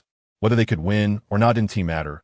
What was important was that a special warrior would appear today, and they would be the final act. Perhaps it would be a good show. While flying on her crystal ball, the fortune teller thought about today as special situation, glanced back at Wukong, and couldn't help but smile internally, signaling the others to wait at the observation platform before leading Wukong into the devil's toilet. As for whether it was really a toilet, Wukong looked down at the scene under the statue's tongue, which indeed resembled a cesspool. However, he couldn't smell anything strange. It was probably some magically enchanted liquid meant to scare people. Based on the fortune teller's words and actions, she seemed to love money but had no preference for killing. So, the setup where falling and meant death was likely fake. Unfortunately, Wukong had flight skills and could never lose. Upon hearing the rules, the friends at the observation platform were all smiles. Soon, a person wrapped in bandages emerged from the other end of the statue's tongue. And after the fortune teller introduced them, the two officially began to fight, upholding the principle that it's better to finish early than late. Wukong immediately used his fastest speed and greatest strength, since directly using an energy blast would be too unfriendly. If the opponent didn't defend, it could mean death. This time, Wukong mainly relied on his fists and legs. His incredibly fast movement speed was so quick that even Master Roshi couldn't keep up. Only Goku could calmly observe and analyze the pros and cons of each of Wukong's moves. As a result, Goku became the subject of questions from the other friends, with Yamcha and Krillin feeling such a gap that they began to doubt whether they would ever catch up to Wukong and Goku. However, Wukong wouldn't give them much time for self-reflection. With firm resolve, he knocked the bandaged person off the stone tongue with his first move, and with his second move, he directly blew up the statue. Not only did this cause the bandaged person to successfully fall into the liquid below, but it also revealed the two warriors hidden inside the statue. At the moment Wukong blew up the statue, the pathway connected to the underworld was also exposed, and Sun Gohan and the Demon Man standing inside were seen by everyone. However, most people's attention was focused on the falling bandaged person, curious about whether there would be irreversible consequences after falling, thus overlooking the two stronger opponents who hadn't yet taken the stage. Only Goku and Master Roshi paid a bit of attention to the newly emerged adversaries. Goku merely glanced at them, aside from finding one person somewhat familiar. He had no other feelings, driven more by youthful curiosity as he turned back to watch the falling bandaged person. Only Master Roshi was seriously observing the two opponents yet to appear. Master Roshi knew that demon men usually appeared last. He wasn't sure who was stronger between the demon man and a human warrior. However, based on his years of experience in martial arts, he felt that the human warrior's strength was definitely not inferior to his own. At this moment, Master Roshi was essentially acknowledging that his maximum combat power might not be able to match Wukong and Goku. Thus, Master Roshi reached a conclusion that made him worry for Wukong and Goku. The human warrior might become a significant problem for them in this match. Goku, did you notice the human warrior? Huh? Which one? Out of a teacher's good intentions, Master Roshi immediately explained his feelings to Goku. If Goku took the stage, he needed to be careful and not underestimate the opponent's strength just because the previous few were taken down by Wukong in one move. Okay, Grandpa, I'll remember. Just as Master Roshi finished communicating with Goku, the bandaged person crawled out of the liquid below, covered all over in the dark green, viscous liquid. Aside from that, he didn't seem to have too many issues. There was no time to ask the bandaged person what it felt like to fall. After the bandaged person returned, the next opponent was about to take the stage.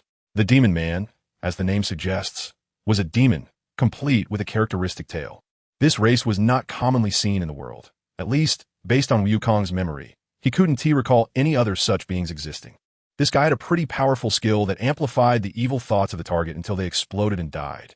However, this skill only worked on ordinary creatures, as some beings wouldn't die from a single explosion, and if there was a significant power gap, they would be immune to the skill by sheer strength. Furthermore, as long as one avoided this skill, it wouldn't matter. So, regardless of how powerful the technique, if it can't hit the target, it's useless. Just like the special beam cannon needing Goku to hold the opponent to hit, as long as I move fast enough. The opponent's skill will never catch up to me. As the match began, Wukong decided to take the initiative. Generally speaking, most people have a common flaw in fights. They don't take the battle seriously until they've been thoroughly beaten. Wukong took advantage of this opportunity to knock his opponent out before they could take him seriously. Of course, this situation only applies when the opponent's strength is lower than his own. Otherwise, even if he uses all his strength from the beginning, he might not achieve good results and could end up being at a disadvantage. With ultra-fast movement, he moved from near the statue's exit to the Devil Man's tongue tip in an instant, and before the Devil Man could react, he threw a punch. This action was something that almost everyone before him had experienced, and the Devil Man could not escape the fate of being beaten. After all, his hard strength was still too low. Just because he could command the robust, ordinary people usually didn't mean he could withstand the attacks of a long-trained scion. Fortunately, Wukong was just a warrior with a low birth value. Otherwise, he wouldn't have such limited growth at his young age. Wukong's first punch landed on the Devil Man's stomach, forcing him to bend over.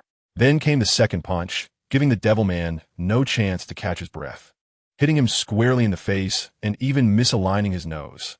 However, these two simple attacks were definitely not enough to win the match.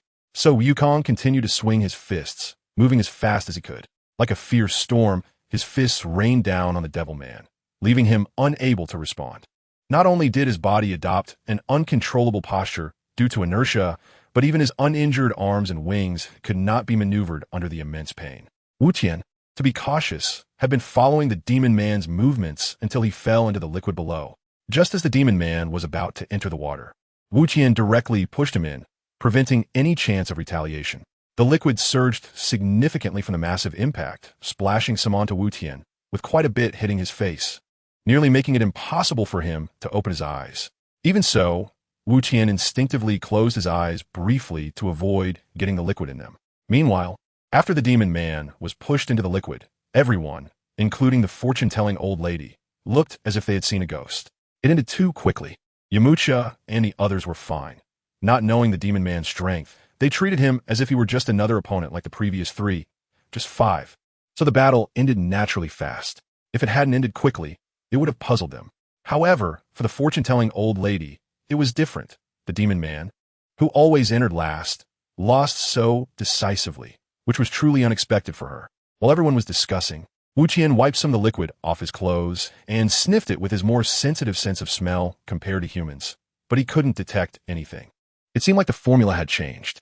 However, he looked as if he had just walked out of a muddy field, and he could only wait until the tournament was over to change clothes. The Demon Man, recovering from the impact, was sent back by the fortune-telling old lady. And then Sun Gohan made his entrance. However, since one of the stone statues had been blown up by Wu Tian, Sun Gohan appeared at the original exit of the statue, followed by a process of bargaining with the fortune-telling old lady. We need a more open battle location. Well, with one stone statue blown up, and since Sun Gohan couldn't fly, how could he possibly have more space? Don't blame Wu Tian for being cunning. If he blew up the other statue on his side, wouldn't that be even better? It could just be declared a win, right?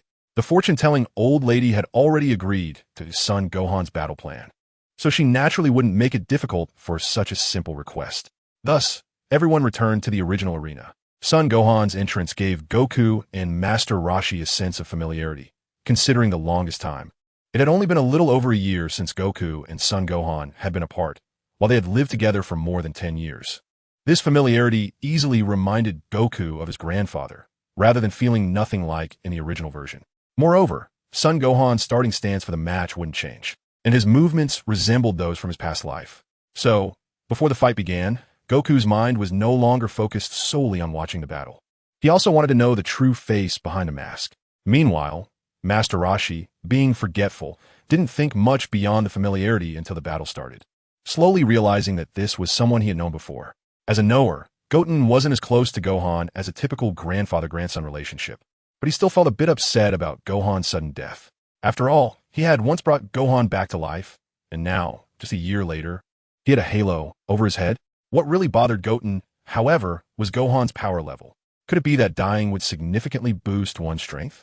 Before the fight even started, Goten sensed that this would be a tough match, and once the battle began, his feelings were confirmed. The power gap between them wasn't vast, with Goten having a slight advantage, likely because it hadn't been long since Gohan's death, and his power had only increased a bit. Otherwise, Gohan should be at Goku's level, capable of overwhelming Goten without using flight. On the spacious arena, both fighters exchanged punches and kicks. With their power levels being close, neither gained a significant advantage. Essentially, after Goten landed a punch on Gohan, Gohan would retaliate in the next attack, resulting in a back-and-forth exchange. After a series of entangled moves, both had several sore spots on their bodies. After the second round of exchanges, Goten felt a familiar fighting style, the very famous rock-paper-scissors technique. Wukong felt that the other person looked very much like his grandfather, and at this moment, Wukong did not know that Sun Wukong had already passed away. He was unaware of the meaning of the halo above his head. Goten is quite familiar with rock-paper-scissors, even though he hasn't used it much or studied it. However, he has taken countless hits from Goku during their sparring sessions. He is not afraid of such a straightforward fighting style at all. Then there's the afterimage technique, which Goten has seen many times. Although it can be a bit tricky to guess, Goten is still able to keenly catch the last real attack from Gohan, blocking the attack and counterattacking. During the battle, Goten didn't use a single energy blast, and he only used his flight technique to dodge attacks, which wasn't much.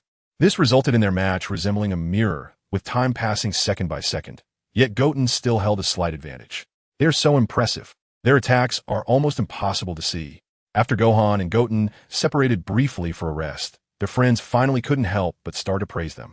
The reason the fight lasted so long was that Goten wrapped his tail around his waist. Gohan, unable to break through after a long attack, wanted to find a weakness in Goten's tail and take the opportunity to give him some advice. Unfortunately, even though Goten usually doesn't pay attention to his tail, he learned to wrap it up like a Saiyan warrior once he knew Gohan liked to pull others' tails. As a Saiyan who cherishes his tail, how could Goten forget that Gohan enjoys pulling others' tails? This made it really difficult for Gohan to find an opportunity to grab Goten's tail. With Gohan's slightly weaker strength, it was already challenging enough to do something equivalent to stealing someone's belt. At this point in the fight, Gohan should have been the one to concede, but unfortunately, he had only fought Goten and not Goku. However, since the older brother is strong, Goku, who has always worked harder than his brother, surely wouldn't be any weaker. This thought was quite unfriendly towards Goten. After a short break, the two engaged in battle once again. However, their poor condition meant that the intensity of the fight was not as high as it had been at the start. After several exchanges of blows, Gohan actively jumped to the side and gathered energy to unleash the Kamehameha, another very familiar skill. Goku, has your grandpa ever returned after leaving Bowsy Mountain? While it looks similar, one cannot draw a conclusion until the mask is removed, so Master Roshi began a probe. Anyway, Goku is as clueless as a child in this regard, so asking this shouldn't cause any trouble. But Goku responded, "Does Grandpa Turtle also think he's my grandpa?" It was just too similar, except for the mask on his face and the halo on his head. However, Goku only thought that Gohan was doing some work related to fortune-telling. Therefore, he not only felt no sadness, but was instead filled with joy after being 100% sure that the other party was indeed his grandpa. When Wukong said this, it left Master Roshi at a loss for words. and he could only respond vaguely with an ambiguous sound. Fortunately, Wukong couldn't figure out the convoluted meaning either, so he didn't take Master Roshi's unclear answer to heart. Thus, the two ended up misunderstanding each other. Wukong thought Master Roshi was too old to recognize people, while Master Roshi believed Wukong already knew that Sun Wukong had passed away. However, regardless of how one looked at it, their expressions were quite strange. One person, who should have felt some sadness, was so excited he almost jumped up, nearly shouting those two words during the battle between Wukong and Sun Wukong. Meanwhile, the other, the master, although somewhat frowning, was more concerned about Wukong's feelings. The two of them watched the clash between Sun Wukong and Wu Qian with this peculiar attitude. Goten won against Bo with his slightly higher battle power, but he didn't hit Sun Gohan. This was not only due to Gohan managing to change the direction of the Kamehameha, but also because Goten held back at the right moment. At this point, Gohan finally conceded. This battle, which lasted longer than the combined total of the previous 4 matches, finally came to an end, and Goten achieved the feat of taking on 5 opponents by himself. Although he was exhausted and lying down at the end, he still felt a sense of accomplishment when he thought about it. As for the somewhat awkward reunion with his grandfather, Goten deliberately left that for Goku to experience. Pretending to be extremely tired and not wanting to hold on for another second, Goten simply lay back. Naturally, Gohan didn't pay much attention when he took off his mask. Sometimes, when you already know the outcome, many things don't stir your emotions, even if it's such a touching scene. Grandpa, when Goku saw Gohan finally take off his mask, he rushed over without a second thought, leading to a heartfelt exchange that fully demonstrated the depth of their bond. After Gohan affectionately patted Goku's head, he turned and saw Goten lying on the ground, ignoring his grandfather, and couldn't help but shake his head in a mix of amusement and exasperation. Goten's personality hadn't changed, but he certainly hadn't neglected his training. How strong is Goten? After experiencing it personally, Gohan naturally has his own conclusions. From Gohan's perspective, if one does not train seriously, it is impossible to achieve such strength. Unfortunately, Gohan overlooked Goten's racial background. Training or not may not necessarily affect combat power, but fighting definitely will. Moreover, after this match, Goten's strength will surely increase a bit more. While it may not surpass Goku by much, catching up is quite possible. Grandpa, I haven't seen you in so long. I miss you. I miss Goku too. For Goku, who left his family for Earth since he was a small child, the status of family in his heart is absolutely high. Not to mention that it was Gohan who took him and Goten home to raise. Of course, regarding Raditz, Goten doesn't even know how to express himself. There is no basic familial bond, and it should purely be a matter of him growing up wrong, having nothing to do with the Scion race. Therefore, Goku can't really talk about familial feelings with Raditz. After not seeing each other for over 20 years, the first encounter leads to confrontation. Having a brother like this is truly a hardship for Goku. Goten wonders why he is thinking about himself in this situation. It's really tough for Goku to have a brother like him. Seems like there's nothing wrong with that. Is that Goku's grandpa? So that's how it is? It's a pity he's dead. That old man, really, I've met him before. Aside from Goku and Gohan hugging, Krillin and others below the arena are also discussing quietly. As for Goten, lying on one side, no one pays attention to him. It seems he has been forced to get used to this state. When others are shouting loudly, it's definitely intentional, while Goten, on the contrary, remains completely still and silent when he is truly fine, but when he is in trouble, he will speak up. However, he doesn't mention everything. Unless it's a matter of life and death, like fainting from hunger, he doesn't need to tell others. Whenever he can mooch a meal, he will, and when he really can't, there's nothing that can be done. If he really faint from hunger, well, there is no cure. He'll just have to wait for Goku to pick him up and feed him to see if he can come back to life. Of course, with the magic beans now, he shouldn't starve. Grandpa, are you going to continue working at the fortune teller's place? The implication being, Grandpa, when are you coming home? Unfortunately, Gohan himself has no obsession with life and death. Even a less than 10-year-old Goku could live outside without worry. Now that Goku is over 12 and has a reliable brother, despite being lazy, he naturally wouldn't have too many obsessions with life anymore. However, since Goku doesn't know he has passed away, it's better not to mention it, to spare his grandson further sadness. Wu Qian, it's impossible to be sad. At most I'll shed a few tears for you, just to show that I care. You can rest easy and go chat with those pretty girls in the underworld. Of course, considering that I don't want my grandson to be sad, Sun Wukong didn't plan to include Wu Qian in this. Goten, hey, there's a difference in treatment. Although it is a difference in treatment, The real reason Sun Gohan decided to do this is because Goten is more reliable in terms of intelligence and more rational in dealing with emotions compared to Goku. Moreover, what needs to be discussed is not just Gohan admitting he has passed away, but also some related matters. After all, people don't just die for no reason. Unless it's an acute terminal illness, just like Goku, who is set to die from heart disease in over 10 years. As for accidents like falling off a cliff or car crashes, such things are impossible for martial arts experts. After communicating enough with Goku, Gohan had to explain to him that he still needed to work with the fortune-telling old lady while improving his strength, making the martial arts path endless. Love lasts even after death. If Master Roshi heard this explanation, he might even blush. The Master's final strength is not as good as that of the disciple, which cannot even be explained by the phrase the student surpasses the master. It's purely a personal issue. As Gohan mentioned, that he couldn't go home and needed to continue working with the fortune-telling old lady. Goku's mood was no longer as excited as it had been at the beginning, but Goku wasn't a pretentious person. Since Gohan wanted to work and train with the fortune-telling old lady, he naturally had his own training and didn't need to insist on having his grandfather come home. Goten, come here. Grandpa has something to tell you. His tone was very calm, treating Goten like an old friend, able to chat casually, and Goten would never be affected.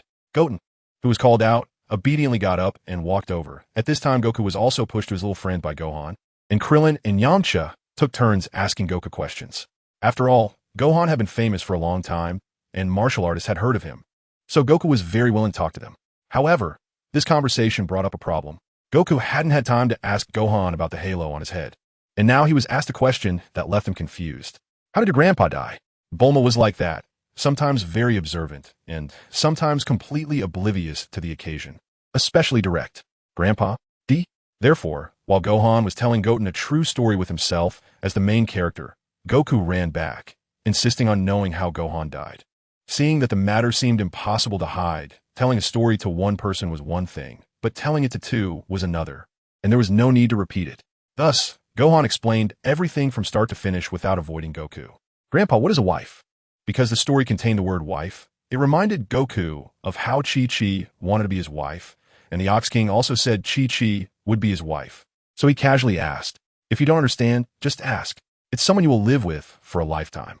Oh, I thought it was food. In fact, Goku and T really have a concept of living together for a lifetime. That's why he appeared so calm. If it were the adult Goku hearing such a statement, he would probably be very surprised. Not opposing it, but still surprised. The reason the word wife was mentioned was that Gohan had an incident while talking about his daughter-in-law. If you ask Goten, Gohan was just being idle, having only known the person for 2 days and giving his life away. Very loyal, but unfortunately not very useful. Of course, saying it was useful is a bit of a stretch. It was just that he didn't know what details had led to Goten having a potential in-law. It couldn't be called a childhood engagement, but it couldn't be called a normal engagement either. The key is that the parties involved might not agree. If it were Goku and Chi-Chi, although one of them thought a wife was food, it would affect the final outcome because Goku wouldn't care who became his wife. But in Goten's case, it was different. Hey, who told you to introduce me to someone? If she dares to come, I'll ignore her. If she dares to cause trouble, I'll dare to beat her up. This was Goten's first reaction upon hearing that he was also engaged. Although it was somewhat exaggerated, Goten truly felt indifferent about marriage. For someone who had never considered whether he wanted to date, marriage seemed very meaningless. What is the point of marrying first and then talking about feelings? Forget that. It's better not to marry at all. Plus, he was so lazy, he didn't want to change his slack state for a wife. Unless it could make him willingly do so. Think about the many dynasties in ancient times. There were always some who loved beauty over power. Besides his own character, the girl should have her unique qualities too. Perhaps it could be worth looking forward to. But when Goten learned that the girl involved was someone he knew, what was there to look forward to? Lazuli, just an ordinary girl, later changed her name to Android 18 and became very powerful, a true brother complex. Thinking of this, Goten felt like he wanted to be modified as well. Hey, wait a minute. Goten suddenly thought that his nominal fiancée, he might currently be in a state of being studied, while naked. She seemed a bit young, probably in a few years. That would definitely be the case. Cough, cough, thinking too much. Why think about these things? Did I Goten agree to this marriage? Trying to arrange a wife for me? The world is vast, but I am the biggest. Not even Goku's advice would work. Of course, when Gohan arranged this engagement with the girl's father, the thoughts of the girl involved were somewhat similar to Goten's. Lazuli, who had not yet awakened her brother complex, was even thinking about how to not marry her brother off. But that was about as far as she thought. After all, Goten was not completely a child. However, Lazuli's actual age was the same as her mental age. Aside from her first reaction of not wanting to agree, she half-heartedly agreed. As for the specific meanings of engagement and marriage, while she didn't know everything like Goku, she didn't understand much either. Concepts like mutual consent didn't exist in Lazuli's mind. But this wouldn't affect her in a few years. With elopement being so common, wouldn't breaking off an engagement be the same? As long as she didn't like it, she wouldn't agree, and when the time came, it would be a matter of fists. So both of them actually didn't take the engagement matter seriously. They could only consider it a backup in their hearts. Perhaps they would treat each other differently after meeting, but ultimately, it didn't have any substantial relationship. It was a state of anything being possible. Because Goten definitely wouldn't embarrass Gohan, he listened without any objections and agreed to everything, promising to treat girls gently in the future and not to be too willful or tough. Then they moved on to the topic of enemies, having said so much. They still hadn't mentioned how he actually died. Based on what Gohan told Goten about his daughter-in-law, it must have involved a conflict with the Red Ribbon Army. However, how could the Red Ribbon Army deal with Gohan? Well, it seemed that Gohan's strength was rather average before he died, not particularly outstanding. But he shouldn't have been defeated by some low-level thugs. And the killer was the world's #1 assassin, Tao Pai Pai, who had long been in contact with the Red Ribbon Army, although it was unclear what grudges his family had with the Red Ribbon Army. However, the Red Ribbon Army, a terrifying organization that everyone seeks to eradicate, is rightly opposed without any hesitation. Unfortunately, the Red Ribbon members can't do anything about it. They can only call for reinforcements. Red, hurry and ask the assassin Tao Pai Pai from the Crane School to come. Although Tao Pai Pai is quite arrogant and claims to be the best in the world, he does have some strength, more than enough to deal with the previous Sun Gohan, the despicable Red Ribbon Army. At this moment, Goku is filled with righteous indignation, not only because of his grandfather, but also because of the various robberies committed by the Red Ribbon Army, including UPA and that family his grandfather mentioned that he had never met. However, the Red Ribbon Army has already been shattered. The commanders and low-level soldiers at the headquarters have either died or fled. Goten even killed some while wandering around the base. And those who escaped can either repent or become petty thieves, but they can't form an organization anymore. As for Tao Pai Pai, Goku has already made up his mind. Since the other party is an accomplice to evil and has killed his grandfather, he must make them pay. After explaining everything, Sun Gohan emphasized the issue of the tail once again to Goten and Goku. If they don't remove it, they must train it well to avoid obvious weaknesses. Otherwise, if someone grabs their tail, it will lead to being at the mercy of others. After that, Sun Gohan chatted with Master Roshi, who was once his teacher and had taught his grandson for a year. Although he is usually quite unserious, Sun Gohan still wants to show him some respect. Finally, it was time for Sun Gohan to go back. The fortune-telling old lady, who had patiently waited for everyone to catch up, finally stopped being transparent and began to cast a spell on the crystal ball to check the whereabouts of the last Dragon Ball. Slowly, the crystal ball emitted a white light, and the previously transparent crystal ball became opaque, revealing some images inside. A car. The fortune-telling indicated that the last Dragon Ball was on that car. Bulma even suspected that the fortune-telling old lady was just for show. After all, her Dragon Ball radar was not broken, yet it couldn't detect the whereabouts of the last Dragon Ball. Bulma would never have thought that someone would intentionally block the signal of the Dragon Ball. Meanwhile, the three little Pilaf, driving closer to the fortune-telling old lady, were happily fantasizing in the car. When the time comes, we will act according to the plan. As long as we catch their tail, we will definitely win. Haha, finally, King Pilaf knows your weakness. Having learned the whereabouts of the Dragon Ball, Goku prepared to go get it. However, Goten stopped Goku, who was about to call the Nimbus Cloud, and stated that he wanted to go personally this time. Goten, who usually doesn't like to do too much, decided to go himself again, indicating that he didn't want to waste any more time and would definitely retrieve the Dragon Ball as quickly as possible. He must communicate well with the other party. Don't just start hitting people. Bulma, still not at ease, reminded Goten as he took off, telling him to reason with them and not to solve everything with force. It is indeed not possible to solve everything with force. Some things are destined not to be resolved that way. However, not using force clearly contradicts what Goten is about to do next. Moreover, Goten has always been very reliable. So Bulma's reminder, while well-intentioned, was actually unnecessary. The previous battle did not affect Goten's flying speed at all within just a few minutes. He spotted the three little Pilaf heading towards them. He landed directly on the car. Huh, did something fall on the car? Wukong's landing was accompanied by a thud. crashing directly onto the car's roof. To Pilaf and his two companions, it felt like something had struck their hearts, leaving them with an inexplicable sense of fear. Surely not, right? They had become so frightened that they began to deceive themselves. If one does nothing wrong, they need not fear a ghost knocking at the door. In the Dragon Ball world, it is having the Dragon Balls that makes one worry about being targeted. Wu Tian punched through the windshield of the car without showing his face, directly reaching in to pull out Asu from the driver's seat, then, without giving him a chance to see him, casually tossed him over 100 meters away. Well, hopefully the guy won to die from a fall. Meanwhile, the crowd left at the fortune teller's place, watching the crystal ball. All twitched their lips in unison upon seeing Wu Tian smash the car's glass. They covered their faces with their hands, wishing they could deny knowing Wu Tian. Unfortunately, everyone present recognized Wu Tian, so this thought was flawed from start. Of course, not everyone was that dramatic. Wu Wukong didn't have such thoughts, mainly because his way of thinking was a bit unique. Isn't Wu Tian usually very rational? Why did he resort to violence right away? Perhaps he thought this was the easiest way to get the Dragon Balls? From a lazy person's perspective, it seemed perfectly reasonable. And maybe Wu Tian volunteered initially to avoid letting Wu Wukong negotiate with others, allowing him to play the villain. After pondering for a while, when they finally removed their hand from their eyes, they realized they had misjudged Wu Tian. Damn, isn't that the guy? He even dared to blow a kiss at me back then. Good job, Wu Tian. Beat them up. Oh, what's wrong with you guys? Only Master Roshi and Krillin seemed confused. After all, they hadn't experienced it together, so they were unaware of the grudge between them. In the blink of an eye, Pilaf and his two companions had vanished from the car, leaving only Wu Tian to stop the car and start searching. As for whether the Dragon Balls might be on the person he just tossed away, Wu Tian thought that if necessary, he could go look for them again. But if he didn't throw them away first, things would definitely get more complicated.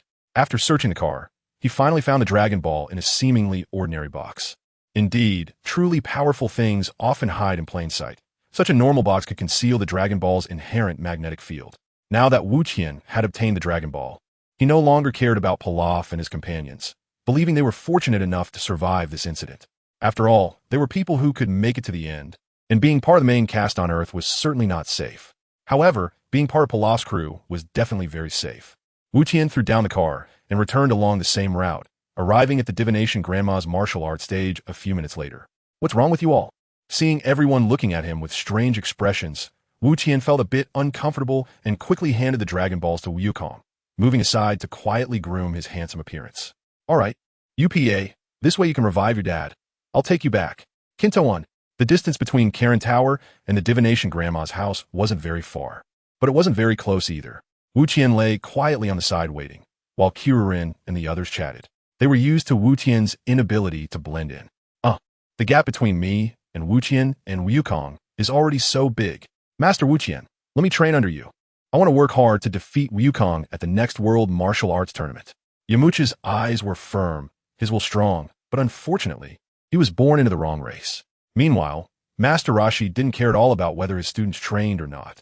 After all, the master leads you to the door. But the cultivation depends on the individual. He only needed to explain what to do on the first day. The rest was up to the student's initiative. He didn't even need to worry about the first day. He could just be a hands-off manager. Since Kirurin was a senior brother and already knew the training content from Master Roshi, he could relay it to the others. Master Wu Tian, I also want to continue training. I want to work hard to surpass Wu Wukong. Seeing Yamucha step up, Kirurin naturally didn't want to fall behind. Faced with two motivated kids, Master Roshi happily agreed. As it was the same principle, he didn't have to do anything himself. Time passed second by second. Suddenly, the sky darkened considerably, and looking north, one could vaguely see something emitting a bright light. Wu Wukong summoned the dragon. Does the sky turn dark when the dragon appears? Those like Kirurin who had never seen the dragon at all had at least experienced it, even if they couldn't see it with their own eyes. But they had a mental foundation, so if they were lucky enough to stand in front of the dragon next time, they wouldn't react too violently. A minute later, the sky returned to normal, and the dragon disappeared. Berta crawled out from the grave beneath Karen Tower. Am I not dead? Full of confusion, Berta instinctively caught UPA, who rushed at him and gently patted UPA's head with his warm hand, quietly listening to UPA recount the story of what happened after his death. They had nothing significant to offer, and Wukong didn't need anything either. After accepting UPA and Berta's thanks, he returned along the same route, as his brother and their friends were still waiting for him. After nearly an hour, Wukong finally returned, and Wu Tian remained quietly on the side, waiting for Wukong to speak with Bulma and the others. Wukong, do you have any plans? The next World Martial Arts Tournament will be held in less than 3 years. And Yamcha and I have already decided to continue training under Master Wu Tian. That's right, Kieran added, with Yamcha echoing his agreement, affirming that Kieran was right. As for me, Wukong scratched his head and looked up at the sky. I'll just listen to my brother. Before leaving, Sun Gohan had instructed Wukong to always listen to his brother. Although they were both still young, Wu Tian seemed to be more on track.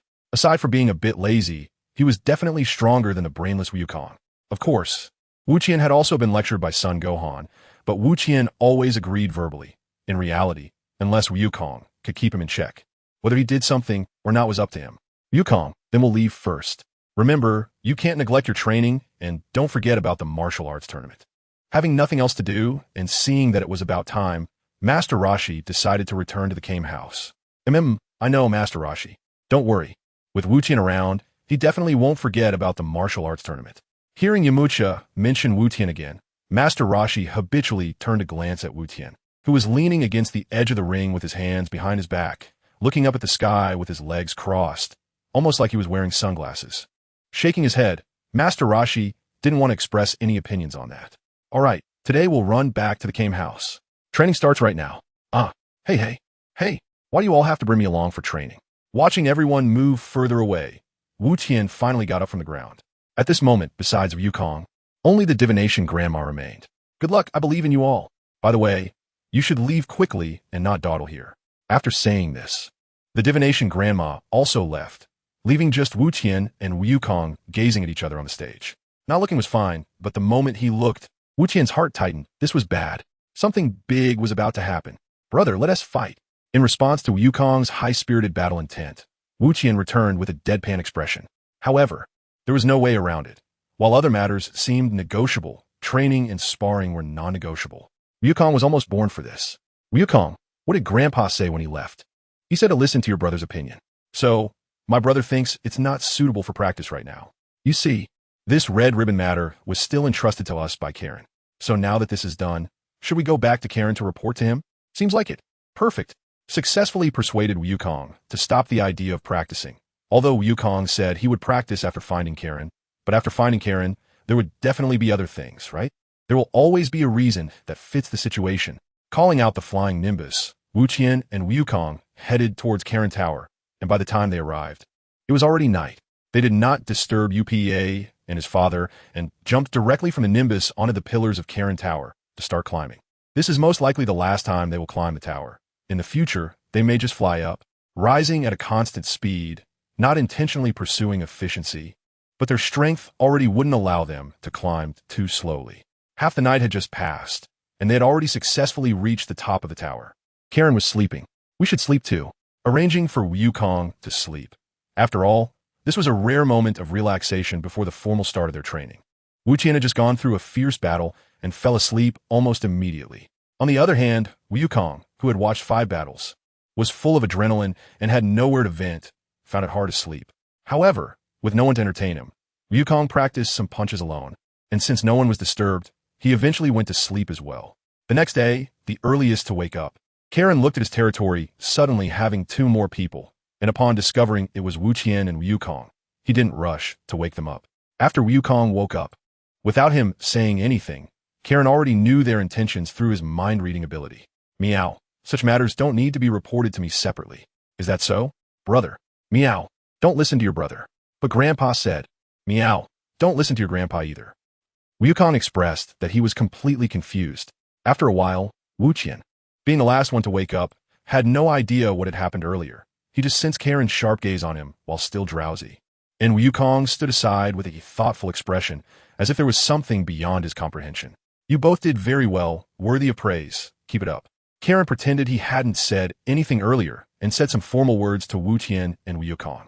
Then, Master Karen, please continue to guide me and my brother in our training. As for whose advice to listen to, Wukong wouldn't waste time thinking about such things, as long as it didn't delay his training and didn't stop him from getting stronger. He wouldn't care too much. Regarding Wukong's hopes, Karen truly found himself helpless. He was originally someone with not much ability, Besides living a bit longer and having the skill to grow sacred beans, his actual combat power was really not that impressive. Now, Karen was already having a hard time gaining an advantage in battles against Wukong. So apart from the super divine water, Wukong really had no reason to stay here any longer. You should go train somewhere else. I really have nothing more to teach you. Take these sacred beans with you. They might be helpful. A small cloth bag was tossed to Wukong by Karen, who then leaned on his cane and walked back to where he would sleep at night, sitting down and squinting his eyes. He looked just like a Mithriya, more leisurely than Wu Tian. I see. Then, brother, let's set off now. Hearing that Karen couldn't guide them in their training, Wukong felt a bit disappointed, but almost instantly, he adjusted his mindset and immediately called Wu Tian to start a new training session. After all, Karen had played a slight role, otherwise at this moment. Wukong wouldn't be saying let's go, but rather are we going? Wu Tian had no choice but to follow Wukong and ride the Nimbus cloud back to the ground. After arriving on the ground, they met with UPA and the others again, exchanged a few words, and then the two began their unconventional training journey. What does unconventional mean? Firstly, it meant that all travel had to be done on foot. Of course, Wu Tian could fly, but flying only increased speed. In reality, it was even more exhausting than running. Secondly, Wukong perfectly inherited the weight training from Master Roshi, either carrying stones or pulling trees, and they were all particularly large ones. Even though their combat power allowed them to easily lift such heavy objects, walking for long periods still exhausted them significantly. Because Karen Tower was located in the border area even further west than West City, the two set off from Karen Tower, heading southeast, and began their nearly 3-year training journey. Time in the mountains is hard to measure, and one can lose track of the years. This applies to their training journey as well. The Earth in the Dragon Ball world may not seem very large, but it becomes evident how difficult it is to travel on foot when one is weak. In a single day, pulling a century-old tree, still lush with green leaves, really doesn't cover much distance. Wukong is tireless, while Wu Tian is suffering in silence. Of course, Wu Tian is just lamenting inwardly. In fact, from the outside, aside from being exhausted like Wukong every day, he doesn't express his displeasure. It's hard to say how many days have passed. Anyway, Wu Tian and Wukong have stopped caring about time. If they want to know how long until the World Martial Arts Tournament, they just need to find a village or town and ask someone. As long as they make sure not to miss the time, the dates during their training don't matter. On this day, Wu Tian and Wukong were traveling along a steep mountain path. Wu Tian was flying, while Wukong was walking on his hands. As they walked, Wu Tian, using his elevated position to look far ahead, saw a wolfman bullying a child.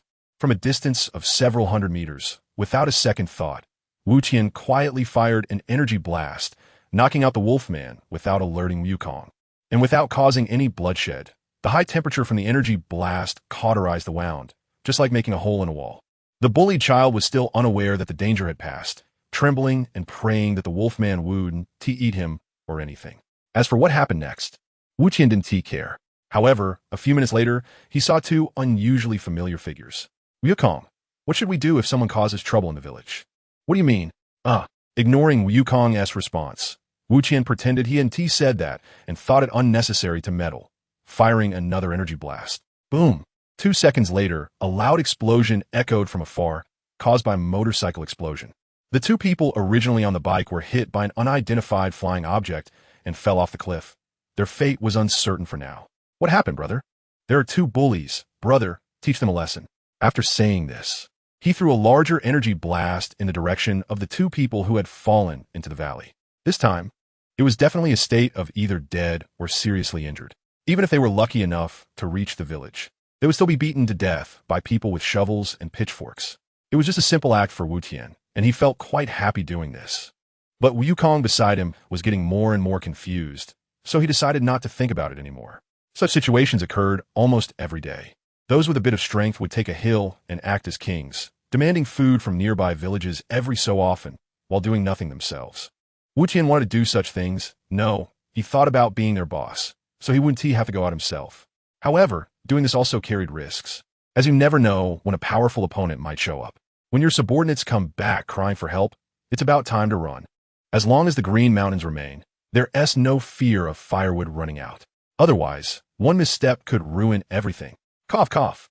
Every time he encountered these bandit behaviors, Wu Tian would immediately rush in with Wukong to deal with them without any delay.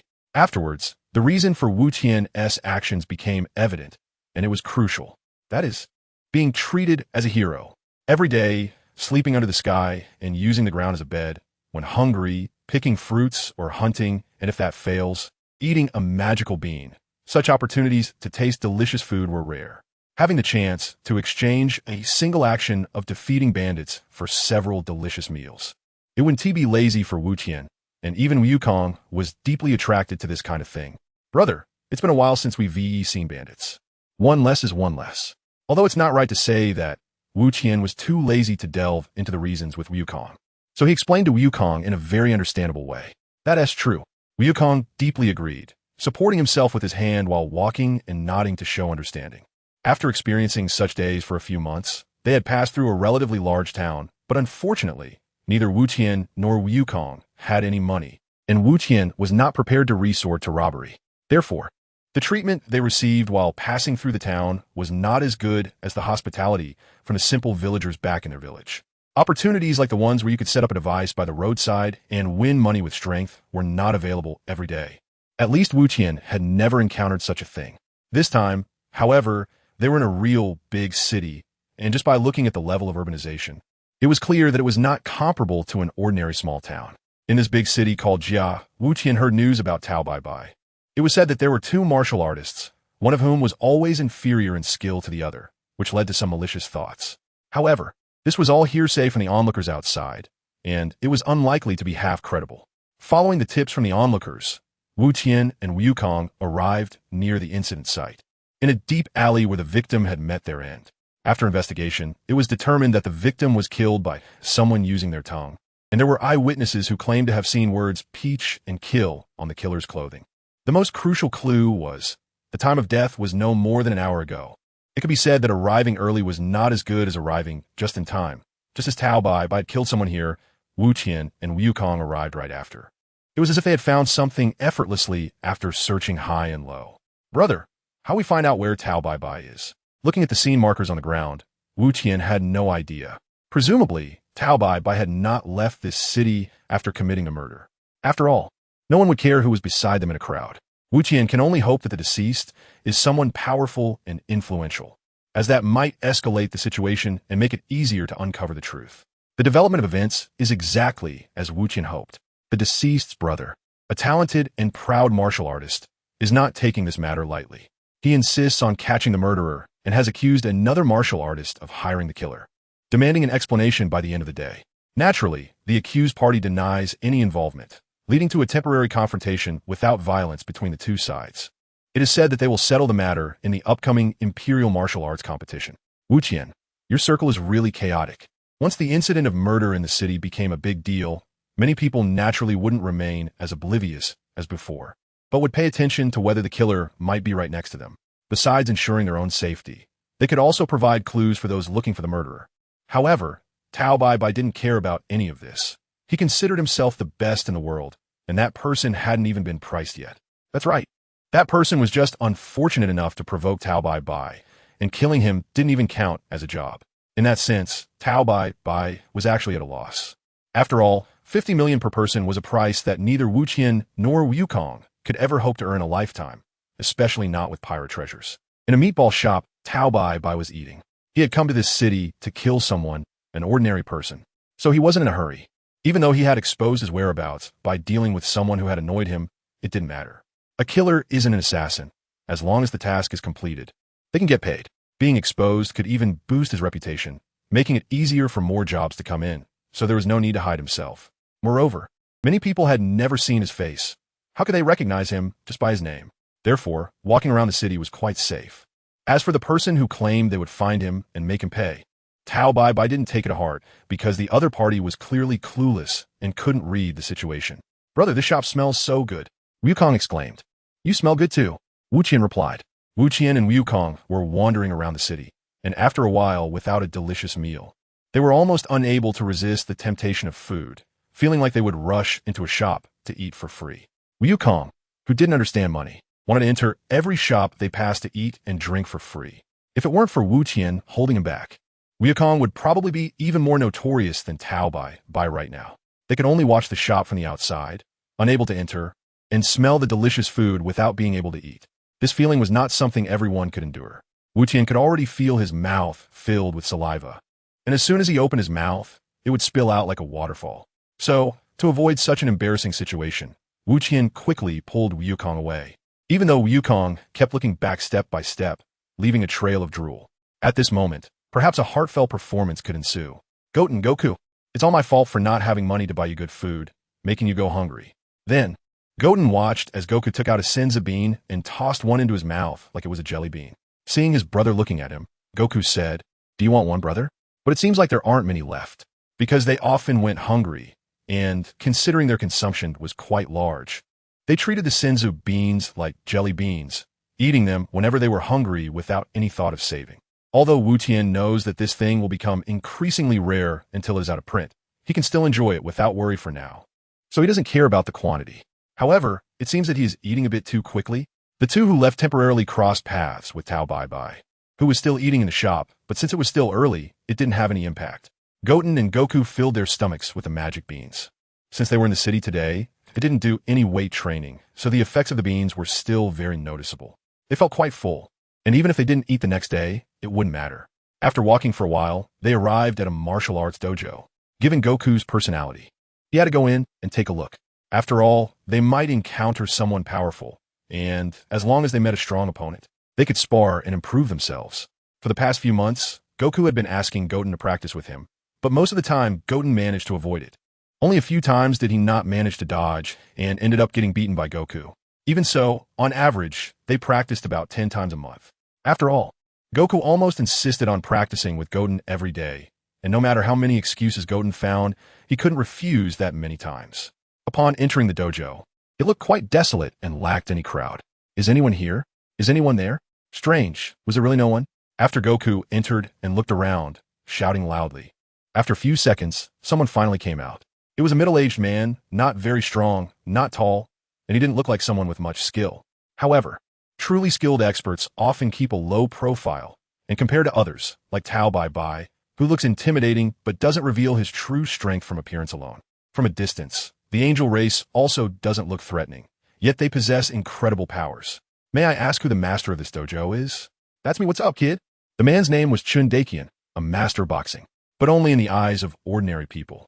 Being able to use techniques like the afterimage fist shows he had some skill. However, his actual strength wasn't high, and he definitely wouldn't last 3 moves against Tao Pai Pai.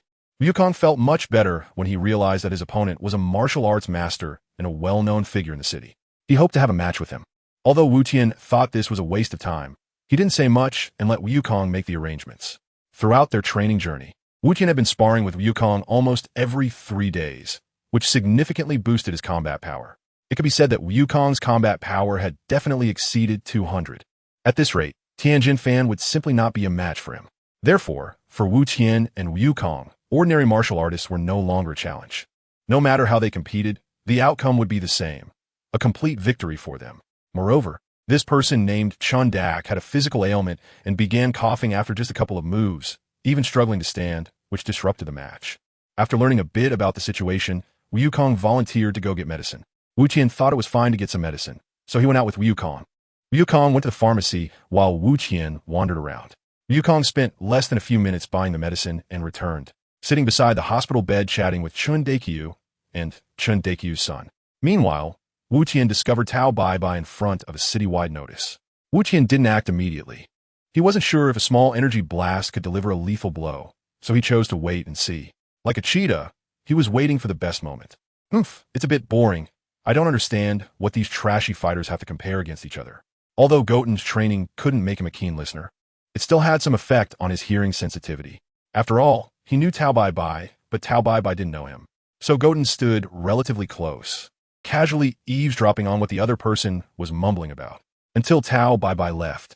Goten quickly scanned the text on the announcement and realized that Tao Pai Pai was commenting on the upcoming Royal Martial Arts Tournament. Goten didn't express any particular opinion about it, as he thought the same way. After that, Goten continued to follow Tao Pai Pai. Tao Pai Pai. Goten was just an ordinary little ghost. So even if Tao Pai Pai kept seeing him, Goten was confident that the other party wouldn't suspect anything. After all, I am a #1 assassin in the world, Tao Pai Pai. Who would dare to follow me? Moreover, he wouldn't care if someone was always nearby. Then Tao Pai Pai inadvertently revealed his address to Goten. It was a hotel and after entering the room, Tao Pai Pai didn't come out again, giving Goten the impression that the other party didn't intend to leave. So Goten returned, taking about half an hour to get back to the martial arts school, where everyone asked him what took so long. Because a black figure was blocking my way. It seemed like an insincere answer, but it was actually Goten's most sincere response. If he had no sincerity, his answer would have been, I got lost. Although that sounds more believable, it wasn't true for Goten. Only short answers were made up out of laziness. Once Goten spoke in long sentences, it was more likely to be true. Of course, it was only a possibility and shouldn't be taken too seriously. Later, out of kindness, the owner of the martial arts school allowed Goten and Goku to stay there just to snag a meal. What? You just ate some senza beans and you're not hungry at all? Brother, let's have a spar. I feel like I just had a new insight. Anyway, after sparring, he would be hungry, and following Goku's training, feeling hungry several times a day was normal. Not being hungry was abnormal. In the martial arts school, Goten and Goku sparred, with real moves and punches that landed hard, the speed so fast that even the afterimages were invisible. This scene left Chun Xiaochuan, the son of the martial arts master, in shock.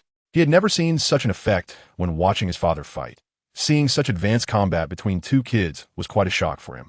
Initially, he didn't think Goku was capable of much, but after witnessing this spar, he finally changed his mind and sincerely felt that Goku and Goten were impressive, even more so than his father. Of course, Goten mostly acted as a punching bag in this scenario. Ever since the power gap between him and Goku widened by more than 10 during their fight on Korin Tower, he had occasionally managed to catch up, but for unknown reasons, the gap had widened again. One could only say that Goku's potential for growth was truly remarkable. With Goten, who was similar to a background character, providing a backdrop, Goku was very much in the lead. Goten's fighting power is as high as Goku's motivation. Never stop. The battle lasted for more than an hour. And by the end, both Goten and Goku were so exhausted that they could barely stand, with clear marks on their bodies, especially on their faces from the punches. Not only was Chun Xiaoqiang stunned, but even Qin Daqiang looked a bit dumbfounded. After all, this level of training, where they nearly ended up injured, is really not suitable for ordinary martial artists. Plus, with Goten telling Goku that the sins of beans can heal injuries, they always fought until they were completely drained.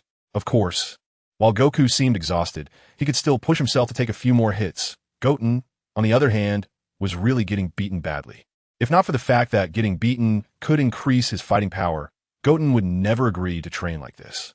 After the fight, Goku turned his attention to Chun Daqiang and his son, who were watching from the side, and innocently said that he was hungry and wanted to eat.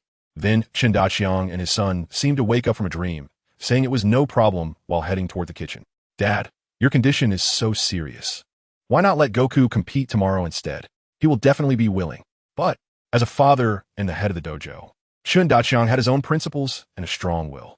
This was something he felt he needed to accomplish himself. How could he easily hand it over to someone else? Qin Daqiang seemed to hesitate, but in his heart, he had already made up his mind that he needed to compete himself and not let someone else do it. However, this decision changed during dinner, because Goku personally expressed his desire to participate to Qin Daqiang. After considering his own health, Goku's strength, the rules of the competition, and other factors, Qin Daqiang finally agreed. Don't get too happy too soon. Seeing Goku smiling like a 300-pound couch potato, Goten couldn't help but pour cold water on him. After all, the opponents in the competition were not as strong as Chun Daqiang. Fighting them wouldn't bring any real progress and could basically be solved with one move. Huh? Why, brother? Nothing. However, Goten was too lazy to explain, treating it as if he had said something nonsensical, and ended the topic himself, eager to finish dinner and get to bed. After all, he still had the task of sniping Tao Pai Pai, so it was better to rest and conserve energy. After a night of sweet dreams, when he woke up the next morning, he saw Qin Daqiang making breakfast, thanks to the effect of the senza beans. Goten and Goku didn't eat too much, which didn't surprise the two fathers, and the effect of the senza beans could last through a particularly fierce fight, so they wouldn't feel hungry. After breakfast, the four of them headed to the venue for the Imperial Martial Arts competition. But Goten took the initiative to separate from the three. Goku, I have something to do. You guys go ahead. Saying that, Goten headed straight for the inn where he had discovered Tao Pai Pai yesterday, and successfully arrived outside the inn before Tao Pai Pai left. Just as he was about to go in and see if anyone was in Tao Pai Pai's room, he saw Tao Pai Pai walking out of the inn wearing a flashy pink long robe. It seemed he was also heading to the Imperial Martial Arts competition venue. Wu Qian adjusted the non-existent brim of his hat, then stuffed his hands into his pockets and lowered his head to follow along. All the way to the venue of the tournament. Due to Wu Tian's shorter stature, he could only keep his eyes on Tao Pai Pai and couldn't see where Goku was. So he focused entirely on Tao Pai Pai and successfully squeezed into a position right behind him. The position was perfect. All he needed was a discrete energy blast. The question Wu Tian was currently pondering was how to do it without anyone knowing it was him who took action. If others saw him commit murder, it would lead to a lot of trouble, and, at the very least, he wouldn't be able to walk openly on the street like Tao Pai Pai. After all, this was the venue for the royal tournament, with many people around, unlike a quiet alley where not many would care what you did moments ago. It would also be best to take action after the tournament ended, as that would consider Goku's feelings. Otherwise, it would affect the competition. He patiently waited for the tournament to end while observing the skill levels of the participants. However, after watching a few matches, Wu Tian realized his mistake. He shouldn't try to believe that those who only relied on bare-knuckle techniques could be that impressive, because this was a world where battle power was broken. The matches were quite dull, making Wu Tian feel particularly sleepy. However, the arena was still quite noisy, so he couldn't really fall asleep. While keeping an eye on Tao Pai Pai, he was also looking for a chance to strike. But now Wu Tian thought of something else. Wouldn't it be more appropriate to leave Tao Pai Pai for Goku to deal with? If Wu Tian were to fight, he would aim for efficiency and quick results, solving it with a single energy blast if possible. Dealing with all the unnecessary complications was too troublesome. However, doing so would inevitably lose some of the fun of revenge, making it feel bland, especially for Goku. Perhaps letting Goku fight Tao Pai Pai would be better. Even though Goku currently had at least 50 points more battle power than Tao Pai Pai, the two of them could probably fight for quite a while. If Wu Tian were to say, that would be dragging things out. After waiting for a long time, he finally saw Goku take the stage.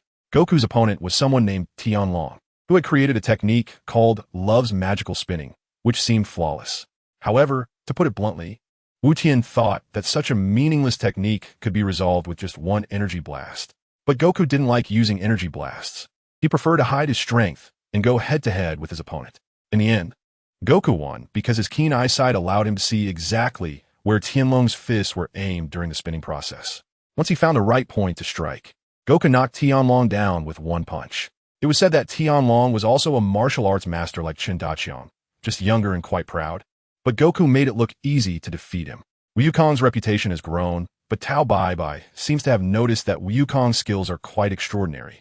Not only did he let out a sound of surprise, but he also focused all his attention on Wu Kong, as if trying to uncover some secret about him. However, Tao Pai Pai, being such an arrogant person, would never believe that Wu Kong could be stronger than him, no matter how impressive Wu Kong's performance was. The light blossoming from Tao Pai Pai's fingertips is his lifelong, unchanging belief in the divine pointer attack, or what is also called the whole wave. In today's context, it belongs to the category of techniques that do not require energy gathering to launch energy blasts, comparable to the Kamehameha. But for Wu Tian, who has already acquired the combat techniques of Scion Warrior, energy blasts can only be seen as minor moves. Having seen the super universe, Wu Tian definitely has a broader perspective than Tao Pai Pai, and he can only sarcastically refer to him as a fish-lipped human. After finishing with the Heavenly Dragon, Wu Kong did not have any more matches, and Wu Tian was not quite sure about the competition format. However, when Wu Kong was on the field earlier, he saw Wu Tian, who gestured to him, indicating that Wu Kong should come find him after finishing. Wu Kong wasn't sure if Wu Tian understood what was going on, but he assumed Wu Kong would come over to ask him because he didn't understand what his brother meant, and that was enough. As expected, after Wu Kong's match, he came over and asked, "Brother, what did you mean just now?" Wu Tian subtly indicated that the person in front of him was the one they had been looking for, the one who needed to be killed. At the same time, Wu Tian signaled Wu Kong to stay calm. If they were going to fight, it was best to do it when there weren't many people around, unless they could manage to end the fight without anyone noticing, deceiving everyone's eyes. Moreover, when there were too many people, it was easy to accidentally harm bystanders, or the opponent might resort to desperate measures, threatening hostages or something. In that case, Wu Kong would definitely be in trouble. Losing an arm or a leg would be the least of it. If it were Wu Tian, regardless of who was being threatened, even if it were his wife, which is debatable, a single energy blast would be goodbye. As for innocent people, accidental harm was unavoidable. If it came to that, they could always use the all-powerful Dragon Balls. After all, even if he didn't go looking for the Dragon Balls, Pilaf and his gang would still be searching for them. Rather than letting the king turn into Pilaf, it would be better to have Shenron do something meaningless, buried all over the world. That would be a true waste of resources. If in the end, Shenron turned evil, that would be fine too. With the all-powerful spirit bomb, he could be taught how to be a good dragon. And Tao Pai Pai didn't keep Wukong waiting too long, leaving the scene before the match was over. However, the direction Tao Pai Pai left was not the same hotel he came from in the morning, but another direction that Wu Qian didn't know. Brother, how do you know he is Tao Pai Pai? He said so himself. Oh, so how long are we going to follow him? Let's see what he is up to now. From a distance, they followed, with Tao Pai Pai moving at an exceptionally fast pace, almost as if he could shrink distances. But Wu Qian and Wukong, confident in their strength, managed to follow him without being detected. Finally, Tao Pai Pai climbed over a wall and entered the yard of a large house. Let's go in too. I think Tao Pai Pai is here to kill someone. Goten and Goku also climbed over the wall from another corner and walked to the window of the house to look inside. They only saw Tao Pai Pai sitting alone in the room, eating something, completely treating this place as if it were his own home. Goten speculated that Tao Pai Pai must have arrived a little earlier and was now waiting for his target to come home. Goku, we can make our move now. All right. Wukong was granted permission and immediately broke through the door, acting just like he did at his home on Baozi Mountain, causing Sun Wukong to repair the door no less than n times. If it weren't for the fact that Tao Pai Pai had already broken the lock when he entered, Wukong would have essentially refreshed the record. Who are you? Tao Pai Pai had just watched Wukong's impressive performance, and, being not so forgetful, he naturally wouldn't easily forget it. However, he felt that Wukong wasn't anything special. So at this moment, he remained comfortably seated on the sofa, exuding an air of indifference, as if he were the greatest in the world. Tao Pai Pai, today I will avenge everyone. Oh, who are you? Tao Pai Pai raised an eyebrow, not taking Wukong's words to heart, but rather curiously asking who Wukong was and what grudge he had against him. After all, the main character hadn't returned yet, and having someone come to seek death was quite nice to pass the boring time. Poor Tao Pai Pai, who was already on the brink of death but still unaware. If Wu Qian had been there to answer Tao Pai Pai's question, he would have said, I don't change my name or surname. You're the one who's in the wrong. Unfortunately, Wukong was very straightforward and directly stated his true name. My name is Sun Wukong. His face showed anger against evil, determination that was strong and unyielding, as well as confidence in his victory in this battle. Wukong said, this is called true to my name, unchanging in my surname. What does it matter if I tell you my name? Can you escape from this revenge? Sun Wukong, Tao Pai Pai still wore a look of great confidence, thinking to himself that he had no impression of that name. The conclusion he reached was that it didn't leave much of an impression on him. To put it more strongly, you are not impressive enough to leave a mark on me. However, when Wukong mentioned Sun Gohan, Tao Pai Pai still imagined the relationship between Wukong and Sun Gohan. After all, Sun Gohan was a standout in the martial arts world, and Tao Pai Pai would need to show some skill to take him down. Plus, he had helped the Red Ribbon Army kill before, and they provided photos and information, which left a deeper impression on him. Sun Wukong, Sun Gohan, just thinking about it makes it clear they are family. So what's this? You want to seek revenge on me? Ha ha. I see you still don't understand the terror of me. The #1 assassin, Tao Pai Pai. Your grandfather isn't even my match. What do you think a little brat can do to me? At this moment, what Wu Qian didn't want to happen was unfolding. Wukong usually listened to his opponent's chatter before fighting, and only after that would he start the battle. If it were Wu Qian, he would have already thrown a Kamehameha at him instead of listening to his rambling. However, Wu Qian was gathering energy and then dispersing it, gathering again, but never truly launching an energy blast. After all, he had decided to leave it to Wukong to handle. And as a combative scion, he certainly didn't want anyone interfering in a one-on-one fight. It's really frustrating, not knowing what to do. Wu Qian could only quietly stay hidden to avoid being exposed, while also ensuring Wukong had a perfect environment for a one-on-one duel. If someone came back later, Wu Qian would be responsible for stopping them. Police are investigating. Unauthorized personnel, please do not enter. You want to see what I can do? Just try it and you'll find out. Having said that, Wukong charged forward, moving at high speed and catching Tao Pai Pai off guard. He directed a punch at his opponent's eye socket, causing Tao Pai Pai to turn his face and also giving him a black eye. Finally, the fight began, and Wu Tian let out a sigh of relief outside, then started to enjoy Wukong's battle spectacle. After Wukong landed his first punch, he wasn't done yet. Using the momentum from his previous movement, he turned around and delivered a side kick to Tao Pai Pai, causing him to double over and spit out saliva, his already swollen eye widening again from the kick. In the first round, Wukong won decisively. although there was the element of surprise. The fact that Tao Pai Pai was already standing there meant that the battle could start at any moment. It was merely a matter of his insufficient strength that led to him being caught off guard. Damn it, you little brat, you're asking for death. The impotent rage of the powerless is something one can often hear in battles with any opponent, and Tao Pai Pai clearly did not recognize the situation. After all, he had only been hit twice. Although they were heavy and sudden blows, they were not enough to open the eyes of someone willing to remain blind. It was likely that he would only realize the truth when he was truly beaten to death. Unwilling to accept being beaten without retaliation, Tao Pai Pai chose to take the initiative to attack. At the same time, Wukong also moved in closer to Tao Pai Pai, intending to continue pummeling him. Since their battle was taking place inside a room, the space available was very limited, and the two collided almost instantaneously. Wukong caught Tao Pai Pai's punch and successfully poked Tao Pai Pai in the eye with a rock-paper-scissors move before Tao Pai Pai could strike again. The eyes that were previously wide open like copper bells were now tightly shut, and it would take a few seconds for him to recover. During these few seconds, it was Wukong's time to attack. Originally, Tao Pai Pai's combat power was already inferior to Wukong's, and now being temporarily unable to open his eyes, he naturally took another beating, looking quite disheveled.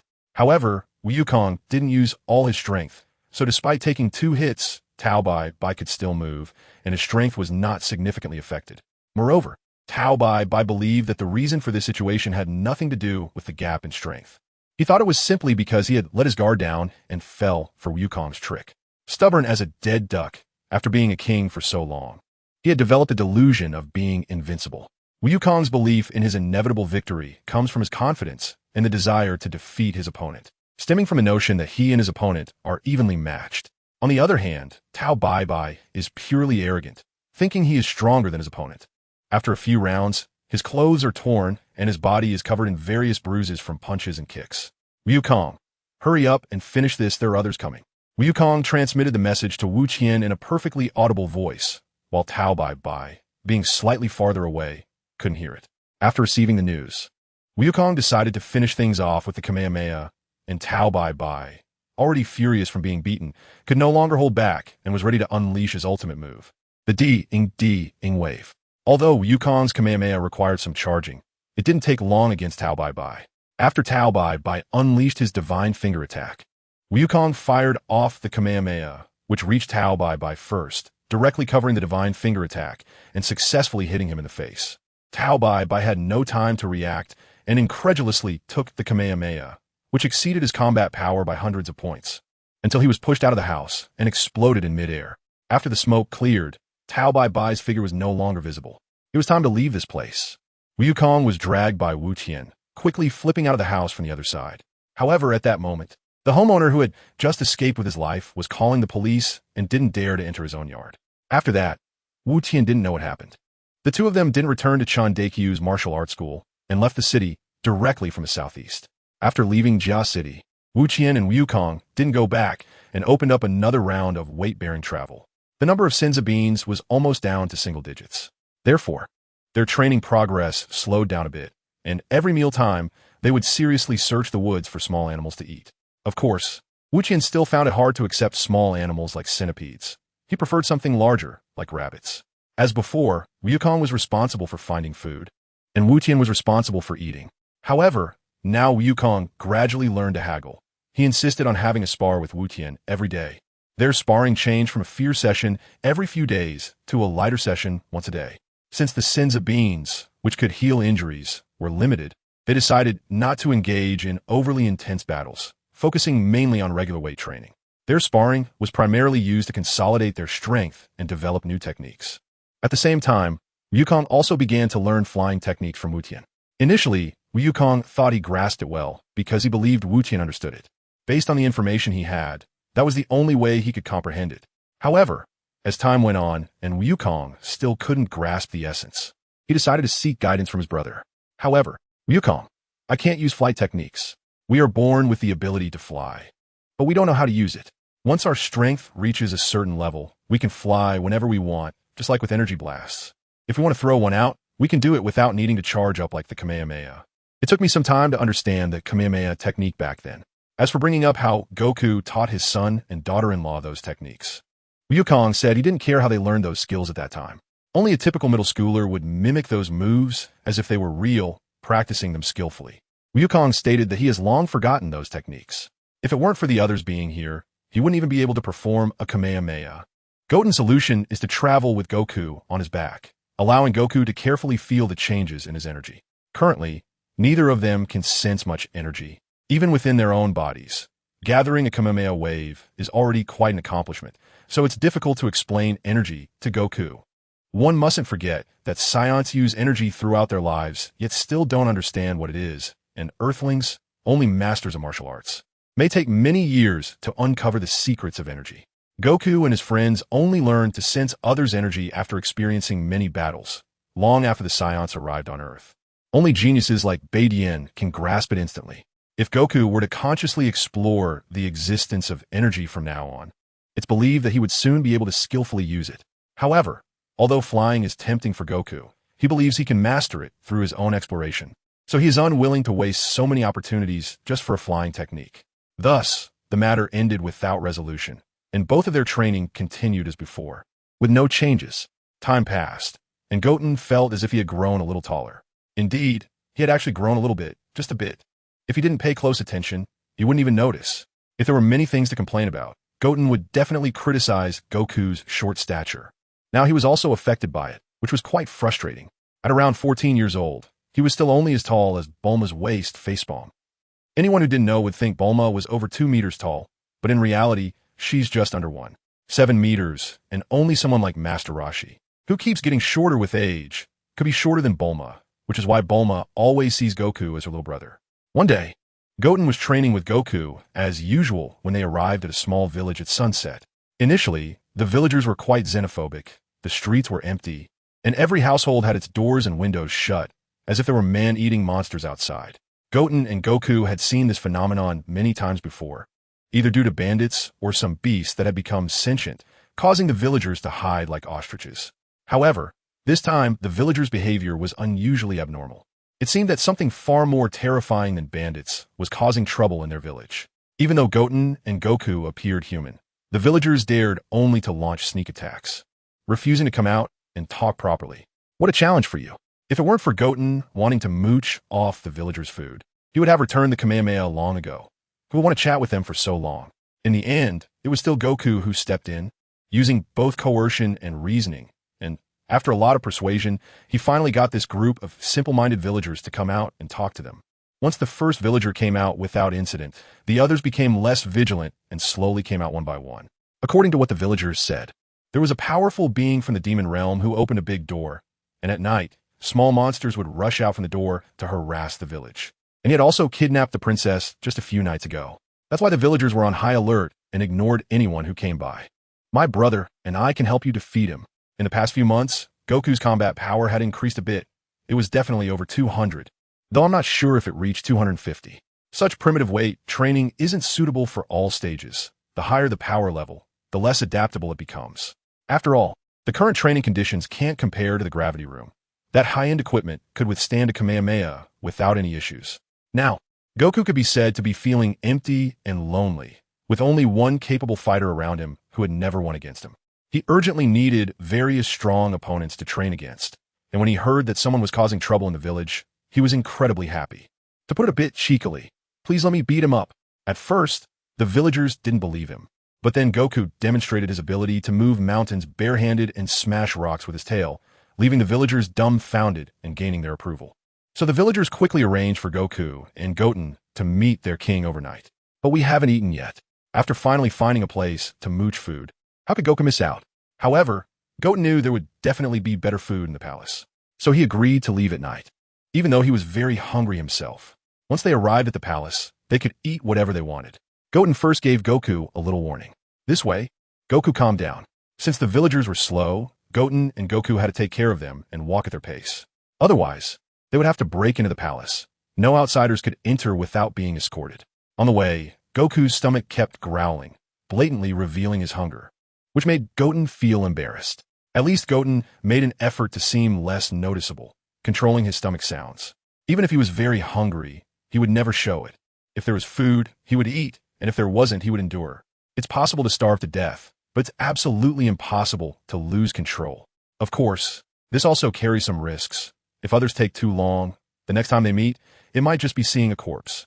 After walking for several hours, the villagers finally brought Goku and Goten to the palace. Outside, a few guards were standing at the entrance. Seeing Goten and the others approach, they didn't put on any airs, likely because they were from the village and had a good attitude toward the villagers. After understanding what Goten and Goku were there for, the guards thought that these two kids might not even be able to beat them. But they still fulfilled their duty and took Goku and the others to the palace's meeting hall. The king and queen, upon hearing that there were brave warriors who could defeat the evil dragon, quickly got out of bed to meet the so-called heroes, even though it was midnight. However, when they saw that the heroes were two young boys, the king and queen became somewhat unsettled. Where is the majesty of our royal family? How could we allow you to act recklessly? Can just anyone enter the palace? It wasn't until Goten blasted the king's throne to smithereens with a Kamehameha that the king's attitude did a complete 180, filled with concern and warmth. I've been hungry all night. I heard there is a lot of good food in the palace. Hurry and tell the chefs to prepare dishes. My brother and I have a big appetite. Make more. A few minutes later, as the first dish was served, Goten and Goku started eating. However, there was only one plate for the first dish, so they each took one bite and it was gone. Seeing this, the king immediately ordered the chef to not only hurry, but also make more, and each portion had to be large. This time, Goten and Goku really dug in. They had never eaten so freely before, and this time, there was no limit on time or quantity. As for any taboos about overeating, they simply didn't exist for Saiyans. They just stuffed their faces. The king felt that Goten's power was somewhat exaggerated, even reaching the level of an Asura, and he was a bit afraid of Goten. He also believed that they might really be able to place hope in Goten and Goku to bring back the princess. So of course, he had to treat them well. After eating for over half an hour, almost every time a new dish was served, Goten and Goku would finish it off, until later when more chefs joined in and brought out dozens of dishes at once, which finally changed the situation. In the end, they ate until their bellies were swollen, and everyone present let out a sigh of relief. Finally, they were done eating. It's no exaggeration to say that anyone witnessing Goku and Goten eat for the first time would be shocked and question their life, as their appetite was truly more monstrous than a dinosaur. Afterward, the king explained the situation they were facing to Goten and Goku in detail, not leaving out any details. The king truly hoped that his daughter could be rescued successfully. Goten and Goku agreed to the king's request and went to sleep, agreeing to meet at the door opened by the Asura the next morning. The next morning, Goten and Goku followed the king's troops to the door leading to the demon realm. The door was very tall and large, and it looked like a kind of door that was incomprehensible, standing there like a fake. But it could indeed allow people to travel between the two worlds. One half of the door was blocked by a blade stuck in the ground, preventing it from closing. Otherwise, simply closing the door could stop the small monsters from rampaging in the human world. Wukong was eager to try, feeling excited, but at that moment, Wuqian was facing a dilemma. If he let Wukong go in, there would definitely be a lot of trouble, so it would be better for him to go in himself. Take responsibility for bringing people out, and then play Wukong a heroic song to resolve the matter happily. But he was afraid that Wukong wouldn't agree and would insist on going in to duel with that so-called Asura. What was there to fight about? Wukong, what's wrong, brother? I have an action plan that needs your cooperation. What plan? What I need to do? At this moment, Wukong was still very patient and willing to listen to his brother's opinions. However, Wuqian could foresee that once he mentioned having Wukong wait outside while he went in to pull the sword, that would be the moment Wukong would become furious and completely reject the idea. Sure enough, when Wuqian said, "You stay outside and don't move. Focus on pulling the sword, and I'll go inside to bring you a princess," Wukong immediately refused. "Brother, I want to go in and fight Asura. We should go in together, or you could just pull the sword outside." "Well, can I just leave you alone inside? So we might as well go in together." Listening to the king's final reminder to definitely bring the princess out, Wuqian and Wukong finally stepped into the gates of the demon realm. In fact, Wuqian knew about the demon realm. It was just that the demon realm should be divided into many areas. Otherwise, how could Asura become the boss? Of course, one could also think of Asura as an accident, not even on the same channel as Depura. After entering the demon realm area, the environment immediately became extremely dark, and visibility drastically decreased. Not far in, they encountered two demon realm beings, one male and one female, one robust and one slender. "You two stop. Further in is the demon realm. No one can enter without permission." "Who are you?" Wu Yukong stepped forward to negotiate with them. If it were Wu Qian, he wouldn't bother talking to them and would just charge past, ignoring them. If they could catch up, then they were impressive. But could they catch up? 200 combat power was no joke. At this time, even Tien would only be at this level, and a non-young Piccolo wouldn't be much stronger. Even if Azura couldn't win, he could just rush in, grab the princess, and run out. What could Azura do? A guy who was afraid of light definitely wouldn't dare to chase them into the human world during the day. After that, he could pull out the sword, close the gate, and the script was clear. Unfortunately, Wu Yukong was here, and Wu Yukong wanted to engage in diplomacy first. After a few exchanges that did not reach an agreement, a fight was inevitable. The enormous one, known as the strongest warrior, stood out among a bunch of little minions due to his strength. When their conversation yielded no results, he stepped forward to push Wu Yukong out. He didn't see Wu Yukong and Wu Qian as particularly powerful and directly used his large club to push Wu Yukong. Wu Yukong, like a gladiator, pushed back against the club with ease, showing no signs of difficulty. The other female, standing aside, found it somewhat incredible. It was like seeing an invincible person being defeated by an inconspicuous minor character, which was quite shocking and led to disbelief. However, this female had a decent mindset. To be precise, she was a bit annoyed with that princess. So if there was really someone who could take that person away, she was willing to turn a blind eye and provide some convenience for them to take the princess away. Stop, let them in. The strongman was a bit surprised by being pushed back, but didn't immediately think he was weaker than Wu Yukong. Perhaps he just slipped a bit or something. Moreover, Azura wouldn't allow them to let outsiders in to cause trouble. So the strongman didn't understand his teammate's request. At the same time, Wu Yukong also didn't understand the other party's intentions. As an intruder, he was unexpectedly allowed to pass. It seemed like the other side was really foolish. Listen to me. Moreover, the other party was extremely certain, showing no signs of changing their mind. Fine, consider yourselves lucky. I'll let you go for now. But Lord Azura is not so easy to defeat. At this point, Wu Yukong also understood the importance of priorities, so he didn't stay to talk about why they were doing this, and instead rushed ahead deeper inside. Wu Tian followed closely, and throughout, he hadn't said a word. But just by looking like Wu Yukong, the others didn't underestimate him. After entering, the presence of fire improved the lighting somewhat, but it was still quite dark. At the same time, many Demon Realm minions gathered inside, with a group of small monsters surrounding a ring, and there was even someone resembling a commentator or host. What were they doing? Wu Yukong straightforwardly asked the woman who let them in questions, completely unconcerned about whether she might set him up. If it weren't for Wu Tian knowing that she probably wouldn't cause trouble, this might not have ended smoothly. Upon learning that it was the Azura celebrating a grand event and preparing to marry the princess today, Wu Yukong had no particular reaction. What is a celebration? What does marriage mean? He didn't quite understand, but he figured it wasn't a good thing, right? At this moment, only Wu Tian somewhat understood Wu Yukong's thoughts. However, he couldn't guess everything, and Wu Yukong's current thoughts wouldn't affect his future actions. So, Wu Tian didn't bother to explain or correct Wu Yukong, maintaining his usual silent demeanor. His expression full of dislike for the place. The one sitting at the top was Azura. Nothing special about him. No 3 heads or 6 arms. Not a huge figure. And he looked quite handsome and graceful. If Wu Yukong hadn't come here to rescue someone, it could have turned into a legendary tale. Unfortunately, Wu Yukong could no longer wait. He had already climbed onto the stage and specifically called out to challenge Azura. The small monsters around the arena were furious, all eager to teach Wu Yukong a lesson. However, Azura was in a good mood today and agreed to Wu Yukong's request. Azura was also capable of flying, able to float in various positions in the air and move in multiple ways.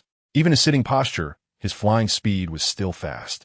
However, it was still not as good as Wu Tian's flying. Ever since Wu Tian reduced his training load, he had been using flying to travel. Not only did he improve in terms of stamina and energy, but also in flying speed and techniques, able to fly however he wanted, even upside down and in circles.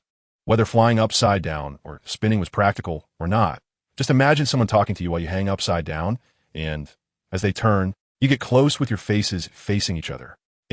Wu Tian thought that the other person would definitely be shocked. It was an interesting thought, but if it came down to Wu Tian actually doing it, there might not be many opportunities. Just thinking about it, without practicing. Azura flew down from the high platform and immediately attacked Wu Yukong, catching him off guard while Wu Yukong was telling the princess that he would definitely take her back. However, Wu Yukong managed to defend against this surprise attack.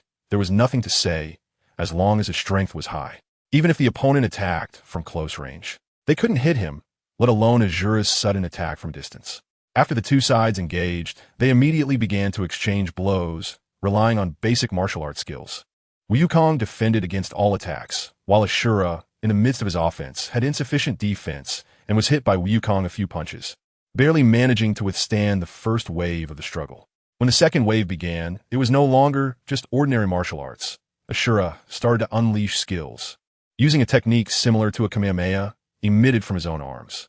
However, what was released was a powerful whirlwind that could blow a person away, not an ordinary energy blast that causes explosions. Wukong is a stubborn person who dares to try new things. When he first encountered an opponent and was unaware of their moves, he boldly chose to directly withstand their skills. Perhaps he felt that the opponent's moves didn't pose much of a threat. Therefore, in order to intuitively perceive the opponent's strength and his own growth, Wukong crossed his arms in front of his chest and firmly braced against the opponent's hurricane. It blew and blew, but it couldn't move Wukong. He successfully endured until the hurricane ended. Now, just watch me. Wukong unleashed the Kamehameha, a technique he had used countless times. Not only was he using it now, but it was highly likely that he would continue to use it in the future. Ashura was blinded by the intense rays of light emitted by the Kamehameha, and while using his hurricane skill to shield himself, he also covered his eyes with his other arm. Wukong left. He couldn't defeat you, and bullying the weak wasn't something he liked to do. At that moment, Wu Tian, holding the princess, had already flown to Wukong's side. It turned out that as soon as the strong light appeared, Wu Tian took advantage of the fact that everyone was too afraid to open their eyes and immediately flew to the high platform to bring the princess over. If he didn't leave now, when would he? Wukong had already fought with Ashura. Although the battle was brief, it was clear that Ashura would not be able to defeat Wukong without using stronger techniques. At this moment, Wu Tian urged Wukong to leave, and after a moment of hesitation, Wukong agreed. No one stopped them. Everyone was covering their eyes, and it was at this point that Wukong realized that the opponent was afraid of light. Ignoring them, he quickly followed Wu Tian as they flew back along the path they had come from. They really wanted to leave, and the distance, which was not far to begin with, was covered in just a few seconds. At the entrance, Wu Tian dropped the princess and watched as the king and queen, who had remained outside without moving, put on a heartfelt drama with their daughter. Wukong, even though he had only fought once, was entrusted with the task of drawing the sword. By now, the people inside had mostly recovered and were chasing them out under Ashura's orders, while Wu Tian was responsible for preventing them from coming out. However, before Wu Tian could even think about throwing energy blasts for fun, Wukong had already pulled out the sword that was stuck in the ground at the gate. The main door slowly closed, and the small minions inside had not yet run over, leaving them without hope of escaping. After all, Wukong had significantly increased his battle power, and pulling out a sword was nothing. Even though they had just fought a battle, it was still easily handled. Afterward, Wu Tian and Wukong returned to the palace and enjoyed 3 meals that did not require payment. They did not leave the palace until the next morning after finishing breakfast. After all, they were little heroes. A few meals were nothing. Could they eat enough to match the value of a gemstone? For the palace, it was trivial. Unlike in the village or town, where one meal could impoverish them, here they could eat continuously for a year without issue. But Wukong and Wu Tian wouldn't really eat for a year. Wu Tian had to ask Wukong for permission before eating, as even if Wukong wanted to mooch off food and drinks, he still took Wu Tian away from the palace for the sake of his own training, leading a life of having meals occasionally. On their continued journey of training, the two finished their supply of senza beans, leaving only one remaining, which Wu Tian thought might be useful in an emergency. So he didn't let Wukong eat it, fearing it would be gone otherwise. Eventually, they arrived back in the big city, as Wu Tian learned that the martial arts tournament was approaching. Training alone was a bit time-consuming for Wukong. They were not in such a hurry. Their clothes were also tattered, and they looked like 2 little beggars. In fact, on their first day walking in the city, they were even handed 2 rice balls by someone.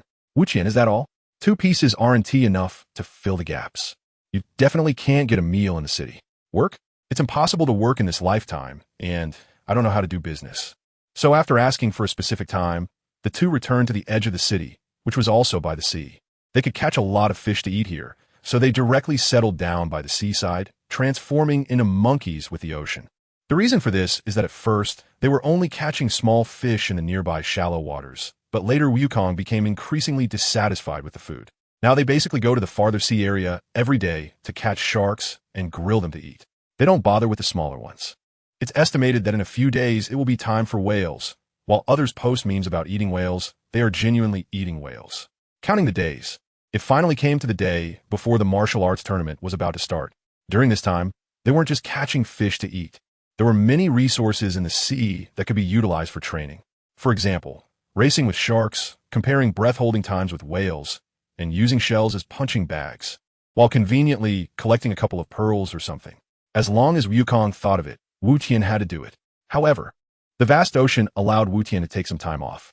Whenever Wukong couldn't see him, that was his most comfortable time, even hid inside a whale's belly. Though it might seem a bit cruel when coming out, since they were all going to be eaten anyway, why bother with how tragic it is?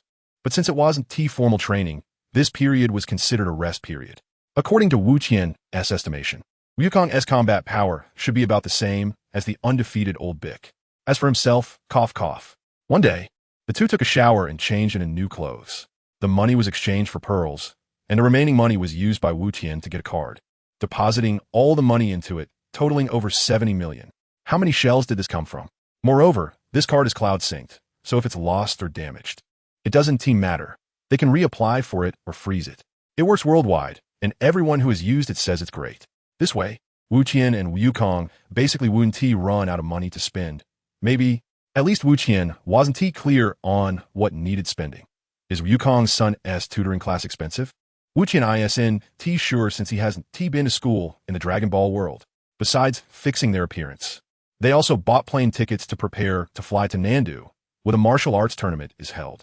Swimming there would be fine, but Wu Tian didn't want to swim, and Wukong didn't insist on swimming either for fear of wasting time. On the way, they encountered the fortune-telling old lady on vacation, and after a few words, they parted ways. They arrived at the martial arts tournament venue right on time, and the registration desk was already filled with Turtle Hermit and their friends. Also present were Crane Hermit and his two disciples.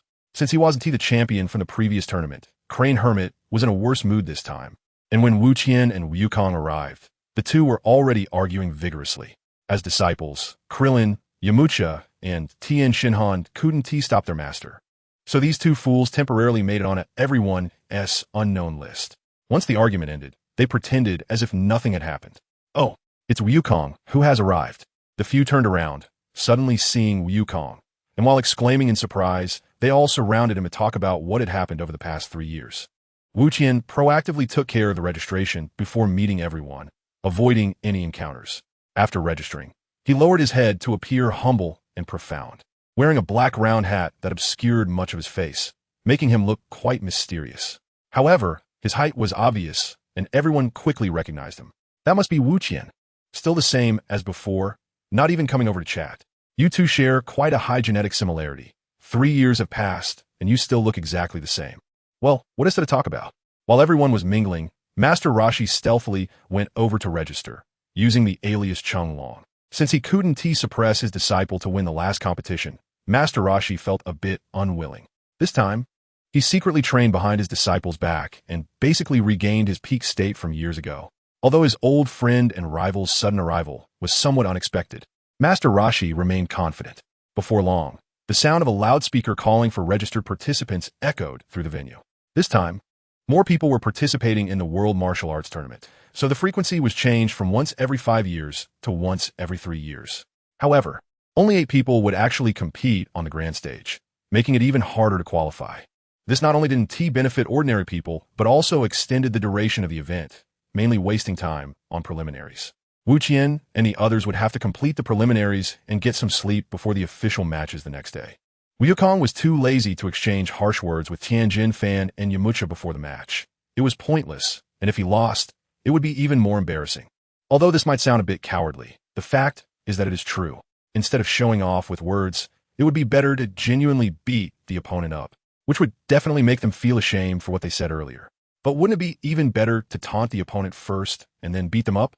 Alright, Wukong said he's just lazy, so please don't reason with him. If Wukong remembers correctly, when Goku first saw Lin Fan at the martial arts tournament venue, he instantly recognized him as a tough opponent. However, for the current Goku, he thought, brother, it seems there aren't any strong fighters in this tournament. Coincidentally, Lin Fan overheard this and sneered, as if mocking Goku's ignorance. I heard you're the champion from the last tournament? Haha, how ridiculous. If someone like you can win the championship, then I can easily win. Stop bragging. I can eliminate you without needing Goku's help. At this point, Wukong was a bit inclined to retort, but years of silence left him unsure how to respond sharply enough to land a fatal blow. So, he let Yamcha handle the rebuttal. After Lin Fan finished speaking, he left, and Yamcha's provocation received little response. However, Goku did respond to Yamcha, reminding him to be careful. Although Lin Fan wasn't a big deal for Goku, he posed a more challenging problem for Yamcha. Usually, it was Yamcha's side that ended up losing in such encounters. For the past 3 years, Wukong hasn't just been living like a wild monkey in the deep mountains and forests. So he has improved in understanding human relationships and the ways of the world. At least he no longer bluntly tells Yamcha, "You can't beat him." In the past, it was hard to tell who could beat whom, but now he can see it and simply advises Yamcha to be careful, fulfilling his duty as a friend. After Yamcha interrupted Wu Tian's lines, Wu Tian continued to stand by as a transparent person until he was called to the stage. Huh, the opponent is a child?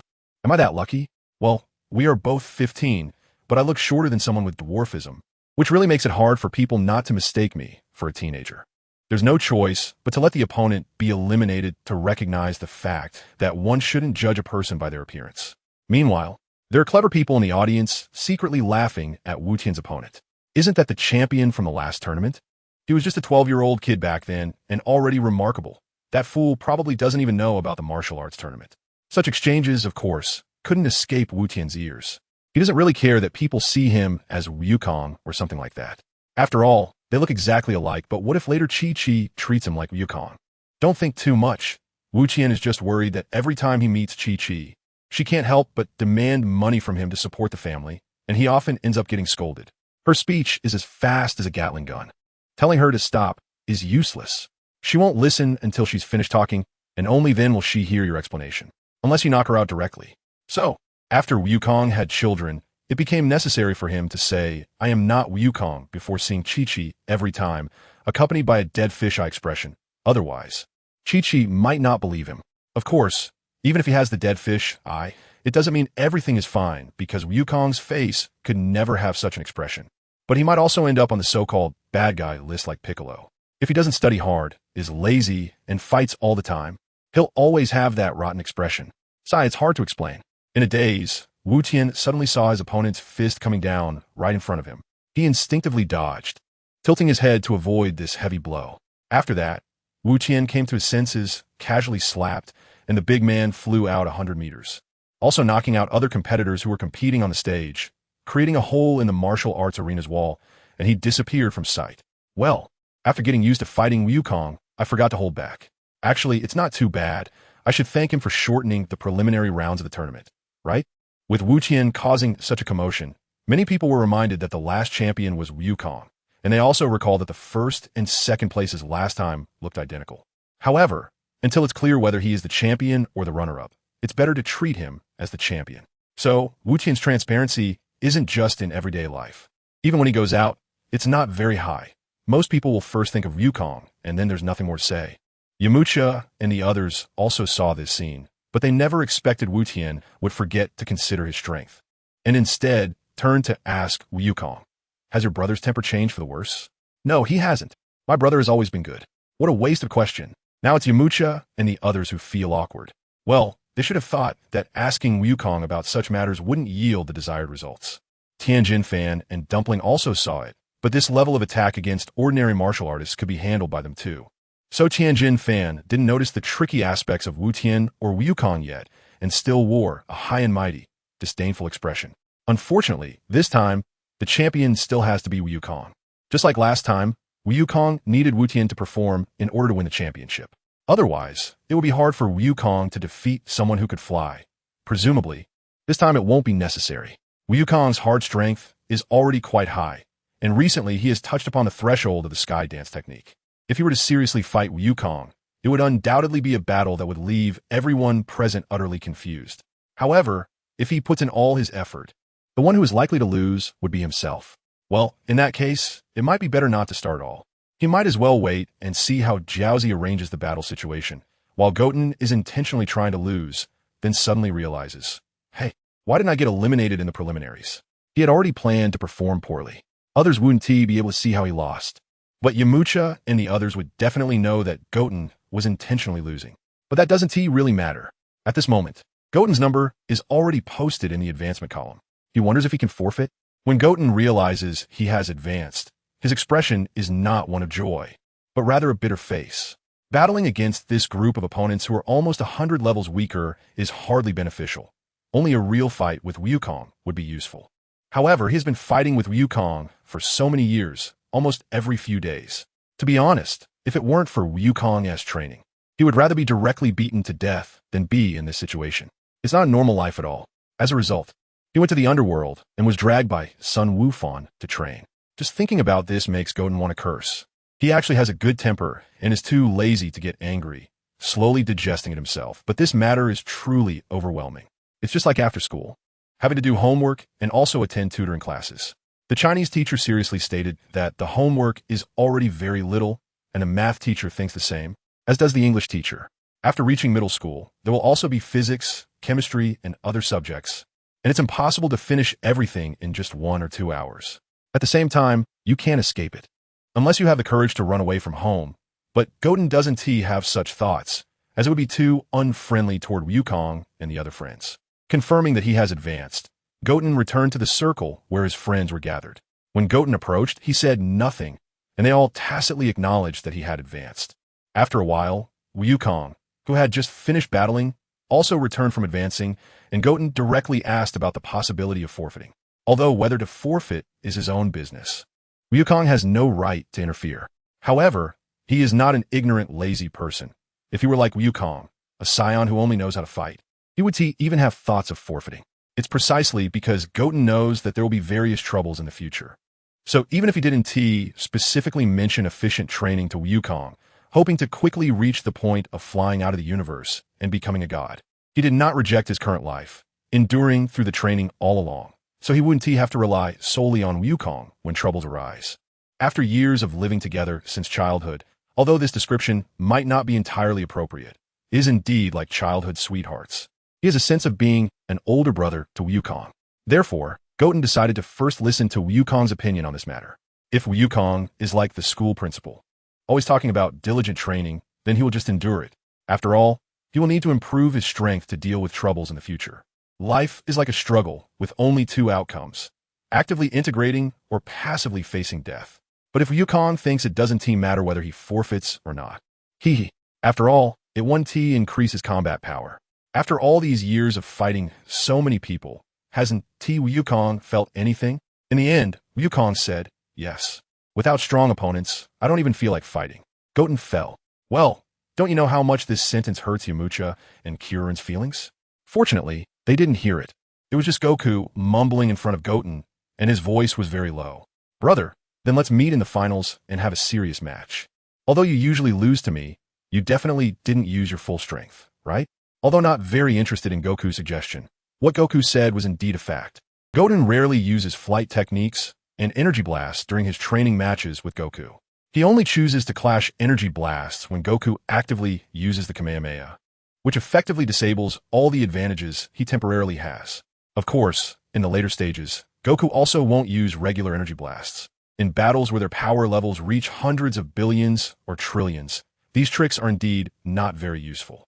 Goten, it seems that I don't have any knowledge of the spirit bomb technique in my mind. 5 scions, and yet we can't even create a spirit bomb. I guess I'll have to study it on my own later. Of course, I might as well research some other strange techniques, like turning people into candy, but I probably won't be able to learn that in my lifetime. But anyway, Goten has elevated the study of the spirit bomb to the same level as flight techniques. Both are key areas of research. Hey, it's finally my turn for the last round, but unfortunately, my opponent isn't that arrogant guy. Otherwise, I would definitely eliminate him in the preliminaries. When a number was called, Yamcha greeted Goku and the others standing by loudly, and he didn't forget to take a jab at Tenshinhan. After all, since they haven't fought yet, it's only natural for him to think he's stronger. Wukong encouraged Yamcha, while Goten remained silent. He had just pulled himself out of his earlier daydream. Of course, even if he hadn't spaced out, he probably wouldn't have responded to Yamcha anyway. At this moment, Wukong's comment about fighting in the finals seemed to have become a default answer. Well, was there really any other choice? It seemed like if he disagreed with Wukong wouldn't let him off the hook. However, whether it would be the finals was uncertain, as they had no idea how Lin Fan and Jiaozi planned to handle things. But it was likely that someone as arrogant as Lin Fan would think about dealing with them one by one. While lost in thought, Yamcha and Kuririn had also completed their matches and successfully advanced. Aside from exchanging a few sarcastic remarks with Lin Fan, the four of them had a better relationship with the guy using the alias Chunglong. In the previous tournament, Yamcha even guessed that Chunglong was Master Roshi. But without needing Master Roshi to cover for him, Chunglong's displayed strength had already made Yamcha dismiss his own thoughts, laughs. Therefore, since everyone's preliminary matches had finished and they had advanced, they might as well go out and meet up with Bulma and the others for a chat. Returning when it was time for the draw, Goten expressed that he didn't want to go out for a trip, but staying inside would mean encountering that guy Lin Fan. Lin Fan, who had not walked the so-called righteous path, was still quite annoying. Goten believed that his personality was much better than Lin Fan's current one, though it could also be an illusion. Anyway, rather than staying inside and being forced to exchange barbs with Lin Fan, he might as well move his legs and go out to listen to Bulma and the others chat. So Goten also went out this time and even made the rare effort to greet Bulma and the others. Wow, the little dullard can also take the initiative to say hello? The wild voice of blonde Lan Chi reached his ears, and Goten couldn't help but curl his lips in his mind, not responding at all. All right, he was indeed still a dullard. Wukong and the others didn't get to talk much with Bulma and the others, and by the time they realized it, the remaining preliminaries had already concluded, determining the final 8 spots. With Goten around, it was certain that someone would be eliminated, but Goten spent the fighting process in a daze, so he didn't have much impression of who got eliminated. It wasn't until they returned to the venue and waited for all unrelated personnel to exit, leaving just the few of them who advanced and the staff, that Goten realized that the fitness enthusiast was missing. All this talk about champions and titles was just honors fought over by ordinary martial artists. Those like them could only protect the safety of the earth from behind the scenes. Hidden merits and fame. The few people who advanced gathered together, waiting for the draw to determine the match order, and at this moment, Lin Fan was carefully observing these individuals. Goten and Goku are the champions and runners-up. Krillin and Yamcha are in the top 8. The werewolf is a newcomer, and Chunglong is in the top 4. Then, Lin Fan noticed that the werewolf and Chunglong seemed to have some issues with each other. Interesting. Dumpling, let that old gentleman team up with the werewolf. I want to be the first to teach that disrespectful one a lesson, so put him in my group. As for the so-called champions from the last tournament, those 2 identical little brats just need to defeat one of them, so let them eliminate one of each other and put them in a group. The remaining little bald head doesn't seem that impressive either. You should have no problem dealing with him.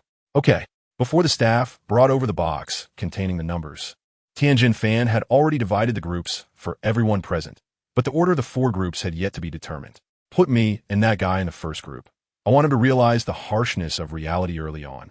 All right, soon, the drawing process began, and Dumpling used his unique superpower to arrange everyone's desired order, essentially taking charge.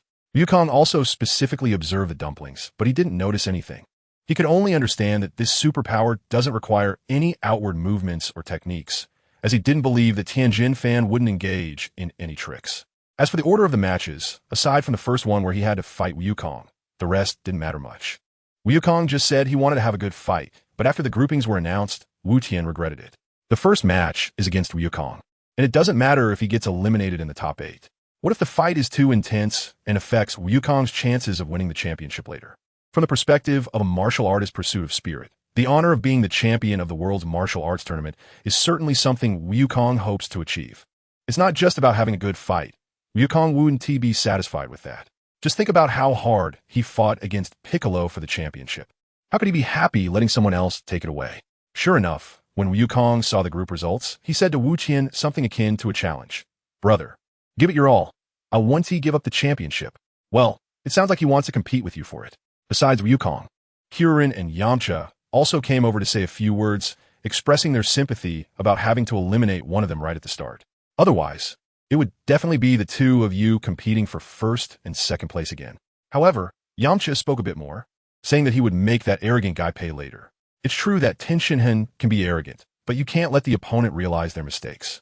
Doing so would only further encourage their arrogance. Goten lit a candle for Yamcha in his heart, and then started to headache over how to handle the upcoming battle with Goku. Should he listen to Goku and have a serious fight? Or should he transform into an acting genius and end it quickly? After thinking it over, Goten finally figured it out and didn't get stuck in his own thoughts. Surely Goku would have the ability to handle the next opponent. Besides, there was a sense of being available for emergencies. So there was no need for Goten to worry about Goku in that aspect. However, the condition of having to give it his all made Goten quite frustrated. It was just too tiring. He would rather forfeit and watch from the sidelines. Even commentating on the battle for Bulma and the others would be better than fighting on stage himself. The first match was between Tenshinhan and Yamcha. However, the match wouldn't start until the next day. So Goten followed Goku and the others, including Master Roshi, who had changed back into his original attire, and Bulma, to a restaurant for one last big meal before the competition. Master Roshi clearly hadn't learned his lesson or had forgotten that he had two students whose appetites were insatiable. After everyone had a big feast and left, Master Roshi was left crying in disarray at the cashier's checkout. Once I win a championship of the Tenkaichi Budokai, I'll come back to settle the bill. He even threatened the owner with a glare, forcing him to comply. Secretly training to regain his peak, Master Roshi was quite confident, but unfortunately, he was destined to be unable to pay for this meal. As for why Goten didn't pay the bill, it can only be said that he was too lazy to do so. Since Master Roshi had taken care of it himself, Goten could just follow the group to the hotel without worrying about whether Master Roshi could afford the bill. Upon arriving at the hotel, the boys, along with Master Roshi, slept together while Bulma and Launch shared a room. Master Roshi even thought about sneaking into Bulma's room to sleep with her, but naturally, he received a powerful punch that was guaranteed to hit, causing his nose to bleed. The next day, the official competition finally began, and the number of spectators outside was greater than ever. However, the environment inside the arena was much better, with no contestants from the preliminary rounds, making the whole venue seem quiet. But once they left the inner arena and reached the viewing area by the ring, the sounds of people chatting could be heard outside. The Tenkaichi Budokai officially started, and now we have our director to give a speech. Woof. Thank you, director, for the speech. Now, let us immediately begin today's first match, featuring contestant Tenshinhan against contestant Yamcha. As soon as they heard the first match was about to start, Tenshinhan and Yamcha almost walked towards the ring simultaneously, inevitably bumping into each other. Thus, a few sarcastic remarks were exchanged, showing no courtesy towards each other and, of course, not leaving themselves any way out. A little insider info about the first match. Yamcha is a new disciple of Master Roshi, while Tenshinhan is also a well-known figure. Being a disciple of Crane Hermit, how could that idiot possibly be my equal? Two from a distance, two different voices said the same thing. The first match now begins. The outcome of the contest between Tenshinhan and Yamcha was destined. However, it seemed that Yamcha was more stimulated than usual, with his training level higher than before. Therefore, his fundamentals were solid, and he maintained a stalemate with Tenshinhan for quite a while without showing signs of fatigue that would prevent him from handling Tenshinhan's normal counterattacks. Of course, this was also somewhat related to the support he was receiving both on and off the stage. After all, Bulma was cheering for him, and having spent so long training under Master Roshi, he had to show some results, right? I underestimated him. I didn't expect he had some skill, but can only go this far. Tenshinhan's combat power was significantly higher than Yamcha's, with at least a 50-point difference. So once Tenshinhan got serious and unleashed his true abilities to press Yamcha quickly couldn't keep up, even using his signature move, the improved Wolfang Fist, to no avail. In the end, he inevitably suffered a leg fracture. Fortunately, this injury could be healed, so Goten didn't react at all. However, Goku was particularly annoyed by Tenshinhan's unnecessary actions, claiming he would teach Tenshinhan a lesson for Yamcha. Well, if he wanted to, he could certainly do it. Goten could foresee that Goku could handle Tenshinhan effortlessly, just like how a mature Piccolo wasn't afraid of the Demon Seal Wave when dealing with Tenshinhan, completely dominating the situation. Perhaps in their first battle, Goku might have suffered from not understanding Tenshinhan's techniques and fell for moves like the Solar Flare. But taking a few hits from a weak opponent wouldn't incapacitate Goku. The second match was between Chung Long and Mr. Wolfman. As they were about to enter the stage, the murderous intent radiating from Mr. Wolfman was almost unbearable, ready to strike directly. Hey, what is going on? Do I have a grudge against you? Master Roshi had long noticed Mr. Wolfman's particularly aggressive attitude towards him, but he couldn't figure out where or when he had wronged such a person. It seemed that a vendetta over a father's death or a wife's abduction would not be an exaggeration. Since you can't remember, let me help you recall. Gritting his teeth, Master Roshi finally remembered that he had once performed the feat of barehandedly smashing the moon. Master Roshi, I was already this strong back in the day. But unfortunately, that moon was created by the gods. So losing the moon isn't a big deal. As long as the gods use their special divine power that lingers at the edge of the combat power system, they can restore the moon for Earth.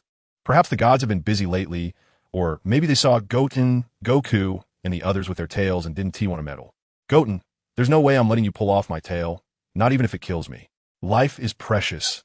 Love is even more valuable. If it's for the tail, both can be sacrificed. Ahem. Mr. Werewolf's hatred is already quite abundant, yet his strength is lacking.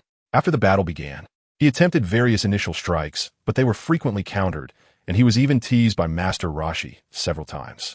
In the end, he became furious, and his attacks became more erratic and unstructured. I advise you not to rush. Even though the moon is gone, I can still help you complete the transformation from wolf to human. How will you do that? After some conversation, the werewolf took Master Roshi's words as a last-ditch effort and tried it out. He was indeed successful, but it drew strong dissatisfaction from Kiririn. What the heck? My head isn't that shiny. Once the transformation was over, the werewolf voluntarily forfeited and Master Roshi won without a fight. The third match was Kiririn against Dumpling. Since Kiririn was already on the stage, he decided to stay and wait for Dumpling to come out. Two short guys and a bald head. No one should mock anyone. Dumpling is powerful because he has super abilities, allowing him to pose actions with his hands that immobilize his opponents. But his actual strength isn't very high. Kiririn, on the other hand, has solid training and is significantly stronger in terms of combat power. The key is that Dumpling's brain isn't exactly functioning well. It's not that he can't count. It's just that why would he need to count during a fight? Moreover, Kiririn's thought process is just as unique as Dumpling's. Daring to use this method to break Dumpling's super ability. How dare you? If Goten were asked about counting in a fight, he would absolutely smash the opponent's head. Okay, or perhaps show off his counting skills to the opponent. I guarantee they'd be convinced and automatically forfeit. That's a great idea. Dumpling and Kiririn had quite a back and forth. Dumpling could use his air dance technique to launch a DT wave at Kiririn from the air. Even when close, he could use his super ability to stop Kiririn's attack and then counterattack. But in the end, Kiririn still won against Dumpling through counting. Master the sciences, and you'll fear nothing in the world. The current advancing players are Tenshinhan, Chaozu, Kiririn, and Goku. Yes, although the fourth match hasn't been fought yet. Goten has already tacitly acknowledged that Goku is in the advancing state. Even if Goten could somehow win against Goku, he would deliberately act as if he lost. Next up is the match between contestant Sun Goten and contestant Sun Goku. Some new audience members might not know that these two contestants are twins. Although they are still young, their strength is formidable, and they took the championship and runner-up in the last tournament. Oh, the crowd below the stage erupted with cheers, giving Goten and Goku a feeling of being big stars. Unfortunately, both of them didn't react much to the audience's enthusiasm. Goku didn't know how to respond, while Goten couldn't be bothered with them. The two stood firm on the stage, and this battle was sure to attract a lot of attention. The championship and runner-up from the last tournament sound very noteworthy. After fighting Yamucha, Tenshinhan also withdrew some of his previous disdain from Master Roshi's disciples. If Yamucha, who is relatively weak, could gain his approval, then as the previous championship and runner-up, their strength would only be stronger, not weaker. Therefore, Tenshinhan was prepared to closely observe the battle between Goten and Goku. However, are you using all your strength right from the start? The first round of the battle between Goten and Goku had already left Krillin, Yamcha, and the others unable to see their movements clearly. Tien could barely keep track of their positions on the ring. He initially thought this was the limit for both of them, but it wasn't until over 10 minutes later, when Goku was about to unleash his full power, that Tien realized he was completely wrong. The incredible intensity of the battle planted a seed of doubt in Tien's mind. The fight seemed to be very fierce. Tien couldn't even see the movements of the two anymore, and the commentator naturally didn't know how to explain it, feeling extremely awkward. However, this situation would last for at least a few more hours. The battle between Wukong and Wu Qian is something that no one can fully comprehend. Only Wu Qian and Wukong themselves know the true details. Whenever one side momentarily pauses due to a powerful defensive blow, it's only then that others can barely catch a glimpse of their positions. But in the next second, their locations are lost again to the eyes of the crowd due to their rapid movements, becoming invisible. Who would have thought the gap was still so vast? My goodness, what kind of training have Wukong and his brother undergone in these 3 years? Well, it's just fighting. If it weren't for Wukong constantly insisting on sparring with Wu Tian, their battle power wouldn't have increased so quickly. However, Wukong just happens to have a moving training partner, and the difference in strength is still small, allowing them to continue using this method for a long time. Goten, after all, we are the upgraded punching bags. Currently on the arena, Goten still plays the role of a punching bag, getting hit more often during the sparring with Goku and landing hits on Goku less frequently. Moreover, Goten has incorporated flight techniques into his movements, allowing him to instantly change his shape and direction without relying on external force, often achieving unexpected effects. However, Goku's reactions are also very quick, always managing to adjust his body in advance to defend against Goten's sudden attacks, and then counterattack, forcing Goten to use flight techniques again to change his movement state and dodge the attacks. After several rounds of this entanglement, Goku, who originally had better stamina than Goten, has consumed less energy, while Goten, using flight techniques for an extended period, has exhausted more stamina. When the two separated and took a moment to adjust, Goten was already gasping for breath, while Goku appeared calm. That guy isn't faking it again, is he? I can gasp like that too. Bulma said this while mimicking the gasping, which earned her a death glare from Oolong, who looked at her with disdain. Meanwhile, Lan Chi, who was not aware of the situation, wore I'm the boss, you have to tell me expression, and asked Bulma what was going on. After all, she was left on Kame Island during the first match and couldn't attend the live event, and no one had told her about Goten's unusual performance on stage, leaving her curious. After a few exchanges, she said, I see, that kid is really smart, I admire him. Achoo! At that moment, Goten sneezed on the stage, and Goku seized the opportunity to attack again. This time, Goten didn't think about taking it head-on. He had to be clever and play it cool. He flew up into the air, ignoring Goku's attacks, then threw energy blasts towards Goku's position on the stage while accelerating downwards. For an ordinary person, attacking from the air would make them a target. However, for Goten, who could fly, this problem didn't exist. He used small energy blasts to block Goku's movements, forcing Goku to change his original strategy to deal with the energy blast that could pierce his body, and right after the energy blast came Goten himself. When the difference in combat power is not significant, battles are always about depleting the opponent's stamina in the most basic way. When stamina drops to a certain level and one can no longer fight, that is considered a victory in the match. This is also why Goten dislikes prolonged fighting. It's tedious, exhausting, and boring. Of course, Goten initially found it somewhat interesting, but then felt a sense of futility. One is his nature, the other is his rationality. The first strike was blocked, but the powerful inertia from the charge made Goten's attack exceed the usual level. Therefore, Goku found it particularly difficult to withstand, and he couldn't immediately retract after defending against this strike, changing his state, which allowed Goten to continue and deliver a second strike, which finally seriously injured Goku. Seizing this opportunity, Goten unleashed a flurry of over 10 punches on Goku, all delivered with full seriousness, without holding back at all. The final flying kick served as a conclusion, causing the repaired wall at the edge of the arena to collapse again, burying Goku beneath it. Hiss! Why does it feel a bit heart-wrenching? It's just an illusion. Goten knows that this level is just a common occurrence. That's why he can relax so much. Otherwise, defeating Goku wouldn't benefit him at all. Could it be that I misunderstood him? The attentive Bulma quickly realized that it was Goten still standing in the ring, while the one who fell was Goku. She began to doubt her earlier suspicion of Goten. How could a child like Goten have so many schemes? Maybe it was just her overthinking. Oolong then provided a perfect assist, turning Bulma's thoughts around, leading her to believe that Goten also really wants to win the championship. But he just lacks the strength to succeed. Lacking strength and accepting his misfortune is one thing, but thinking that Goten is just putting on a show makes him seem like a complete failure in the background. Soon, Goku got back up, and the two resumed their standoff. At this moment, Wukong was quite troubled by Wu Tian's flying technique. He had only just scratched the surface of it.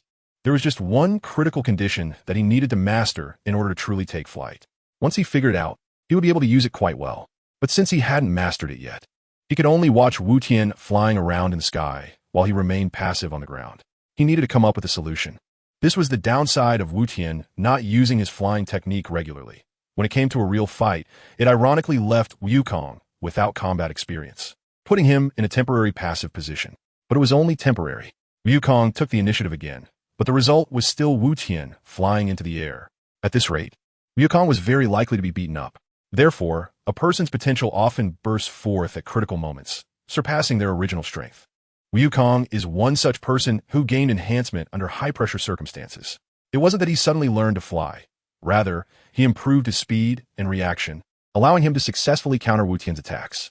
Even though Wu Tian frequently exploited his flying advantage, he couldn't create a winning edge. Instead, Wu Tian found himself gasping for breath. Returning to the same starting line as Wu Kong, I realized that he was indeed fighting just now. But now that he sees Wu Kong struggling, he starts to act. Bulma has solved the case again, leaving Oolong speechless, unsure of what to say, while Lan Shi, seeing through it all, simply suggested he should concede. Aside from Bulma and a few outsiders, Yamcha, Kuririn, and Master Roshi in the ring were already dumbfounded, with Master Roshi repeatedly questioning in his mind whether they could win. I concede. The one declaring the concession was not Wu Tian, who was fighting on stage, but Chung Long, who was watching the battle between Wu Tian and Wu Kong from the spectator area. This battle exceeded Master Roshi's expectations, making him reflect on many things, ultimately having to admit the fact that the current world belongs to the young. In reality, it was that he no longer wanted to put in the effort and instead began to demand things from others, relying on his status as an elder and a master, thus excluding himself from a situation. Thinking of this, Master Roshi felt a sense of lightness in his heart, as if he had finally let go of a long-held wish, feeling much freer. Usually, he would just read, sleep, and fantasize about beautiful women in a small corner, but now, without the burden, it felt even more so. Mr. Chung Long, this is a match between Sun and Wu Tian. Let's talk about the concession after the next round. Oh, okay, you all continue. Chung Long's sudden remark left all the contestants present momentarily stunned, while the audience below burst into laughter without hesitation. They found Chung Long's behavior both fresh and amusing. Or perhaps they were laughing at Chung Long. After witnessing a match that was hard to comprehend, they entertained the idea of withdrawing from the competition, feeling they had something to brag about to friends when they returned. Those who didn't attend the match probably couldn't have imagined such an interlude. The commotion caused by the concession came and went quickly. After all, Wu Tian and Wu Kong were still fighting on stage, and Chung Long's words made them pause temporarily, serving as a break. Once the moment passed, their battle would enter a heated phase again. However, Chung Long's concession was not a simple matter. It lingered in the minds of Lin Fan and Kuririn, unable to settle for a long time. Lin Fan's mindset was relatively better. Although he had resigned himself to the realization that his strength was merely that of a frog at the bottom of a well, he still hoped to fight the opponent fairly on stage, even if he knew he would lose. But Kuririn was starting to tremble. Regardless of who would win between Wu Kong and Wu Tian, he would have to fight Kuririn next, and given the vast difference in strength, Kuririn had long lost hope. Originally, if Chung Long hadn't been so dramatic, it wouldn't have mattered if he conceded during his fight with Lin Fan. But now, at this critical moment, his concession easily led to many speculations. Kuririn, don't overthink it. I'm old, and that's fine. But you're still young, with potential for improvement. You can't give up early just because your opponent is too strong. Master Roshi transformed once more into a life mentor, lecturing Kuririn on profound truths. Yamcha, although already eliminated, still agreed with Chung Long's viewpoint and hoped Kuririn wouldn't give up. All right, I will work hard. With a determined look, Kuririn truly seemed to have seen through it, putting Chung Long at ease while feeling a bit embarrassed about his earlier blunder. How could he have blurted out his concession like that? However, the deed was done, and there was no way for Chung Long to change it. He could only be thankful that his identity as Master Roshi hadn't been exposed. Otherwise, it would be a huge embarrassment. Why did a legendary master concede without a fight? Stay tuned for today's discussion that delves into the inner world of the legendary master, Master Wu Tian. The battle continued, with Wu Kong still on high alert, making it difficult for Wu Tian to launch effective attacks. The two had been fighting for over an hour now. Besides both of them starting to pant, there were no noticeable injuries on either of them. Punches and kicks just left some bruises. There was still no bloodshed. However, Wu Tian didn't like to see blood either. His energy blasts were meant to limit Wu Kong, not to unleash a powerful attack when Wu Kong was defenseless that could leave him covered in injuries. If he did that, it would be hard to determine whether Wu Kong could truly win 100. So, in the end, Wu Tian was still acting, not using his true abilities.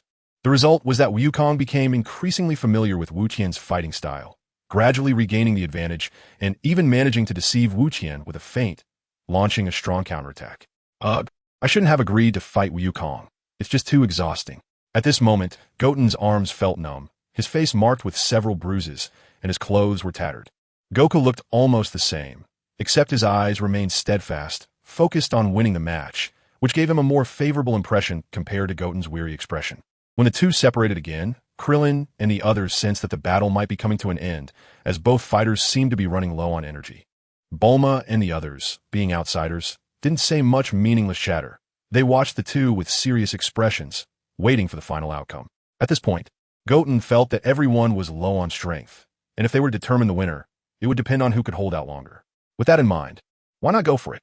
Suddenly, Goten realized he had been foolish earlier. If he had lost abuse sooner, they could have ended it early. Kamehameha. Without giving Goku any prior notice, Goten quickly struck a pose and unleashed the Kamehameha. Goku had several options. He could have quickly attacked to interrupt Goten's Kamehameha or evade it with high-speed movement. However, Goku, who always enjoyed the process of fighting, chose to face it head-on, standing his ground to gather energy and ultimately firing his Kamehameha at the same time. Goten believed that Goku would definitely choose to clash with him rather than using other methods. So Goten started off with a considerable amount of power.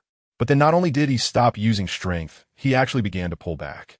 Goku, on the other hand, started with less power and gradually increased the flow of energy, overpowering Goten's Kamehameha's momentum and pushing the center of the energy wave towards Goten. Why does this scene feel so familiar? Bulma seemed to recall that during the first martial arts tournament, Goten lost to Goku using a Kamehameha that had a 100 chance of failure. This time, Goten tried the same trick again, confusing Goku with his lack of stamina, allowing Goku to confidently push out the energy wave and secure victory. Goku truly didn't think much of it, and instead felt that this hard-fought victory was finally within reach. It was indeed difficult, and the win wasn't an illusion.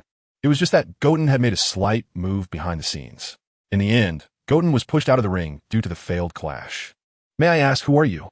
"I am Sun Wukong." At that moment, Goku was still very happy, as a hard-earned victory always brings out the most genuine emotions. Meanwhile, Goten, who was still standing off the stage and hadn't returned, let out a sigh of relief, thinking, "Damn it, finally done." The match between Goten and Goku has ended, and Master Roshi below the arena has finally regained his senses. However, he looks pale and is sweating profusely, feeling somewhat at a loss. After all, the strength displayed by Goku and Goten has exceeded his greatest estimates, and he is now doubting whether Tien can hold up. This is the trouble caused by not being able to sense energy yet. For someone stronger than himself, he has no accurate concept of how strong they are or in what way they are strong. However, letting Tien concede and then choosing to leave in disgrace is absolutely something he cannot tolerate. Perhaps Master Roshi could manage to be shameless, and it might also be related to the fact that he is using the alias Changlong. But Master Roshi would never admit that he is inferior to Master Shun or that his disciple is not as good as Master Shun's disciple. He must win. This is the last roar of Master Roshi's heart. Although his rival's disciple is quite impressive, his Tien is not bad either. Who wins or loses will still have to be seen. Only by witnessing failure firsthand can one be truly convinced. The battle consumed a tremendous amount of physical energy, and once Goten and Goku returned to the venue, they simultaneously requested food. The staff in the venue seemed to have quite a deep impression of Goten and Goku. As soon as they heard that the two wanted to eat, they immediately showed expressions of nostalgia, which seemed to be somewhat painful. Perhaps it was from cooking so much that their hands were cramping. However, due to work requirements, no matter how tired they were, they couldn't just quit, as how else would they earn their wages? Thus, several chefs and servers began working diligently. Meanwhile, Goten and Goku sat comfortably at the table, waiting for the food to be served. The next match is Tien versus Changlong, and Changlong has made it clear that he wants to forfeit. If they don't hurry up and eat, they won't have time later. So Goku's speed is extremely noticeable, while Goten is a bit slower. After all, at the beginning, the dishes served were relatively few, only 1 or 2 plates at a time, and those are the easiest to prepare. To avoid competing with Goku, Goten decided not to rush to eat. The consequence of this decision is that the empty plates on the table have already piled up to nearly a meter high, while Goku is holding the plates with food, and Goten hasn't taken a bite yet. "Aren't you going to eat, brother?" Wukong was busy talking, so he couldn't say much. He noticed Wu Tian wasn't moving much and simply asked, and Wu Tian's reply was short. "Wait a moment." When asked, it's always wait a moment. And this led to waiting for over 10 minutes without having a bite to eat. At this time, the shouting outside was also quite loud. Changlong ultimately did not forfeit directly, but chose to fight against Lin Fan. Perhaps it was just because Wukong and Wu Tian were too abnormal, rather than him being unable to keep up with the young people's pace. With a glimmer of hope, Master Roshi started to fight with Lin Fan. At first, neither side showed their true abilities. It could be said that they were evenly matched, each having offense and defense. However, neither side was able to inflict any substantial damage on the other. Master Roshi was becoming more and more disheartened as he fought. He thought to himself that he was supposed to be the best under Wukong, yet now he couldn't even defeat his rival's disciple, which was truly frustrating. But Master Roshi was quick to come to terms with it. When Lin Fan decided to use his true abilities, Master Roshi also took the match as a form of training, helping Lin Fan find his way. If you want to say when Master Roshi looked the coolest, it was undoubtedly when he was doing serious business. His usual goofy demeanor was almost an insult to a great master. It was only when he taught Lin Fan to walk the path of justice and face Piccolo fearlessly that he was truly inspiring. Lin Fan and Chung Long had been entangled in battle for a long time. Even when he used some real techniques, he couldn't deal with Chung Long, who was someone he could have easily defeated under normal circumstances. Moreover, during the fight, Chung Long kept instilling the idea in Lin Fan that he was stuck in a swamp and would ultimately head towards destruction, while constantly speaking ill of Master Crane, urging him to leave Master Crane and be an upright person. He spoke with great righteousness, and his words left a significant impression on Lin Fan. However, Master Roshi helped Lin Fan see through Chung Long's disguise, recognizing that he was not Chung Long at all, but rather the legendary Master Wu Tian, known as the god of martial arts, who was on par with Master Crane. It was precisely because Master Roshi saw that his words had some effect that Lin Fan avoided a tough battle and benefited from Master Roshi's forfeit. Why? If Master Roshi had not been recognized, then Lin Fan's inner world might not have been so tumultuous. It was precisely because Master Crane valued face and dignity that Lin Fan was also taught to care about these things. In the World Martial Arts Tournament, he previously sought the championship for the sake of face from Master Crane's face. But now, Lin Fan thought more about himself to prove his own efforts. You could say that Master Roshi's automatic forfeit had a significant impact on Lin Fan. At the moment Master Roshi stepped down from the ring, it coincided with Wukong shouting "I'm full" as he put down his last bowl. At that moment, the host outside the venue was calling out Wukong and Kieran's names. Luckily, Wukong eats quickly. Wukong couldn't be bothered to say such unnutritious things. This was when Kieran, who was originally watching the battle outside, happened to see Wukong finishing his meal. "Brother, I'm going to have a match with Kieran first." Wukong was too lazy to say another word, but he was met with Kieran's question, "Wukong, haven't you eaten enough?" The way he asked that question showed a complete lack of understanding. Wukong immediately went into a shouting mode. "I haven't eaten a single bite yet." If it weren't for the fact that Kieran was such a good friend, there would have been countless swear words inserted into that sentence. Then Kieran looked at the empty plates all over the table, and he gained a deeper and clearer understanding of Goku and Wukong's appetites. It's just too inhuman. The match between Goku and Krillin, the result goes without saying. Moreover, Goku was well-fed and had more than double Krillin's fighting power. Goku could win even if he fought upside down. There was no suspense or possibility of a comeback. All of Krillin's attacks were seen through by Goku, and even with less than 50% of his strength, Krillin couldn't withstand any of Goku's attacks. Within 10 minutes, the match was already decided. Thus, the finals of the tournament were about to begin, with Tien facing off against Goku, and the host deliberately referred to it as a battle between the Crane School and the Turtle School, grabbing the attention of onlookers. However, at this moment Tien, having undergone a spiritual transformation from Master Roshi, was no longer aligned with the Crane School. The battle between Wukong and Lin Fan didn't take much effort, and the match between Lin Fan and Chung Long wasn't too intense either. After the organizers asked both of them if they needed a break and received a negative response, they announced the start of the finals of the world's #1 martial arts tournament. Lin Fan is notably the tallest among the main characters, while Wukong, being short, has no intimidating presence at all. However, Lin Fan has witnessed Wukong's fighting prowess firsthand, so he holds no underestimation of him and doesn't dare to breathe freely, fearing that Wukong might suddenly attack and he wouldn't be able to catch his movements. As it turns out, even though Lin Fan was being very cautious, Wukong was still able to land a blow on him without him noticing. The three eyes couldn't see Wukong's movements. This is no longer just about eyesight. It's simply that Wukong's speed is too fast, exceeding the general capacity of the eyes to capture. At this moment, Lin Fan hasn't yet learned the ability to split into four. Otherwise, relying on his 12 eyes to observe from all angles should allow him to detect Wukong's presence on the stage. After all, the ring is only so big, and the chances of exposure are significantly higher. But Lin Fan cannot do that, and even if he were to split into four, none of them could withstand a single blow from Wukong and would instantly revert back to one. In the first few seconds after the fight started, Lin Fan spent the time being hit, either forced to bow or forced to stand tall, unable to block a single punch. Although Wukong is a good person, he still holds grudges when it comes to major matters. After Yamcha received extraordinary treatment from Lin Fan, Wukong said he would teach Lin Fan a lesson, and naturally, he would strive to fulfill his promise. If his strength wasn't enough, he would do his best or achieve it later. But since his current strength was already enough to crush the opponent, he would act on his words. This kind of start made Lin Fan very uncomfortable, and the Crane Hermit, who was in the audience, was also quite anxious for Lin Fan. The host had already said it was a showdown between two factions. Even the Crane Hermit thought so himself, and since this was the final match, how could he accept Lin Fan losing? If he really lost, how would he face his rival in the future? Dumpling. At the very beginning, the Crane Hermit was already thinking about cheating. Although Dumpling's strength was far from Wukong's, making it impossible to control Wukong's actions, he could still manage to make Wukong's movements pause for a moment. Of course, saying it was a struggle was an understatement. It was already hard enough to see Wukong's position, and controlling someone whose strength exceeded his own by so much was incredibly taxing.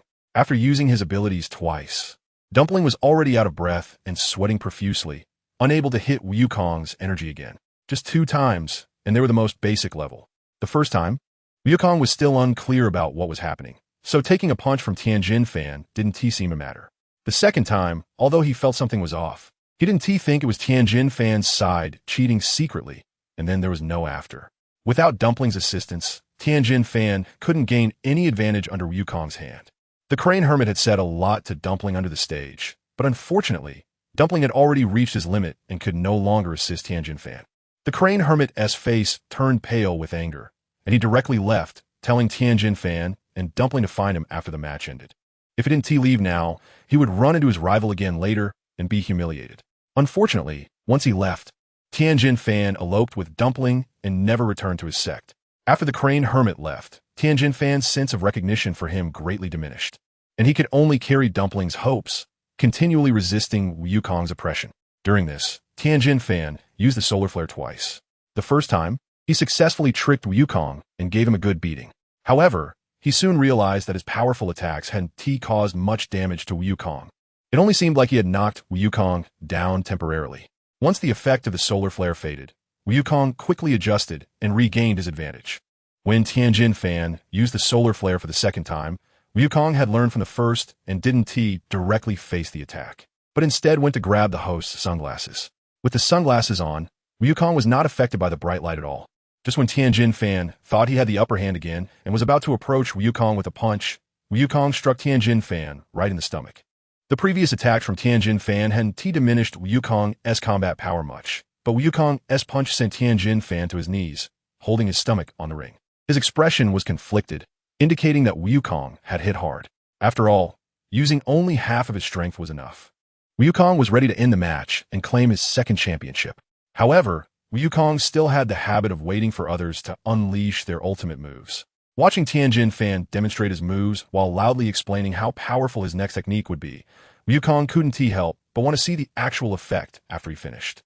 Lin Fan flew in the air using the body control technique, focusing his hands on the ring while gathering energy, reminding Wukong not to be overconfident and to dodge if possible. At this point, Lin Fan had already been convinced by Wukong's strength, shedding any murderous thoughts he had when following the Crane Hermit. Wukong, standing on the ring, was not entirely unconcerned about Lin Fan's ultimate move, but he was much more relaxed. Only Lin Fan's heart was filled with the hope of winning against Wukong with this ultimate move, while also wishing that Wukong could break through this technique just as he was powerful. Soon, the energy between Lin Fan's hands emitted a scene similar to that of the Turtle School's Kamehameha after gathering energy. Once most of his energy was concentrated, a massive energy wave covered the entire ring and headed towards Wukong.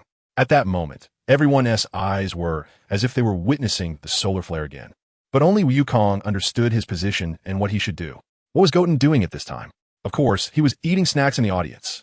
Now, Wukong and Lin Fan's battle was an obvious one, and Goten had lost interest in joining in the fun. The outcome was unsurprising. Wukong suddenly grasped the most basic body control technique, flew behind Lin Fan, and sent him back to the ground, just as Lin Fan used all his strength to launch the energy wave. Because the ring had already disappeared, the moment Lin Fan landed was when Wukong achieved his final victory. When everyone finally came to their senses and marveled at the power of Lin Fan's energy wave. Lin Fan's figure fell freely near the large pit of the ring, appearing in front of everyone's eyes. If Wukong was in the pit, then even if Lin Fan fell down, it should still be his championship. It was precisely because many people, including the host, didn't know where Wukong was that the host didn't dare to immediately declare a winner. Wukong is over there. Kieran was the first to spot Wukong and shouted at everyone while looking up at the slowly descending Wukong. However, for the other spectators, it wasn't so easy. What? You say he's over there? Where's that? Where exactly? They couldn't see him? They didn't know? The onlookers acted as they usually would, but only Yamcha, as a fellow martial artist, followed Kieran's gaze to find Wukong still in the air. Having just mastered the body control technique, Wukong was not yet skilled at it, and flying up to kick Lin Fan was already his limit. He had to control his body to descend slowly. Otherwise, he would fall straight down like Lin Fan. At this moment, the clever host immediately approached Kieran, and after asking, he also saw Wukong in the sky. He then announced the champion of this year's World Martial Arts Tournament. Then, even before Wukong landed, the audience outside the ring had already started cheering. An audience member thought, "I don't know who the champion is, nor can I see where they are, but cheering along is enough." Just as the cheers began, Wukong finally landed steadily. Looking at Kieran, Yamcha, and the others who had gathered around, he first said, "I just learned the body control technique, and I'm still a bit unaccustomed to it." It was good enough that he had learned it. Kieran and Yamcha hadn't even thought about this matter yet. Kieran initially thought the body control technique was taught to Wukong by Goten, but finally came to light at the critical moment. However, upon hearing Wukong's words, it seemed that it wasn't Goten who taught him. "Isn't the body control technique taught to you by your brother?"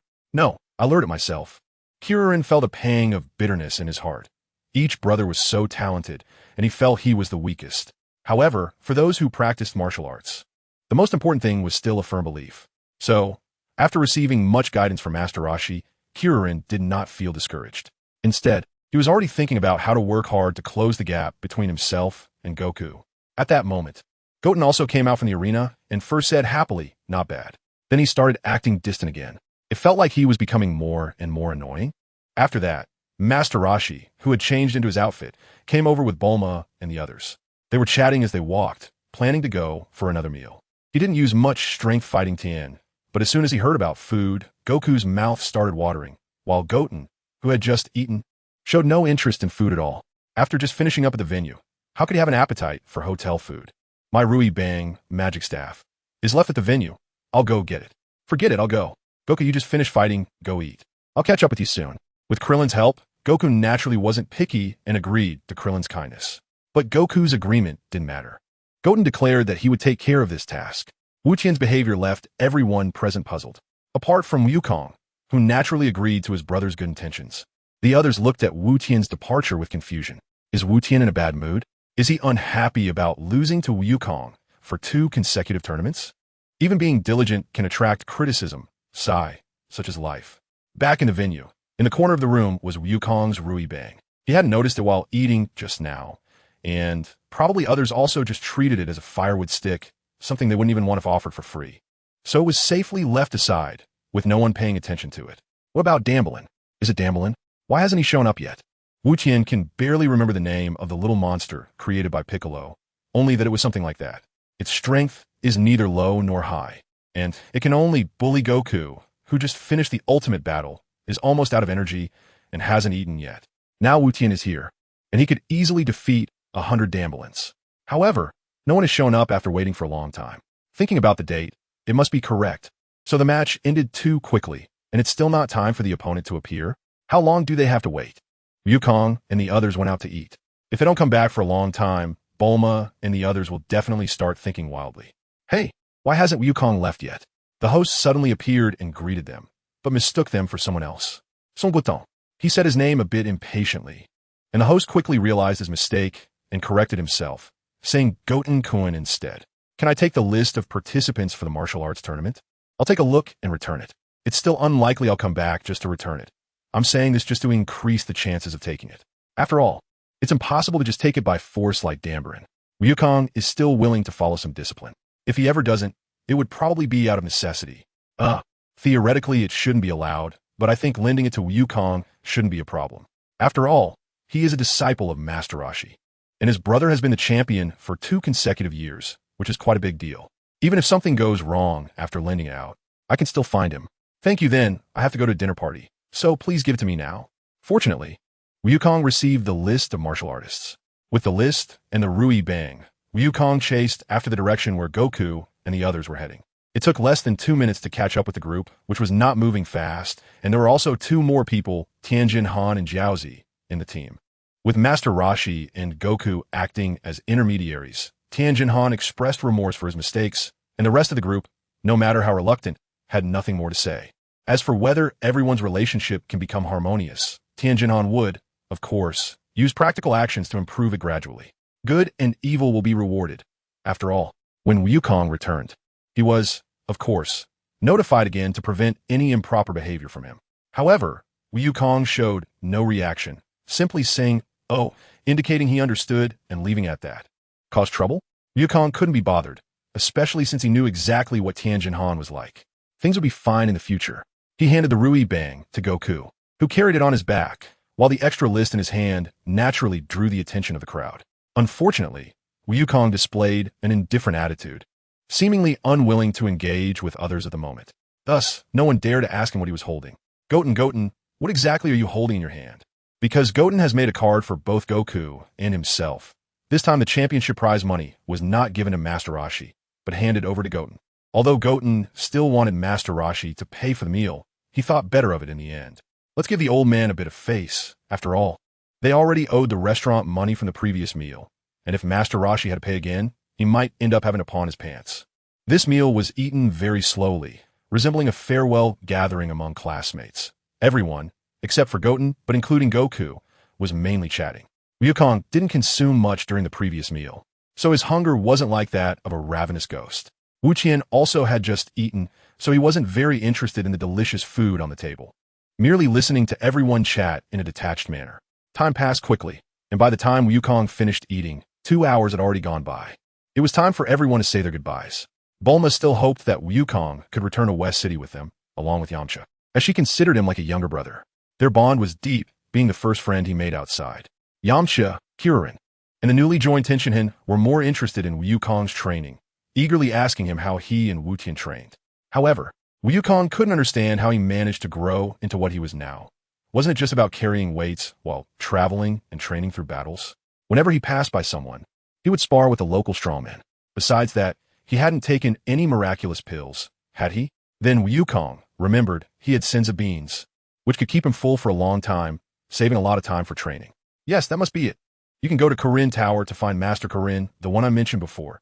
UPA lives there too. Master Kirin not only has holy water that can enhance your strength, but also senza beans that can heal injuries. Here, let me show you, Wukong said as he took out the last fairy bean from his body, and wisely did not explicitly state that the holy water was just ordinary water. If he had mentioned it, one could imagine Tianjin Fan and others climbing the tower, and Karen demanding that they compete for the holy water, only to be exposed as ordinary water in the end. Even if it's just ordinary water, can you guys get it? So Tianjin Fan took it without a second thought. Karen, feeling very awkward to the point of losing face. Tianjin Fan should be able to grab the bottle in no time after all. His strength is the highest after Wu Tian and Wukong. But for Kirin and Yamcha, just grabbing the bottle would be a challenge, which could also serve to improve themselves. Kirin, who sat closest, took the fairy bean, and together with Yamcha, they examined it. Tianjin Fan, sitting on the other side, also cast his gaze over, showing interest in Wukong's words. But no matter how you look at it, it was impossible to see anything, so in the end, they passed it back to Wukong and directly decided to walk to Kirin Tower. Hey, are you guys really deciding to leave now? Bulma, like a complaining wife, felt that since the beginning, the few friends she knew, including her boyfriend, were all involved in various training, while only Yulong, whom she disliked the most, was usually the most idle. As a result, her second boyfriend liked training even more and was madly obsessed with it. Yulong, can we not have double standards? I have to say, the impression Bulma had of Yulong when she first met him, with his behavior of abducting pretty girls, was deeply engraved in her heart, Impression points, max. Wu Qian, what about you? Starving for attention, Bulma surprisingly chose to ask Wu Qian. Wu Qian expressed that he also wanted to find a house to settle down in for the rest of his life. But this world ultimately needs him. And Wukong needs him after all, doesn't he? Moreover, it's a bit premature to talk about this now. Piccolo's troubles have yet to be resolved, and these people just temporarily don't know about Piccolo's existence. As for me, it depends on my mood. Leaving a vague statement, Wu Qian directly cut off Bulma's intention to continue speaking. Are you all leaving now? How about we go to Kame's house to stay for a few days instead? After all, it has been a long time since everyone has seen Wukong and his brother. Kame Sennin's proposal was immediately supported by Bulma, who did not want everyone to part ways so soon again, while Kame Sennin was also trying to get his hands on Bulma's shorts again. Besides the two of them, with Wu Qian who remained neutral, Wukong who was willing to listen to his master's words, Yulong who didn't care as long as it wasn't life-threatening, and Launch who was too soft to have any opinions, the majority rule prevailed. Thus, the plan to go to Kame Island for a few days was settled. Wu Qian waited for Damblin for so long without any news, so it's natural that he became impatient. Perhaps Piccolo hasn't been released at all? Wukong went to check out, and then everyone boarded Bulma's small plane, with Yamcha piloting it at a speed that was neither fast nor slow, heading towards Kame House. Meanwhile, far away from them, a much larger aircraft was slowly moving above the mountains and fields, with a terrifying figure, Piccolo, sitting in the main seat. Not long ago, Piccolo had sent Damblin to retrieve the list for the martial arts tournament, but Damblin had reported back that the list had already been taken by someone else. Since he didn't know where the list had gone, Damblin was sent to look for the Dragon Balls instead, temporarily putting aside the matter of the martial artist list. With Pilaf's help on the Dragon Radar, collecting all 7 Dragon Balls in a day was not a dream. Of course, it also depended on how fast Damblin could fly. However, since no one was helping with the search, they only managed to find 4 before dark, and the remaining 3 were still quite far away. Piccolo was eager to regain his powerful strength from his youth, and he was also very wary of the martial artists in the world. Not obtaining the list for the martial arts tournament left him feeling uneasy. Ugh, another egg was spat out from old Piccolo's mouth, hatching into a dinosaur-like warrior. You go find the Dragon Balls overnight. I want to restore my youthful strength first. As for the martial artists in this world, I'll just announce my intentions to the whole world later and let them come find me.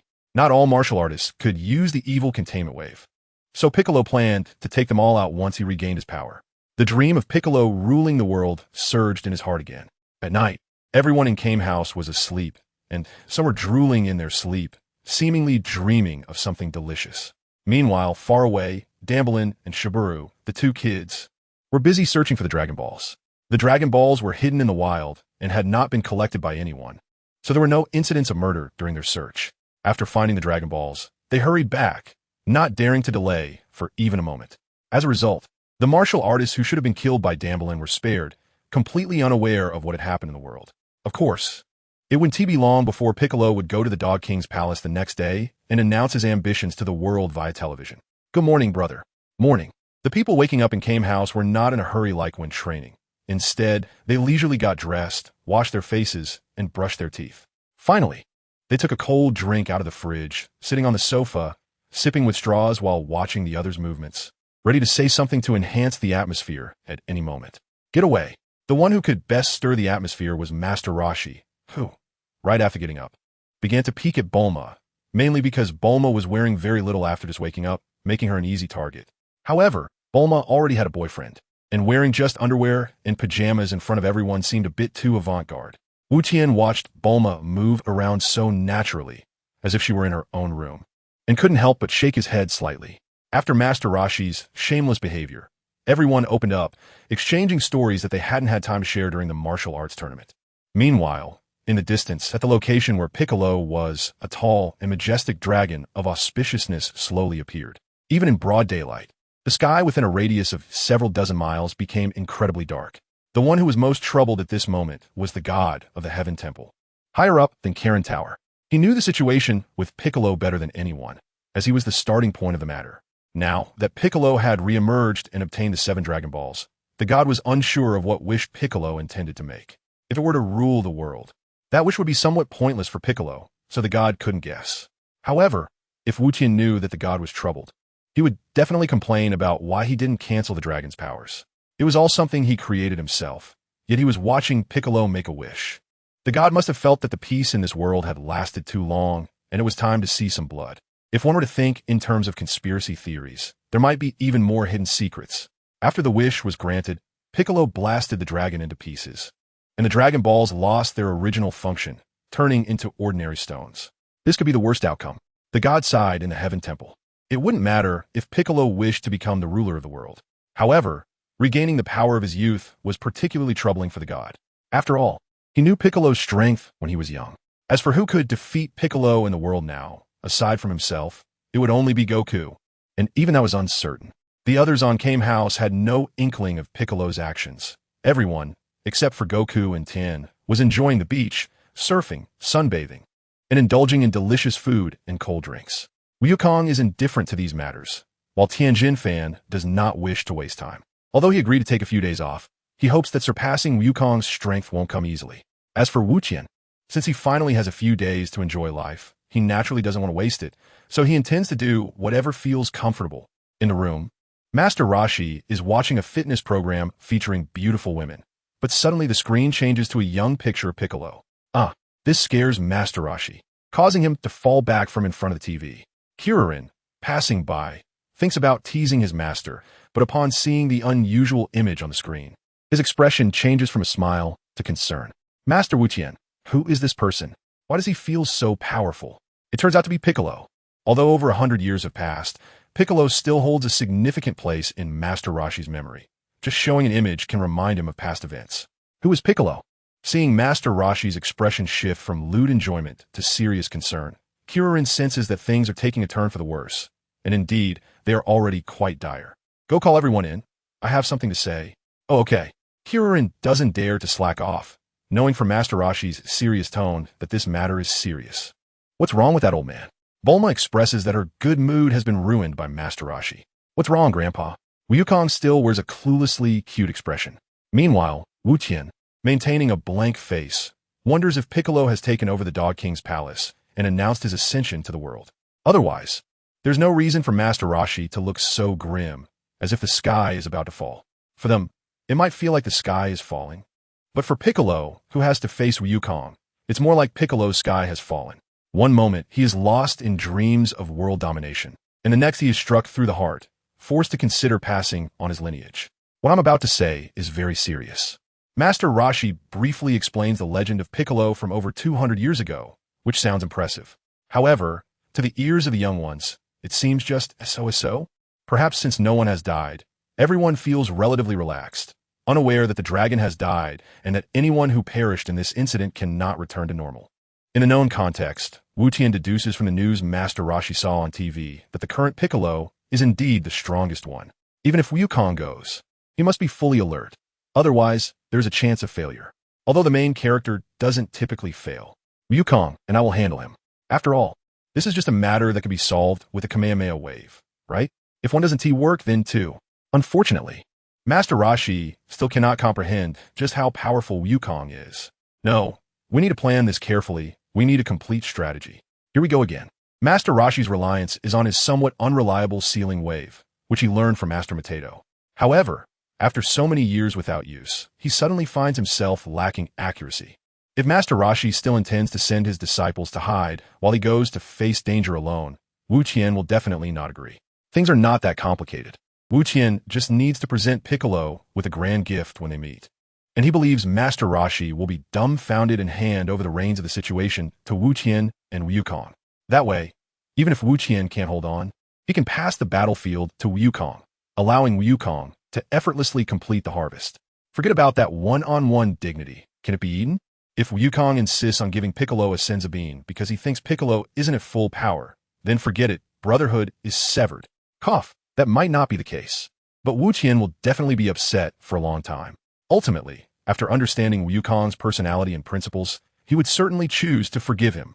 But no matter how the situation develops, now, in the Kame House, everyone needs to seriously listen to Master Roshi's plans.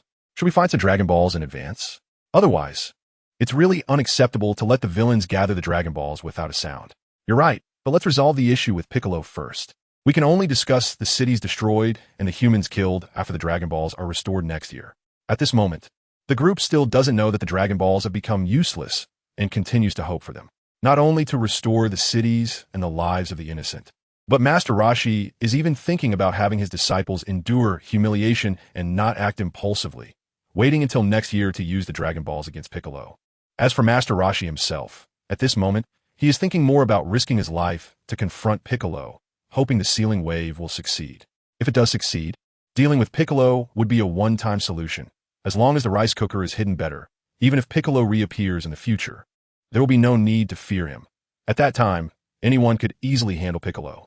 However, if it fails, then they will have to wait for the disciples to use the Dragon Balls to deal with Piccolo next year and then revive him, just like reviving any ordinary person affected during Piccolo's reign.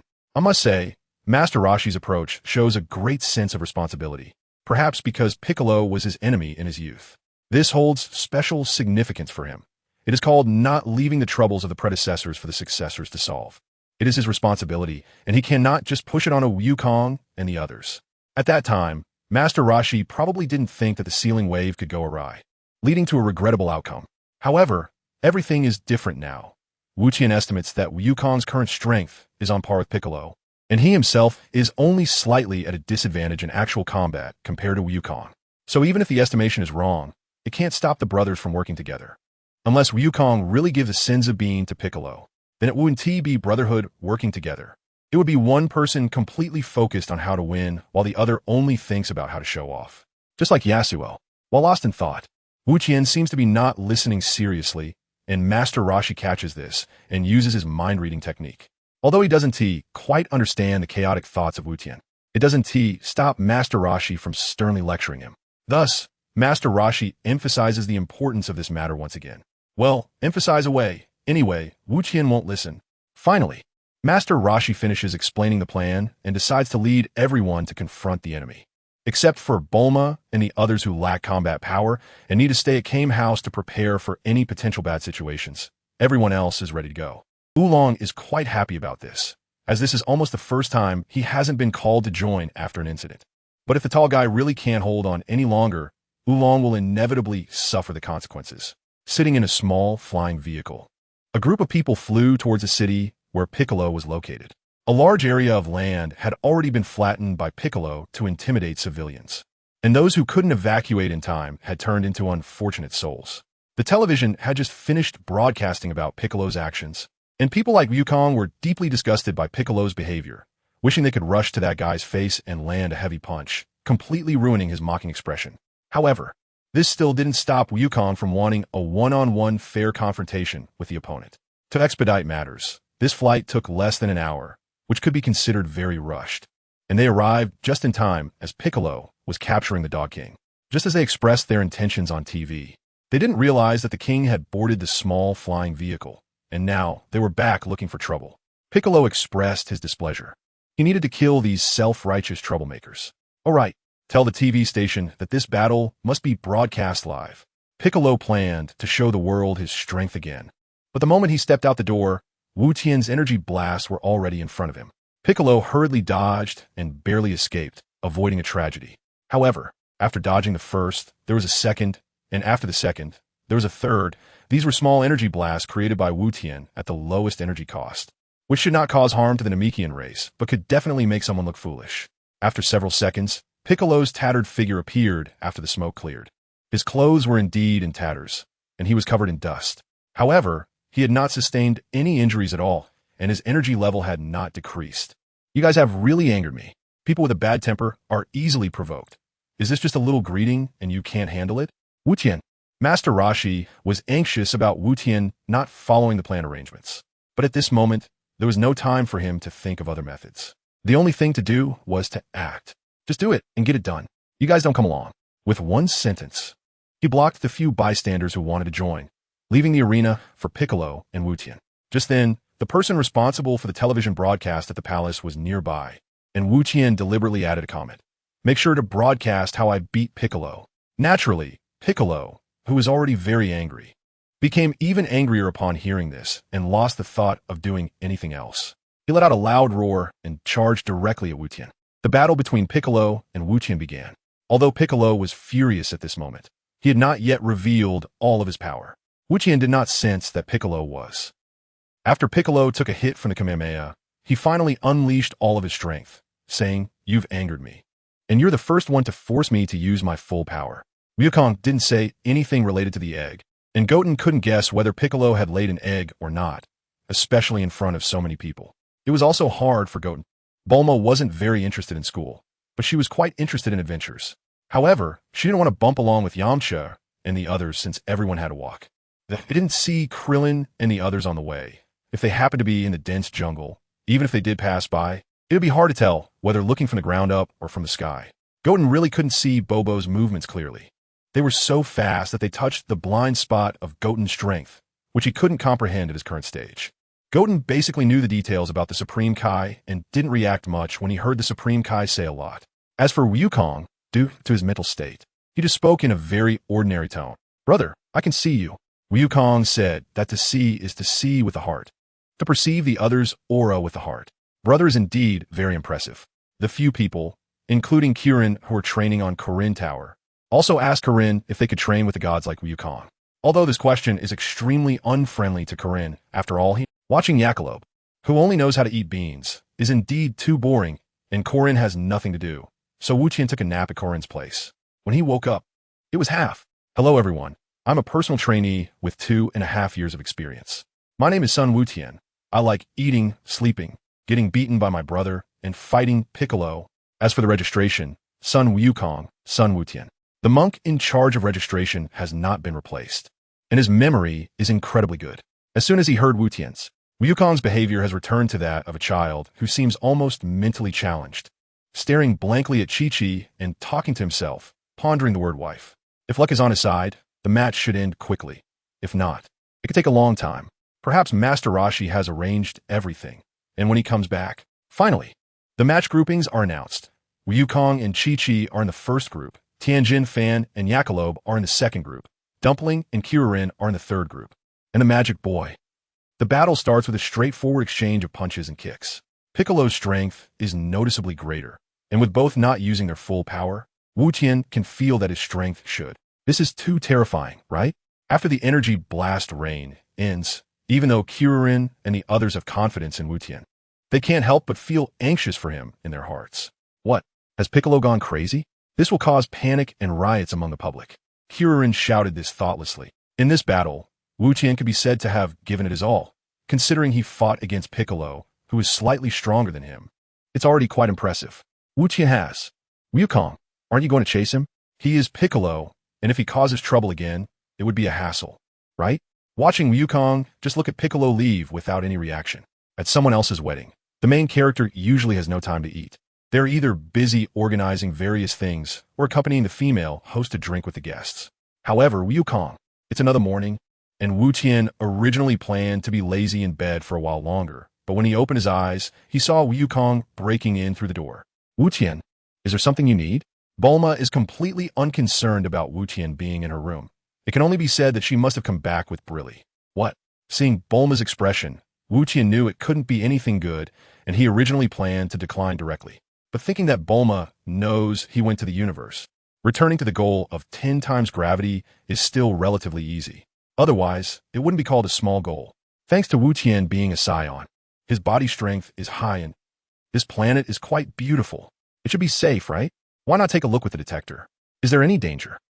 You each take your people to different planets, and this area must be cleaned up within a month.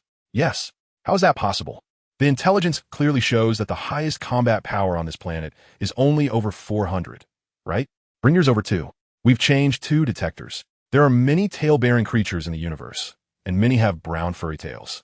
However, the appearance of science to those aliens is like how humans see. Waiting and waiting. Waiting until Wu Tian's flowers have withered, he fell asleep in a daze, completely oblivious to the small minions still lingering on this planet. Humans are unparalleled in eating. Anything that is cooked can be eaten, just like carnivores sometimes. What an irritating feeling. On the new planet, away from friends, without Wukong and others to help him, he must rely on himself here. Goten and the alien are clashing against the Kamehameha, to be precise. The alien is hard-hitting Goten's Kamehameha. If this alien can withstand the Kamehameha, the spaceship is only so big, but Goten still chooses to run on the spaceship. "Hey Goten, can we afford the food here?" Bulma brought quite a lot of things. After all, there are capsules which are very convenient. The food isn't exactly delicious, but it's not bad either. Wukong never considered whether the food would taste bad. After all, it's a high-tech civilization. If the only ones he had seen were Frisia and his subordinates, and the troublemaker in the restaurant had indeed encountered Wukong before. However, it wasn't. What was the urgent matter? In fact, the lord of this planet didn't care much about the bounty issued by Frisia. When the smoke cleared, the previously roaring Jianyulu run was already missing an arm, covered in blood, lying there in a miserable state. According to the intelligence Wukong had, the opponent had just lost a minion with a power level of 2,000, and as a result, they didn't dare to act? Isn't that cowardice? If they had the capability, they should continue sending people. As the seasons changed, there would occasionally be some troublemakers on the new planet. However, those who came for the purpose of the bounty from Frisia were completely non-existent. Otto still left, feeling quite reluctant. Although Wukong had no feelings for him. They had played a long time of Dodiju together and the other party. With great anticipation, Wukong found Master Karen. Only be told, the new sins of beans haven't grown yet. What about the old ones? Since there were just a few people without any threat, Wukong wasn't too worried. At most, the spaceship would get damaged. But he had a smaller escape pod as a backup. If Master Karen's mind-reading ability was already very impressive, being able to probe into others' thoughts at any time, then the Grand Elder of Namek was beyond this realm. Namek is a beautiful and fertile planet. Although it lags behind Earth somewhat, the scenery is stunning, the climate pleasant, and the environment completely pristine. It's just that the Dragon Balls were used not long ago by the Namekians to improve the planet's environment and their people's issues. I seem to have just written about this in the last chapter. Today is a good day, and whatever I wish for can come true. Isn't it a good day? 3 chances to make wishes, and everything I think can be realized. Besides, Goten expressed that he has a bold idea. If Lapis's combat power has already reached over 9 figures, then as long as she stands in for Goku in advance. Here is Namek, and the one you communicated with just now is the Dragon Purunga of Namek who brought you here. Wukong briefly told. Lazuli is not at all surprised by her own strong abilities. Wukong understands that she must have heard everything about his changes from Dr. Jero. This time, there are many ways to live on Namek. Wukong not only has a house capsule, but he can also live in a spaceship or directly in the Namekian village. Hey, tell me in detail what stories there are in these past few years. Lazuli, like Bulma, doesn't care at all about her attire, exposing her arms. Wukong's instant sleeping method left Lazuli speechless. However, she gave up on the idea of waking Wukong to reconsider the sleeping position and went straight to bed instead. Not to mention the shameless little life that Wukong and Lazuli were living together. Little Gohan, who was born on Earth, was already over a year old, and Chi-Chi had successfully transformed into a homemaker. What did Frisia say? Vegeta, along with Raditz and Nappa, had just landed on a planet they were about to attack when they received a message from Zarbon. The first wish was to instantly transport Wukong and Lazuli to planet Adetra. The second wish was to get Lazuli a few stylish and comfortable outfits. A day had passed, and the tense atmosphere from their first meeting had disappeared. Although Wukong still looked uninterested, time silently passed for more than 2 months. And on what seemed like an ordinary day, with a loud explosion, a spherical spacecraft appeared on Earth. Goten has never worn a battlesuit on Earth. Piccolo felt a sense of familiarity with Raditz, except for that tail, but he couldn't really feel anything else. However, he could sense, since learned a secret technique. He hasn't had any communication with the Ardatra aliens. The other secret techniques are too difficult to learn. Most of them require prerequisites. The reason was able to bring back to Earth is mainly due to her discovering on Earth while searching for it. His energy signature is similar to's. Hurry, help me kill this guy first, and I'll settle the score with you later. Did not take seriously, and furthermore, Wukong stood in front of Raditz, delivering a righteous speech while teaching him through example. Meanwhile, Goten was holding little Gohan and pondering whether to tease him. The meal was exceptionally lavish.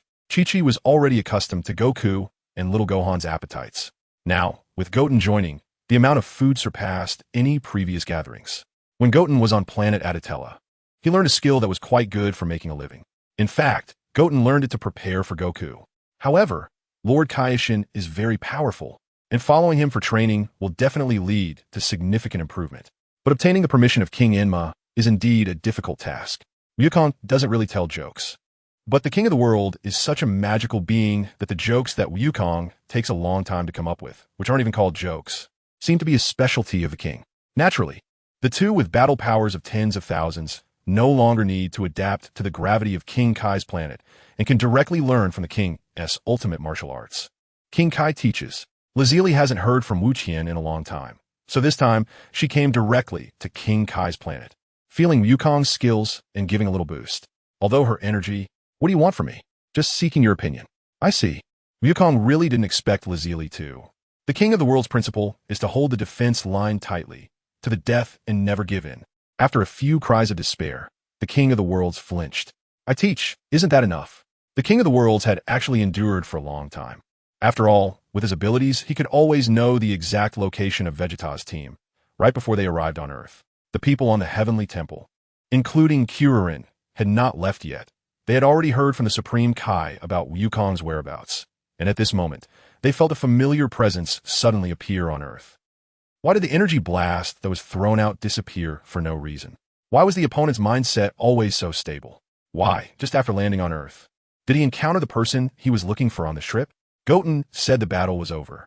But aside from that guy lying on the ground for a little longer, Vegeta hadn't lost his fighting strength. After a brief recovery, he was back to normal. Just as Goten took out some snacks, Krillin and a few others who had been training at the Heavenly Temple also arrived, and Piccolo was among them as well. Goten rarely feels like this. Most people present were astonished by Vegeta's transformation, especially Krillin and the others, who were standing next to Goten, made it clear for him to hear. Why did that guy become like this? Yajirobe didn't want to seem cowardly, so he took the initiative to talk to Krillin and the others about battle strategies. No matter how high Vegeta's defense is in his great ape form, and no matter how tough his skin is, the Kamehameha wave shouldn't be underestimated. A powerful energy wave hit his back, pushing Vegeta's massive form. The battle ended, and Krillin and the others collectively let out a sigh of relief. Although they weren't fighting themselves, it felt as if they were worrying about Goku while also feeling scared. The battle site wasn't too far from the city, and the Scion spacecraft was very advanced. So, after Baba pressed a few buttons, they boarded the ship they came in. There were quite a few of them, and with Lazuli's strength, she could easily transport them all at once. But Lazuli was unwilling, and she couldn't sense Master Roshi's energy. After Bulma greeted everyone, Master Roshi, who had been knocked aside by her earlier, also walked over. This time, he didn't try to make any advances on Bulma, but behaved properly. Death is something everyone fears, but some people are willing to face it, allowing themselves to die with dignity, while others are unwilling to confront it and resort to any means to escape. Little Gohan wanted to travel off Earth with the adults, but how could Chi-Chi possibly agree? If it was to find the Dragon Balls on Namek for the sake of Earth survival, then leaving immediately wouldn't work at all because the spaceship still needed modifications. Not just the one Goten originally used, but also the ship Goku used to come to Earth needed to be brought back. Wukong thought of the memes like stealing Guevara and stealing batteries to raise you, so he just played a small prank. Seeing Lazuli's confused expression, Wukong, after returning, Vegeta took less than a day to understand the external manifestation principle of battle power and applied it actively, lowering his own battle power display. One can only say that Koi was lucky. Even after falling from Frisia's roof, he wasn't directly killed by Frisia, just severely injured and then thrown out of the room by Frisia. More than 10 days had passed on the spaceship. Detected many high battle power individuals on this planet. Are we sure we want to land? Bulma, that annoying woman. Vegeta was very unhappy with Bulma's complaints.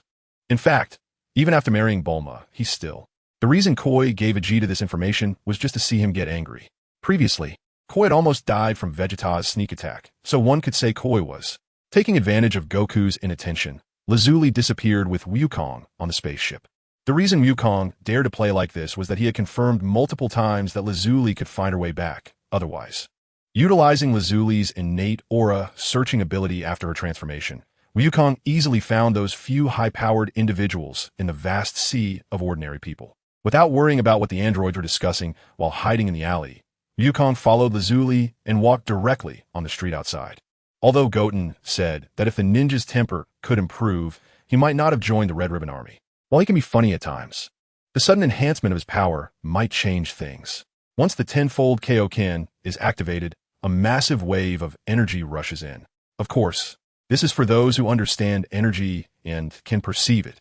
After the ninja was modified, his physical condition is temporary, as he is not completely exhausted but has been beaten into a state of weakness. Most of the energy in his body has yet to be used. When the moment comes, Lazuli's punch is not like an ordinary girl's playful fist pounding on your chest. It is a powerful punch aimed directly at the ninja's head, unleashing her strength. The ninja can't even grab Lazuli. Number 8, the nice guy, is someone who doesn't like to resort to violence. Originally, the self-destruct control device in his body was in the hands of the ninja's Red Ribbon supervisor. And after leaving the extreme North Base, ever since Goku and Goten appeared, Karen has not paid much attention to some situations on Earth. Although he can sense energy, the actual situation is, after the Supreme Kai learned about Goku and the others' movements, there were no further issues. Although the Supreme Kai feels that this crisis with the androids is somewhat serious, he is a bit inclined to let Goku. 2 options. First, immediately escape, making those guys think they misjudged the situation, thus avoiding trouble. Second, admit to himself. The audience gradually left, and Goten was just stunned for a few seconds. Although he felt like he was being played, he still had to leave. Otherwise, who knows what might happen later. After Bulma's explanation, Goku and the others understood that they had likely encountered Frieza's army. Although the two approached from different directions, coincidentally, the direction Goku chose happened to be towards the Grand Elder of Namek, because Goku was based on the intensity of the energy and the expression of good and evil. Wukong and the others can feel it, and naturally, Nilu can too. Nilu directly expressed that he wants to go out and deal with those enemies. Because there are too many enemies, the large and robust body, combined with a power level that is already higher than Kieran's, gives Dodoria an absolute advantage in strength. Each punch can knock Kieran away. As for stopping Wukong, it's thanks to Frieza moving to search for the Dragon Balls that Nilu was able to set off in time, successfully taking a shortcut and going straight. Baza, Kieran and Yamcha are still fighting a guy named Dodoria. So, I want to go take a look first. You go find the Dragon Balls. What are you waiting for? Just charge in and kill that guy. When Wukong and the others were expressing their opinions, Lotzi Li insisted on butting in. Lotzi, he thought it would be enough to casually mention a color, which would confuse us. Is he that bold?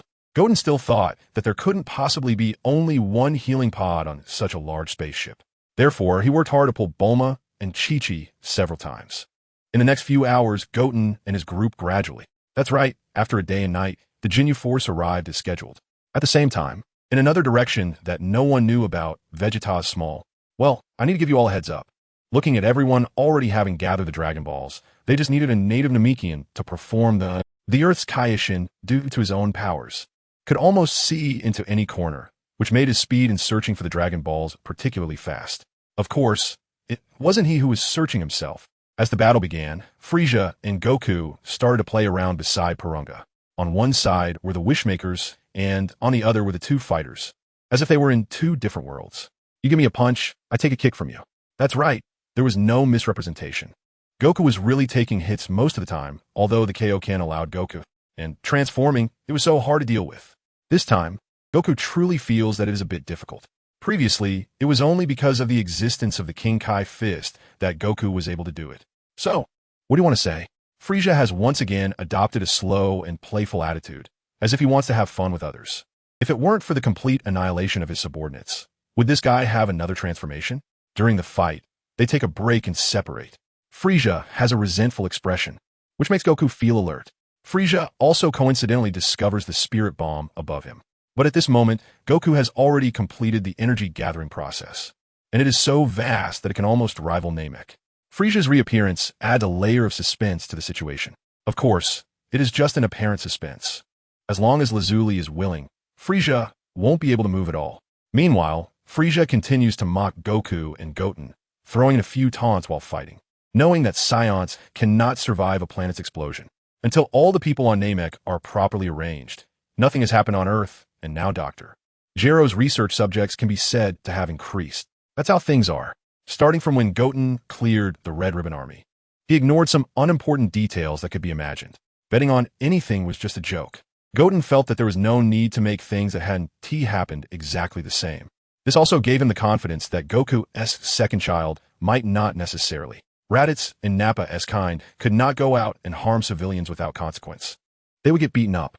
However, if Lazuli and Goten went out to harm civilians, it wouldn't matter and no one would care. The dynamics between people.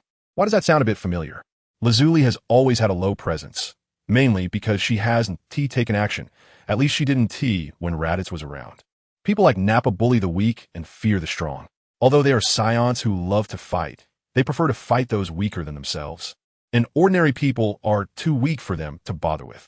Their power-raising speed has exceeded my expectations a bit, but it's still within my control. The plan must be changed. You shouldn't. It's already quite difficult for Bulma to agree to make a gravity chamber for Vegeta. Just think back to the time with Piccolo. Bulma didn't budge at all, no matter how much Goku tried. Then let us test the results of this period of training. Wukong is definitely going to have a fight with Lazili to make a point, and during this time. Hey, Wukong, do you feel anything unusual about me in this state? More than an hour later, Wu Qian came back, due to various reasons. If it weren't for the inability to intercept Frieza on the way, Wukong would have definitely left Earth first to battle Frieza outside. Otherwise, if Frieza isn't kept in check, Earth, Goten is usually accustomed to finishing quickly. But this time he is waiting for Vegeta to make the first move simply because he is not very clear about Vegeta's strongest power. So, Goten always kept things straightforward, just like Goku during battle.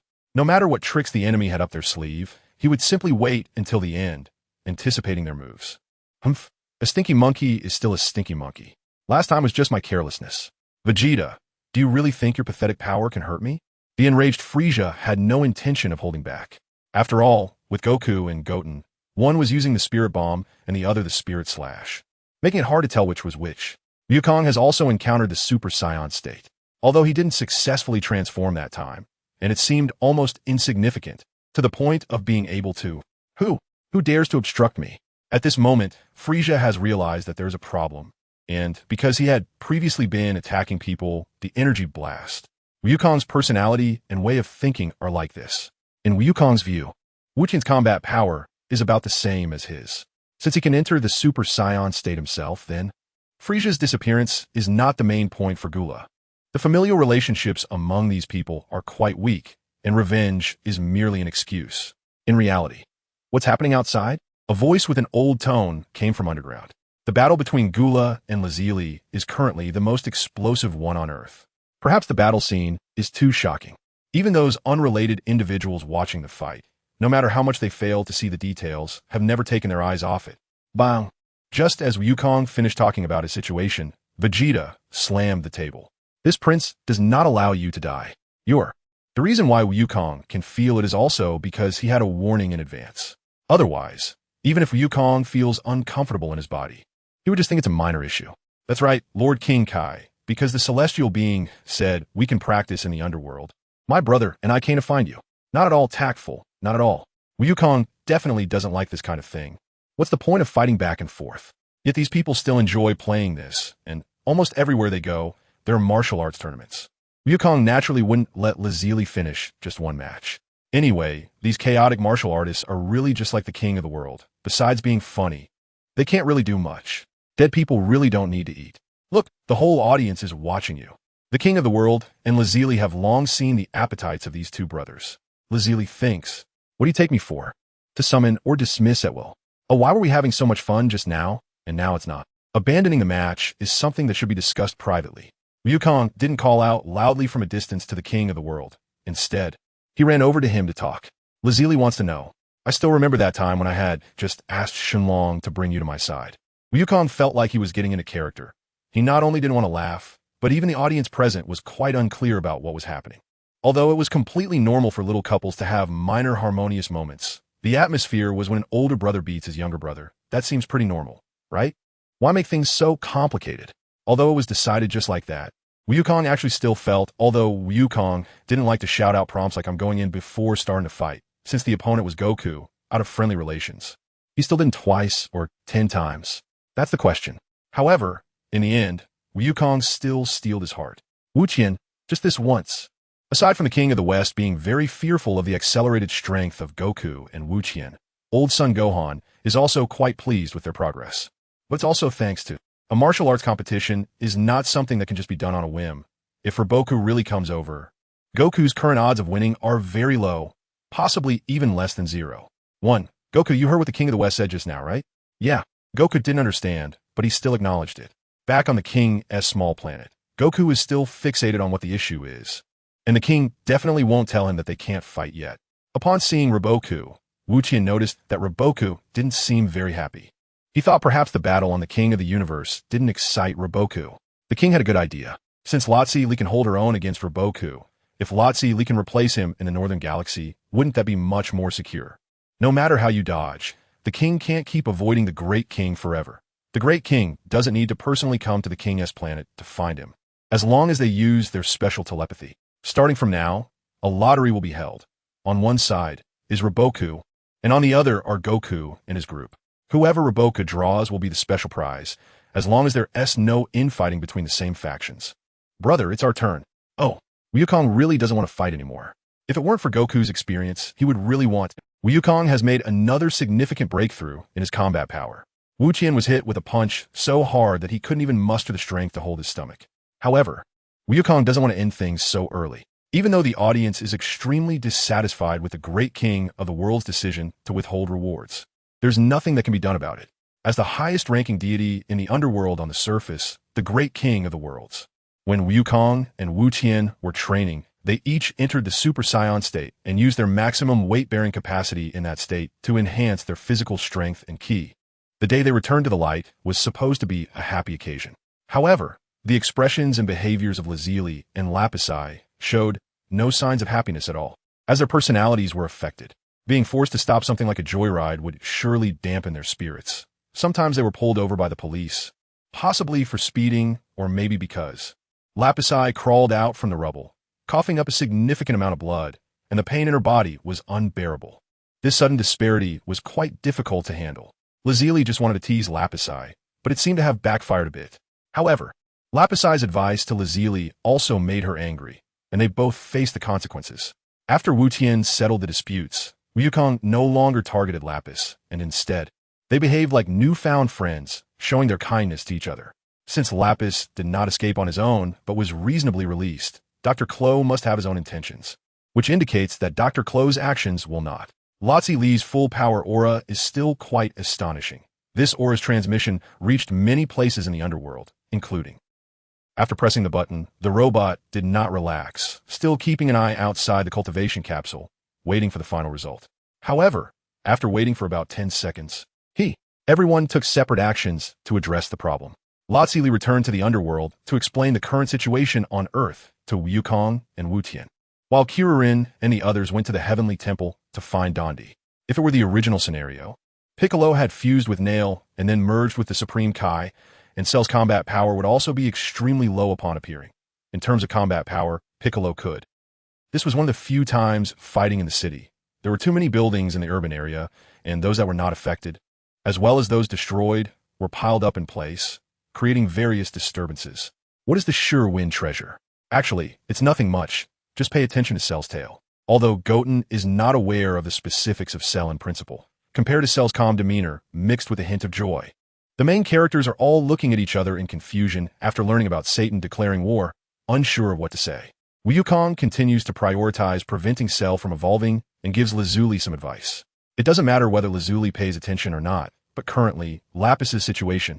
Cell's provocations have not received the attention they deserve, because Cell is just like a hot-tempered martial artist, standing on a stage looking for an opponent without explicitly stating. Are we done with the nonsense? Can we start now? Piccolo shouted at the host, almost yelling him off the stage. Cell didn't have time to explain to everyone why he suddenly changed and his power increased significantly, and the main characters were also unclear about what exactly happened. Since they eliminated Cell, Lazuli felt very relieved to leave Lapis on Earth. The other party's temperament had already improved for a while, at least he wouldn't. Although it was said that a showdown was necessary, it had actually been delayed for a long time. During this time, Goku's growth potential was very high. Not to mention various exaggerated multiplications, but compared to before, back then, Yamcha's state wasn't much different from Vegeta's. However, the only difference between Yamcha and Vegeta is that Yamcha neither cares about her nor. Although Goten said he would train with Goku, neither of them really understands each other's best state. The higher the strength, the harder it is to perceive in normal situations. When did I ever say that the losing side had a hand over their King Kai's planet? You certainly didn't say that. It was me who said it. So now that you lost, what if no one takes care of you during your recovery? It's okay. Goten is the type who just needs to not starve. If it weren't for the fact that he just revived and can't let anyone down, the prince has a history of losing many times. So he doesn't think Goku or Goten are that weak. However, the prince successfully entered the second stage of Super Saiyan. Getting the opportunity to fight doesn't mean he can win the battle. Vegeta gets his wish and gazes across at Goku in an empty field, talking trash before the fight. instantaneously moving behind the enemy and striking to interrupt them. How could such a simple maneuver not have been thought of? Goku tilts his head and scratches it, indicating he finds it hard to understand. As for Lazuli's decision, Goten really finds it hard to refuse. It's not that he thinks 200 million is tempting. No, that shouldn't be said. 200 million isn't that tempting. You seem to be eating a lot this time, huh? Lazuli asks Goten, who has been eating continuously, with a hint of confusion. The remaining 20 million was thrown by Lazuli into the house on Steamed Bun Mountain, without a safe or anything. Just a box thrown on the ground, ready to be accessed whenever they run out of money. The battle between Wukong and Wu Qian is just the beginning. Everything will soon get on track, and the two have chosen their training location. The only difference is the training. Wukong, Dandy has discovered a serious problem. That's why I called you here to discuss this matter. In the Heavenly Temple, Piccolo, Dandy. The reason Dandy notified everyone again is that the situation on Earth is already on the brink of being uncontrollable, as it seems this entity absorbing Earth's energy. Cell's appearance has changed significantly, which is everyone's thought. Others are comparing it to Cell's previous form, while Wu Tian is relying on his own impressions. When all the dust settles, even if one can't determine Cell's condition based on energy, seeing Cell's state with one's own eyes is still perfect, making one have to believe what Vegeta just said. What are you all looking at me for? I don't have a plan, and don't look at her either. She definitely can't help. Although Wu Tian's remark about Lazili is a bit absolute, besides Lazili, there really isn't anyone else who can overpower Rib Rice. However, now Rib Rice simply sensed Wukong's energy and stopped paying attention. I know a place where time flows differently. Training there can yield twice the result with half the effort. Piccolo spoke up. Perhaps he hadn't considered it before. Lazili doesn't seem to have much talent for training. Such high strength is entirely due to luck and transformation. But actually, Lazili's combat power was already quite high. Vegeta is genuinely at Super Saiyan Stage 1. 3. And the increase in power can even rival Super Saiyan Stage 2. However, in terms of speed, he barely reaches Stage 1. The door of the hyperbolic time chamber opened from the outside, and Wukong immediately noticed the change, calling Vegeta to quickly come to the door, only to find that time had already. I guess they must be waiting eagerly outside, like a little bride. This was something Lazili said after checking her watch. Nothing too significant. After everyone came out of the hyperbolic time chamber, Rib Rice once again conducted a probe of Wukong and their combat power. But it was the same as before. Wukong and the others did not enter. On the first day, Cell announced the martial arts arena. Satan learned this news at his master's house. He was very fortunate that Cell was resurrected and evolved. Whether Satan is famous or not, or whether he is a people's hero, these things have little to do with Wukong, so Wu Qian at this point in time couldn't care less. Regardless of whether Wukong has the strength to defeat Cell, since Wukong has said it this way, Wu Qian is also not polite, interpreting the meaning in the direction he needs. Now all conditions are favorable. All that is left is Wu Tian's own action. What he fears is talking too much before the battle, and then not winning, which would be the most awkward. Let me show you what this is. After Cell caused Wu Qian to become momentarily stiff, preventing him from changing his movements in time, he directly gathered energy. Kieran's little heart can't take bad news. That's why he was very cautious when asking Wukong, fearing that the fact Wukong revealed would give him a shock. Time ticks away, and Wu Tian continues to transfer energy silently, while Cell is both wrestling with Wu Tian and taunting him to recognize the reality. Is one enough? Should I feed him another one? Lazili, seeing Wu Tian, who ate his Senzu not waking up immediately, couldn't help but wonder if one was. Since the incident with Cell ended, Goten has been cooped up at home for several days. During these days, Krillin and the others have come to visit, and it seems they just came from Goku's house. To celebrate Mr. Satan's contribution to saving the world, schools around the world gave students a few days off. That's why Mr. Satan. It has been a long time since they defeated Cell. Probably over a year, maybe even 2. Because they haven't gathered together for such a long time, everyone unanimously agreed. Due to needing to attend classes, Goku didn't bring little Gohan with him. It is said that after the tutoring ends, Chi-Chi will let little Gohan fly over to play for a couple of days. It turns out that the origin and process of an event, when told by different people, can result in different stories. Lazuli also didn't continue to hide that she was a modified human. Brother, King Kai said that the Rib Rice from the other world wants to compete with me again, and I have already agreed. Oh, stop talking and let's begin, Rib Rice. The West Kai saw that the match had obviously already started, while Rib Rice was still chatting with Goku as if they hadn't seen each other for many years. Although Wukong did not test Rib Rice by getting beaten from the beginning, he did not immediately unleash all his strength either. In fact, Wukong, to prevent the two Kai kings from constantly bickering behind him, which made it difficult for him and Lazili to have peace, he decided to take a step back and pull Lazili along. If Goten were to say, why did Bulma send Vegeta instead of someone else?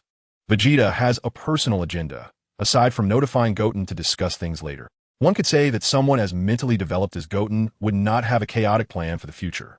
However, the arrangement would depend on his own wishes. They didn't care about the wedding details. Bulma couldn't get their thoughts from Goten or Lazili because if Wukong's second child is a daughter, then marrying someone from Vegeta's side wouldn't be a big deal. After all, it's not Goten's own daughter, just a niece. It's not a big deal. Lazili just missed her brother and wanted to ask where he was. Lazili?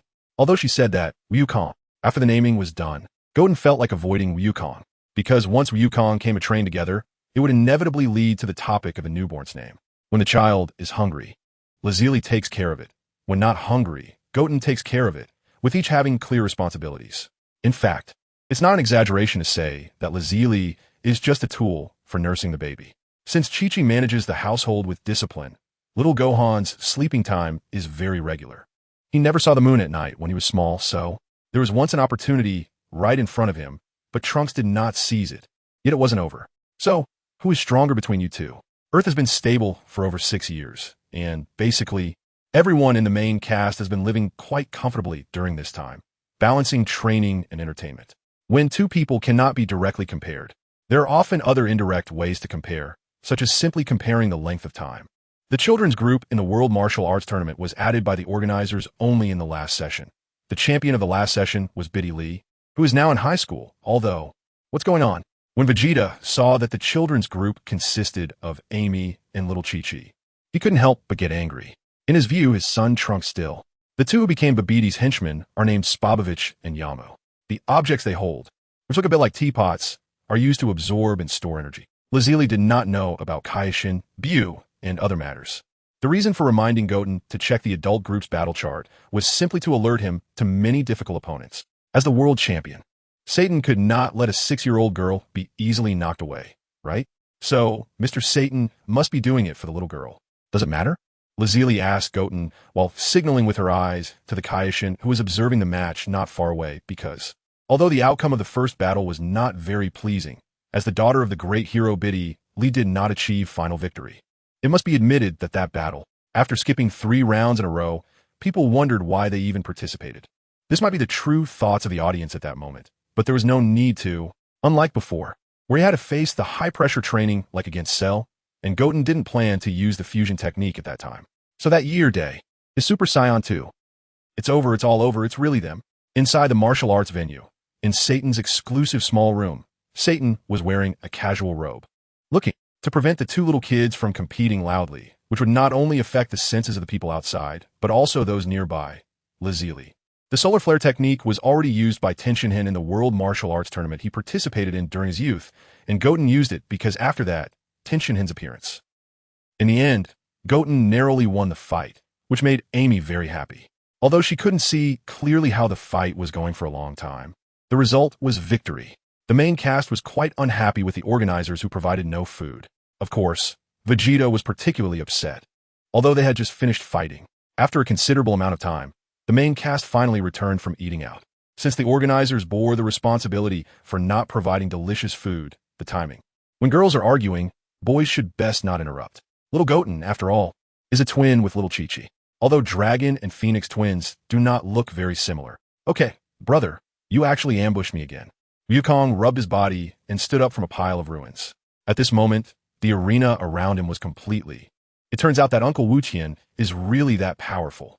In the inner arena, Shao Qi's slightly surprised voice made all the main characters break out in a cold sweat. When Goten lay down, he felt extremely relaxed because he knew it was finally coming to an end. Whether he won or lost, things would get much simpler afterward. And most just from. Although Piccolo's face was always green, it didn't stop him from becoming even greener. Previously, the Supreme Kai had not exposed himself at all, and Piccolo didn't provoke him. Before he made up his mind to fight Goku to the end, Goten had actually thought about what would happen if he won. After all, it was about dealing with Lazuli, and he had never held back in training. When the Supreme Kai confessed his mission to the main characters, he also casually revealed his initial plan, which was the bait plan. although it didn't sound very appealing. Lazuli usually gave Amy a cold shoulder. And although it was just purely cold and didn't represent feelings, in comparison, Goten's lazy demeanor was much cuter. Amy did not receive any instructions from the main characters. She also didn't know what they wanted to do, and having her dad transform into Super Saiyan 2 was just to avoid Goten being stuck, because everyone felt that dealing with Buu was not a difficult task. So, a few people coming from the audience gradually understood why that had just happened. Satan's punch was not only thrown to cooperate with Lazuli, but was more about Satan seeking revenge and stubbornly wanting to test if he could. To be strict, the Supreme Kai dared to handle Buu's matter himself because he considered that Buu was still sealed, although a slight disturbance could cause Buu to break the seal. Regarding Goten's hint, Lazuli understood it immediately upon seeing it. Although she didn't care about this matter, she still needed to deal with Satan's issue, not to mention.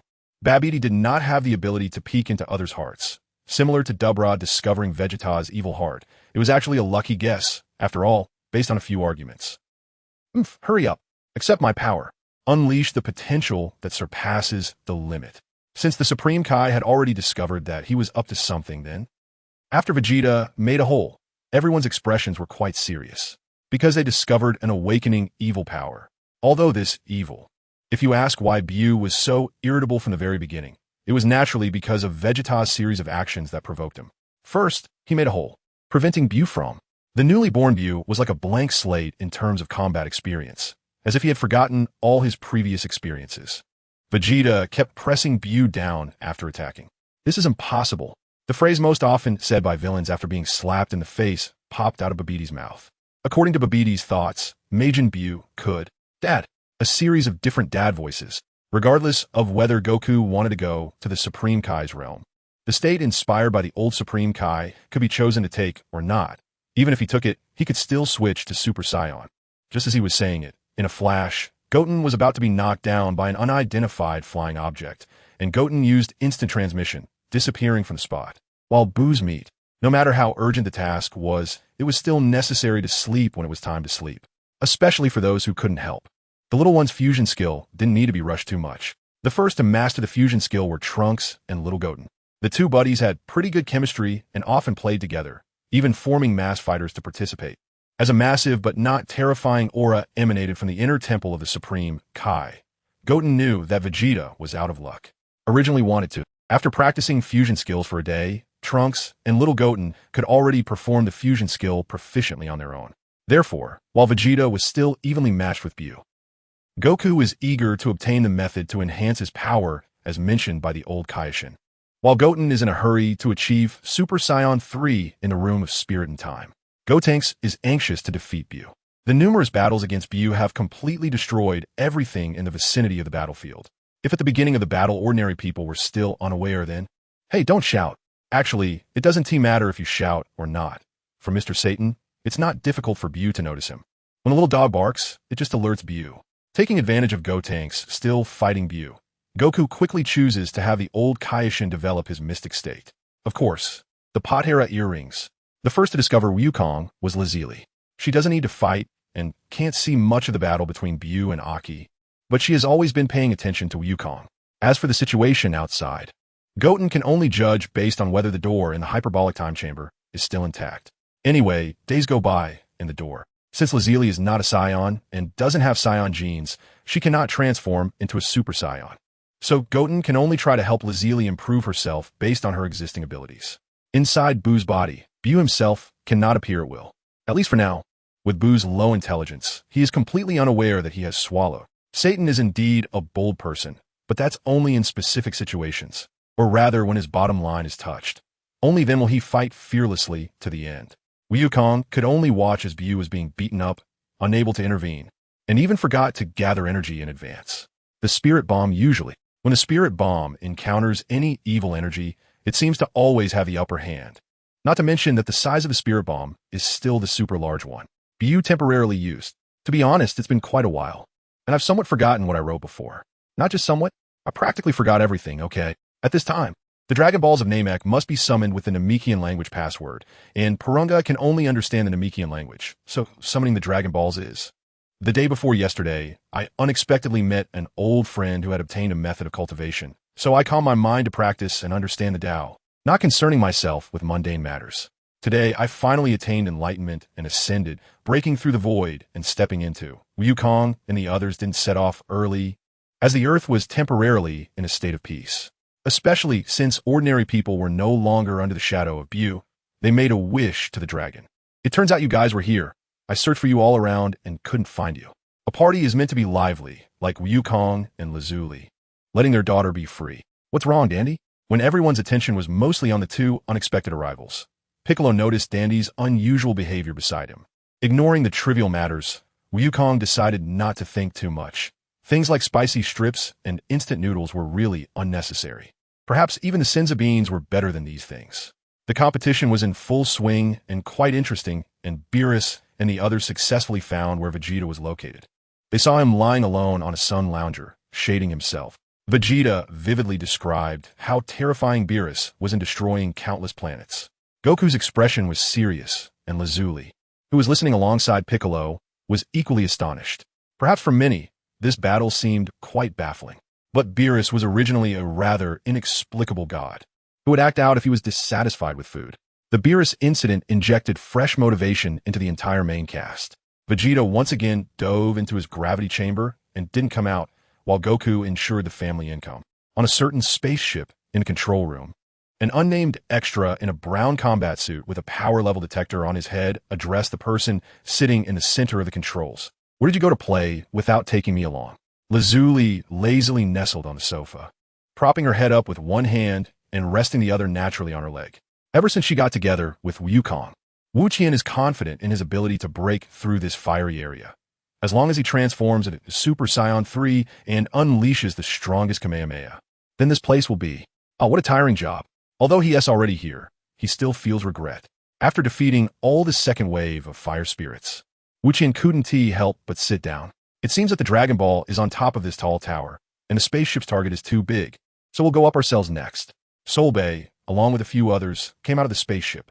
After talking until their throats were dry, Sol Bei and the others finally managed to get Bulma to agree to help them repair the spaceship. However, at this time, there was another guest on Earth, and that was Wei. Brief introduction. Sun Wukong. Still twins. Seeing how well-behaved you are, why don't you be the older brother? Lin Fan, who was being held, remained motionless, but inside he was frantically complaining about why he should be the older brother. So annoying. 10 years later, Bulma appears. Lin Fan, nice to meet you. I'm Sun Wukong's little brother. Please take care of me.